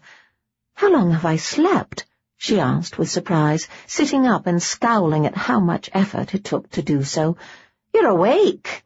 Beaming as if she'd done something especially clever, Betty rushed across the room to the bed. "Aye," Lucy agreed dryly. "I must have slept for hours. It was dawn when Tearlach said good night." "You slept 1 full day and night and about 3 hours then," Betty informed her. "What?" Lucy gasped with horror. "It was my potion," Betty said apologetically. "I put it in your drink. I told Tearlach not to let you drink too much, but he thought I meant because you'd been without so long. He hadn't realized I put a sleeping potion in the drink and let you drink it all. It made you sleep long and hard."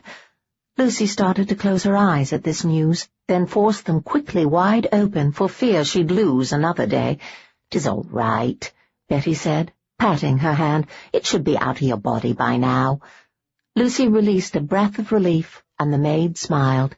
"It was probably for the best. Sleep is the best healer, and you are looking like the long rest has done you good. You have more colour and appear much more alert this time," she informed her, and then asked, "How'd you feel?" "Hungry," Lucy said promptly, and Betty laughed softly. "That is always a good sign, my lady. You'll be up and about in no time. I shall go fetch you some broth." Lucy scowled as the door closed behind the maid. She'd said she was hungry. Broth would hardly cure that, but she suspected the maid wouldn't let her move to solid food until she was literally up and about. Setting her teeth determinedly, Lucy slid her legs off the bed and slowly levered herself to her feet. The thump of an empty barrel hitting the floor brought Tearlach awake with a start. Turning his head, he found William casting an apologetic wince his way from the opposite side of the cellar. "I'm sorry, Tearlach, it slipped out of my hands." He waved away the apology and ran a hand through his hair as he sat up on the pallet they had set up for him in the inn cellar. "'Tis all right. The sun has nearly set, anyway." William's eyebrows rose at his words. "How is it you always know that?" "I am no sure," Tearlach admitted as he stood. "It has always just been that way." William muttered, and turned to move the empty barrel next to several others in the corner. Knowing the man would be expected to bring up a fresh barrel to replace the empty one, Tearlach crossed the room to get it for him. He was hefting it onto his shoulder when Lucy's stablemaster turned around. "'Tis all right, I can do that," William said, hurrying to his side when he saw what Tearlach was about. "As can I," he answered mildly, and then shrugged. "'Tis little enough effort in return for all you and Betty had done for Lucy and me." "She's our lady," William said quietly. "But I am no," Tearlach pointed out with a smile, and turned to lead the way upstairs to the main floor of the inn. Despite the danger of being seen, he carried the barrel through the kitchen and out into the main room, walking quickly around behind the bar to set it down. "Thank you, my lord, and good evening to you." William's brother greeted him as he straightened. Harold was rather barrel-shaped himself, but otherwise was an older version of his brother. Tearlach nodded a greeting, then turned and headed for the stairs, thinking just to check on Lucy before returning below to don his boots and sword. "If it's Lucy you're looking for, you'll not find her up here," Betty announced with annoyance as she started down the stairs toward him. Pausing on the first step, Tearlach raised his head to glance at William's wife, his gaze full of surprise. "Wilna?" "No," Betty said grimly. "She is up and about despite my best advice, and presently out in the stables." "The stables?" he echoed with horror. "Aye, she wanted to take Trinket a carrot." "But—" Tearlach paused, briefly at a loss. Finally he snapped, "She shouldn't be out of the inn. What if Carbonell's men come? She could be spotted." "Aye," Betty agreed dryly as she reached the step above him and paused. "Mayhap if you tell her that she will listen. She does not seem to want to listen to me." Ignoring the mutters that followed about her lady being stubborn and bull-headed, Tearlach turned and hurried out of the inn. He crossed the courtyard at a quick clip and burst into the stables only to find it apparently empty. About to turn and march back out, Tearlach paused when the soft murmur of a woman's voice reached his ears. Eyes narrowing, he followed the sound, not terribly surprised to find it led him to Trinket's stall. Pausing outside the stall, he peered over the door to see Lucy seated in the straw before the horse, holding up the last of a carrot for the mare to take. "Lucy," he said shortly, and she glanced up toward him with a start, then smiled brightly and hopped to her feet. "Oh, hello, Tearlach. Is it sunset already?" she asked, unhooking the stall door and slipping out to stand before him. "Aye," he growled, scowling in the face of her good cheer. He opened his mouth to berate her for being out here where she might be seen by a passing search party, but found himself distracted when she slid her arm through his and turned him toward the door of the stables. "I know I should not have risked coming out here, but I was very careful. I even made William check the lane to be sure no search parties were approaching ere hurrying across the courtyard to the stables," she informed him solemnly, and then added, "I just wanted to see Trinket and reassure her all was well. I usually visit her every day, whether intending to ride or not, so knew she must feel neglected. Besides," she added with a grimace, "I needed a moment to myself without Betty hovering over me like a mother hen. She is not happy with my being out of bed, and has been scowly-faced all afternoon, rather like you are right now," she added with amusement. "I am no scowly-faced," Tearlach protested. "Aye, you are. You're scowling right now," Lucy teased, imitating his accent. Pausing, he turned a narrow-eyed look her way. "Are you making fun of me, lass?" "Just a little," she assured him with a soothing smile, then urged him to continue walking.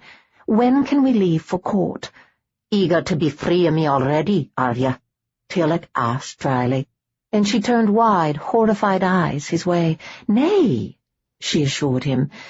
"I just thought, well, I know you have responsibilities. I am not eager to be rid of you," she said, finally, "but I know you are worried about your cousin and need to get news of your own well-being to your family and clan. It is only me who has kept you from already doing so." Tearlach opened his mouth to speak, but paused as they heard what sounded to be a large party riding into the courtyard. Gesturing for her to wait where she was, he turned and crossed the rest of the distance to the stable doors to peer cautiously out. Of course Lucy didn't listen to him.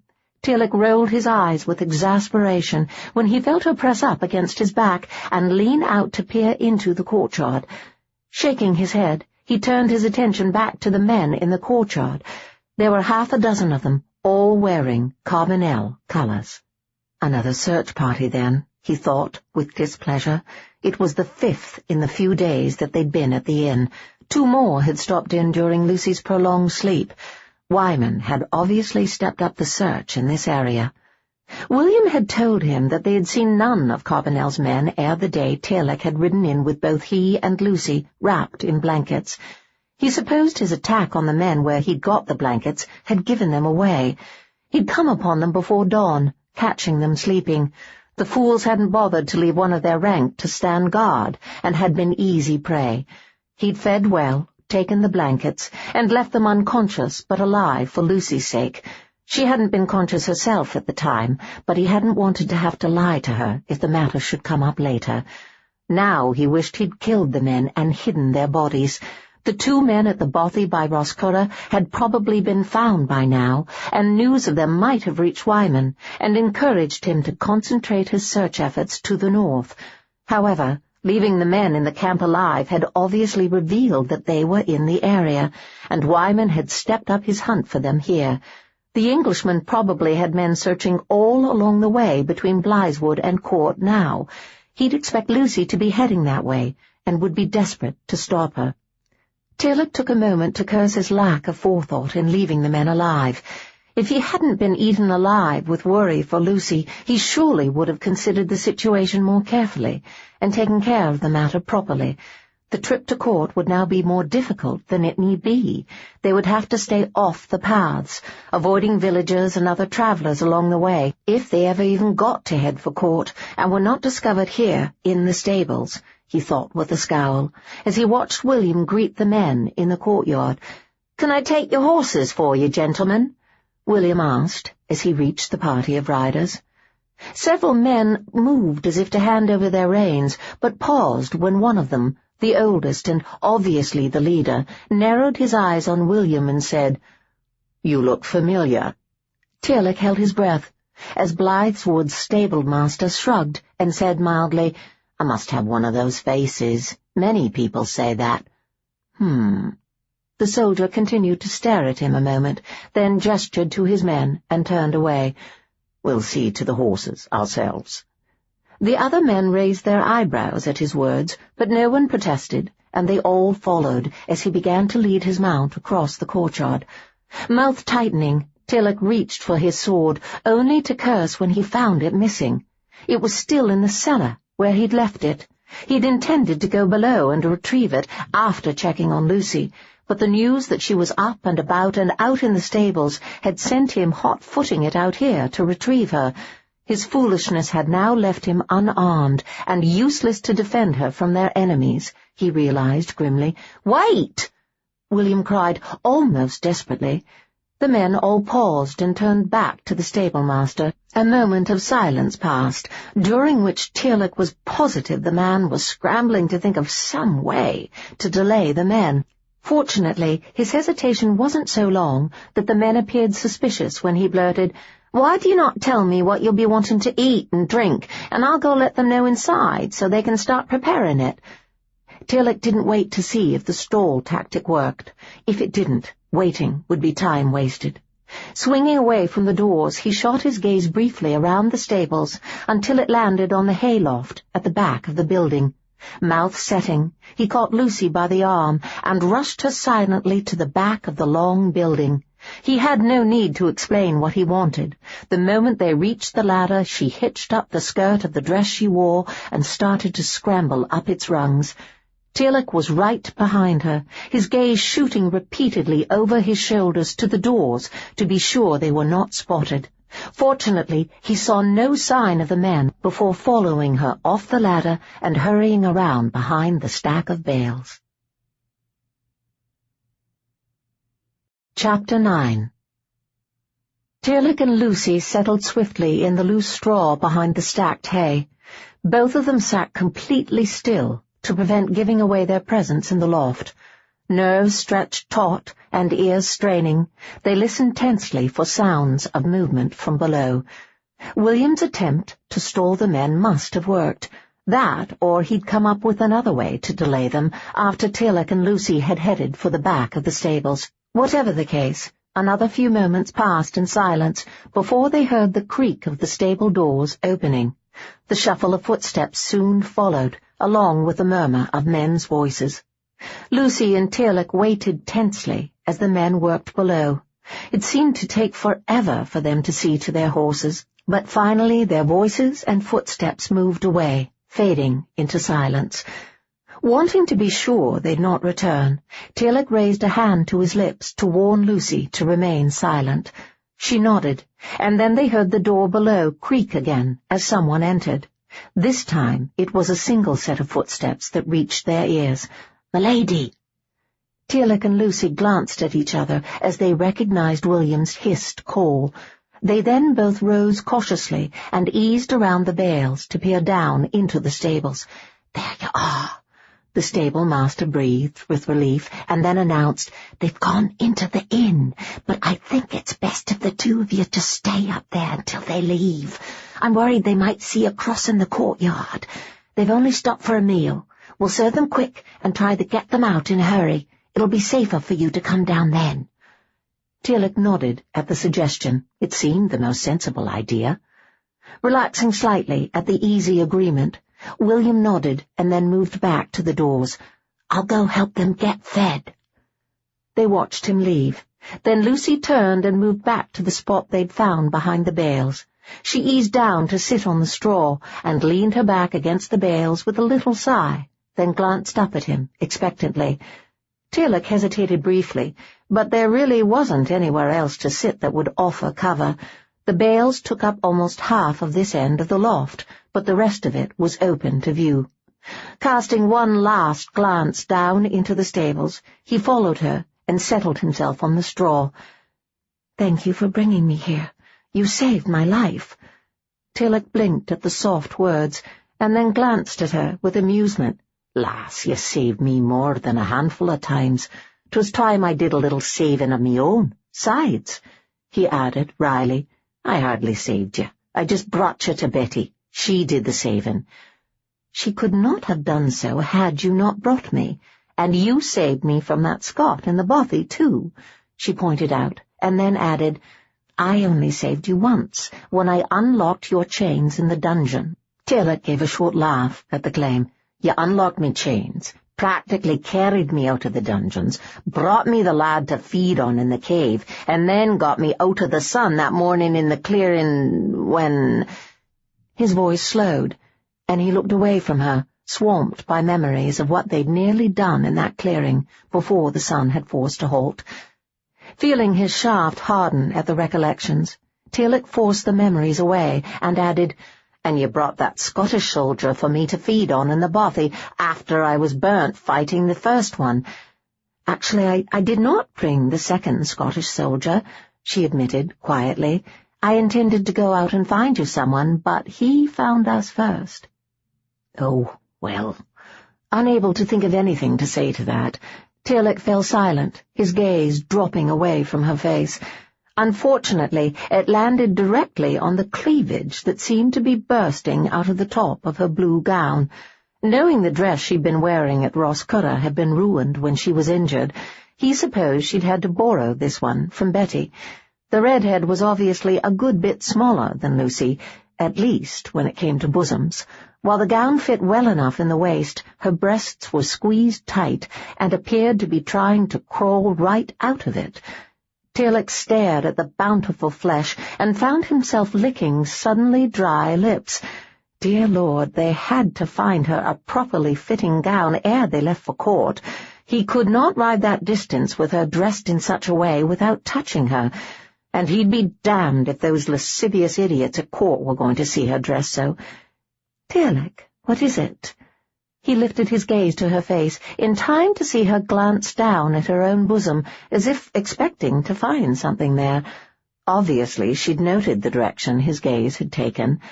Apparently not finding anything amiss, she lifted confused eyes to his. Rather than look like a complete arse who couldn't stop staring at her breasts, Tearlach lied. "It's just this bit of straw," he said, and then couldn't resist leaning forward and reaching out to pretend to pluck the non-existent bit of straw from the soft upper swell of one breast, purely to support the lie, he assured himself.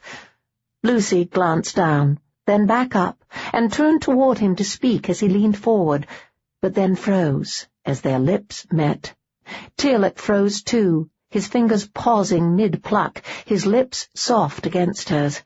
He knew he should back up and end the unintentional caress, but couldn't seem to bring himself to do so. Both of them just stayed frozen, both seeming to hold their breath for a minute.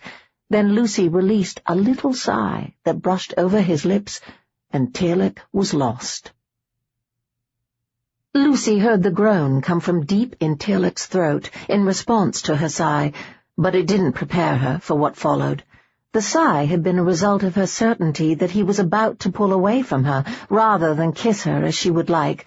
But rather than pull away, that groan was like the opening of floodgates. Tearlach suddenly pressed his lips more firmly over hers, his tongue slipping out to request entrance. Hardly able to believe he was finally kissing her again, Lucy opened to him at once, her arms creeping tentatively up around his neck as his tongue filled her. The action brought a riot of sensation to life in her, and she groaned into his mouth, her upper body arching invitingly as she scraped her nails over his scalp. Murmuring something into her mouth, Tearlach deepened the kiss, his fingers rising to run over the soft flesh revealed by her décolletage before giving one side of the material the barest tug. It was all that was needed to free the breast on that side from the tight gown encasing it, and Lucy gasped as she felt his warm, calloused hand immediately close over it. Shuddering with pleasure, she arched her back further, pressing into the touch. Her response to his kiss became somewhat frantic as Tearlach kneaded the sensitive flesh, and she almost bit his tongue when he caught her erect nipple between thumb and finger and tweaked it. Breaking the kiss then, Tearlach ducked his head to catch the nipple in his mouth. Groaning, Lucy twisted her head and let it fall back, then cried out and tangled her fingers in his hair as his tongue rasped over the sensitive nipple. "We shouldn't be doing this," he groaned suddenly, lifting his head. "You're a lady. You deserve more than a tumble in the hay." Lucy's eyes blinked open with dismay as his words made their way through her passion-soaked mind. "I like hay," she insisted, as he began to withdraw his hands.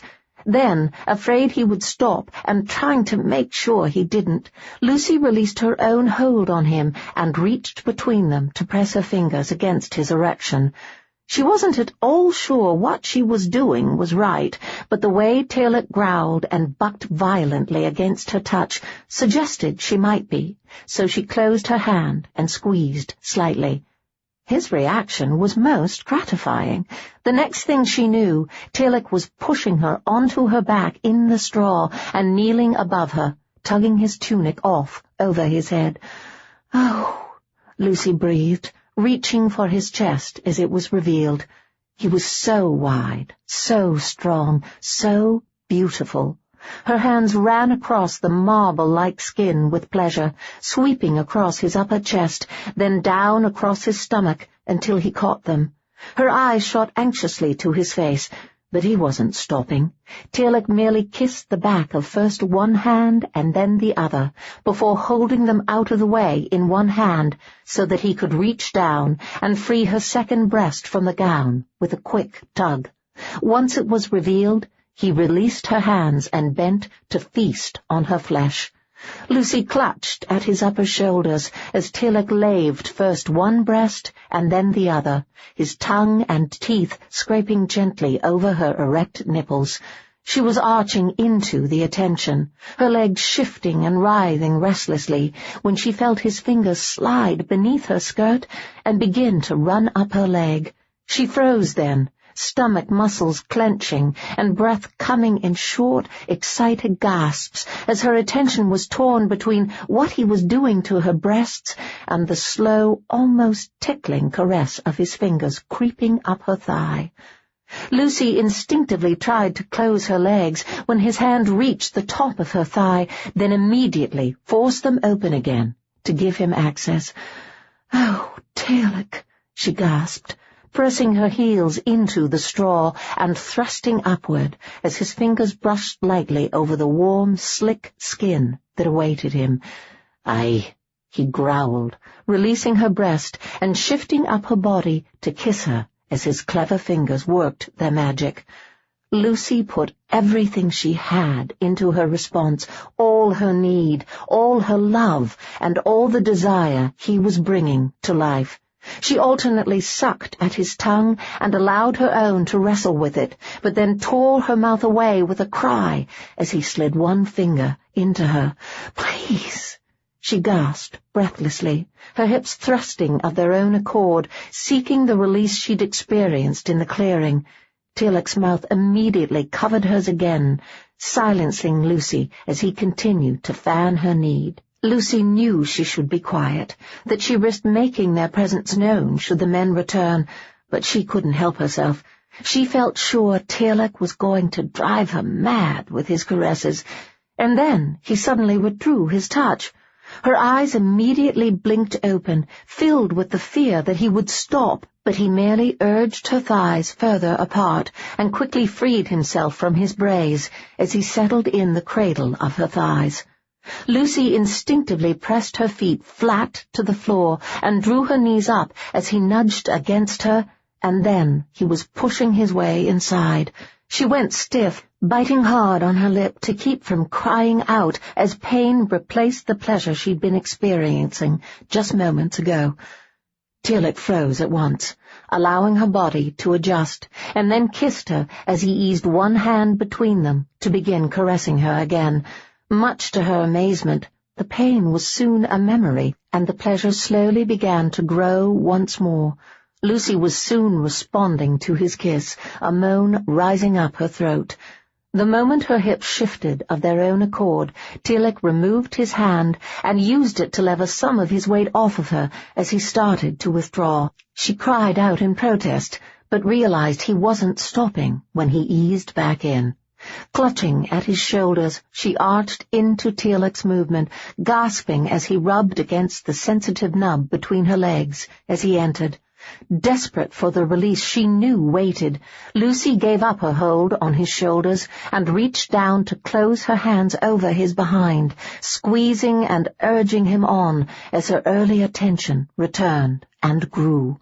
Tearlach answered her demand, his movements becoming faster, thrusting deeper, until he brought them both the release she craved. Lucy was still shuddering and gasping when Tearlach suddenly rolled to the side, taking her with him. Completely exhausted, she allowed her eyes to close, and lay limp and satisfied, barely able to appreciate the gesture as he arranged her to rest on top of him, her head nestled on his chest rather than the prickly straw. "Hello?" Tearlach blinked his eyes open at that call, his gaze shooting briefly around with confusion before he recalled where he was and why. Glancing down at Lucy's sleepy face as she blinked her own eyes open, he lifted a finger to his mouth, signaling for her to remain silent. He then eased them both upright and reached for his tunic. "Tearlach, m'lady?" "William?" Tearlach called, recognizing the man's voice. "Aye." In the silence that followed that word, Tearlach quickly tugged his tunic on, and then William said, "Are you not coming down? The men are gone." "Aye, I'll be right there," Tearlach answered. Grabbing up Lucy's borrowed dress, he handed it to her, then, spotting the panic on her face, couldn't resist catching her by the back of the head and drawing her to him for a quick, reassuring kiss that turned into a longer one than he'd intended. Breaking the kiss on a sigh, he hugged her briefly, whispering, "All is well. Take your time. I'll see what he wants." When she nodded, he stood and drew on the brace he'd been forced to wear since escaping Carbonell. As he hopped around trying to get them up his legs, he couldn't help thinking it would be nice to return to wearing a plaid. "Tearlach," William called again, sounding as if he were at the bottom of the ladder now. "I'm coming," he snapped, finally getting the brace on, and then paused to send Lucy a reassuring smile before moving around the bales. A glance down showed the stable-master at the foot of the ladder. Peering up, Tearlach grimaced, and then quickly descended to the stable floor. "Did you not hear them leave?" William asked, backing out of the way as Tearlach stepped off the ladder. "We dozed off waiting," he muttered. William looked rather amused, and then said, "You straw sticking out of your shirt." Scowling, Tearlach glanced down and plucked out the offending item. "And in your hair," William said, once he was done.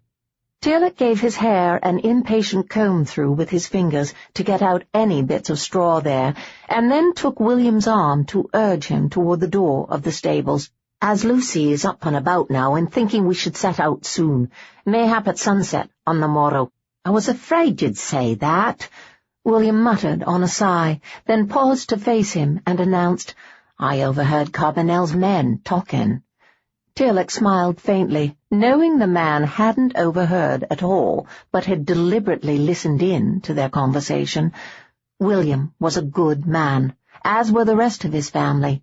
All of them had quickly realized that he was a vampire, and seemed to accept it without issue.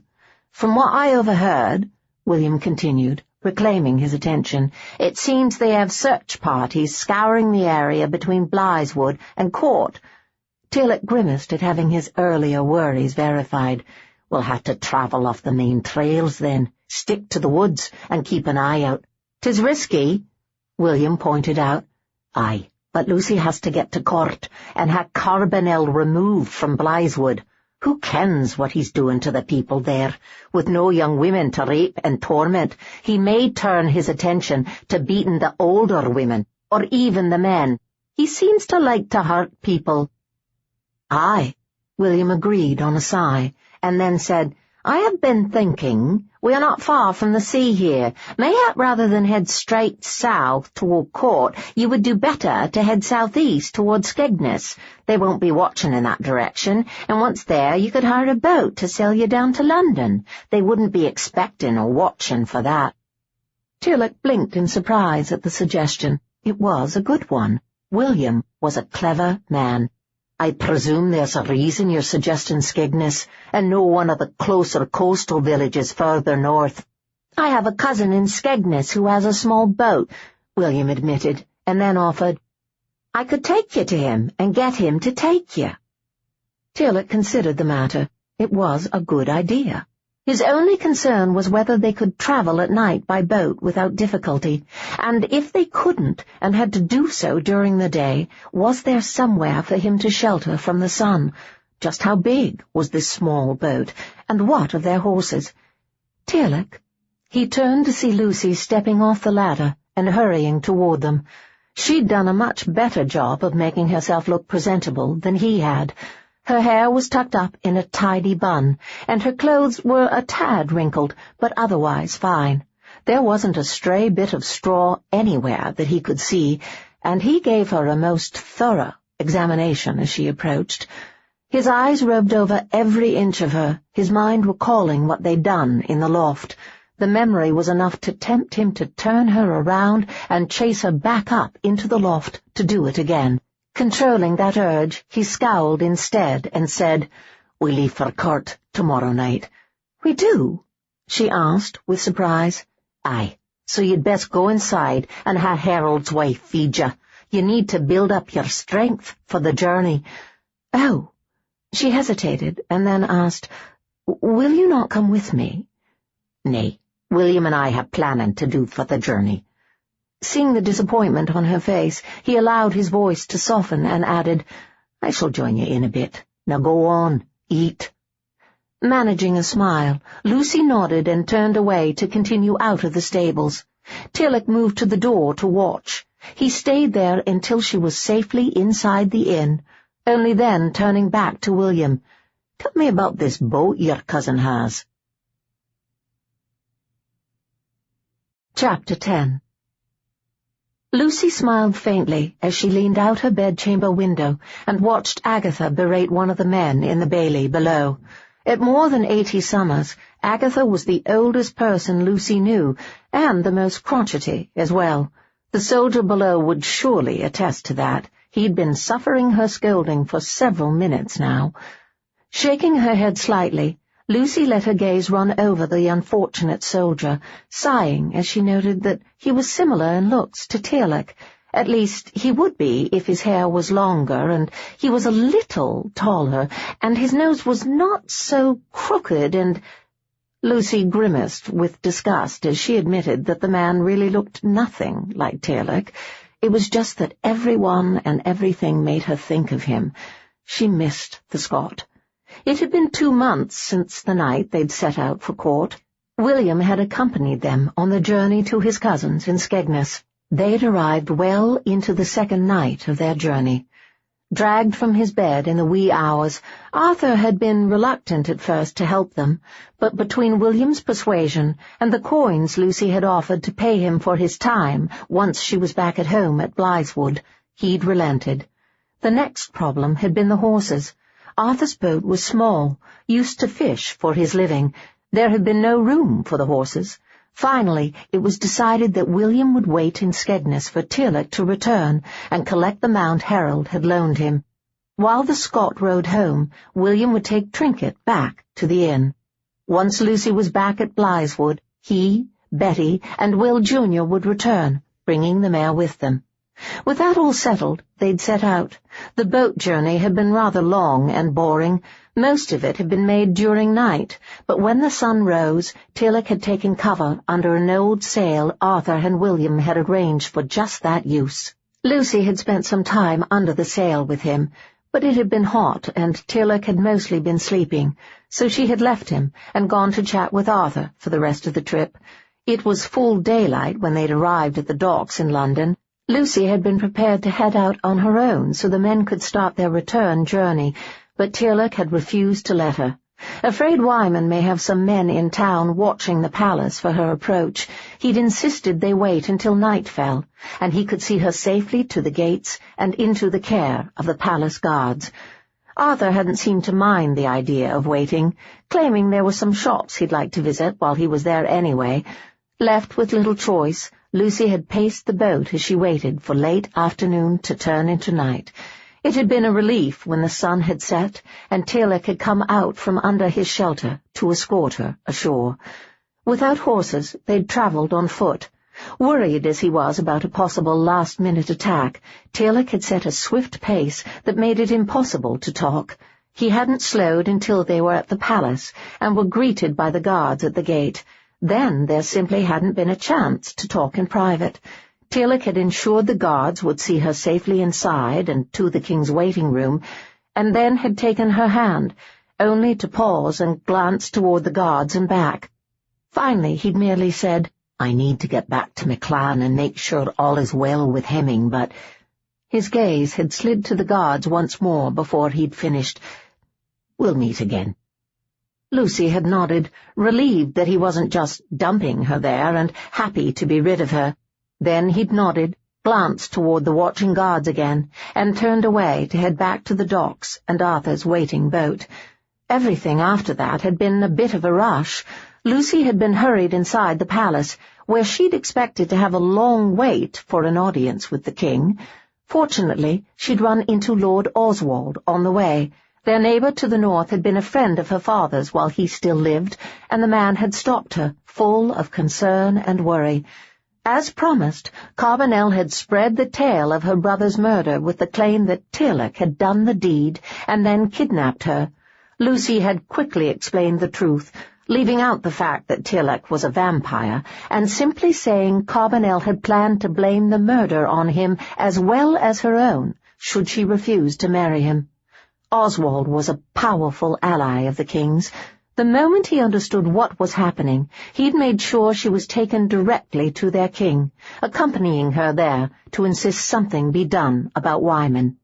The very next morning, Lucy was riding for Blytheswood with Oswald at her side and a good-sized army carrying the king's standard at her back. That had been enough. There had been no battle, no need really for the army. Carbonell had taken to his heels the moment he heard they were on the way. They'd arrived at Blytheswood to find he'd fled and was on the run. Oswald had stayed the night before travelling on home, taking his men with him. The king's men had split into 2 groups, the majority of them turning to head back to court, while a much smaller group headed out to chase after Carbonell, following him to the coast, where he'd barely managed to escape on a boat headed for France. Lucy had spent the nearly 2 months since then learning all she needed to take over her brother's position in running Blytheswood, but it was difficult with her mind distracted by thoughts of Tearlach. He'd said they'd meet again, and she knew he was probably being kept busy with clan matters, but it had been so long, and...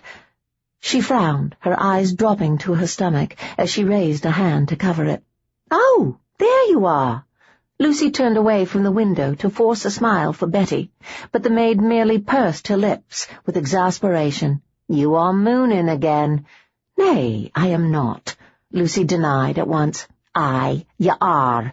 The woman insisted, then sighed and walked to her side. Once there, she slid an arm around her waist to urge her away from the window. "Do not deny it. I know you miss him." Now it was Lucy's turn to sigh. Nodding an admission, she said quietly, "I do, but he said we'd meet again." "Well, it better be soon," Betty muttered.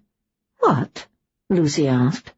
Rather than repeat what she'd said, Betty blew a breath out and settled on the bed next to her and then said, "I am not sure if you are aware of it, but you are with child." Lucy bit her lip. She hadn't had a woman's time since that evening in the loft. I know." "Well?" the woman prompted.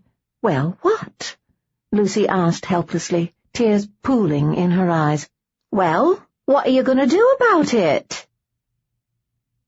"Son." Tearlach glanced up idly from the ale he'd been contemplating and managed a smile of greeting for his mother as she settled on the bench next to him. When that was his only greeting before turning his attention back to his untouched ale, she frowned with concern. "You have been distracted since you and Hemming were taken at Carbonell." Tearlach shrugged unhappily, not bothering to deny it. His mind hadn't been on matters they should be since leaving Lucy in London. He'd left her alive and well, and from the news he'd received since then, continued to be. But Tearlach wouldn't have been surprised had he been told that Lucy had dropped dead the moment he'd left her side. The woman was haunting him. "Your father says that is why he insisted you return here to MacAdie, that you were distracted and he feared your coming to harm." Tearlach grimaced. On arriving back in Skegness, he'd collected his borrowed mount and ridden straight home to MacAdie to assure his parents that he was well. He'd then arranged to have Harold's horse returned, sending a bag of coins along with it to thank him for his help. After that, he'd travelled with his father to gather with the clans to decide what their next move would be. It was there he'd learned of the king's men marching on Blytheswood and sending Carbonell running. The man was now of great interest to his people, as was Roscurra, and they had people watching the situation closely and keeping them updated. Unfortunately, while Tearlach had soaked up every bit of news they had on Lucy, he hadn't seemed to be able to concentrate on anything else very well, and his father had finally suggested he return home to rest a bit after his recent trials. That was his diplomatic way of telling him that he was useless to them as he was. Tearlach had returned home, feeling weary and beaten. While his last words to Lucy had been that they would meet again, Tearlach had forced himself to stay away. It was for her own good, but was doing little for his well-being. His dreams were consumed with the woman, her sweet voice whispering his name, her lips soft beneath his, her passionate moans ringing in his ears. He always woke up hard and hot, yearning to return to the dreams, but forced himself from his bed to face the night. Tearlach found little respite in being awake, however. Lucy's smiling face kept popping into his head. Her tinkling laughter constantly rang in his ears, as if carried on the wind, and he found himself smiling as he recalled the tales she'd shared about her youth. Aye, she haunted him, and Tearlach was hard-pressed not to give up his good intentions, mount his horse, ride straight to Blytheswood, and claim her as his own. Only the peril his people faced kept him from doing so. He would not drag her into that. "You haven't spoken of what they did to you, son," Eva MacAdie murmured. "I know they tortured Hemming. Were you tortured too?" "They whipped me one day," he said, waving the matter away as unimportant, and it truly was, in his mind. With everything else that had happened since then, he hardly recalled that day of blood and pain as more than an unpleasant memory. There was no room in his mind for the experience to trouble him much, with Lucy filling his thoughts, as she was. "Your father told me that Lady Blytheswood helped you escape ere they could harm you much," Eva said, tentatively. "Aye." Tearlach smiled faintly. "Lucy got us both unchained and out of the dungeon." Eva considered him silently, her eyes narrowing as she took in his smile. Made uncomfortable by her examination, he turned his face forward and peered down into his untouched ale again, stiffening when she breathed. "You care for her." A denial rose to his lips at once, but then he decided not to bother. His mother would see through the lie, and he didn't have the heart to deny his feelings anyway. Sagging wearily, Tearlach nodded and offered her a wry smile. "'Tis odd. When I first woke in that dungeon across from her, I thought her pleasant enough to look on, no great beauty, but passably pretty." "And now?" Eva asked, urging him on. He shook his head with bewilderment. "Now, no woman can compare to the beauty I found in her." "You love her," Eva breathed with happy realization. Tearlach glanced toward her, scowling. "Do no say it as if 'tis such a wondrous thing, mother. 'Tis a curse." Eva's eyebrows drew together in concern at his words. "Did she not love you too, son? Surely she did. How could she help herself?" An affectionate smile curved his lips at her staunch words. Of course she could not imagine a woman not returning her son's love. "As it happens, I think she does love me too," Tearlach admitted miserably, and his mother almost bounced on the bench seat beside him in her happy excitement. "But this is wonderful!" she exclaimed, clasping her hands around his upper arm and squeezing affectionately. Tearlach had no doubt she was envisioning the grandbabies he and Lucy could produce for her. His mother had longed to have more than one child, but it had not been meant to be. She would definitely spoil rotten any child he produced for her. The idea of the offspring he and Lucy might have produced made him less happy. It caused an ache in his chest, because he knew it could never be. "Why are you still here?" she suddenly asked with a frown, and he glanced at her with confusion. "What do you mean?" "I mean, why are you not on your way to England to collect your love?" she said impatiently, and then smiled and said, "We can have the wedding here. A proper wedding with a feast and all our people in attendance. We can—" "Mother," he interrupted, before she got too carried away, "there'll be no wedding." She deflated, as if he'd slapped her. "Why not?" Tearlach looked away and sighed. "Well, first off, now that her brother is dead, she is the Lady of Blytheswood."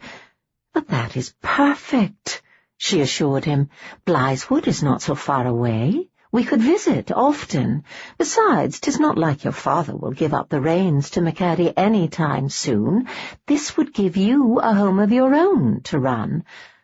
"Aye," Tearlach acknowledged slowly, not having considered that himself, then shook the thought away and pointed out, "But her king'll have plans for her. He'd no be pleased to let her marry a Scot." Eva snorted slightly at that and said, "Trust me, my boy, I am English-born and raised, and from what I know of the King of England, with enough coin, he'll forgive anything." Tearlach felt a moment's hope at this news, then recalled his main worry and shook his head. "I'll no drag her into our battles." Eva blinked in apparent surprise at his words, and then shook her head slightly and asked, "And she would have no battles at Blytheswood? It seems to me she already has. Did Carbonell not kill her brother and kidnap her to try to gain Blytheswood?" When Tearlach frowned, she added, At least we know who our enemies are. With us, she would know she has enemies and friends, and she would be prepared for what was coming, rather than taken by surprise as she was by Wyman. She gave Tearlach a moment to consider that, and then added, "Tearlach, life is full of battles, some large, some small, every life. We just must do the best we can to get through them, and," she continued firmly when he opened his mouth to speak, "we are all stronger together than apart. But what if I claim her, and something happens to harm her? What if you do not, and something happens to her at Blytheswood, and you were not there to help her?" Eva countered, with a shrug, "We cannot foresee the future, son. We can only see the present, and what I am seeing is that you are pining after the woman, and useless without her." Tearlach stiffened with affront. "I am no pining." "I?" she countered. "You are." "Our son doesna pine," Conall MacAdie said grimly, drawing their attention to the fact that he now stood in the open keep doors. Once he had their attention, he announced, "We ha' a guest. Several of them, actually." "Who?" Tearlach and Eva asked together. Conall MacAdie smiled faintly, but shook his head. "Come see." Chapter 11. Tearlach and his mother exchanged a glance, then both stood and moved to join Conall MacAdie in the open door.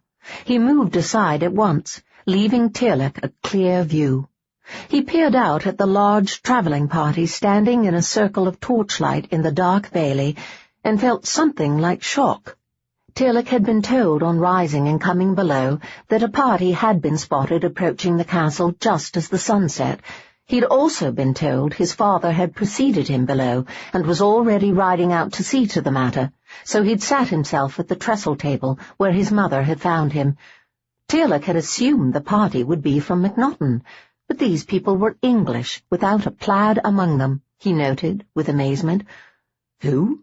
he began, but then several of the soldiers at the front of the group shifted their horses aside, and his eyes fell on the woman they'd revealed.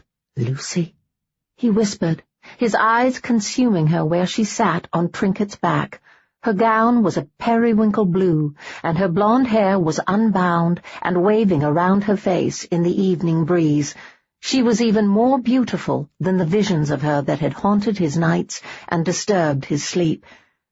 "Lucy?" Eva MacAdie echoed, with a slow smile. "You'd best go talk to her, son," his father murmured, and then glanced at his wife to add, "I have, and I like her." Eva beamed at her husband, as if he had done something quite clever, and then gave her son a gentle push. "Go. Tell her you love her. Fix this now. The girl has ridden all the way here to see you. Do not keep her waiting." Nodding, Tearlach started down the stairs with steps that started out slow, but sped up until he was nearly running when he reached the bottom. He was brought to an abrupt halt when a horse suddenly stepped in his path. Scowling, Tearlach glared up at the rider who had dared to come between him and the woman he wanted, but then blinked in surprise as he recognized the rider. "William," he said, a smile of greeting replacing his scowl. "'Tis good to see ye." The man grinned back. "I am happy to say the same." "And me," Betty announced, leaning to the side to peer around her husband's shoulder from where she sat behind him. "We insisted on accompanying her ladyship when she set out on this journey to collect you." "Aye, well, someone had to. You didn't appear to be tending the task yourself," Betty said with a reprimanding look, and then added with some asperity, "and we would know why."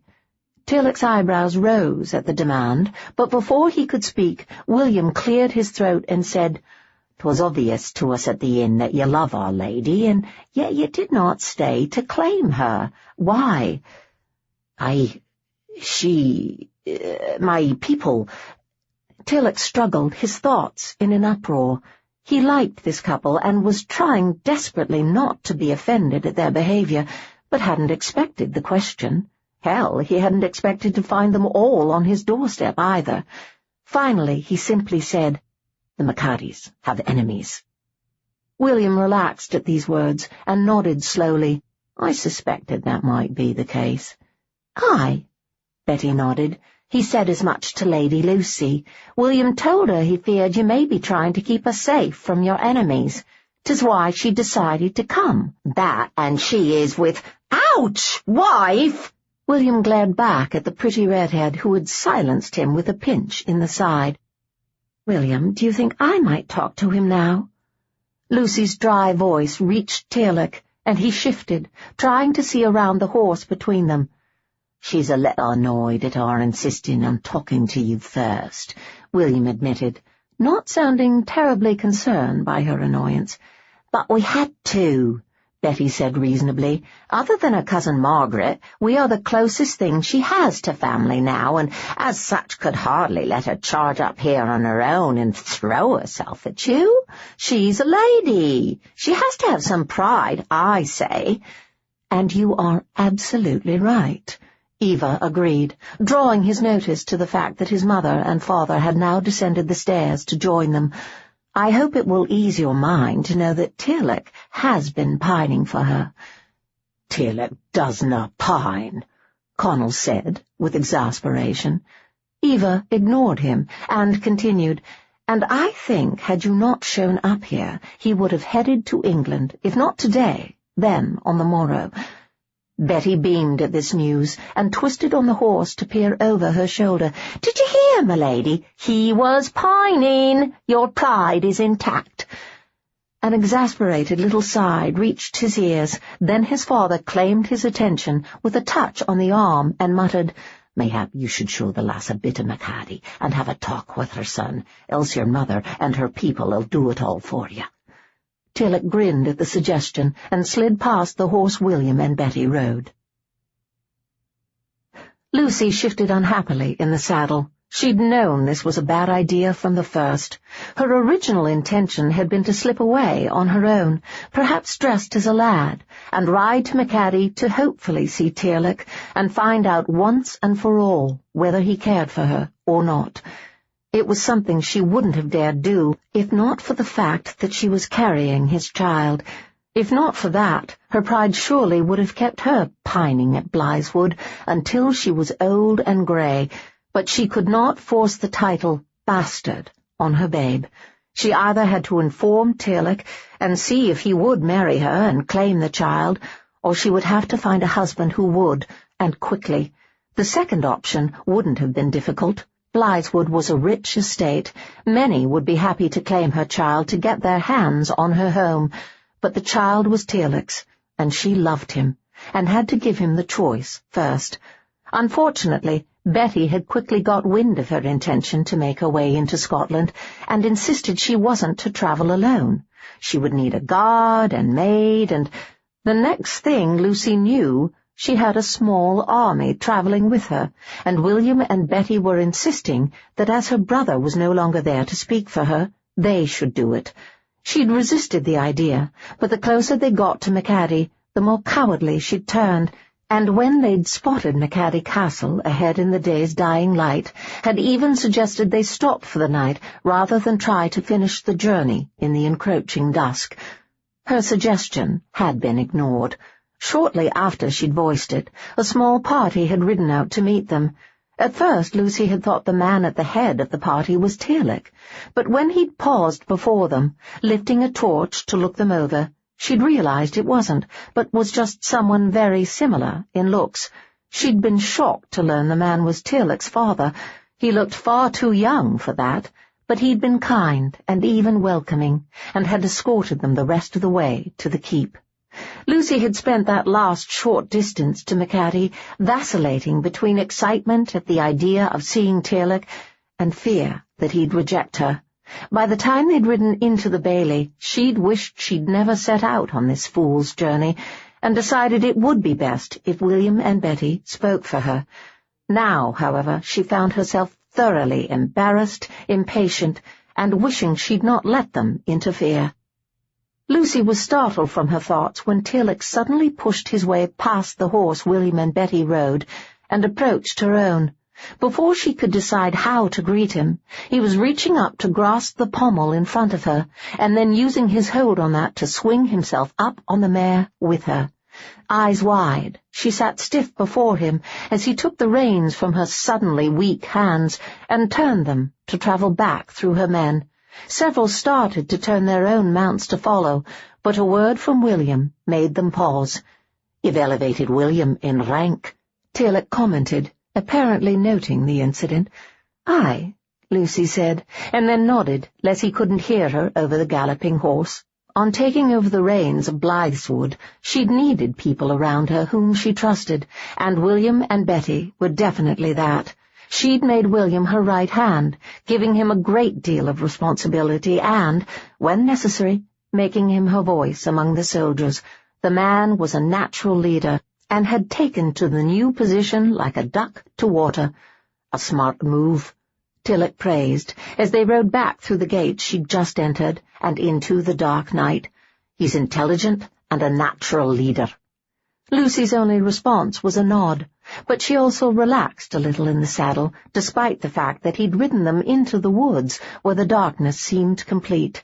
She could see little but darker shapes amid the night surrounding them, but knew from their previous time together that Tearlach could see more, and would steer them safely to wherever he was taking them. Neither of them spoke again until they broke out of the trees. After the dark woods, the moonlit clearing was almost like daylight to Lucy. She could actually see enough to make out separate trees, bushes, and plants. Her gaze slid over the moonlight shining off the water of the loch at the centre of the clearing, and she smiled faintly. "You came to collect me," Tearlach said, as he eased her mount to a walk as they crossed the clearing, heading for the water's edge. "You love me." Lucy blinked at his words, and then scowled. There had been a good deal of arrogant male satisfaction in his voice. Before she could get too riled up, he added, "'Tis good. I love you too." Already annoyed, Lucy couldn't keep from turning a raised eyebrow his way at this claim. "Then why did you not come to claim me?" He inspected her doubting expression in silence for a moment, then brought Trinket to a halt and quickly dismounted. When he turned and raised his arms, inviting her to join him on the ground, she hesitated, her unhappy thoughts keeping her in the saddle. Tearlach made up her mind for her, catching her by the waist and lifting her off the horse. Once he'd set her on her feet, he caught her face in his hands and solemnly met her gaze. "I do love you, Lucy, and that's a very reason I didna come to claim you," she tisked impatiently, and tugged her face free to whirl away. "That makes no sense at all." "Aye, it does." He caught her arm and drew her back around, pulling her forward until she raised her hands to his chest to keep some space between them. "My people ha' enemies. You've seen that, and you've seen what they're willing to do to me, to my clansmen. I didna wish to drag you into that and put you in danger. I loved you enough. I wanted to keep you safe from that." Lucy considered his words briefly, and then tilted her head. "And now? Will you send me away to keep me safe?" "I should," he admitted grimly. "I should set you back on your mare and turn you to England and tell you to forget all about me." Lucy sucked in a breath at this threat, afraid he might do just that, but instead he hugged her close. Tearlach pressed a kiss to her forehead, then sighed unhappily and admitted, "But I find I'm a much more selfish man than I kenned. I have been miserable lonely without you, lass. I miss your sweet smile and constant silly chatter and—" "Constant silly chatter?" she protested, pulling back as much as he would allow. Tearlach grinned at her affront, but didn't apologize. Instead, he caught his hands in the hair at the back of her head and tipped her face up for his kiss. Lucy was annoyed enough that she managed to resist his kiss and stay stiff and still in his arms for all of a heartbeat. Then she gave it up with a sigh and opened her mouth to him as her hands crept around his neck. They both moaned as the familiar heat burst to life between them. "God, I've missed you," he groaned, breaking the kiss and pressing kisses along her cheek to her throat as his hands began to move over her body, brushing here, caressing there, kissing you, touching you, holding you close and filling you with me seed. I've dreamt of nothing else. Oh! Lucy groaned as his hand closed over one breast. When he shifted his thigh between hers, she pressed into the caress, her back arching and fingers clenching in his hair as she admitted breathlessly, I have missed you, too, and dreamt of the same thing. The minute the words left her mouth, he was tugging free of her and turning toward Trinket. Come. But she dug in her heels, confusion clear on her face when he turned to glance at her in question. Are we not going to— She blushed, unable to give voice to the love-making she thought they were heading for. The man had got her all worked up, and with so little effort. Surely he didn't intend to leave her hanging like this, she thought. But much to her dismay, while he grinned, Tearlach shook his head. We're getting married, lass. I can wait until then. 'Tis no sense anticipating our vows again and risking getting with child so others can claim we married for a bairn. Lucy's eyes widened in alarm at his words, but in the next moment he was hurrying her toward the horse. Come, we have to return and assure them all is well. Mother will be fair pleased at the news. You like me, Mother? He added. Lucy merely grunted as he caught her up and lifted her into the saddle, and then he'd mounted behind her and was heading Trinket back into the dark woods at a gallop. The speed with which they were travelling made it difficult to speak, but even if it hadn't, Lucy hadn't a clue what to say. Obviously she had to tell him she was with child, but it wasn't something she could just blurt out. She needed to work the conversation around to the topic somehow, and then gently announce it. She considered the matter seriously as they rode, but hadn't come up with a way to work the subject into a conversation by the time they'd arrived back at the keep. She was nibbling a bit frantically at her lip as Tearlach lifted her down from the horse, then rushed her up the steps and dragged her into the keep. "We're getting wed!" he bellowed, as the keep door slid closed behind them. This wasn't how Lucy had imagined him making the announcement. Not that she'd really had a chance to think about it, of course, but if she had, she'd have expected it to be at the sup, and he would have stood and made the announcement, then raised a drink to cheer the occasion, not walking in and bellowing it at the top of his lungs. Oh, lovely. Lucy glanced toward Tearlach's mother as the woman rushed toward them. "Welcome to the family, dear." Eva MacAdie hugged her tightly, then turned to her son and hugged him too, burbling on excitedly. "We can have a summer wedding. That would be lovely. We can have all the family there, and Lucy's family too, of course, and—" Lucy's eyes were widening in horror at the thought of her standing before the priest with a distended belly when Tearlach interrupted his mother. "Summer is a long way off, Mother. A little sooner would suit me better." Lucy was just sighing her relief at his words when an older woman she thought must be his grandmother crossed the hall to join them, followed by Conall MacAdie and a man of an age with the unknown woman. "I understand your eagerness, Tearlach," the woman said gently, "but we have to give everyone time to make arrangements and travel here, and we'll need to prepare a feast and so on. Lucy, this is me Aunt Eileen and me Uncle Ewan," Tearlach said, introducing the newcomers. Lucy managed not to look shocked to learn that the older couple were an aunt and uncle rather than grandparents, and smiled pleasantly as she offered a greeting. "Early spring," Lady MacAdie said thoughtfully, drawing all eyes her way. "We may be able to manage early spring." "Aye," Eileen agreed. "I will help. We can manage it all by spring." "Very well," Tearlach said on a sigh. "Spring, then." "Nay!"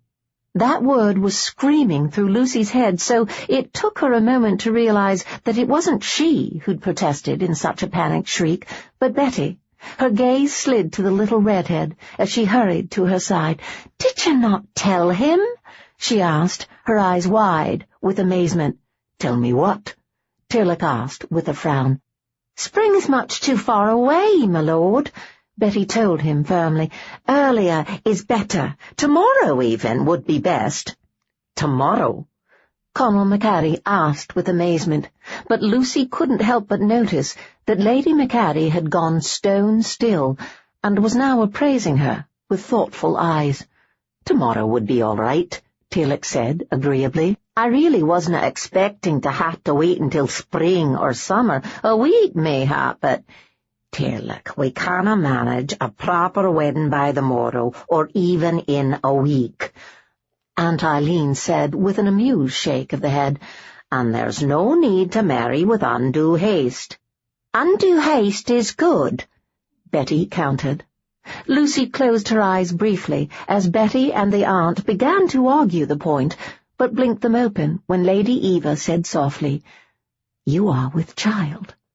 The woman was peering at her with soft, tear-filled eyes. "Are you not?" she asked hopefully. Lucy bit her lip, terribly aware that the great hall had suddenly gone silent and all eyes were now focused on her. "Lass?" Tearlach took her arm and used his hold to turn her toward him. "Are we with child?" A small laugh slipped from her lips at the question. Are we with child?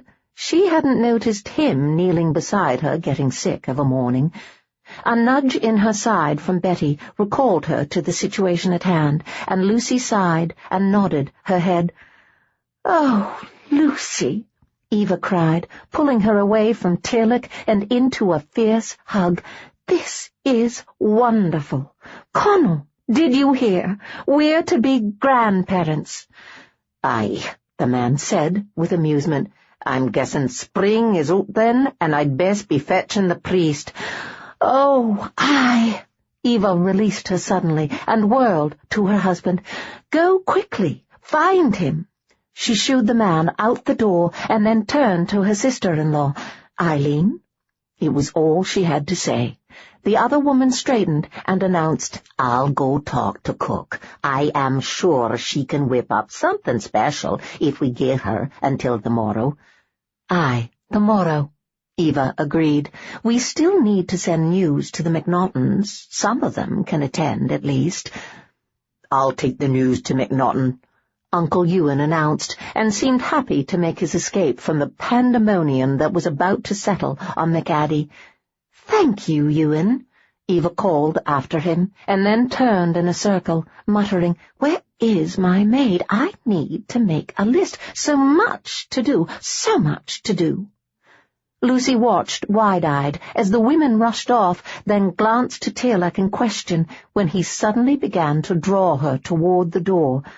"What?" she began as he led her outside, and then gasped as he suddenly swept her off her feet and jogged lightly down the steps to her mare. "Where are we going?" Lucy asked with a laugh, once they were both settled on Trinket, and he was directing the mare back out of the bailey they'd only recently returned to. "Back to the loch," Tearlach answered in a growl. "I've a mind to anticipate those wedding vows, after all."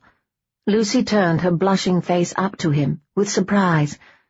"You do?" she asked, her body beginning to tingle at the very suggestion.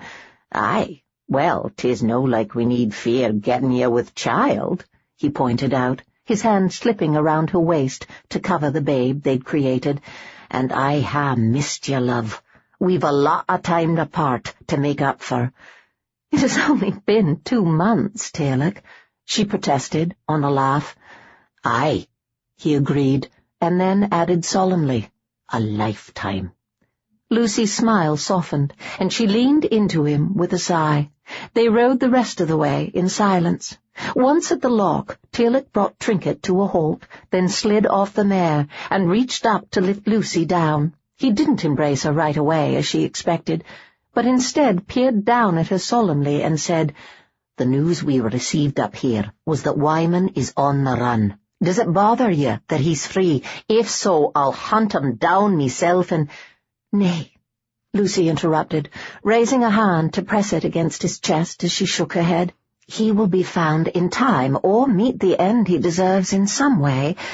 I will not lose any more precious time with you by having you take the time to hunt him down." She then smiled and added, "Besides, if not for the fact that he killed my brother, I might wish to thank Wyman for capturing me and locking me in his dungeon with you, else we might never have met." "Aye," Tearlach said with a smile, and then added more solemnly, "But while he may ha' captured me body, you captured me heart, Lucy Blytheswood, and with one of my kind, that's a forever kind of love." "So is mine, Tearlach," she promised, just before his mouth covered hers. Lucy knew what she said was true. She would love this man all of her life and beyond. Epilogue. "My lord." Tearlach lowered his sword and stepped back from the man he'd been training. Turning, he saw William rushing across the dark practice field toward him, a wide smile splitting his lips. Tearlach found himself smiling in response and thought, not for the first time, that Lucy had made a smart move in promoting the stable-master to first here at Blytheswood. William was a clever and likable fellow. He'd been a great aid in helping Tearlach step into the role of Lord of Blytheswood. The man had helped to smooth the way with Lucy's people, who easily might have resented finding themselves serving a Scot and one of the dreaded MacAdies. The fact that Tearlach only came out at night and remained indoors during the day had caused some speculation and uncertainty at first, but William had somehow managed to soothe concerns and ease worries, so that now, a month after he had married Lucy and travelled to Blytheswood, things were running smoothly. "Riders are approaching," William announced as he entered the circle of torchlight to join him. Tearlach was just stiffening at this news when the man added, "A small party, Scots, 3 men and a woman with a dog running beside them. I think it might be your cousin." "Aye, 'twill be Hemming and Brona with that dog of hers," Tearlach said, his smile returning. "Lucy will be pleased." "As will my Betty," William admitted with a wry grin. "The 3 women got on like a stables afire." Tearlach grunted in agreement as the 2 men started across the bailey toward the keep doors. It was the truth. Their party had stopped in at Roscurra on their journey home after the wedding at MacAdie. His cousin's new home had been on the way, and Tearlach had wanted to see for himself how Hemming fared. He'd also wanted to meet his cousin's new bride, as well as introduce Lucy to the man she'd heard so much about, but never met. Lucy, Betty, and Hemming's new bride, Brona, had taken to each other at once. The 3 women had talked and laughed up a storm during the few days they'd stayed at Roscurra. Tearlach had originally intended to stop there to rest only for the night, but had lengthened the duration of the stay when he saw how well the women had got along. It had pleased him to see Lucy so happy. Hemming had seemed pleased as well, and had assured him he would soon bring Brona to visit at Blytheswood. It seemed soon had come, Tearlach thought, as he reached the foot of the steps leading to the keep. He paused there and glanced up when one of the double doors suddenly swung open, a smile curving his lips when he saw Lucy rushing out, Betty on her heels. Spying him at the foot of the stairs, Lucy grabbed up her skirts and hurtled down the steps toward him. "Tearlach, Betty and I were in the solar, and we saw riders approaching. I think it's Brona and Hemming." Rather than answer, Tearlach braced himself and opened his arms as Lucy hurled herself at his chest. Catching her with a grunt, he closed his arms around her with a smile, pleased with the exuberance and affection she so freely displayed. It, too, had helped her people accept his presence at her side. "Why did you not tell me Brona and Hemming were coming?" Lucy asked, slipping her own arms around his neck as he held her close. "Because I didn't ken," he admitted, and then gave in to the temptation to kiss her. He'd meant it to be a quick peck, but when his sweet wife opened her mouth beneath his, Tearlach couldn't resist deepening the kiss. The familiar desire immediately stirred to life between them, urging his hands to slide over her body as she moaned and arched into his embrace. "There was no message sent ahead. You do not suppose there is something wrong?" Lucy blinked her eyes open as Betty's words penetrated her passion-dazed mind. Pulling away from Tearlach, she turned to the other woman, noting the worried frown she wore as she awaited William's answer. The fact that the man didn't at first answer, but instead exchanged a glance with Tearlach, was not reassuring. Turning back to her husband, Lucy frowned. "Tearlach? We willna ken until they get here, will we?" he said patiently. It wasn't a very satisfactory answer to her mind, but she knew it was also true. They wouldn't know until the party arrived. Fortunately for her peace of mind, they didn't have long to wait. Even then a shout came from the wall, and the bailey was filled with the clang and squeal of the drawbridge lowering. Lucy was eager enough that she would have crossed the bailey to meet the riders, but Tearlach settled his arm around her shoulders and held her at his side. She scowled at him for it, and when he merely smiled with amusement in reaction, she tisked and rolled her eyes and turned back to watch the small party cross the bailey. They approached at a sedate canter that didn't suggest trouble may be behind this visit, she noted with relief, her eyes sliding over the foursome.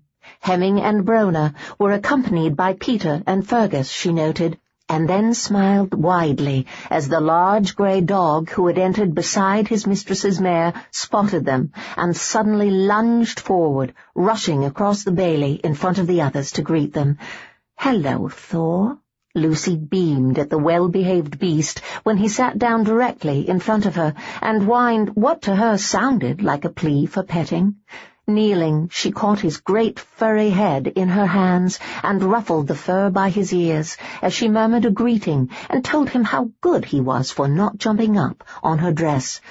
"They do not look as if they bring bad news," William commented. Lucy glanced toward the riders again as her husband grunted his agreement. Her gaze slid over the faces, seeing no sign of trouble there. "They look a little travel-weary, though," Betty said, and then tissed, "No doubt they'll be parched after their journey. I should go on cook, and a room must be prepared. I'll take care of it, my lady." "Thank you, Betty," Lucy called after the woman, now rushing back into the keep.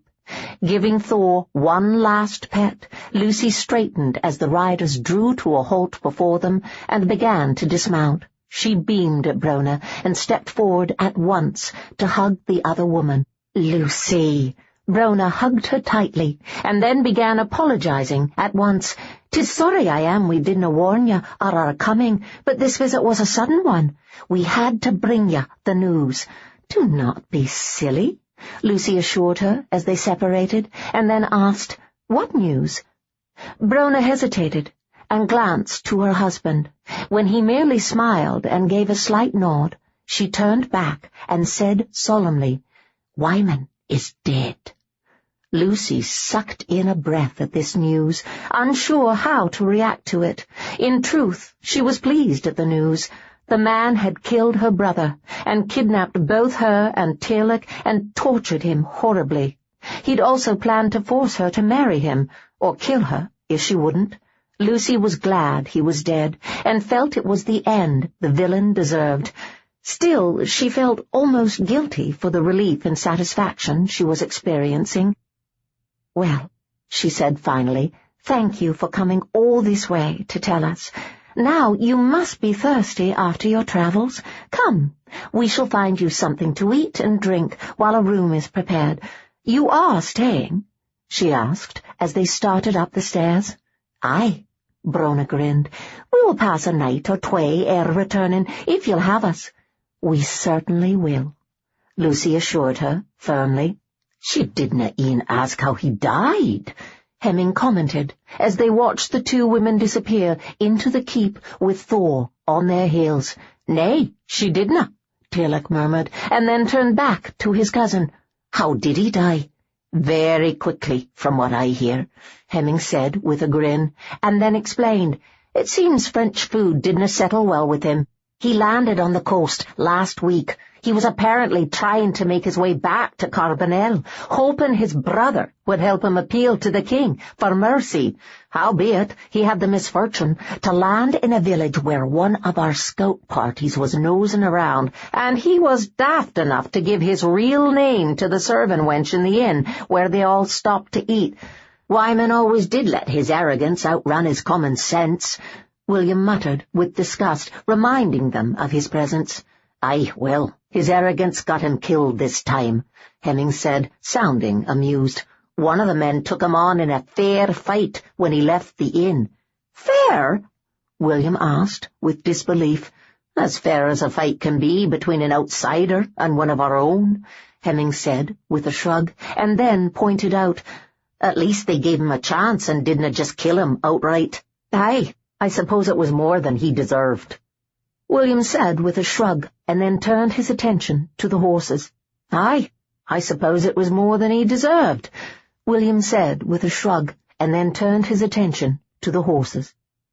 Taking the reins of Brona and Hemming's mount in hand, he left Peter and Fergus to lead their own horses, and led them to the stables, the three men laughing and chattering as they went. This only happened last week, Tearlach asked, turning now to lead the way up the keep steps. I'm surprised the news reached you so quickly. Oh, well, they sent a man back to MacAdie with the news, but he stopped to rest the night at Roscurra on the way. Ere he left to continue his journey, I told him to tell your father I'd bring the news to you myself, so he needn't send a messenger. And I thank you, Tearlach assured him, as he pulled the keep door open for the other two to precede him inside.